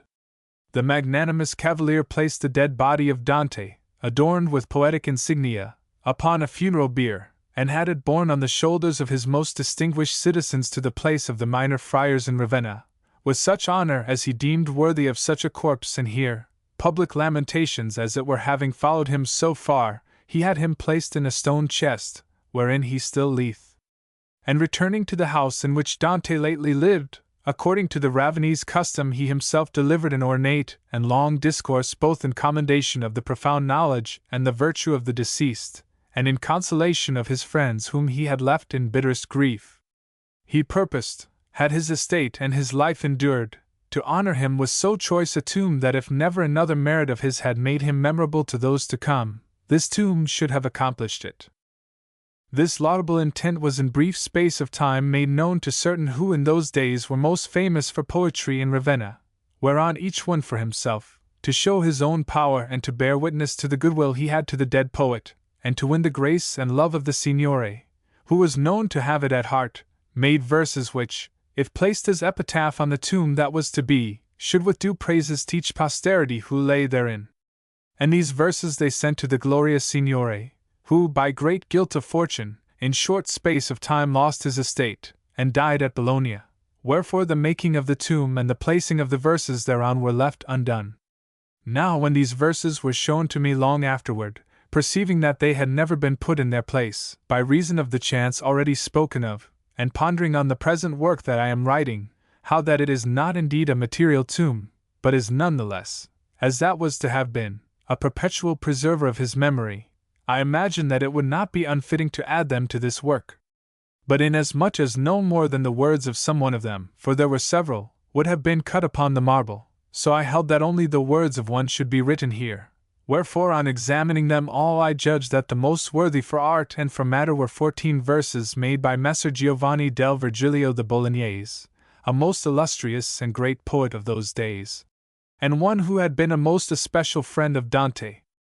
And the verses are these hereafter written: Theologus Dantes, nullius dogmatis expers, quod foveat claro philosophia sinu, gloria museum, vulgo gratissimus auctor, hic iacet, et fama pulsat utrumque polum, colloca defunctus, gladius regnum gemellis, distribit, lysis rhetoricisque modis. Pasqua Pyreus demum resinabat avinis, atropus heu lidum levita rupit opus huic ingrata tullit tristem Florentia fructum, exilium, vetae patria cruda suo. Quem pia Guidonis gremio Ravenna novelli gadet honorati continuis dicis. Mil trecentenis ter septem numinis annis, ad sua septembris edibus astra redit. 1. Footnote 1. The translation is Mr. Wicksteed's The Early Lives of Dante. He adds a translation of the verses. Theologic Dante, a stranger to no teaching that philosophy may cherish in her illustrious bosom, glory of the Muses, author most acceptable to the commonalty, leath here and smitteth either pole with his fame, who assigned their places to the dead, and their jurisdictions to the twin swords, in laic and rhetoric modes. And lastly, with Pyrian pipe he was making the pasture lands resound. Black Atropus, alas, broke off the work of joy. For him ungrateful Florence bore the dismal fruit of exile, harsh fatherland to her own bard. But Ravenna's piety rejoices to have gathered him into the bosom of Guido Novello, her illustrious chief. In 1303 times 7 years of the deity, he went back on September's Ides to his own stars. So far Boccaccio. Though his account tells us much, it certainly does not permit us to make many definite statements as to Dante's life in Ravenna. One of the first things, for instance, that any modern biographer would have noted with accuracy would have been the house in which Dante lived. Something definite, too, we might have expected as to his friends and correspondents, as to his occupations and habits. Of all this there is almost nothing.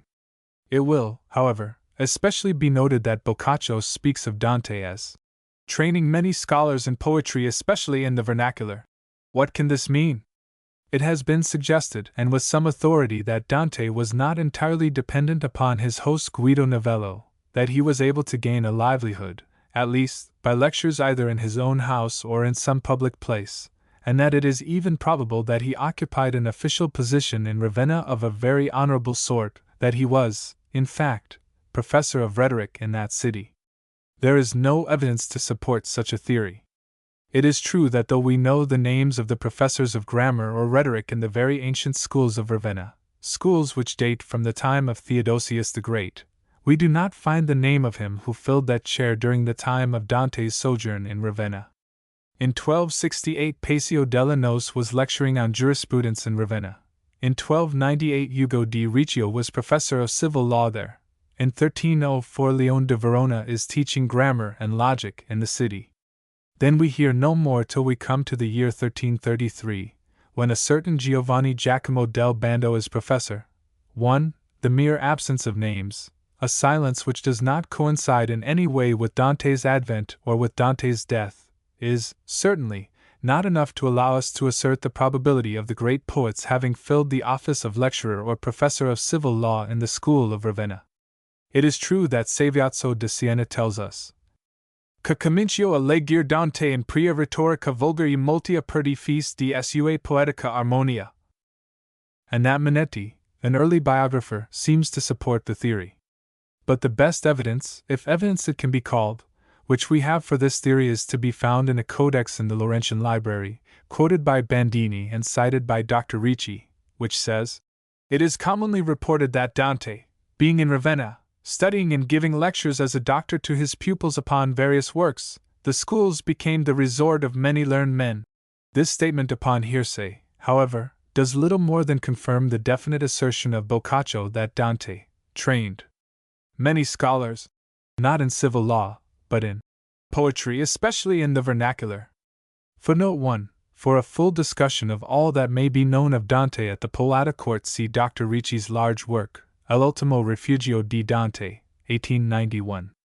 A charming book in English, Dante in Ravenna, 1898, by Catherine Mary Phillimore, is to a great extent based upon Dr. Ricci's work.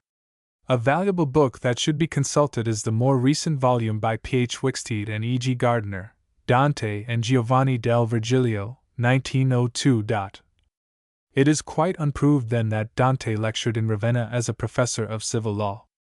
It might seem equally certain that he did lecture upon poetry and the vulgar tongue, and it seems likely that we have the text of his lectures in the latter if not in the earlier part of the De Vulgari Eloquentia, in which in masterly and polished Latin he reproves all the vulgar dialects of Italy. Boccaccio tells us he composed this when he was already nigh his death, and though modern criticism seems inclined to date its composition not later than 1306, the evidence of Boccaccio is not lightly to be set aside. 1. Footnote 1. The first part of this work was certainly not written later than 1306, the second part may well have been later. Lonely as he doubtless was in Ravenna, he was not alone there.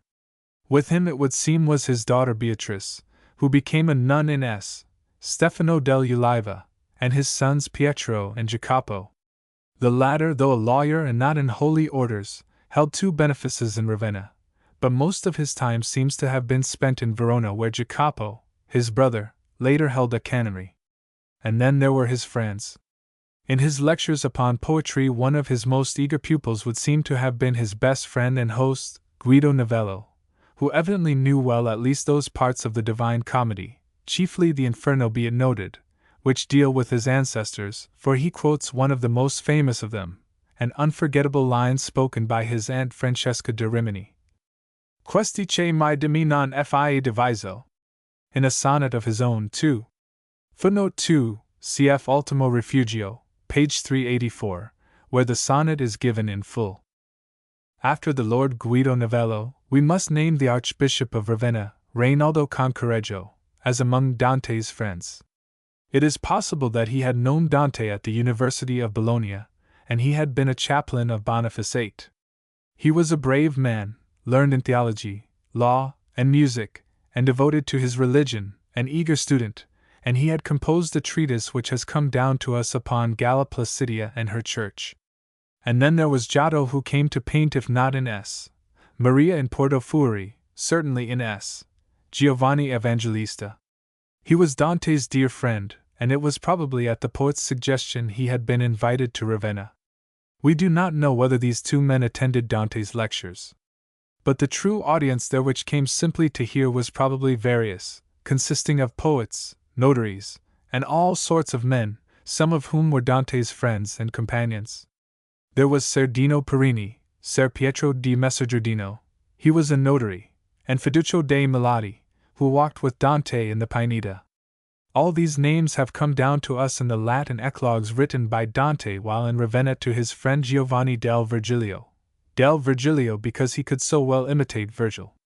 These eclogues are full of shrewd and curious thought, a real correspondence, and they help us to see the men who surrounded the poet in Ravenna. They do not, however, give us so extraordinary an impression of the strength and keenness of Dante's powers of observation as many a passage in the Divine Comedy in which Ravenna and the rude and fierce world of the Romagna of that day live forever. It is in answer to the inquiries of the great Guido of Montefeltro that Dante speaks of Romagna in the Inferno. Feeble and anemic though the great lines become in any translation, even so all their virtue is not lost.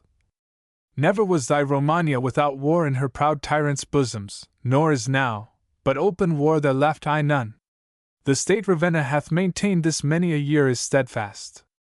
Their polenta's eagle, one broods, and in his broad circumference of plume o'ershadows Servia, 2.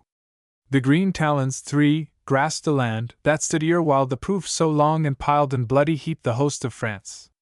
The old mastiff of Verrucchio and the young, 4, that tore Montagna, 5, in their wrath still make where they are wont, an augur of their fangs, La Mons, 6, city and Santurnos, 7, range under the lion of the snowy lair, 8, inconstant partisan, that changeth sides or ever summer yields to winter's frost.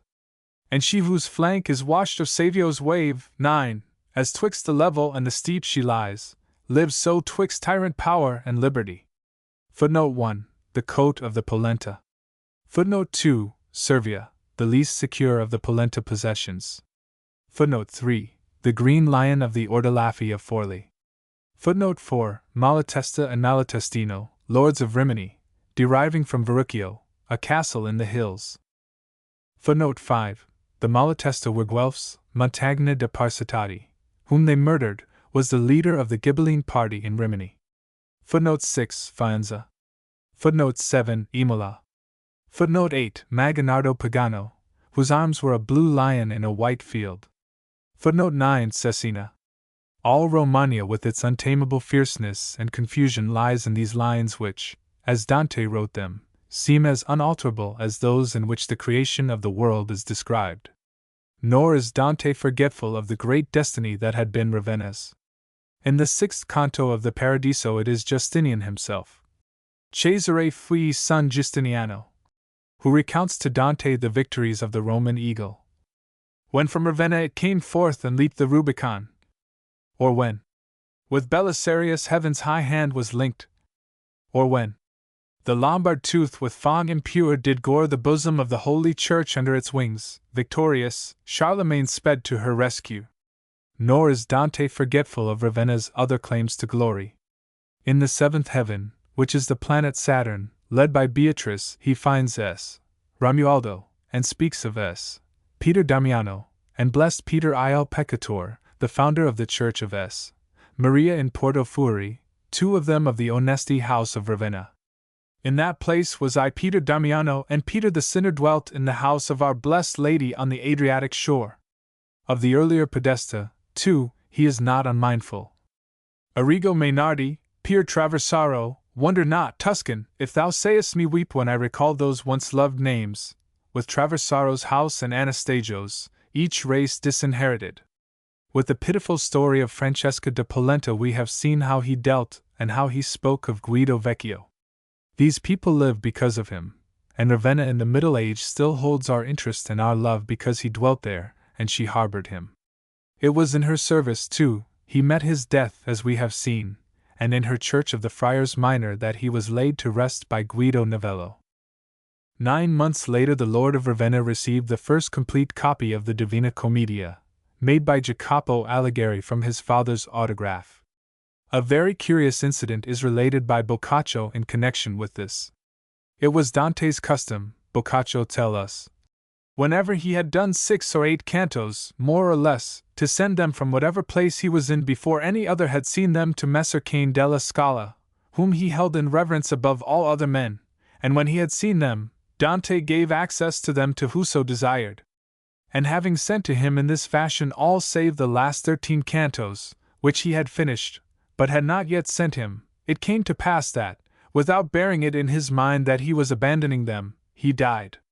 And when they who were left behind, children and disciples, had searched many times, in the course of many months, amongst all his papers, if haply he had composed a conclusion to his work, and could by no means find the remaining cantos, and when every admirer of his in general was enraged that God had not at least lent him to the world so long that he might have had opportunity to finish what little remained of his work, they had abandoned further search in despair, since they could by no means find them.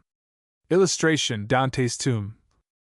So Jacopo and Piero, sons of Dante, both of them poets in rhyme, moved thereto by certain of their friends, had taken it into their minds to attempt to supplement the parental work, as far as in them lay, that it might not remain imperfect, when to Jacopo, who was far more zealous than the other in this work, there appeared a wondrous vision, which not only checked his foolish presumption but showed him where were the 13 cantos which were wanting to this divine comedy, and which they had not known where to find. A worthy man of Ravenna, whose name was Piero Giardino, long time a disciple of Dante's, related how, when 8 months had passed after the death of his master, the aforesaid Jacopo came to him one night near to the hour that we call matins, and told him that that same night a little before that hour he, in his sleep, had seen his father, Dante, approach him, clad in whitest garment, and his face shining with an unwonted light, whom he seemed to ask if he were yet living, and to hear in reply that he was, but in the true life, not in ours. Whereon he seemed further to ask him if he had finished his work, or ever he passed to that true life, and if he had finished it, where was the missing part, which they had never been able to find. To this he seemed to hear again in answer, "Yea, I finished it." Whereon it seemed that he took him by the hand and led him to that chamber where he was wont to sleep when he was living in this life, and touching a certain spot said, "Here is that which ye so long have sought." And no sooner was uttered that word than it seemed that both Dante and sleep departed from him at the same moment. Wherefore he averred that he could not hold but come and signify what he had seen, that they might go together and search in the place indicated to him, which he held most perfectly stamped in his memory, to see whether a true spirit or a false delusion had shown it him. Wherefore, since a great piece of the night still remained, they departed together and went to the place indicated, and there found a mat fixed to the wall, which they lightly raised, and found a recess in the wall which neither of them had ever seen, nor knew that it was there, and there they found certain writings all mouldy with the damp of the wall and ready to rot had they stayed there much longer, and when they had carefully removed the mould and read, they saw that they contained the 13 cantos so long sought by them. Wherefore, in great joy, they copied them out, and after the author's wont sent them first to Messer Cain and then joined them on, as was meet, to the imperfect work. In such a manner did the work of so many years see its completion. As Boccaccio tells us, Guido Novello had scarce buried Dante in that temporary tomb in the church of the Friars Minor, when he lost his lordship. On April 1, 1322, he was elected captain of the people in Bologna, and when he was about to return to Ravenna he suddenly heard that the archbishop had been murdered and that the city was in the hands of his enemies. Do what he would, he never returned to his own city, and thus his intentions with regard to the tomb of the poet were never carried out. The noble sepulchre which Guido had planned was not built, and the body of Dante reposed in the ancient sarcophagus in which it had been first placed. There it remained when Boccaccio came to Ravenna, probably in 1346 and certainly in 1350, as the bearer of a gift from the Orsan Michele Society to Beatrice di Dante, then a nun in S. Stefano degli Uliva. Boccaccio, it will be remembered, had in his life of Dante bitterly upbraided Florence for her treatment of her greatest son, and to his blame had added a prophecy that she would soon repent of her shameful ingratitude, and would envy Ravenna, the body of him whose works have held the admiration of the whole world. This prophecy fulfilled itself many times, and first in 1396. In that year, upon December 22, Florence made the first of her many demands for the body of Dante, which she now wished to bury in S. Maria del Fiore. The demand, as Boccaccio had foreseen, was refused. It was repeated in 1429 and again refused. By 1476, When her next attempt was made, Ravenna had passed into the power of the Venetian Republic. It was therefore to Venice that Florence now turned through the Venetian ambassador, who is said to have been none other than Bernardo Bembo. Bembo's request on behalf of Florence was, of course, a failure, but he seems to have himself repaired the tomb and to have placed upon it an epitaph. Exigua tumuli Dantes hic sort jacebus squalenti nulli cognite pene situ. At nunc marmoreos subnixus condoris arca omnibus et cultus splendidior nights nimrum bembus muses incensus ethrussus hoc tibiquem and premis hoc calura dedit. And Sal. McCooksii. 6. K.L. J. Vien. Bernardus Bem. Prate. Er soa posuit. His work of reparation and of adornment was carried out by Pietro Lombardo, who was already at work in Ravenna for the Venetian Republic, the sculptured effigy of Dante in relief being also from his hand. But Florence was by no means at the end of her resources. In 1509 Ravenna had passed into the hands of the Pope. In 1519 Leo X, a Medici, being on the throne of Peter, the Accademia Medicia of Florence petitioned the Pope. Among the signatories of the petition was Michelangelo, who offered to make a worthy sepulchre for the divine poet in an honored place in Florence, to be allowed to carry away the bones of Dante from Ravenna to the City of Flowers. The Pope gave the Florentine envoys the permission they required, as was expected. They proceeded to Ravenna and opened the sarcophagus, but when they lifted the lid, they found it empty, save for a fragment of bone and a few withered leaves of the laurel which had adorned the poet's head. From that time till our own day the resting place of Dante's bones has been a complete mystery. It is recorded that in the middle of the 17th century the Franciscans rebuilt and repaired the so-called chapel of Bracciafort at S. Francesco, which till then had been joined by a portico to the tomb of Dante. In 1658 this portico, among other alterations, was removed, and the exterior of the tomb itself was reconstructed with an entrance into the piazza, as we see it. The interior of the tomb was, however, left in some confusion, so that the papal legate determined himself to repair it. In this he met with much opposition from the friars, who claimed, as of old, jurisdiction over the sepulchre. Nevertheless he completed the work, and in 1692 placed the following upon the tomb: Exilum a Florentia dantem liberalissim excepit Ravenna. Vivo fruens mortuum colens magnis cineribus licet in parvo magnifici parenterant polentani principes erigendo bembus praetor luculentissim extraendo praediosum muses et Apollini mausoleum quod injuria temporum pene squalens e. Mo Dominico Maria Curcio legato Joan Salvato pro legato magni civis seniors patri reconciliar cultus perpetuate curantibus s. P. Q. R. Jur acr soa tanquam thesaurum sum munivit instauravit ornavit adim psi. Outside the tomb he placed his coat of arms, and on either side that of the legate of the province, and that of the Franciscan order. In 1760 the third restoration was undertaken, and the tomb assumed the form we now see, and was given yet another inscription: Dante Alighiero pote sui temporis primo restitutori politioris humanitatis Guido et hostages polentiani clienti et hospitae periger defuncto monumentum fecerunt Bernardus Bembus praetor venit. Raven. Pro meritus ius ornata excalut. Aloysius Valentius Gonzaga card. Leg. Prov email. Superiorum temporum negligentia corruptum operibus ampliatus munificentia sua restituendum curivit, anno MDCC 80. At the same time the tomb was opened again, and was found to be empty. In spite of this fact, in 1864 the municipal authorities in Florence wrote to Ravenna again demanding the body of the poet, only to be again refused. This, however, was the 6th centenary of Dante's birth, and the sarcophagus was again to be opened to verify the remains. The workmen were indeed at work upon some necessary repairs and draining, when it was found that a part of the wall of the Bracciafort chapel would have to be removed.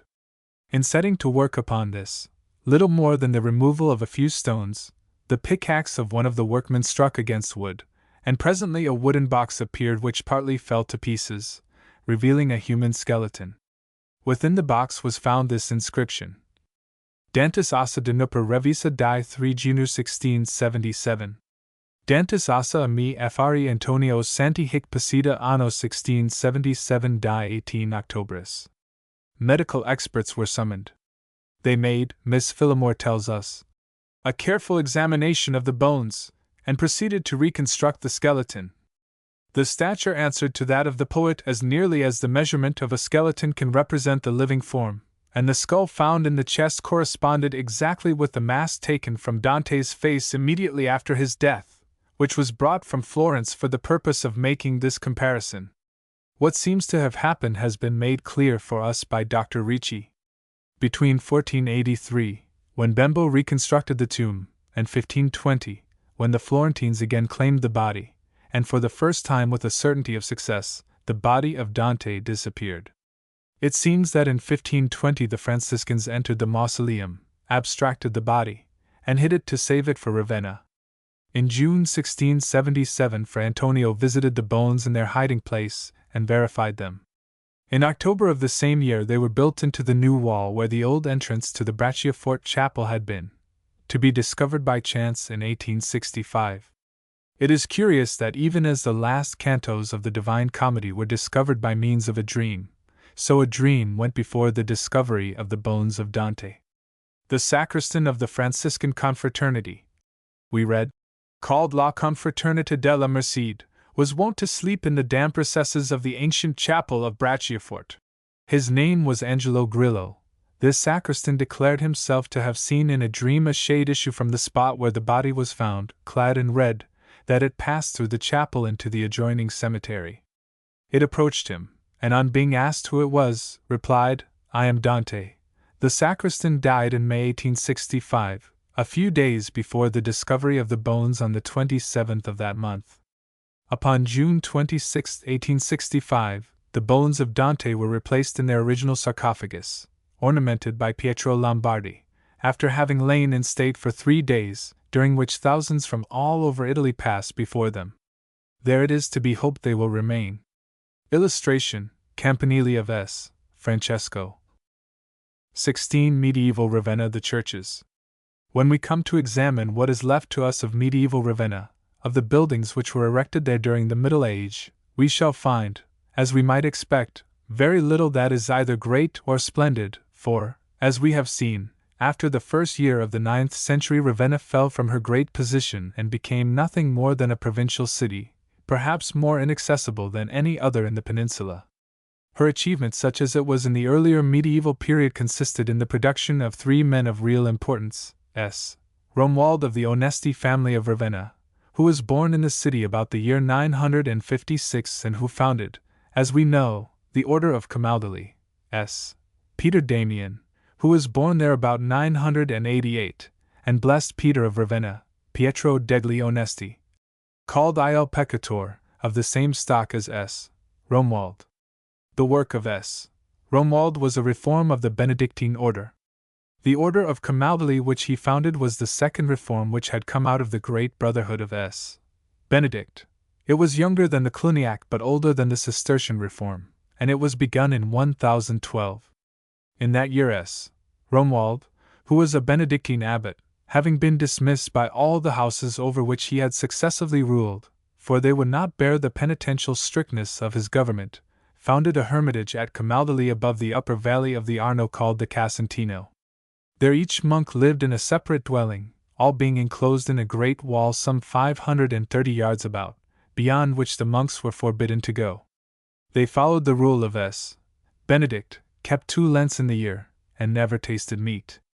They had, of course, a church in common where they were bound to recite the divine office, for this is of the essence of the rule of S.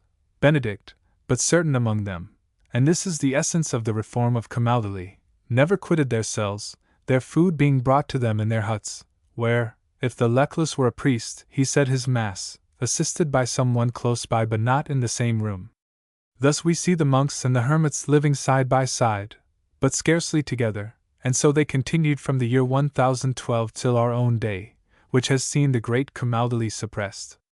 The device of the order was a cup or chalice out of which 2 doves drank, representing thus the 2 classes of hermits and monks, the contemplative and the active life. Illustration, color plate S. Maria in Porto. The second great Ravenese of the Middle Age, S. Peter Damian, who was born about 988 in Ravenna, of a good but at that time poor family, was the youngest of many children.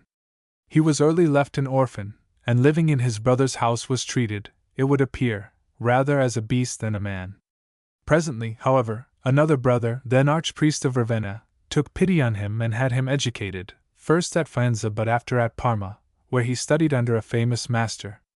Here he became immersed in the religious life, so that when two monks belonging to Font Avellana, a desert at the foot of the Apennines in Umbria, happened to call at the place of his abode, he followed them. After a life of penitence and hardship, in 1057 Pope Stephen IX prevailed upon him to quit his desert and made him Cardinal Bishop of Ostia, and later Pope Nicholas II sent him to Milan as his legate, till in 1062 the successor of Nicholas allowed him to return to his solitude, but in 1063 he was sent to France as papal legate. Later we find him as papal ambassador in Ravenna, this in 1072. He was then a very old man, and on his way back to Rome he died at Faenza. This famous saint has often been confused with the third great Ravenese of this time, Pietro degli Onesti, called Pietro il Peccator. 1. This confusion, which Dante disposes of in the well-known passage of the Paradiso. In quel loco fuiten, Pier Damiano, e Pietro Peccator fu nella casa di nostra donna in sul letto Adriano. 2. Is commented upon in one of Boccaccio's letters to his friend Petrarch. 3. It is true both Peters were of Ravenna, but whereas blessed Pietro il Peccator was of the Onesti family, as was S. Romuald S.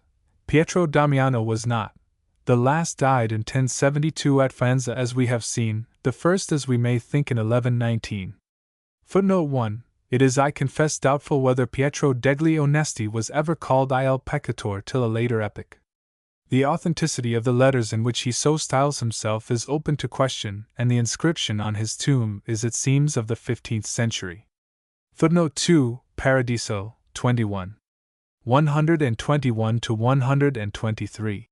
In quel loco refers to Font Avellana. Footnote 3, cf. Corazzini, Lettere edite ed inedite di Giovanni Boccaccio, Firenze, 1877, page 307. Now, though all were famous and all were of Ravenna, it is the last, and I suppose the least of them, who is most closely connected with the city. The others went away and won, not only great place in the world, but an everlasting fame. Blessed Pietro il Peccator stayed in Ravenna and built there outside the walls in the marsh between Ravenna and Clas the great home of Our Lady, S. Maria in Porto Fuori. About the middle of the 11th century, Dr. Ricci tells us, certain religious retired into the solitude by the shore of the Adriatic, and there built a little church or oratory that was called S. Maria in Facila. In this act we may certainly see the example of S. Romuald. But about 1096 there joined himself to them Pietro degli Onesti, called il Peccator, and perhaps because he was of the Onesti he built there a new and a larger church, it is said in fulfillment of a vow made, as was Galla Placidia's, in a storm at sea. It is this church which in great part we still see, with additions of the 13th century, a lonely and beautiful thing in the emptiness of the sodden fields to the southeast of Ravenna between the Canale del Molino and the Fiume Unity. The lonely and melancholy church of S. Maria in Porto Fuori is a basilica consisting of 3 naves which formed a part of the original church of the Blessed Pietro, and a presbytery, apse, and chapels which are of the 13th century. There we see some frescoes of a very beautiful and early character which have been erroneously attributed to Giotto, and as erroneously it might seem to Peter of Rimini. Illustration, interior of S. Maria in Porto Fuori. They were the gift of a certain Graziadio, a notary who in 1246 provided the cost of the work, which was carried out, it would seem, by Maso da Faenza, 1314, Rastello da Foro, 1350-60, Giovanni de Ravenna, 1368-96, and other painters of the Romagnolle school. 1. These works, which are among the loveliest we have of the school, may be noted as follows. In the nave to the left we see the Madonna and Child with 4 saints. Here, too, is S. Julian. Upon the triumphal arch we see in the midst the Savior, and on the one side Antichrist and the martyrdom of the saints, on the other the defeat and end of Antichrist, who is beheaded by angels. Beneath are scenes of paradise and hell. On the roof of the choir we see the evangelists with their symbols and the doctors of the church. Upon the right the death, assumption, and coronation of the Blessed Virgin, together with the massacre of the innocents and the Last Supper, and perhaps S. Francis and S. Clare. Upon the left we have the birth and presentation of the Blessed Virgin in the temple. The last two figures upon the right here are said to be portraits of Giotto and Guido da Polenta by those who attribute these works to the Florentine master. In the chapel on the left we see Pope John I. Before Theodoric, Pope John in prison, and in the lunette the martyrdom of a saint. Close by are other frescoes repainted of S. Apollinaris and S. Antony Abbot. In the chapel on the right we see perhaps S. John baptizing a king, S. John preaching, and blessed Pietro il Peccator healing the blind and sick. Here too would appear to be scenes from the life of S. Matthew, but unhappily the subjects are all of them obscure and difficult to interpret. At the end of the apse we see the three Marys at the sepulchre, and the incredulity of S. Thomas.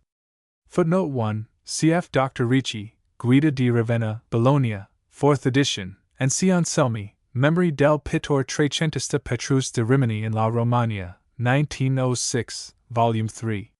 Fasques Edinburgh. Of these majestic but spoilt works, undoubtedly the noblest in design is that of the death of the Blessed Virgin. The Last Supper is also exceedingly beautiful, and the incredulity of S. Thomas is a splendid piece of work. But in the course of ages these latter works especially have suffered grievously, as of course has the whole church. Built in the marsh, it has sunk so deeply into it that its pillars are covered halfway up, and the church seems always about to be wholly engulfed. It was called S. Maria in Porto because it was originally built near to the famous port that Augustus Caesar had established, and which for so long was the headquarters of the Eastern Fleet. In the 16th century, when the canons regular of the Lateran, who then served it, were compelled to abandon it, they built within the city of Ravenna another church which they named after that they had left, S. Maria in Porto. Thereafter the old church without the walls was known as S. Maria in Porto Fuori. The mighty tower which rises beside S. Maria in Porto Fuori has been thought to be in part the famous Pharos of which Pliny speaks. 1. It is almost certainly founded upon it, but the lower part in its huge strength is, as we see it, a work of the end of the 12th century, as is the lofty campanile which rises from it. Footnote 1, see supra, page 24. S. Maria in Porto Fuori is undoubtedly the greatest monument that remains to Ravenna of the Middle Age. Nothing really comparable with it is to be found in the city itself. The earliest of the friars' churches, those great monuments of the Middle Age in Italy, is S. Chiara, which with its convent is now suppressed and lost in the Ricovero di Mendicita, Corso Garibaldi, 19. This convent, which dates certainly from 1255, was founded by Chiara da Polenta and was rebuilt in 1794. It is from its garden that we get our best idea of the church, which within possesses frescoes of the Romagnoll school, where in the vault we see the four evangelists with their symbols and the four doctors of the church. Upon the walls we see a spoiled fresco of the Principio, that peculiarly Franciscan subject, and again the Annunciation, the Adoration of the Magi, the Baptism of our Lord, Christ in the Garden, the Crucifixion, and various saints. These frescoes are the work of the men who painted in S. Maria in Porto Fuori. It cannot have been much later that the church of S. Pier Maggiore, of which I have already spoken, too, came into Franciscan hands, and certainly from 1261 it was called S. Francesco, when the Archbishop Filippo Fontana handed it over to the conventuals who held it till 1810. Its chief medieval interest lies for us of course in the fact that Dante was buried, probably at his own desire, within its precincts. But there are other things too.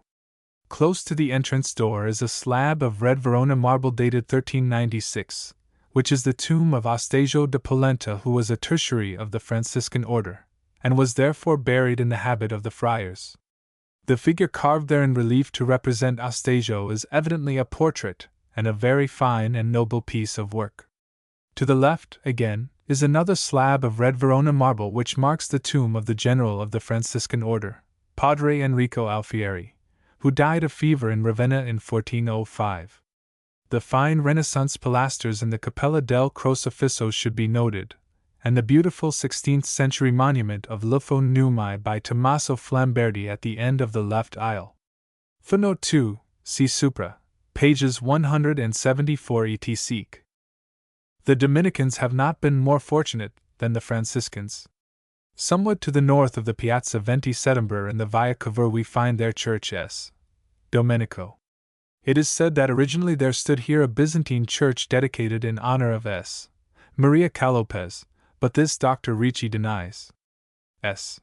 Domenico was built from its foundations, it seems, in October 1269 for the Dominicans and was enlarged in 1374 according to an inscription in the sacristy, but it was almost entirely rebuilt in the beginning of the 18th century. The facade and the side portico are perhaps now the most genuine parts of the church.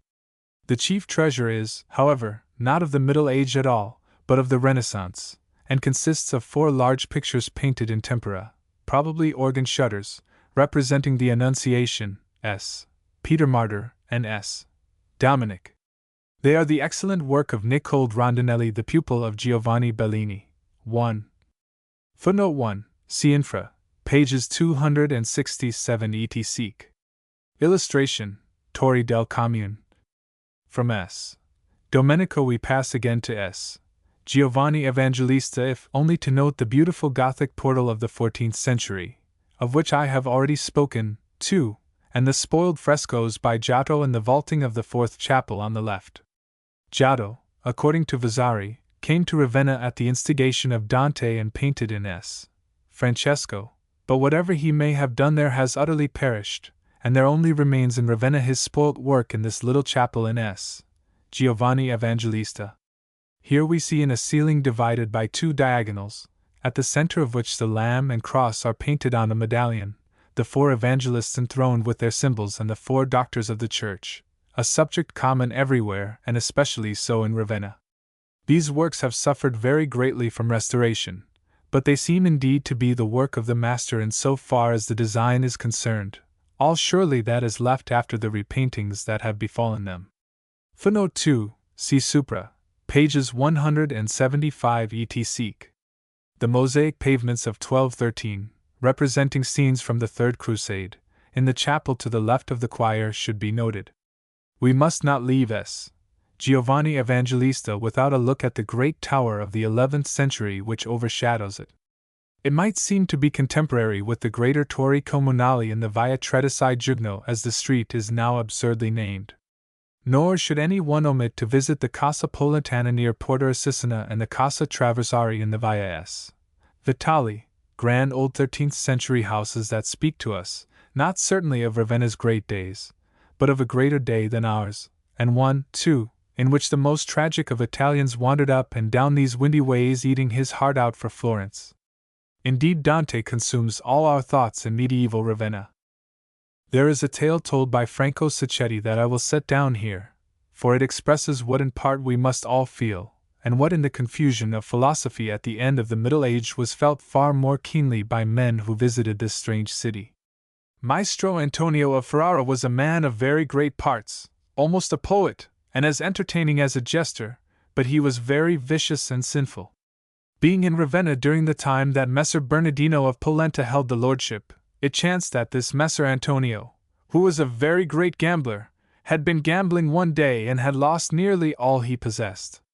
Being in despair, he entered the church of the Friars Minor, where there is the tomb which holds the body of the Florentine poet Dante, and having seen an antique crucifix half burned and smoked by the great number of lights placed around it, and finding just then many candles lighted there, he immediately went and took all the tapers and candles which were burning there, and going to the tomb of Dante he placed them before it, saying, "Take them, for thou art far more worthy of them than it is." The people beholding this and marveling greatly said, "What doth this man?" And they all looked at one another. Illustration, Portal of S. Giovanni Evangelista. Sacchetti does not answer the question asked by the astonished people of Ravenna, but goes on to tell us of the Lord, who delighted in such things as do all lords? He could not have answered it, for he did not know himself what it meant. We are in better case, I think, and know that what that wild and half blasphemous act meant was that the Renaissance had made an end of the Middle Age here in Ravenna as elsewhere. 17 Ravenna in the Renaissance. The Battle of 1512. When in the year 1438 Duke Filippo Maria Visconti of Milan forced Ostasio de Polenta, the fifth of that name, into an alliance, and the Venetians thereupon invited him to visit them, Venice had decided for her own safety to annex Ravenna, and Ostasio soon learned that the new government had proclaimed itself in his old capital. He, as I have said, presently disappeared, the victim of a mysterious assassination, and Venice governed Ravenna by Proveditore and Podesta, as happily and successfully, it might seem, as she governed Venetia and a part of Lombardy. For her doubtless the acquisition of Ravenna was not a very great thing, nor does it seem to have changed in any very great degree the half-stagnant life of the city itself, which, as we may suppose, had for so long ceased to play any great part in the life of Italy, that a change of government there was not of much importance to any one except the Holy See, the true overlord. The Holy See, however, had no intention of submitting to the incursion of the Republic into its long-established territories without a protest. In the War of Ferrara, Venice had come into collision with the Pope and had in reality been worsted, though the Peace of Bagnolo, 1484, gave her Rovigo, the Pole Sign, and Ravenna. But she had adopted a fatal policy in appealing to the French, a policy which led straight on to Cambrai, which, as we may think, so unfortunately crippled her forever. The descent of the French was successful at least in this, that it aroused the cupidity and ambition of the King of Spain and of the Emperor. Italy was proved to be any one's prize at Fornovo, and when Louis XII succeeded Charles VIII in 1498, and combined in his own person the claim of the French crown to Naples and to Genoa and the Orleans claim to Milan, Venice, instead of being doubly on guard, thought she saw a chance of extending her Lombard dominions. She refused the alliance Sforza offered and promised to assist Louis in return for Cremona and its contado. In other words, she committed treason to Italy and thus justified, if anything could justify, the League of Cambrai. Sforza's first act was to urge the Turk, who needed no invitation, to attack the Republic, whose fleet in 1499 was utterly defeated at sea by the Orientals, who presently raided into Friuli. Venice was forced to accept a humiliating peace. It was in these circumstances that, with all Italy alienated from her, the papacy began to act against her. Its first and most splendid effort to create a reality out of the fiction of the States of the Church was the attempt of Cesare Borgia, who actually made himself master of the whole of the Romagna. Venice watched him with the greatest alarm, but chance saved her, for with the death of Alexander VI, Cesare and his dream came to nothing. Venice acted at once, for indeed even in her decline she was the most splendid force in Italy. She induced by a most swift and masterly stroke the leading cities of the Romagna to place themselves under her protection. It was a great stroke, the last blow of a great and desperate man. That it failed does not make it less to be admired. The rock which broke the stroke as it fell and shattered the sword which dealt it was Pope Julius II. Louis and the Emperor had come together, and when in June 1508 a truce was made they would have been content to leave Venice alone. It was the Pope who refused, and by the end of the year had formed the European League for the purpose of putting a stop to losses, injuries, rapine, and damage which Venice had inflicted not merely on the Holy See, but also on the Holy Roman Empire, the House of Austria, the Duchy of Milan, the King of Naples and other princes, seizing and tyrannically occupying their territories, cities, and castles as though she were conspiring to the common ill. So ran the preamble of the League of Cambrai. It contemplated among other things the return of Ravenna, Faenza, Rimini, and the rest of the Romagna to the Holy See, Istria, Friuli, Treviso, Padua, Vicenza, and Verona being handed to the Emperor, Brescia, Bergamo, Crema, and Cremona passing to France, and the seacoast towns in Apulia to the King of Spain. Dalmatia was to go to the King of Hungary and Cyprus to the Duke of Savoy. Illustration: Rocca Veneziana. In the spring of 1507, Julius launched his bull of excommunication against Venice, Ravenna, which was held by the Podesta Marcello and by Zeno, was attacked by the Pope's general, the Duke of Urbino, and after the disastrous defeat of the Venetians by the French and Milanese, at Agudelo, on the Adda, the Republic ordered the restoration of Ravenna to the Holy See, together with the other cities of the Romagna. The Pope was now content, but France and the Emperor were not, and Venice was forced to ally herself first with one side and then with the other. In the brutal struggle of the foreigner for Cisalpine Gaul there were two desperate battles, that of Ravenna in 1512, in which the French, though victorious, lost their best leader, Gaston de Foix, and that of Navarra in 1513, which induced the French to leave Italy. As the first of these battles concerns Ravenna, we must consider it more closely. At this time Venice was in alliance with Spain and the Pope against the French, who were commanded by Gaston de Foix, Duke of Nemours, a nephew of the French king. The combined Spanish and Papal troops, about 20,000 strong, were led by Raimondo de Cardona. The French were south of the Apennines when the Papal-Spanish force swung round from Milan into the Ferrarese, seized the territory south of the Po, and laid siege to Bologna. A Venetian force was hurrying to aid them. Gaston de Foix did not hesitate. On February 5, he flung himself over the icebound Apennine and hastened to relieve Bologna. Cardona retreated before him down the Emilian Way, but Brescia opened its gates to the Venetians, and this, which hindered Gaston, so enraged him that when he had taken the city he gave it up to a pillage in which more than 8,000 were slain, and his men were so laden with spoil that they returned to France forthwith to enjoy it. Gaston was compelled to return to Milan to reform his troops, for he was determined both by necessity and by his own nature, which loved decision, to force a battle with the Allies. The truth was that the position of France was precarious. Her career in Italy was deeply threatened by the Allies. Henry VIII of England contemplated a descent upon Normandy, and until the enemy in Italy was disposed of, her way was barred to Naples. So Gaston set out with some 7,000 cavalry and 17,000 infantry, French, Italian, German, to pursue and to defeat Cardona, who did not wish to fight. The army of the Allies was chiefly Spanish, and it numbered some 6,000 cavalry and 16,000 infantry of most excellent fighting quality.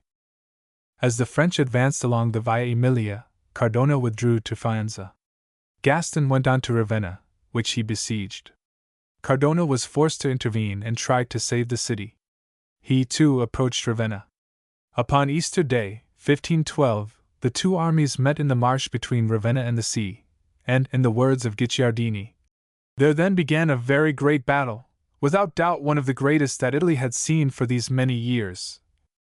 All the troops were intermingled in a battle fought thus on a plain without impediments such as water or banks, and where both armies fought, each obstinately bent on death or victory, and inflamed not only with danger, glory, and hope, but also with the hatred of nation against nation.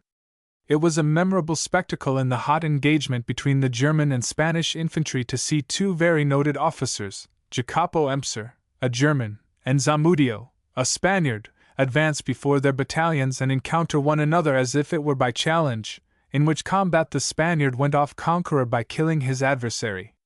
The cavalry of the army of the League was not at best equal to that of the French, and having been shattered and torn by the artillery was become much inferior. Wherefore, after they had sustained for some time, more by stoutness of heart than by strength of arms, the fury of the enemy, Yves d'Allegra with the rearguard and 1,000 foot that were left at the Montoni under Pelios and now recalled charging them in flank, and Fabrizio Colonna, fighting valiantly, being taken prisoner by the soldiers of the Duke of Ferrara, they turned their backs, in which they did no more than follow the example of their generals, for the Viceroy and Carvagiali, without making the utmost proof of the valor of their troops, betook themselves to flight, carrying off with them the 3rd Division or rearguard almost entire with Antonio de Leva, a man of that time of low rank though afterwards by a continual exercise of arms for many years, rising through all the military degrees, he became a very famous general. The whole body of light horse had been already broken, and the Marchese di Pescara, their commander, taken prisoner, covered with blood and wounds. And the Marchese della Palude, who had led up the 2nd Division, or main battle, through a field full of ditches and brambles in great disorder to the fight, was also taken. The ground was covered with dead men and horses, and yet the Spanish infantry, though abandoned by the horse, continued fighting with incredible fierceness, and though, at the first encounter with the German foot, they had received some damage from the firm and close order of the pikes, yet afterwards getting their enemies within the length of their swords, and many of them, covered with targets, pushing with daggers between the legs of the Germans, they had penetrated with very great slaughter, almost to the center of their battalions. The Gascon foot who were posted by the Germans on the ground between the river and a rising bank had attacked the Italian infantry, which, though they had greatly suffered by the artillery, would have repulsed them highly to their honor, had not Yves d'Allegre entered among them with a squadron of horse. But the fortune of that general did not answer his valor, for his son Vivarais being almost immediately killed before his eyes, the father, unwilling to survive so great a loss, threw himself with his horse into the thickest of the enemies, where, fighting like a most valiant captain and killing several, he was at last cut to pieces. The Italian foot, unable to resist so great a multitude, gave way, but part of the Spanish infantry hastening to support them, they rallied. On the other side, the German infantry, being sorely pressed by the other part of the Spaniards, were hardly capable of making any resistance. But the cavalry of the Confederates being all fled out of the field, Foy with a great body of horse turned to fall upon them. The Spaniards, therefore, rather retiring than driven out of the field, without the least disorder in their ranks, took their way between the river and the bank, marching slowly and with a close front, by the strength of which they beat off the French and began to disengage themselves, at which time Navarre, choosing rather to die than to save himself, and therefore refusing to leave the field, was made a prisoner. But Foy, thinking it intolerable that this Spanish infantry should march off in battle array like conquerors, and knowing that the victory was not perfect if these were not broken and dispersed like the rest, went furiously to attack them with a squadron of horse and did execution upon the hindmost. But being surrounded and thrown from his horse, or, as some say, his horse falling upon him, while he was fighting, he received a mortal thrust with a pike in his side.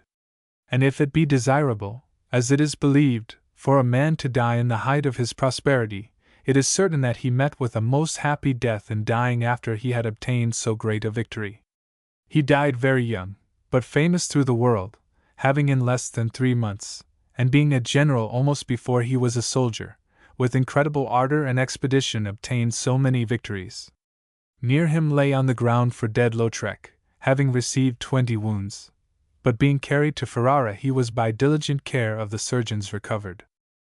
By the death of Foy, the Spanish infantry were suffered to pass off unmolested, the remainder of the army being already dispersed and put to flight, and the baggage, colors, and cannons taken. The Pope's legate was also taken by the Stradiati and carried to Federigo de Bazzolo, who made a present of him to the legate of the council. There were taken also Fabrizio Colonna, Pietro Navarra, the Marchesi della Palude, the Marchesi di Bitonto, and the Marchesi di Pescara, with many other lords, barons, and honorable gentlemen, Spaniards and Neapolitans. Nothing is more uncertain than the number of the killed in battles, but amidst the variety of accounts it is the most common opinion that there died of both armies at least 10,000, of which a third was of the French and 2/3 of their enemies. Some talk of many more, but they were without question almost all of them of the most valiant and choice soldiers, among whom, belonging to the papal forces, was Raffaello de Pizzi, an officer of high reputation, and great numbers were wounded. But in this respect the loss of the conqueror was without comparison much the greater by the death of Foy, Yves d'Allegre, and many of the French nobility, and many other brave officers of the German infantry, by whose valor, though at vast expense of their blood, the victory was in a great measure acquired. Maillard also fell with many other officers of the Gascons and Picards, which nation lost all their glory that day among the French. But their loss was exceeded by the death of Foy, with whom perished the very sinews and spirits of that army. Of the vanquished that escaped out of the field of battle the greater part fled towards Cesena, whence they continued their flight to more distant places, nor did the viceroy stop till he came to Ancona, where he arrived with a very few horse. Many were stripped and murdered in their flight, for the peasants scoured all the roads, and the Duke of Urbino, who from his sending some time before Baldassare de Castiglione to the King of France, and employing some trusty persons as his agents with Foy, was supposed to have entered into a private agreement against his uncle, not only raised the country against those that fled, but sent his soldiers to intercept them in the territories of Pesaro, so that only those who took their flight through the dominions of the Florentines were by orders of the magistrates, confirmed by the Republic, suffered to pass unmolested. The victorious army was no sooner returned to camp than the people of Ravenna sent deputies to treat of surrendering their city, but when they had agreed or were upon the point of agreement, and the inhabitants being employed in preparing provisions to be sent to the camp were negligent in guarding the walls, the German and Gascon foot entered through the breach that had been made and plundered the town in a most barbarous manner, their cruelty being exasperated not only by their natural hatred to the name of the Italians, but by a spirit of revenge for the loss they had sustained in the battle. On the 4th day after this, Marcantonio Colonna gave up the citadel, into which he had retired, on condition of safety to their persons and effects, but obliging himself on the other hand, together with the rest of the officers, not to bear arms against the King of France nor the Pisan Council till the next festival of S. Mary Magdalene, and not many days after, Bishop Vitello, who commanded in the castle with 150 men, agreed to surrender it on terms of safety for life and goods. The cities of Imola, Forli, Cesena, and Rimini, and all the castles of the Romagna, except those of Forli and Imola, followed the fortune of the victory and were received by the legate in the name of the council.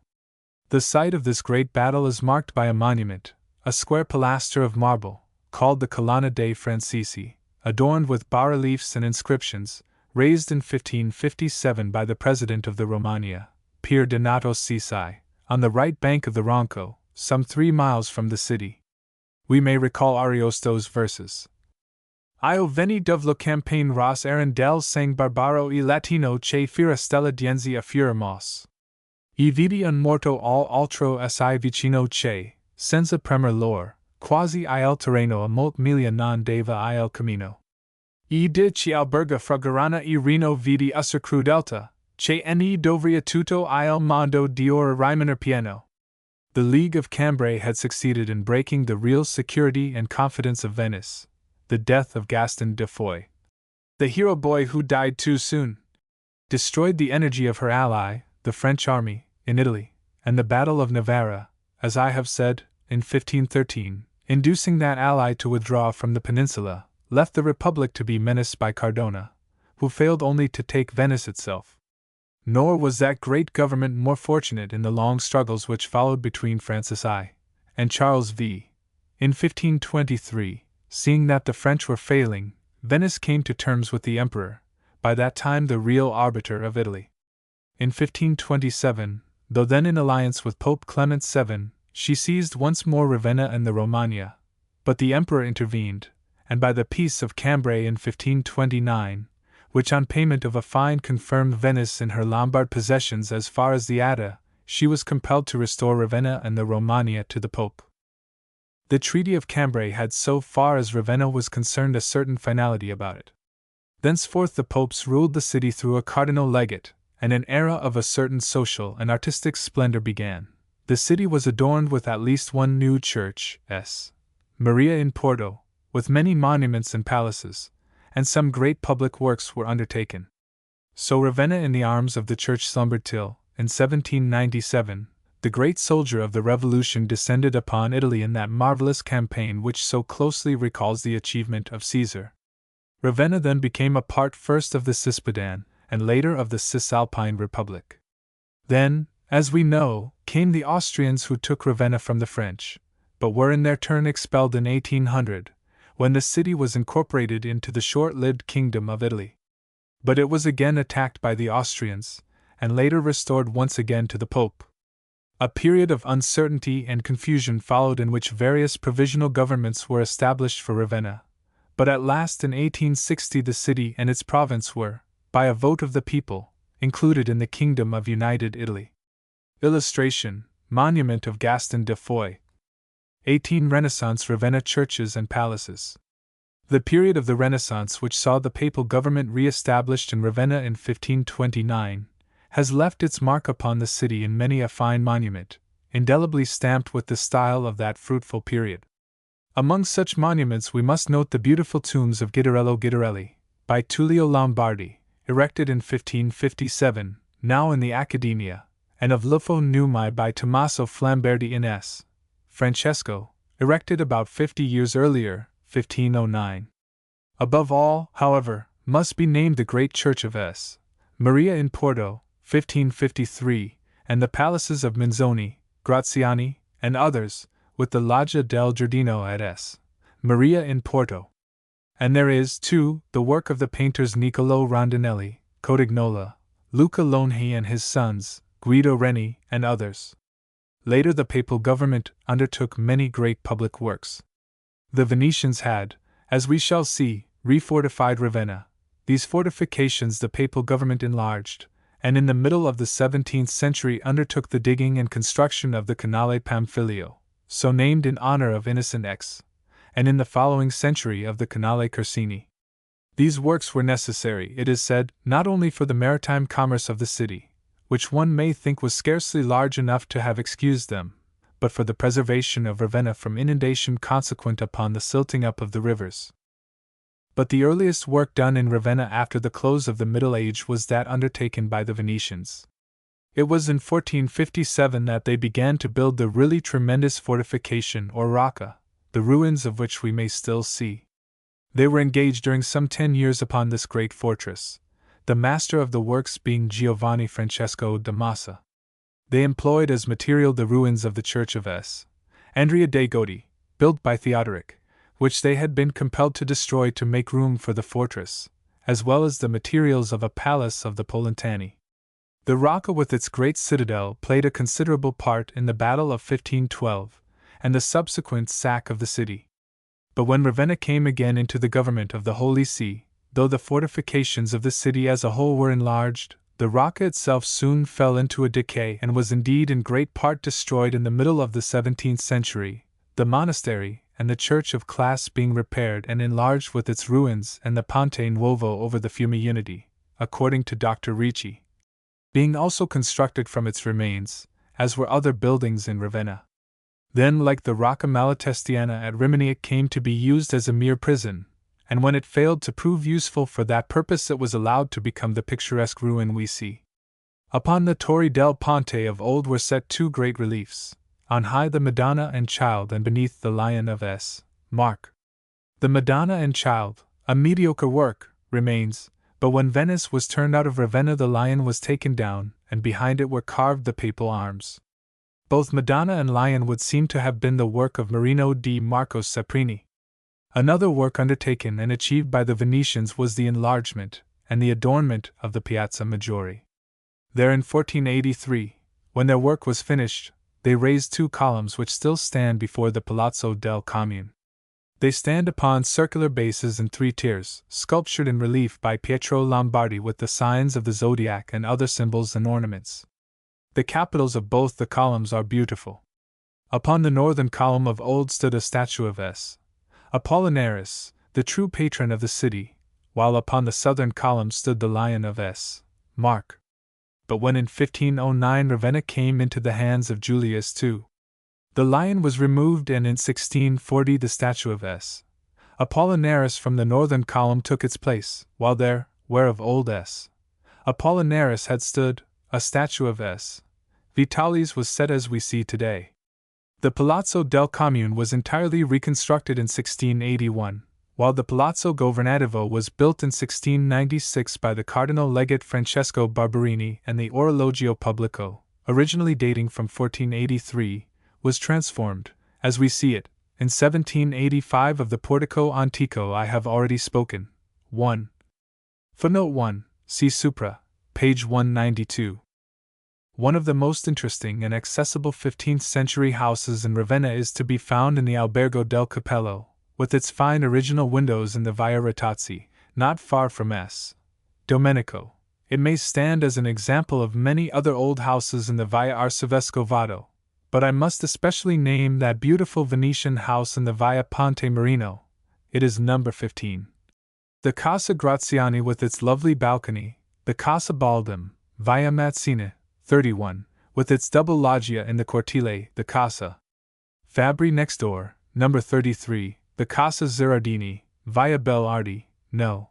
I, the Casa Baromo, via Romolo Gessi, numbers 6 and 16, and the Casa Gigi with its lovely door and portico, number 7 of the same street. Illustration: the Cloister of S. Giovanni Evangelista. Undoubtedly the greatest monument which the 16th century has left us in Ravenna is the Church of S. Maria in Porto. This was built by the Canons Regular of the Lateran, the most ancient community of canons still extant, in the year 1553, when for about 50 years they had been compelled to abandon the Church of S. Maria in Porto Fuori outside the city, in the marsh. They not only furnished their new church, but to a considerable extent built it, out of the materials of S.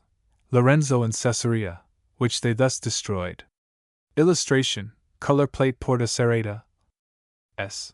Maria in Porto as we see it has suffered from restoration, and the facade is a work of the 18th century, but the church itself remains a noble 16th century building divided within into 3 naves by huge pilasters and columns, and covered at the crossing with a great octagonal cupola. There is, however, little that is very precious to be seen, a few fine marbles and the beautiful marble relief of the Madonna in Prayer in the transept, called the Madonna Greca, a Byzantine work probably brought to Ravenna, according to Dr. Ricci, at the time of the Crusades. It was originally in S. Maria in Porto Fuori. The noble choir should also be noticed, and the beautiful Ciborio. Close by the church is the Monastero of the Canons, within which there remains the lovely cloister which should be compared with those at S. Vitali and S. Giovanni Evangelista of the same period. This of S. Maria in Porto, however, is the finest, having double-storied log. Above all, the exquisite Loggia del Giardino should not be missed. It was built in 1508, and looks on to a piece of the 6th century wall of Ravenna. Not far away in the Via Girato Guacciamani near the Hotel Byron is the Church of S. Maria del Croci, founded in the 10th century, but entirely rebuilt in the 16th. The rose and terracotta of the facade is a work of this time, as is the exquisite baldacchino over the high altar within, upheld by 2 pilasters and 2 columns of Greek marble. The picture, too, of the Assumption over the altar is by a master, perhaps Gaspar Sach of Aimola, of the 16th century. Of the same period is the massive Porta Serrata at the north end of the Corso Garibaldi. The best monument of later times left in Ravenna is the fine Palazzo Rasponi in Via S. Agnes, No. 2, built in or about 1700. 19. The gallery and the museum. Ravenna isolated in her marsh and altogether, both geographically and politically, out of the Italian world that began to flower so wonderfully in Tuscany, then in Umbria, and later still in Venice in the 14th, 15th, and 16th centuries, is the last city in which to look for pictures. Nevertheless, a few delightful pieces among much that is negligible are to be found in the Accademia del Belle Arti in the Via Alfredo Baccarini.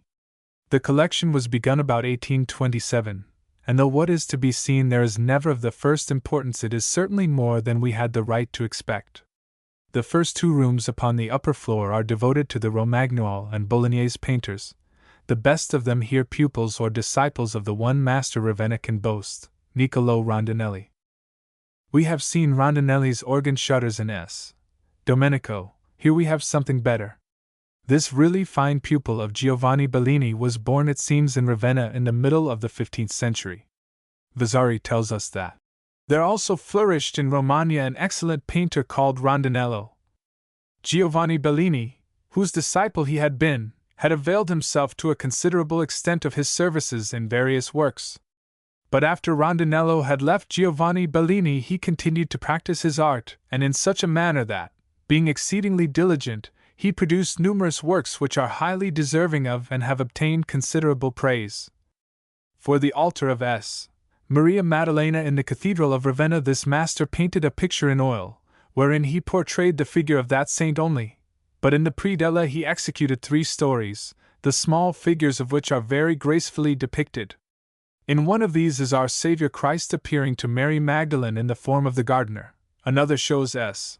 Peter leaving the ship and walking upon the waves of the sea, and between them is the baptism of Christ. All these representations are executed in an exceedingly beautiful manner, 1. Rondinello likewise painted 2 pictures in the church of S. Giovanni Evangelista in the same city. One of these portrays the consecration of the church by S. Giovanni II, and the other exhibits 3 martyrs S. Cancio, S. Canciano, and S. Cancianilla, all very beautiful figures. 3. For the church of S. Apollinaire also in Ravenna this master painted 2 pictures, each containing a single figure S. Giovanni Battista and S. Sebastiano, namely, both highly extolled. 4. There is a picture by the hand of Rondinello in the church of S. Spirito likewise. The subject, Our Lady between S. Jerome and the Virgin Martyr S. Catherine. 5. In S. Francesco, Rondinello painted 2 pictures, in one of which are S. Catherine and S. Francesco, while in the other our artist depicted the Madonna accompanied by many figures, as well as by the Apostle S. James and by S. Francesco. 6. For the church of S. Domenico, Rondinello painted 2 pictures. One is to the left of the high altar and exhibits Our Lady with numerous figures. The other is on the façade of the church and is very beautiful. 7. In the church of S. Niccolò, a monastery of Augustinians, this master painted a picture with S. Lorenzo and S. Francesco, a work which was most highly commended, insomuch that it caused Rondinello to be held in the utmost esteem for the remainder of his life, not in Ravenna only, but in all Romagna. 8. The painter here in question lived to the age of 60 years, and was buried in S. Francesco at Ravenna. 9. Footnote 1. This picture would seem to be lost. Footnote 2. This picture is now in the Brera at Milan, number 452. Footnote 3. This picture would seem to be lost. Milanese says it was taken to Milan. Vass. V. 254 n. 2. Footnote 4. There is a Sebastian by this master in the Duomo at Forli. The S. Giovanni panel seems to be lost. Footnote 5. This is now in the Accademia of Ravenna, number 6. Footnote 6. This would seem to have disappeared, but cf. Brera, 455. Footnote 7. The first of these remains in S. Domenico. The other is, I think, now in the Accademia, number 7. Footnote 8. This picture, too, seems to be lost. Footnote 9. Vasari TRS. Foster, Volume 3. pp. 382 to 384. In another place, Vasari tells us that the pupil who copied Giovanni Bellini most closely, and did him most honor was Rondinello of Ravenna, of whose aid the master availed himself much in all his works. Rondinello painted his best work for the church of S. Giovanni Battista in Ravenna. The church belongs to the Carmelite friars, and in the painting, besides a figure of Our Lady, Rondinello depicted that of S. Alberto, a brother of their order. With a frown 10. The head of the saint is extremely beautiful, and the whole work very highly commended. 11. Footnote 10. Now in the Accademia unnumbered, it represents the Madonna between S. Alberto and S. Sebastian. Footnote 11. Vasari, TRS. Foster, Volume 2. Pages 171 to 172. Of all the works thus named by Vasari as painted by Rondinelli in Ravenna, only 4 remain, 3 in the Accademia and 1 in S. Domenico. I have already spoken of the tempera pieces in S. Domenico. 12. Of the 3 pieces in the Accademia, the Madonna and Child between S. Catherine and S. Jerome, number 6, comes from S. Spirito. The Madonna and Child between S. Catherine, Mary Magdalene, John Baptist, and Thomas Aquinas comes from S. Domenico, and is, I am convinced, the picture spoken of by Vasari rather than the 16th century work that still hangs there, which is, according to Dr. Ricci, perhaps the mediocre work of Ragazzini. The third picture by Rondinelli in the Accademia, the Madonna and Child between S. Alberto and S. Sebastian, comes from the Church of the Carmelites, S. Giovanni Battista. Footnote 12, see supra, page 246. Beside these 3 fine works of Rondinelli hangs the work of a man he strongly influenced, Francesco Zaganelli de Cotignola. When Vasari tells us that Rondinelli was buried in S. Francesco at Ravenna, he goes on to say that after him came Francesco da Cotignola, who was also greatly esteemed in that city and painted numerous pictures there. On the high altar of the church which belongs to the Abbey of Classe, for example, there is one from his hand of tolerably large size, representing the raising of Lazarus with many figures. 1. Opposite to this work in the year 1548 Giorgio Vasari painted another for Don Romualdo de Verona, the abbot of that place. This represents a deposition of Christ from the cross, and has also a large number of figures. 2. Francesco Cotignola painted a picture in S. Niccolò, likewise a very large one, the subject of which is the birth of Christ, with 2 in S. Sebastiano exhibiting numerous figures. 3. For the Hospital of S. Caterina, Francesco painted a picture of Our Lady S. Caterina, and many other figures. 4. And in S. Agata, he painted a figure of our Savior Christ on the cross, the Madonna being at the foot thereof, with a considerable number of other figures. This work also has received commendation. 5. In the church of S. Apollinaire in the same city are 3 pictures by this artist, one at the high altar with Our Lady S. Giovanni Battista S. Apollinaire S. Jerome, and other saints. In the second is also the Madonna with S. Peter and S. Catherine. 6. And in the third and last is Jesus Christ bearing his cross, but this Francesco could not finish, having been overtaken by death before its completion. 7. Francesco colored in a very pleasing manner, but had not such power of design as Rondinello. He was nevertheless held in great account by the people of Ravenna. It was his desire to be buried in S. Apollinaire, where he had painted certain figures, as we have said, wishing that in the place where he had lived and labored his remains might find their repose after his death.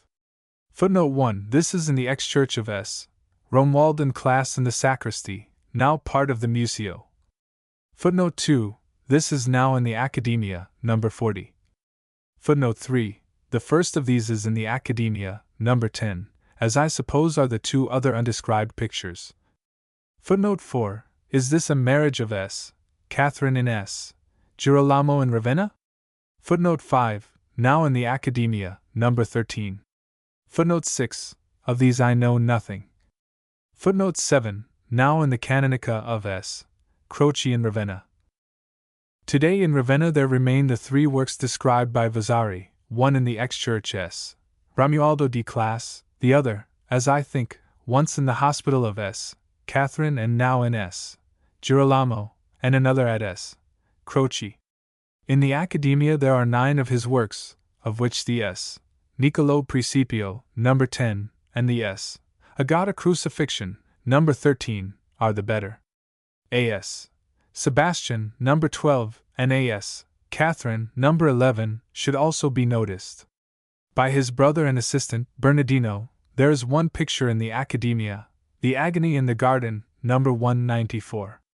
Another master of the Romagnuol school, Marco Palmisano, the pupil of Milazzo da Forli, a contemporary of Rondinelli, who influenced him to some small extent, is represented in the Accademia by 2 works in Sala 2, the Nativity and the Presentation of the Blessed Virgin, numbers 189 and 190.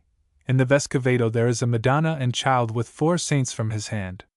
Vasari says nothing of him, but only mentions his name, yet he has a good deal to tell us of perhaps a lesser man, Luca Lonhi, 1507–1580, who was born in Ravenna.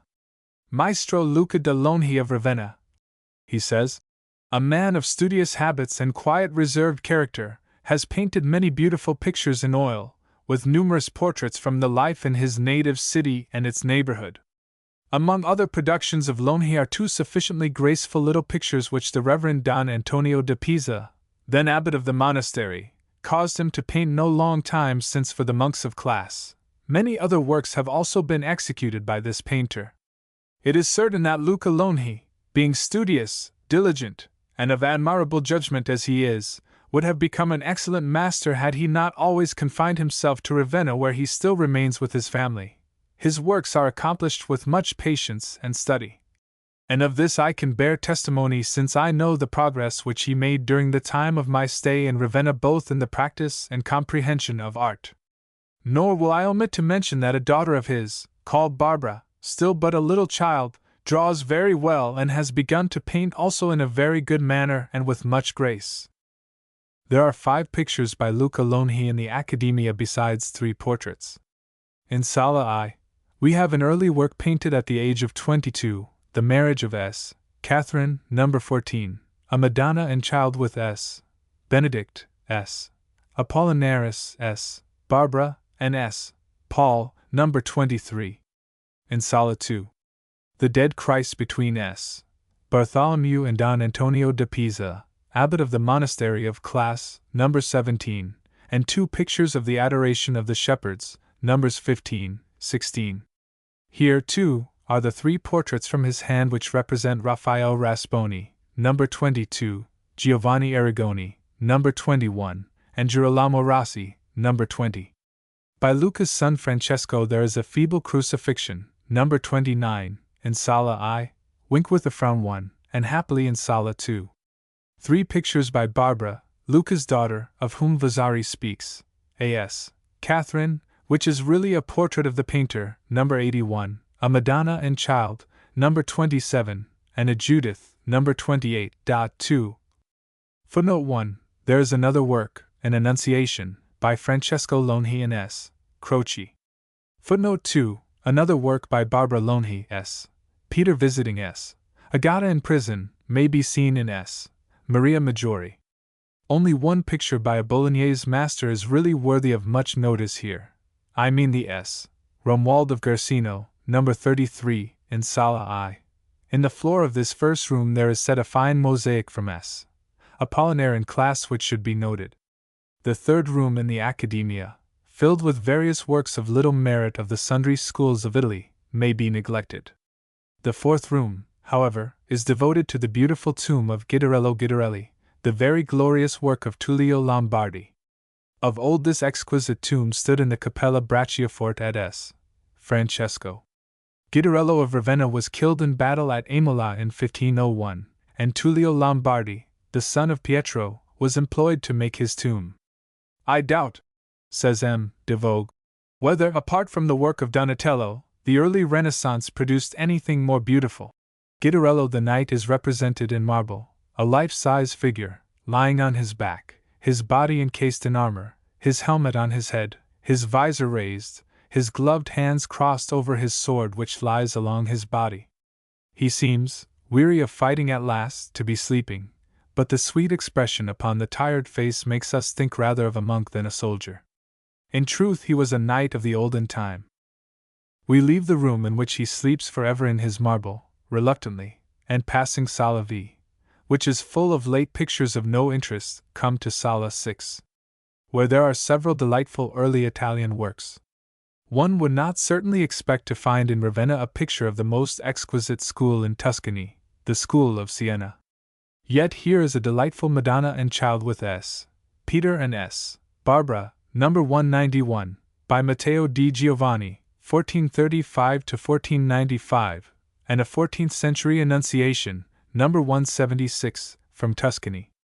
In the Crucifixion, No. 225, we seem to have an early Venetian work, and another Crucifixion, No. 181, might almost be from the hand of Lorenzo Monaco.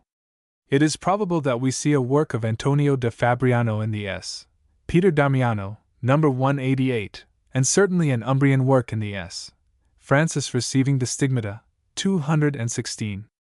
But the most remarkable Umbrian picture here is the Christ with the cross between 2 angels, No. 202, the work of Niccolò da Foligno.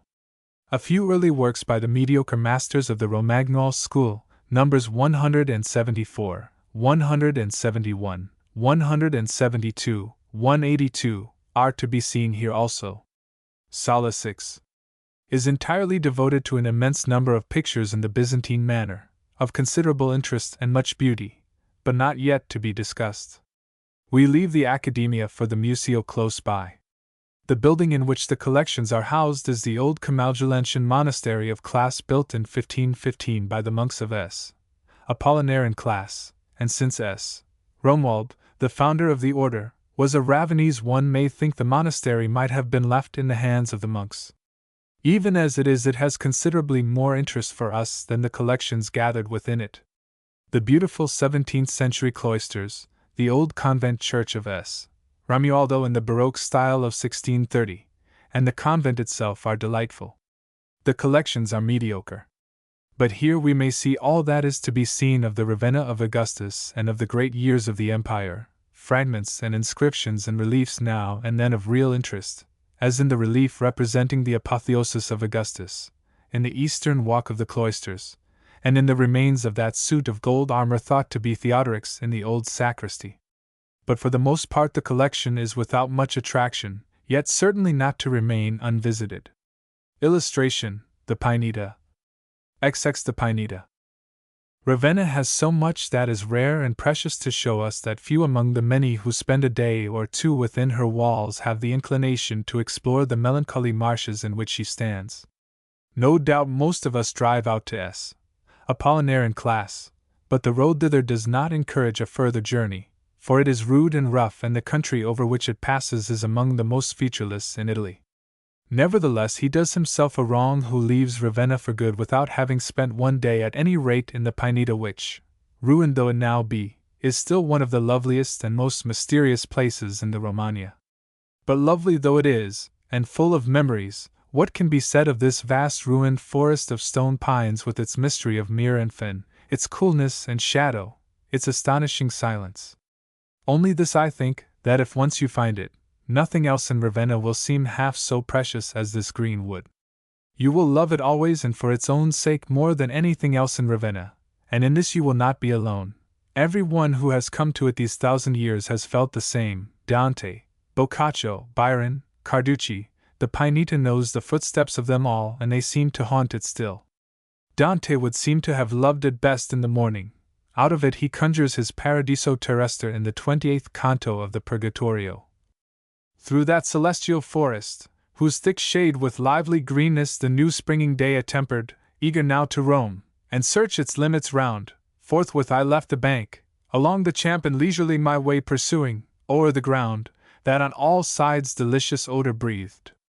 A pleasant air that intermitted never veered, smote on my temples, gently as a wind of softest influence, at which the sprays, obedient all, leaned trembling to that part where first the holy mountain casts his shade, yet were not so disordered, but that still upon their top the feathered choristers applied their wonted art, and with full joy welcomed those hours of prime, and warbled shrill amid the leaves that to their jocund lays kept 10 hour, even as from branch to branch along the piny forests on the shore of Chiasse rolls the gathering melody when Aeolus hath from his cavern loosed the dripping south. Already had my steps, though slow, so far into that ancient wood transported me, I could not ken the place where I had entered, when, behold, my path was bounded by a rill which to the left with little rippling waters bent the grass that issued from its brink. On earth no wave how clear soe'er that would not seem to have some mixture in itself, compared with this conspicuous clear, yet darkly on it rolled, darkly beneath perpetual gloom, which ne'er admits or sun or moonlight there to shine. Well, is not it the very place? And did not Dante, who knew Italy as few have known it, do well to remember it when he would describe for us the earthly paradise? In the forest the morning is sacred to him, and there one should turn, with less misunderstanding than anywhere else, the precious pages of that poem which is in itself a universe. But if the clear morning there is Dante's, when we may still hear the voice he heard pass by there, in the stillness, singing, Bidi quorum tecta sunt peccata, the long noon belongs to Boccaccio, for it is full of the most tragic and pitiful of his tales. Illustration: the Pineta.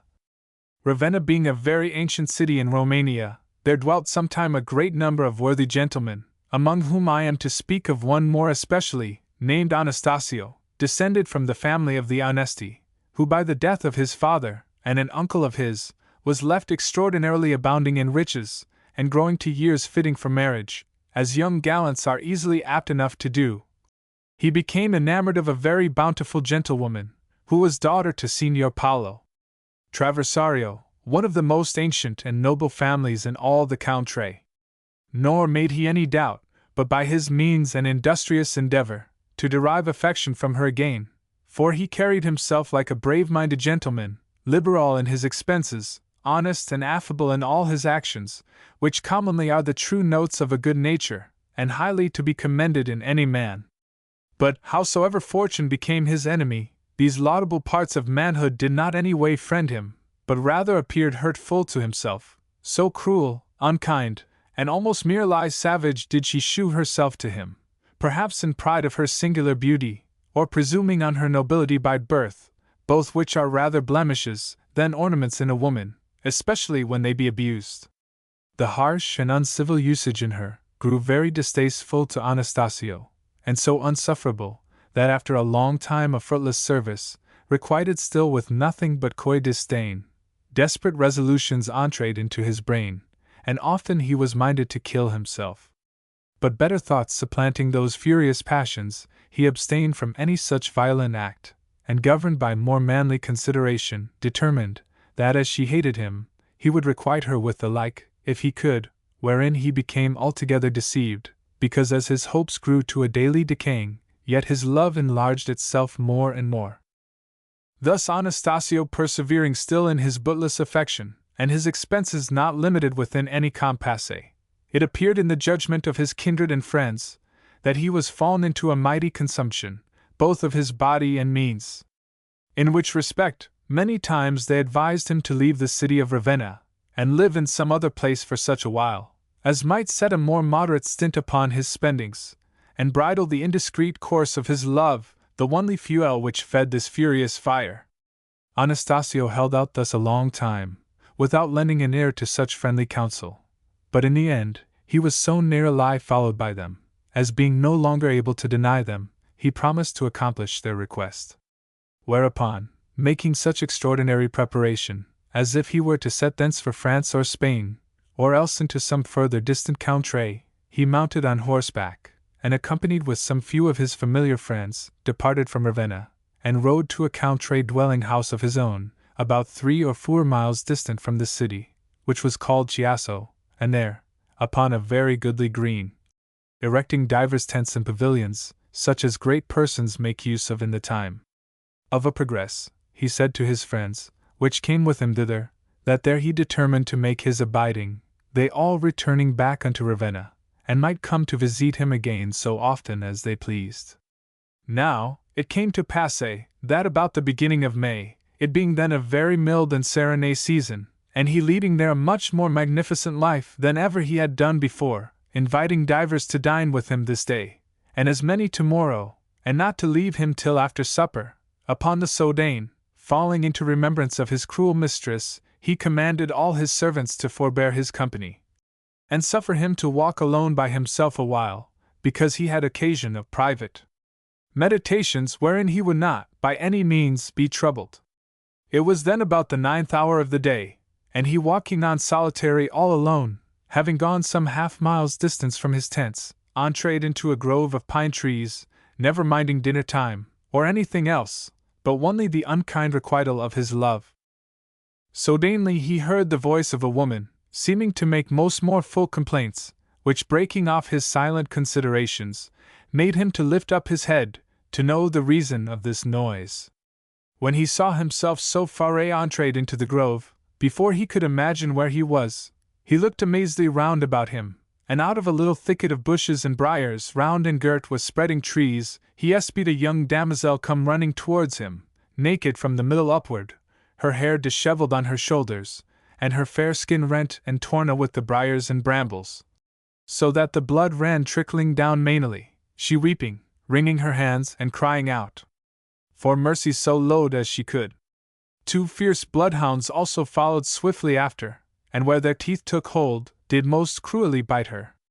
Last of all, mounted on a lusty black courser, came galloping a knight, with a very stern and angry countenance, holding a drawn short sword in his hand, giving her very vile and dreadful speeches, and threatening every minute to kill her. This strange and uncouth sight bred in him no mean admiration, as also keen compassion to the unfortunate woman, out of which compassion sprung an earnest desire to deliver her, if he could, from a death so full of anguish and horror.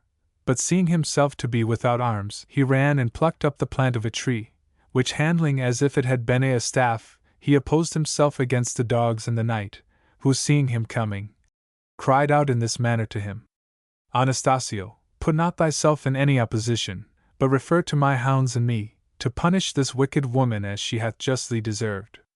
And in speaking these words, the hounds took fast hold on her body, so staying her, until the knight was come nearer to her, and alighted from his horse, when Anastasio, after some other angry speeches, spake thus unto him: I cannot tell what or who thou art, albeit thou takest such knowledge of me, yet I must say, that it is mere cowardice in a knight, being armed as thou art, to offer to kill a naked woman, and make thy dogs thus to seize on her, as if she were a savage beast. Therefore, believe me, I will defend her so far as I am able. Anastasio, answered the knight, I am of the same city as thou art, and do well remember that thou wast a little lad, when I, who was then named Guido Anastasio, and thine uncle, became as entirely in love with this woman, as now thou art of Paolo Traversario's daughter. But through her coy disdain and cruelty, such was my heavy fate, that desperately I slew myself with this short sword which thou beholdest in mine hand, for which rash sinful deed, I was, and am condemned to eternal punishment. This wicked woman, rejoicing immeasurably in mine unhappy death, remained no long time alive after me, and for her merciless sin of cruelty, and taking pleasure in my oppressing torments, dying unrepentant, and in pride of her scorn, she had the like sentence of condemnation pronounced on her, and sent to the same place where I was tormented. There the three impartial judges imposed this further infliction on us both, namely, that she should fly in this manner before me, and I, who loved her so dearly while I lived, must pursue her as my deadly enemy, not like a woman that had a taste of love in her.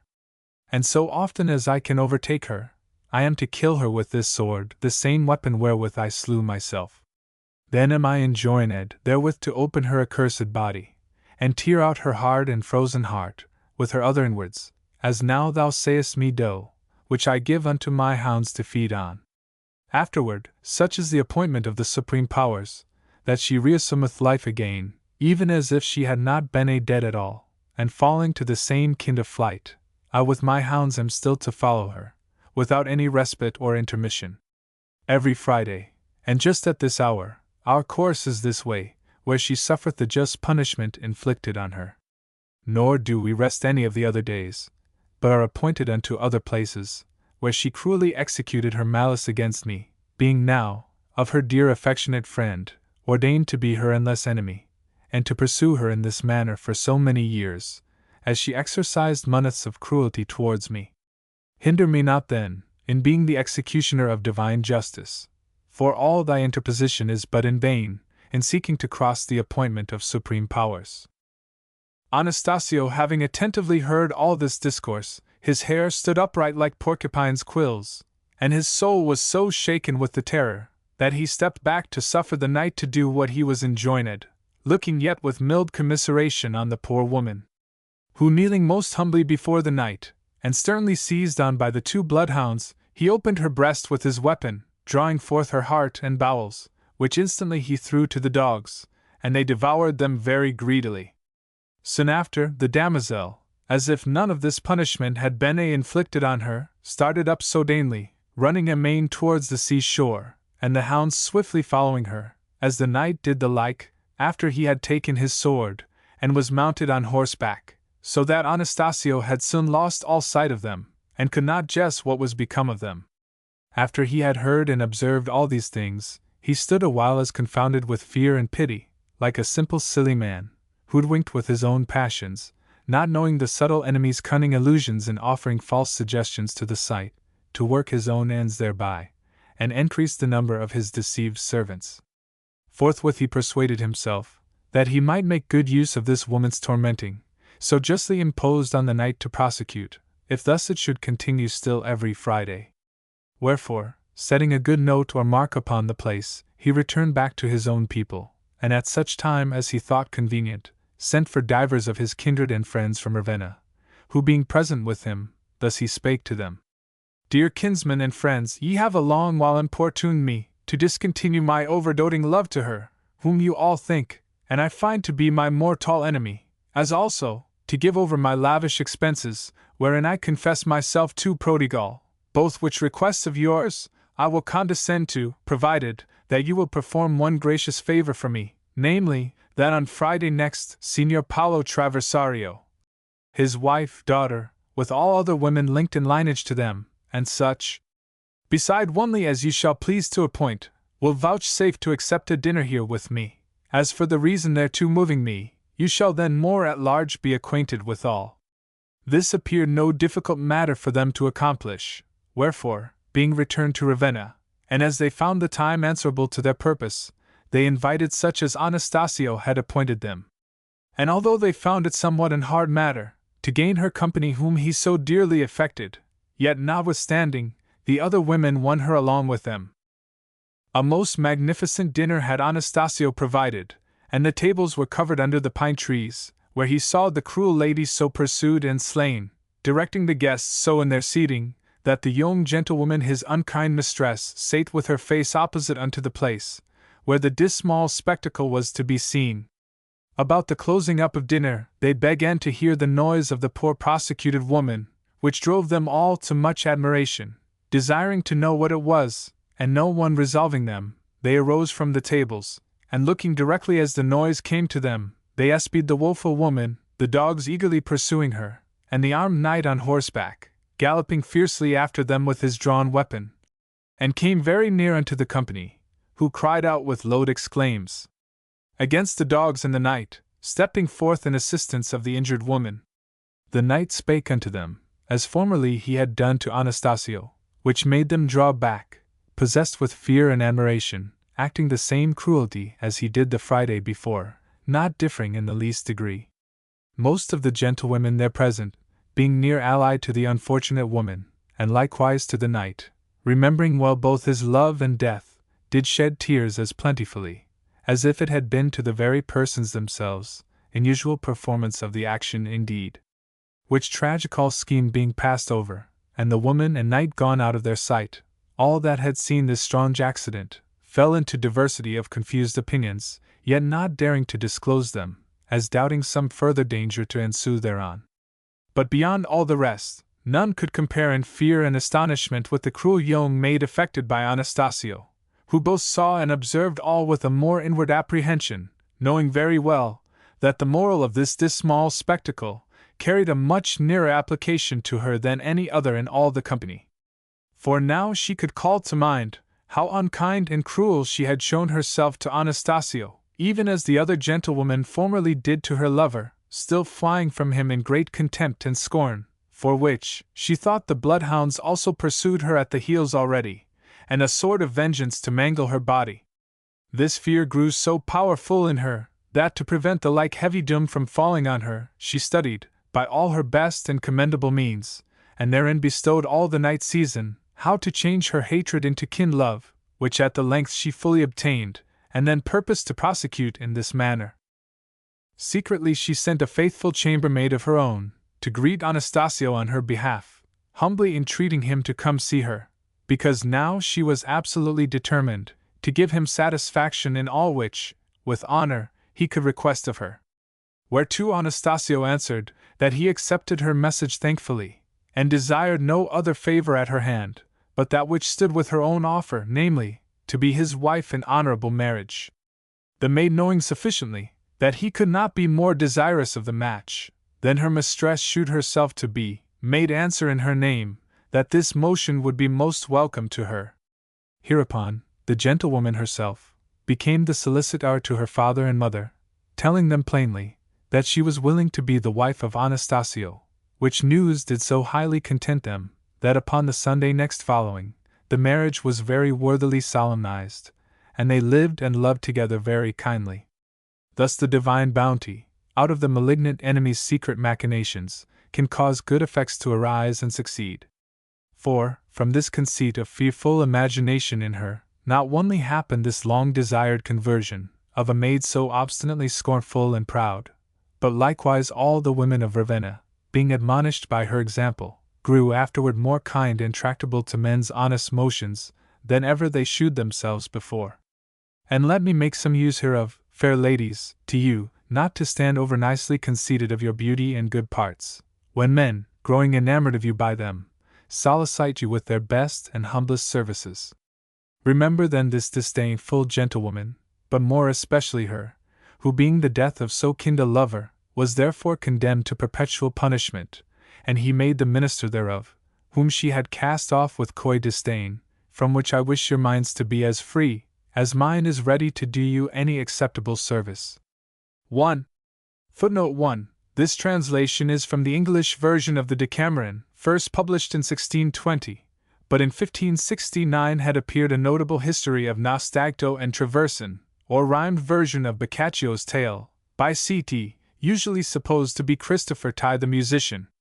Dryden used this story for his fable Theodore and Honoria. It is curious to note that Anita, Garibaldi's wife, was actually hunted to death here in the Pineta by the Austrians. To Dante and to Boccaccio belong of right morning and noon in the Pineta, but the evening is ours, for it belongs to Byron. Sweet hour of twilight in the solitude of the pine forest, and the silent shore which bounds Ravenna's immemorial wood, rooted where once the Adrian wave flowed o'er, to where the last Caesarean fortress stood, evergreen forest I which Boccaccio's lore and Dryden's lay made haunted ground to me. How have I loved the twilight hour and the shrill cicalas, people of the pine, making their summer lives one ceaseless song, where the soul echoes, save my steeds and mine, and vesper bells that rose the boughs along, the spectre huntsman of Onesti's line, his hell-dogs, and their chase, and the fair throng which learned from this example not to fly from a true lover, shadowed my mind's eye. Soft hour, which wakes the wish and melts the heart of those who sailed the seas, on the first day when they from their sweet friends are torn apart. Or fills with love the pilgrim on his way as the far bell of vesper makes him start, seeming to weep the dying day's decay. Is this a fancy which our reason scorns? Ah, surely nothing dies but something mourns. That sweet hour of twilight in the Pineta is the most precious hour of the day, when far off across the marsh softly, softly comes the Ave Maria. Ode to Rinnovellata Itala gente de la molt vite rendi la voce. De ta pregura, la campana squilli ammonitrus, Illinois campano risordo cantai di clivo in clivo alla campagna Ave Maria. Ave Maria. Quando su el cor eliumo saludo, I picho mortali scavrono il capo, curvano la fronte Dante ed Aroldo _ Illustration, to Porto Cursini.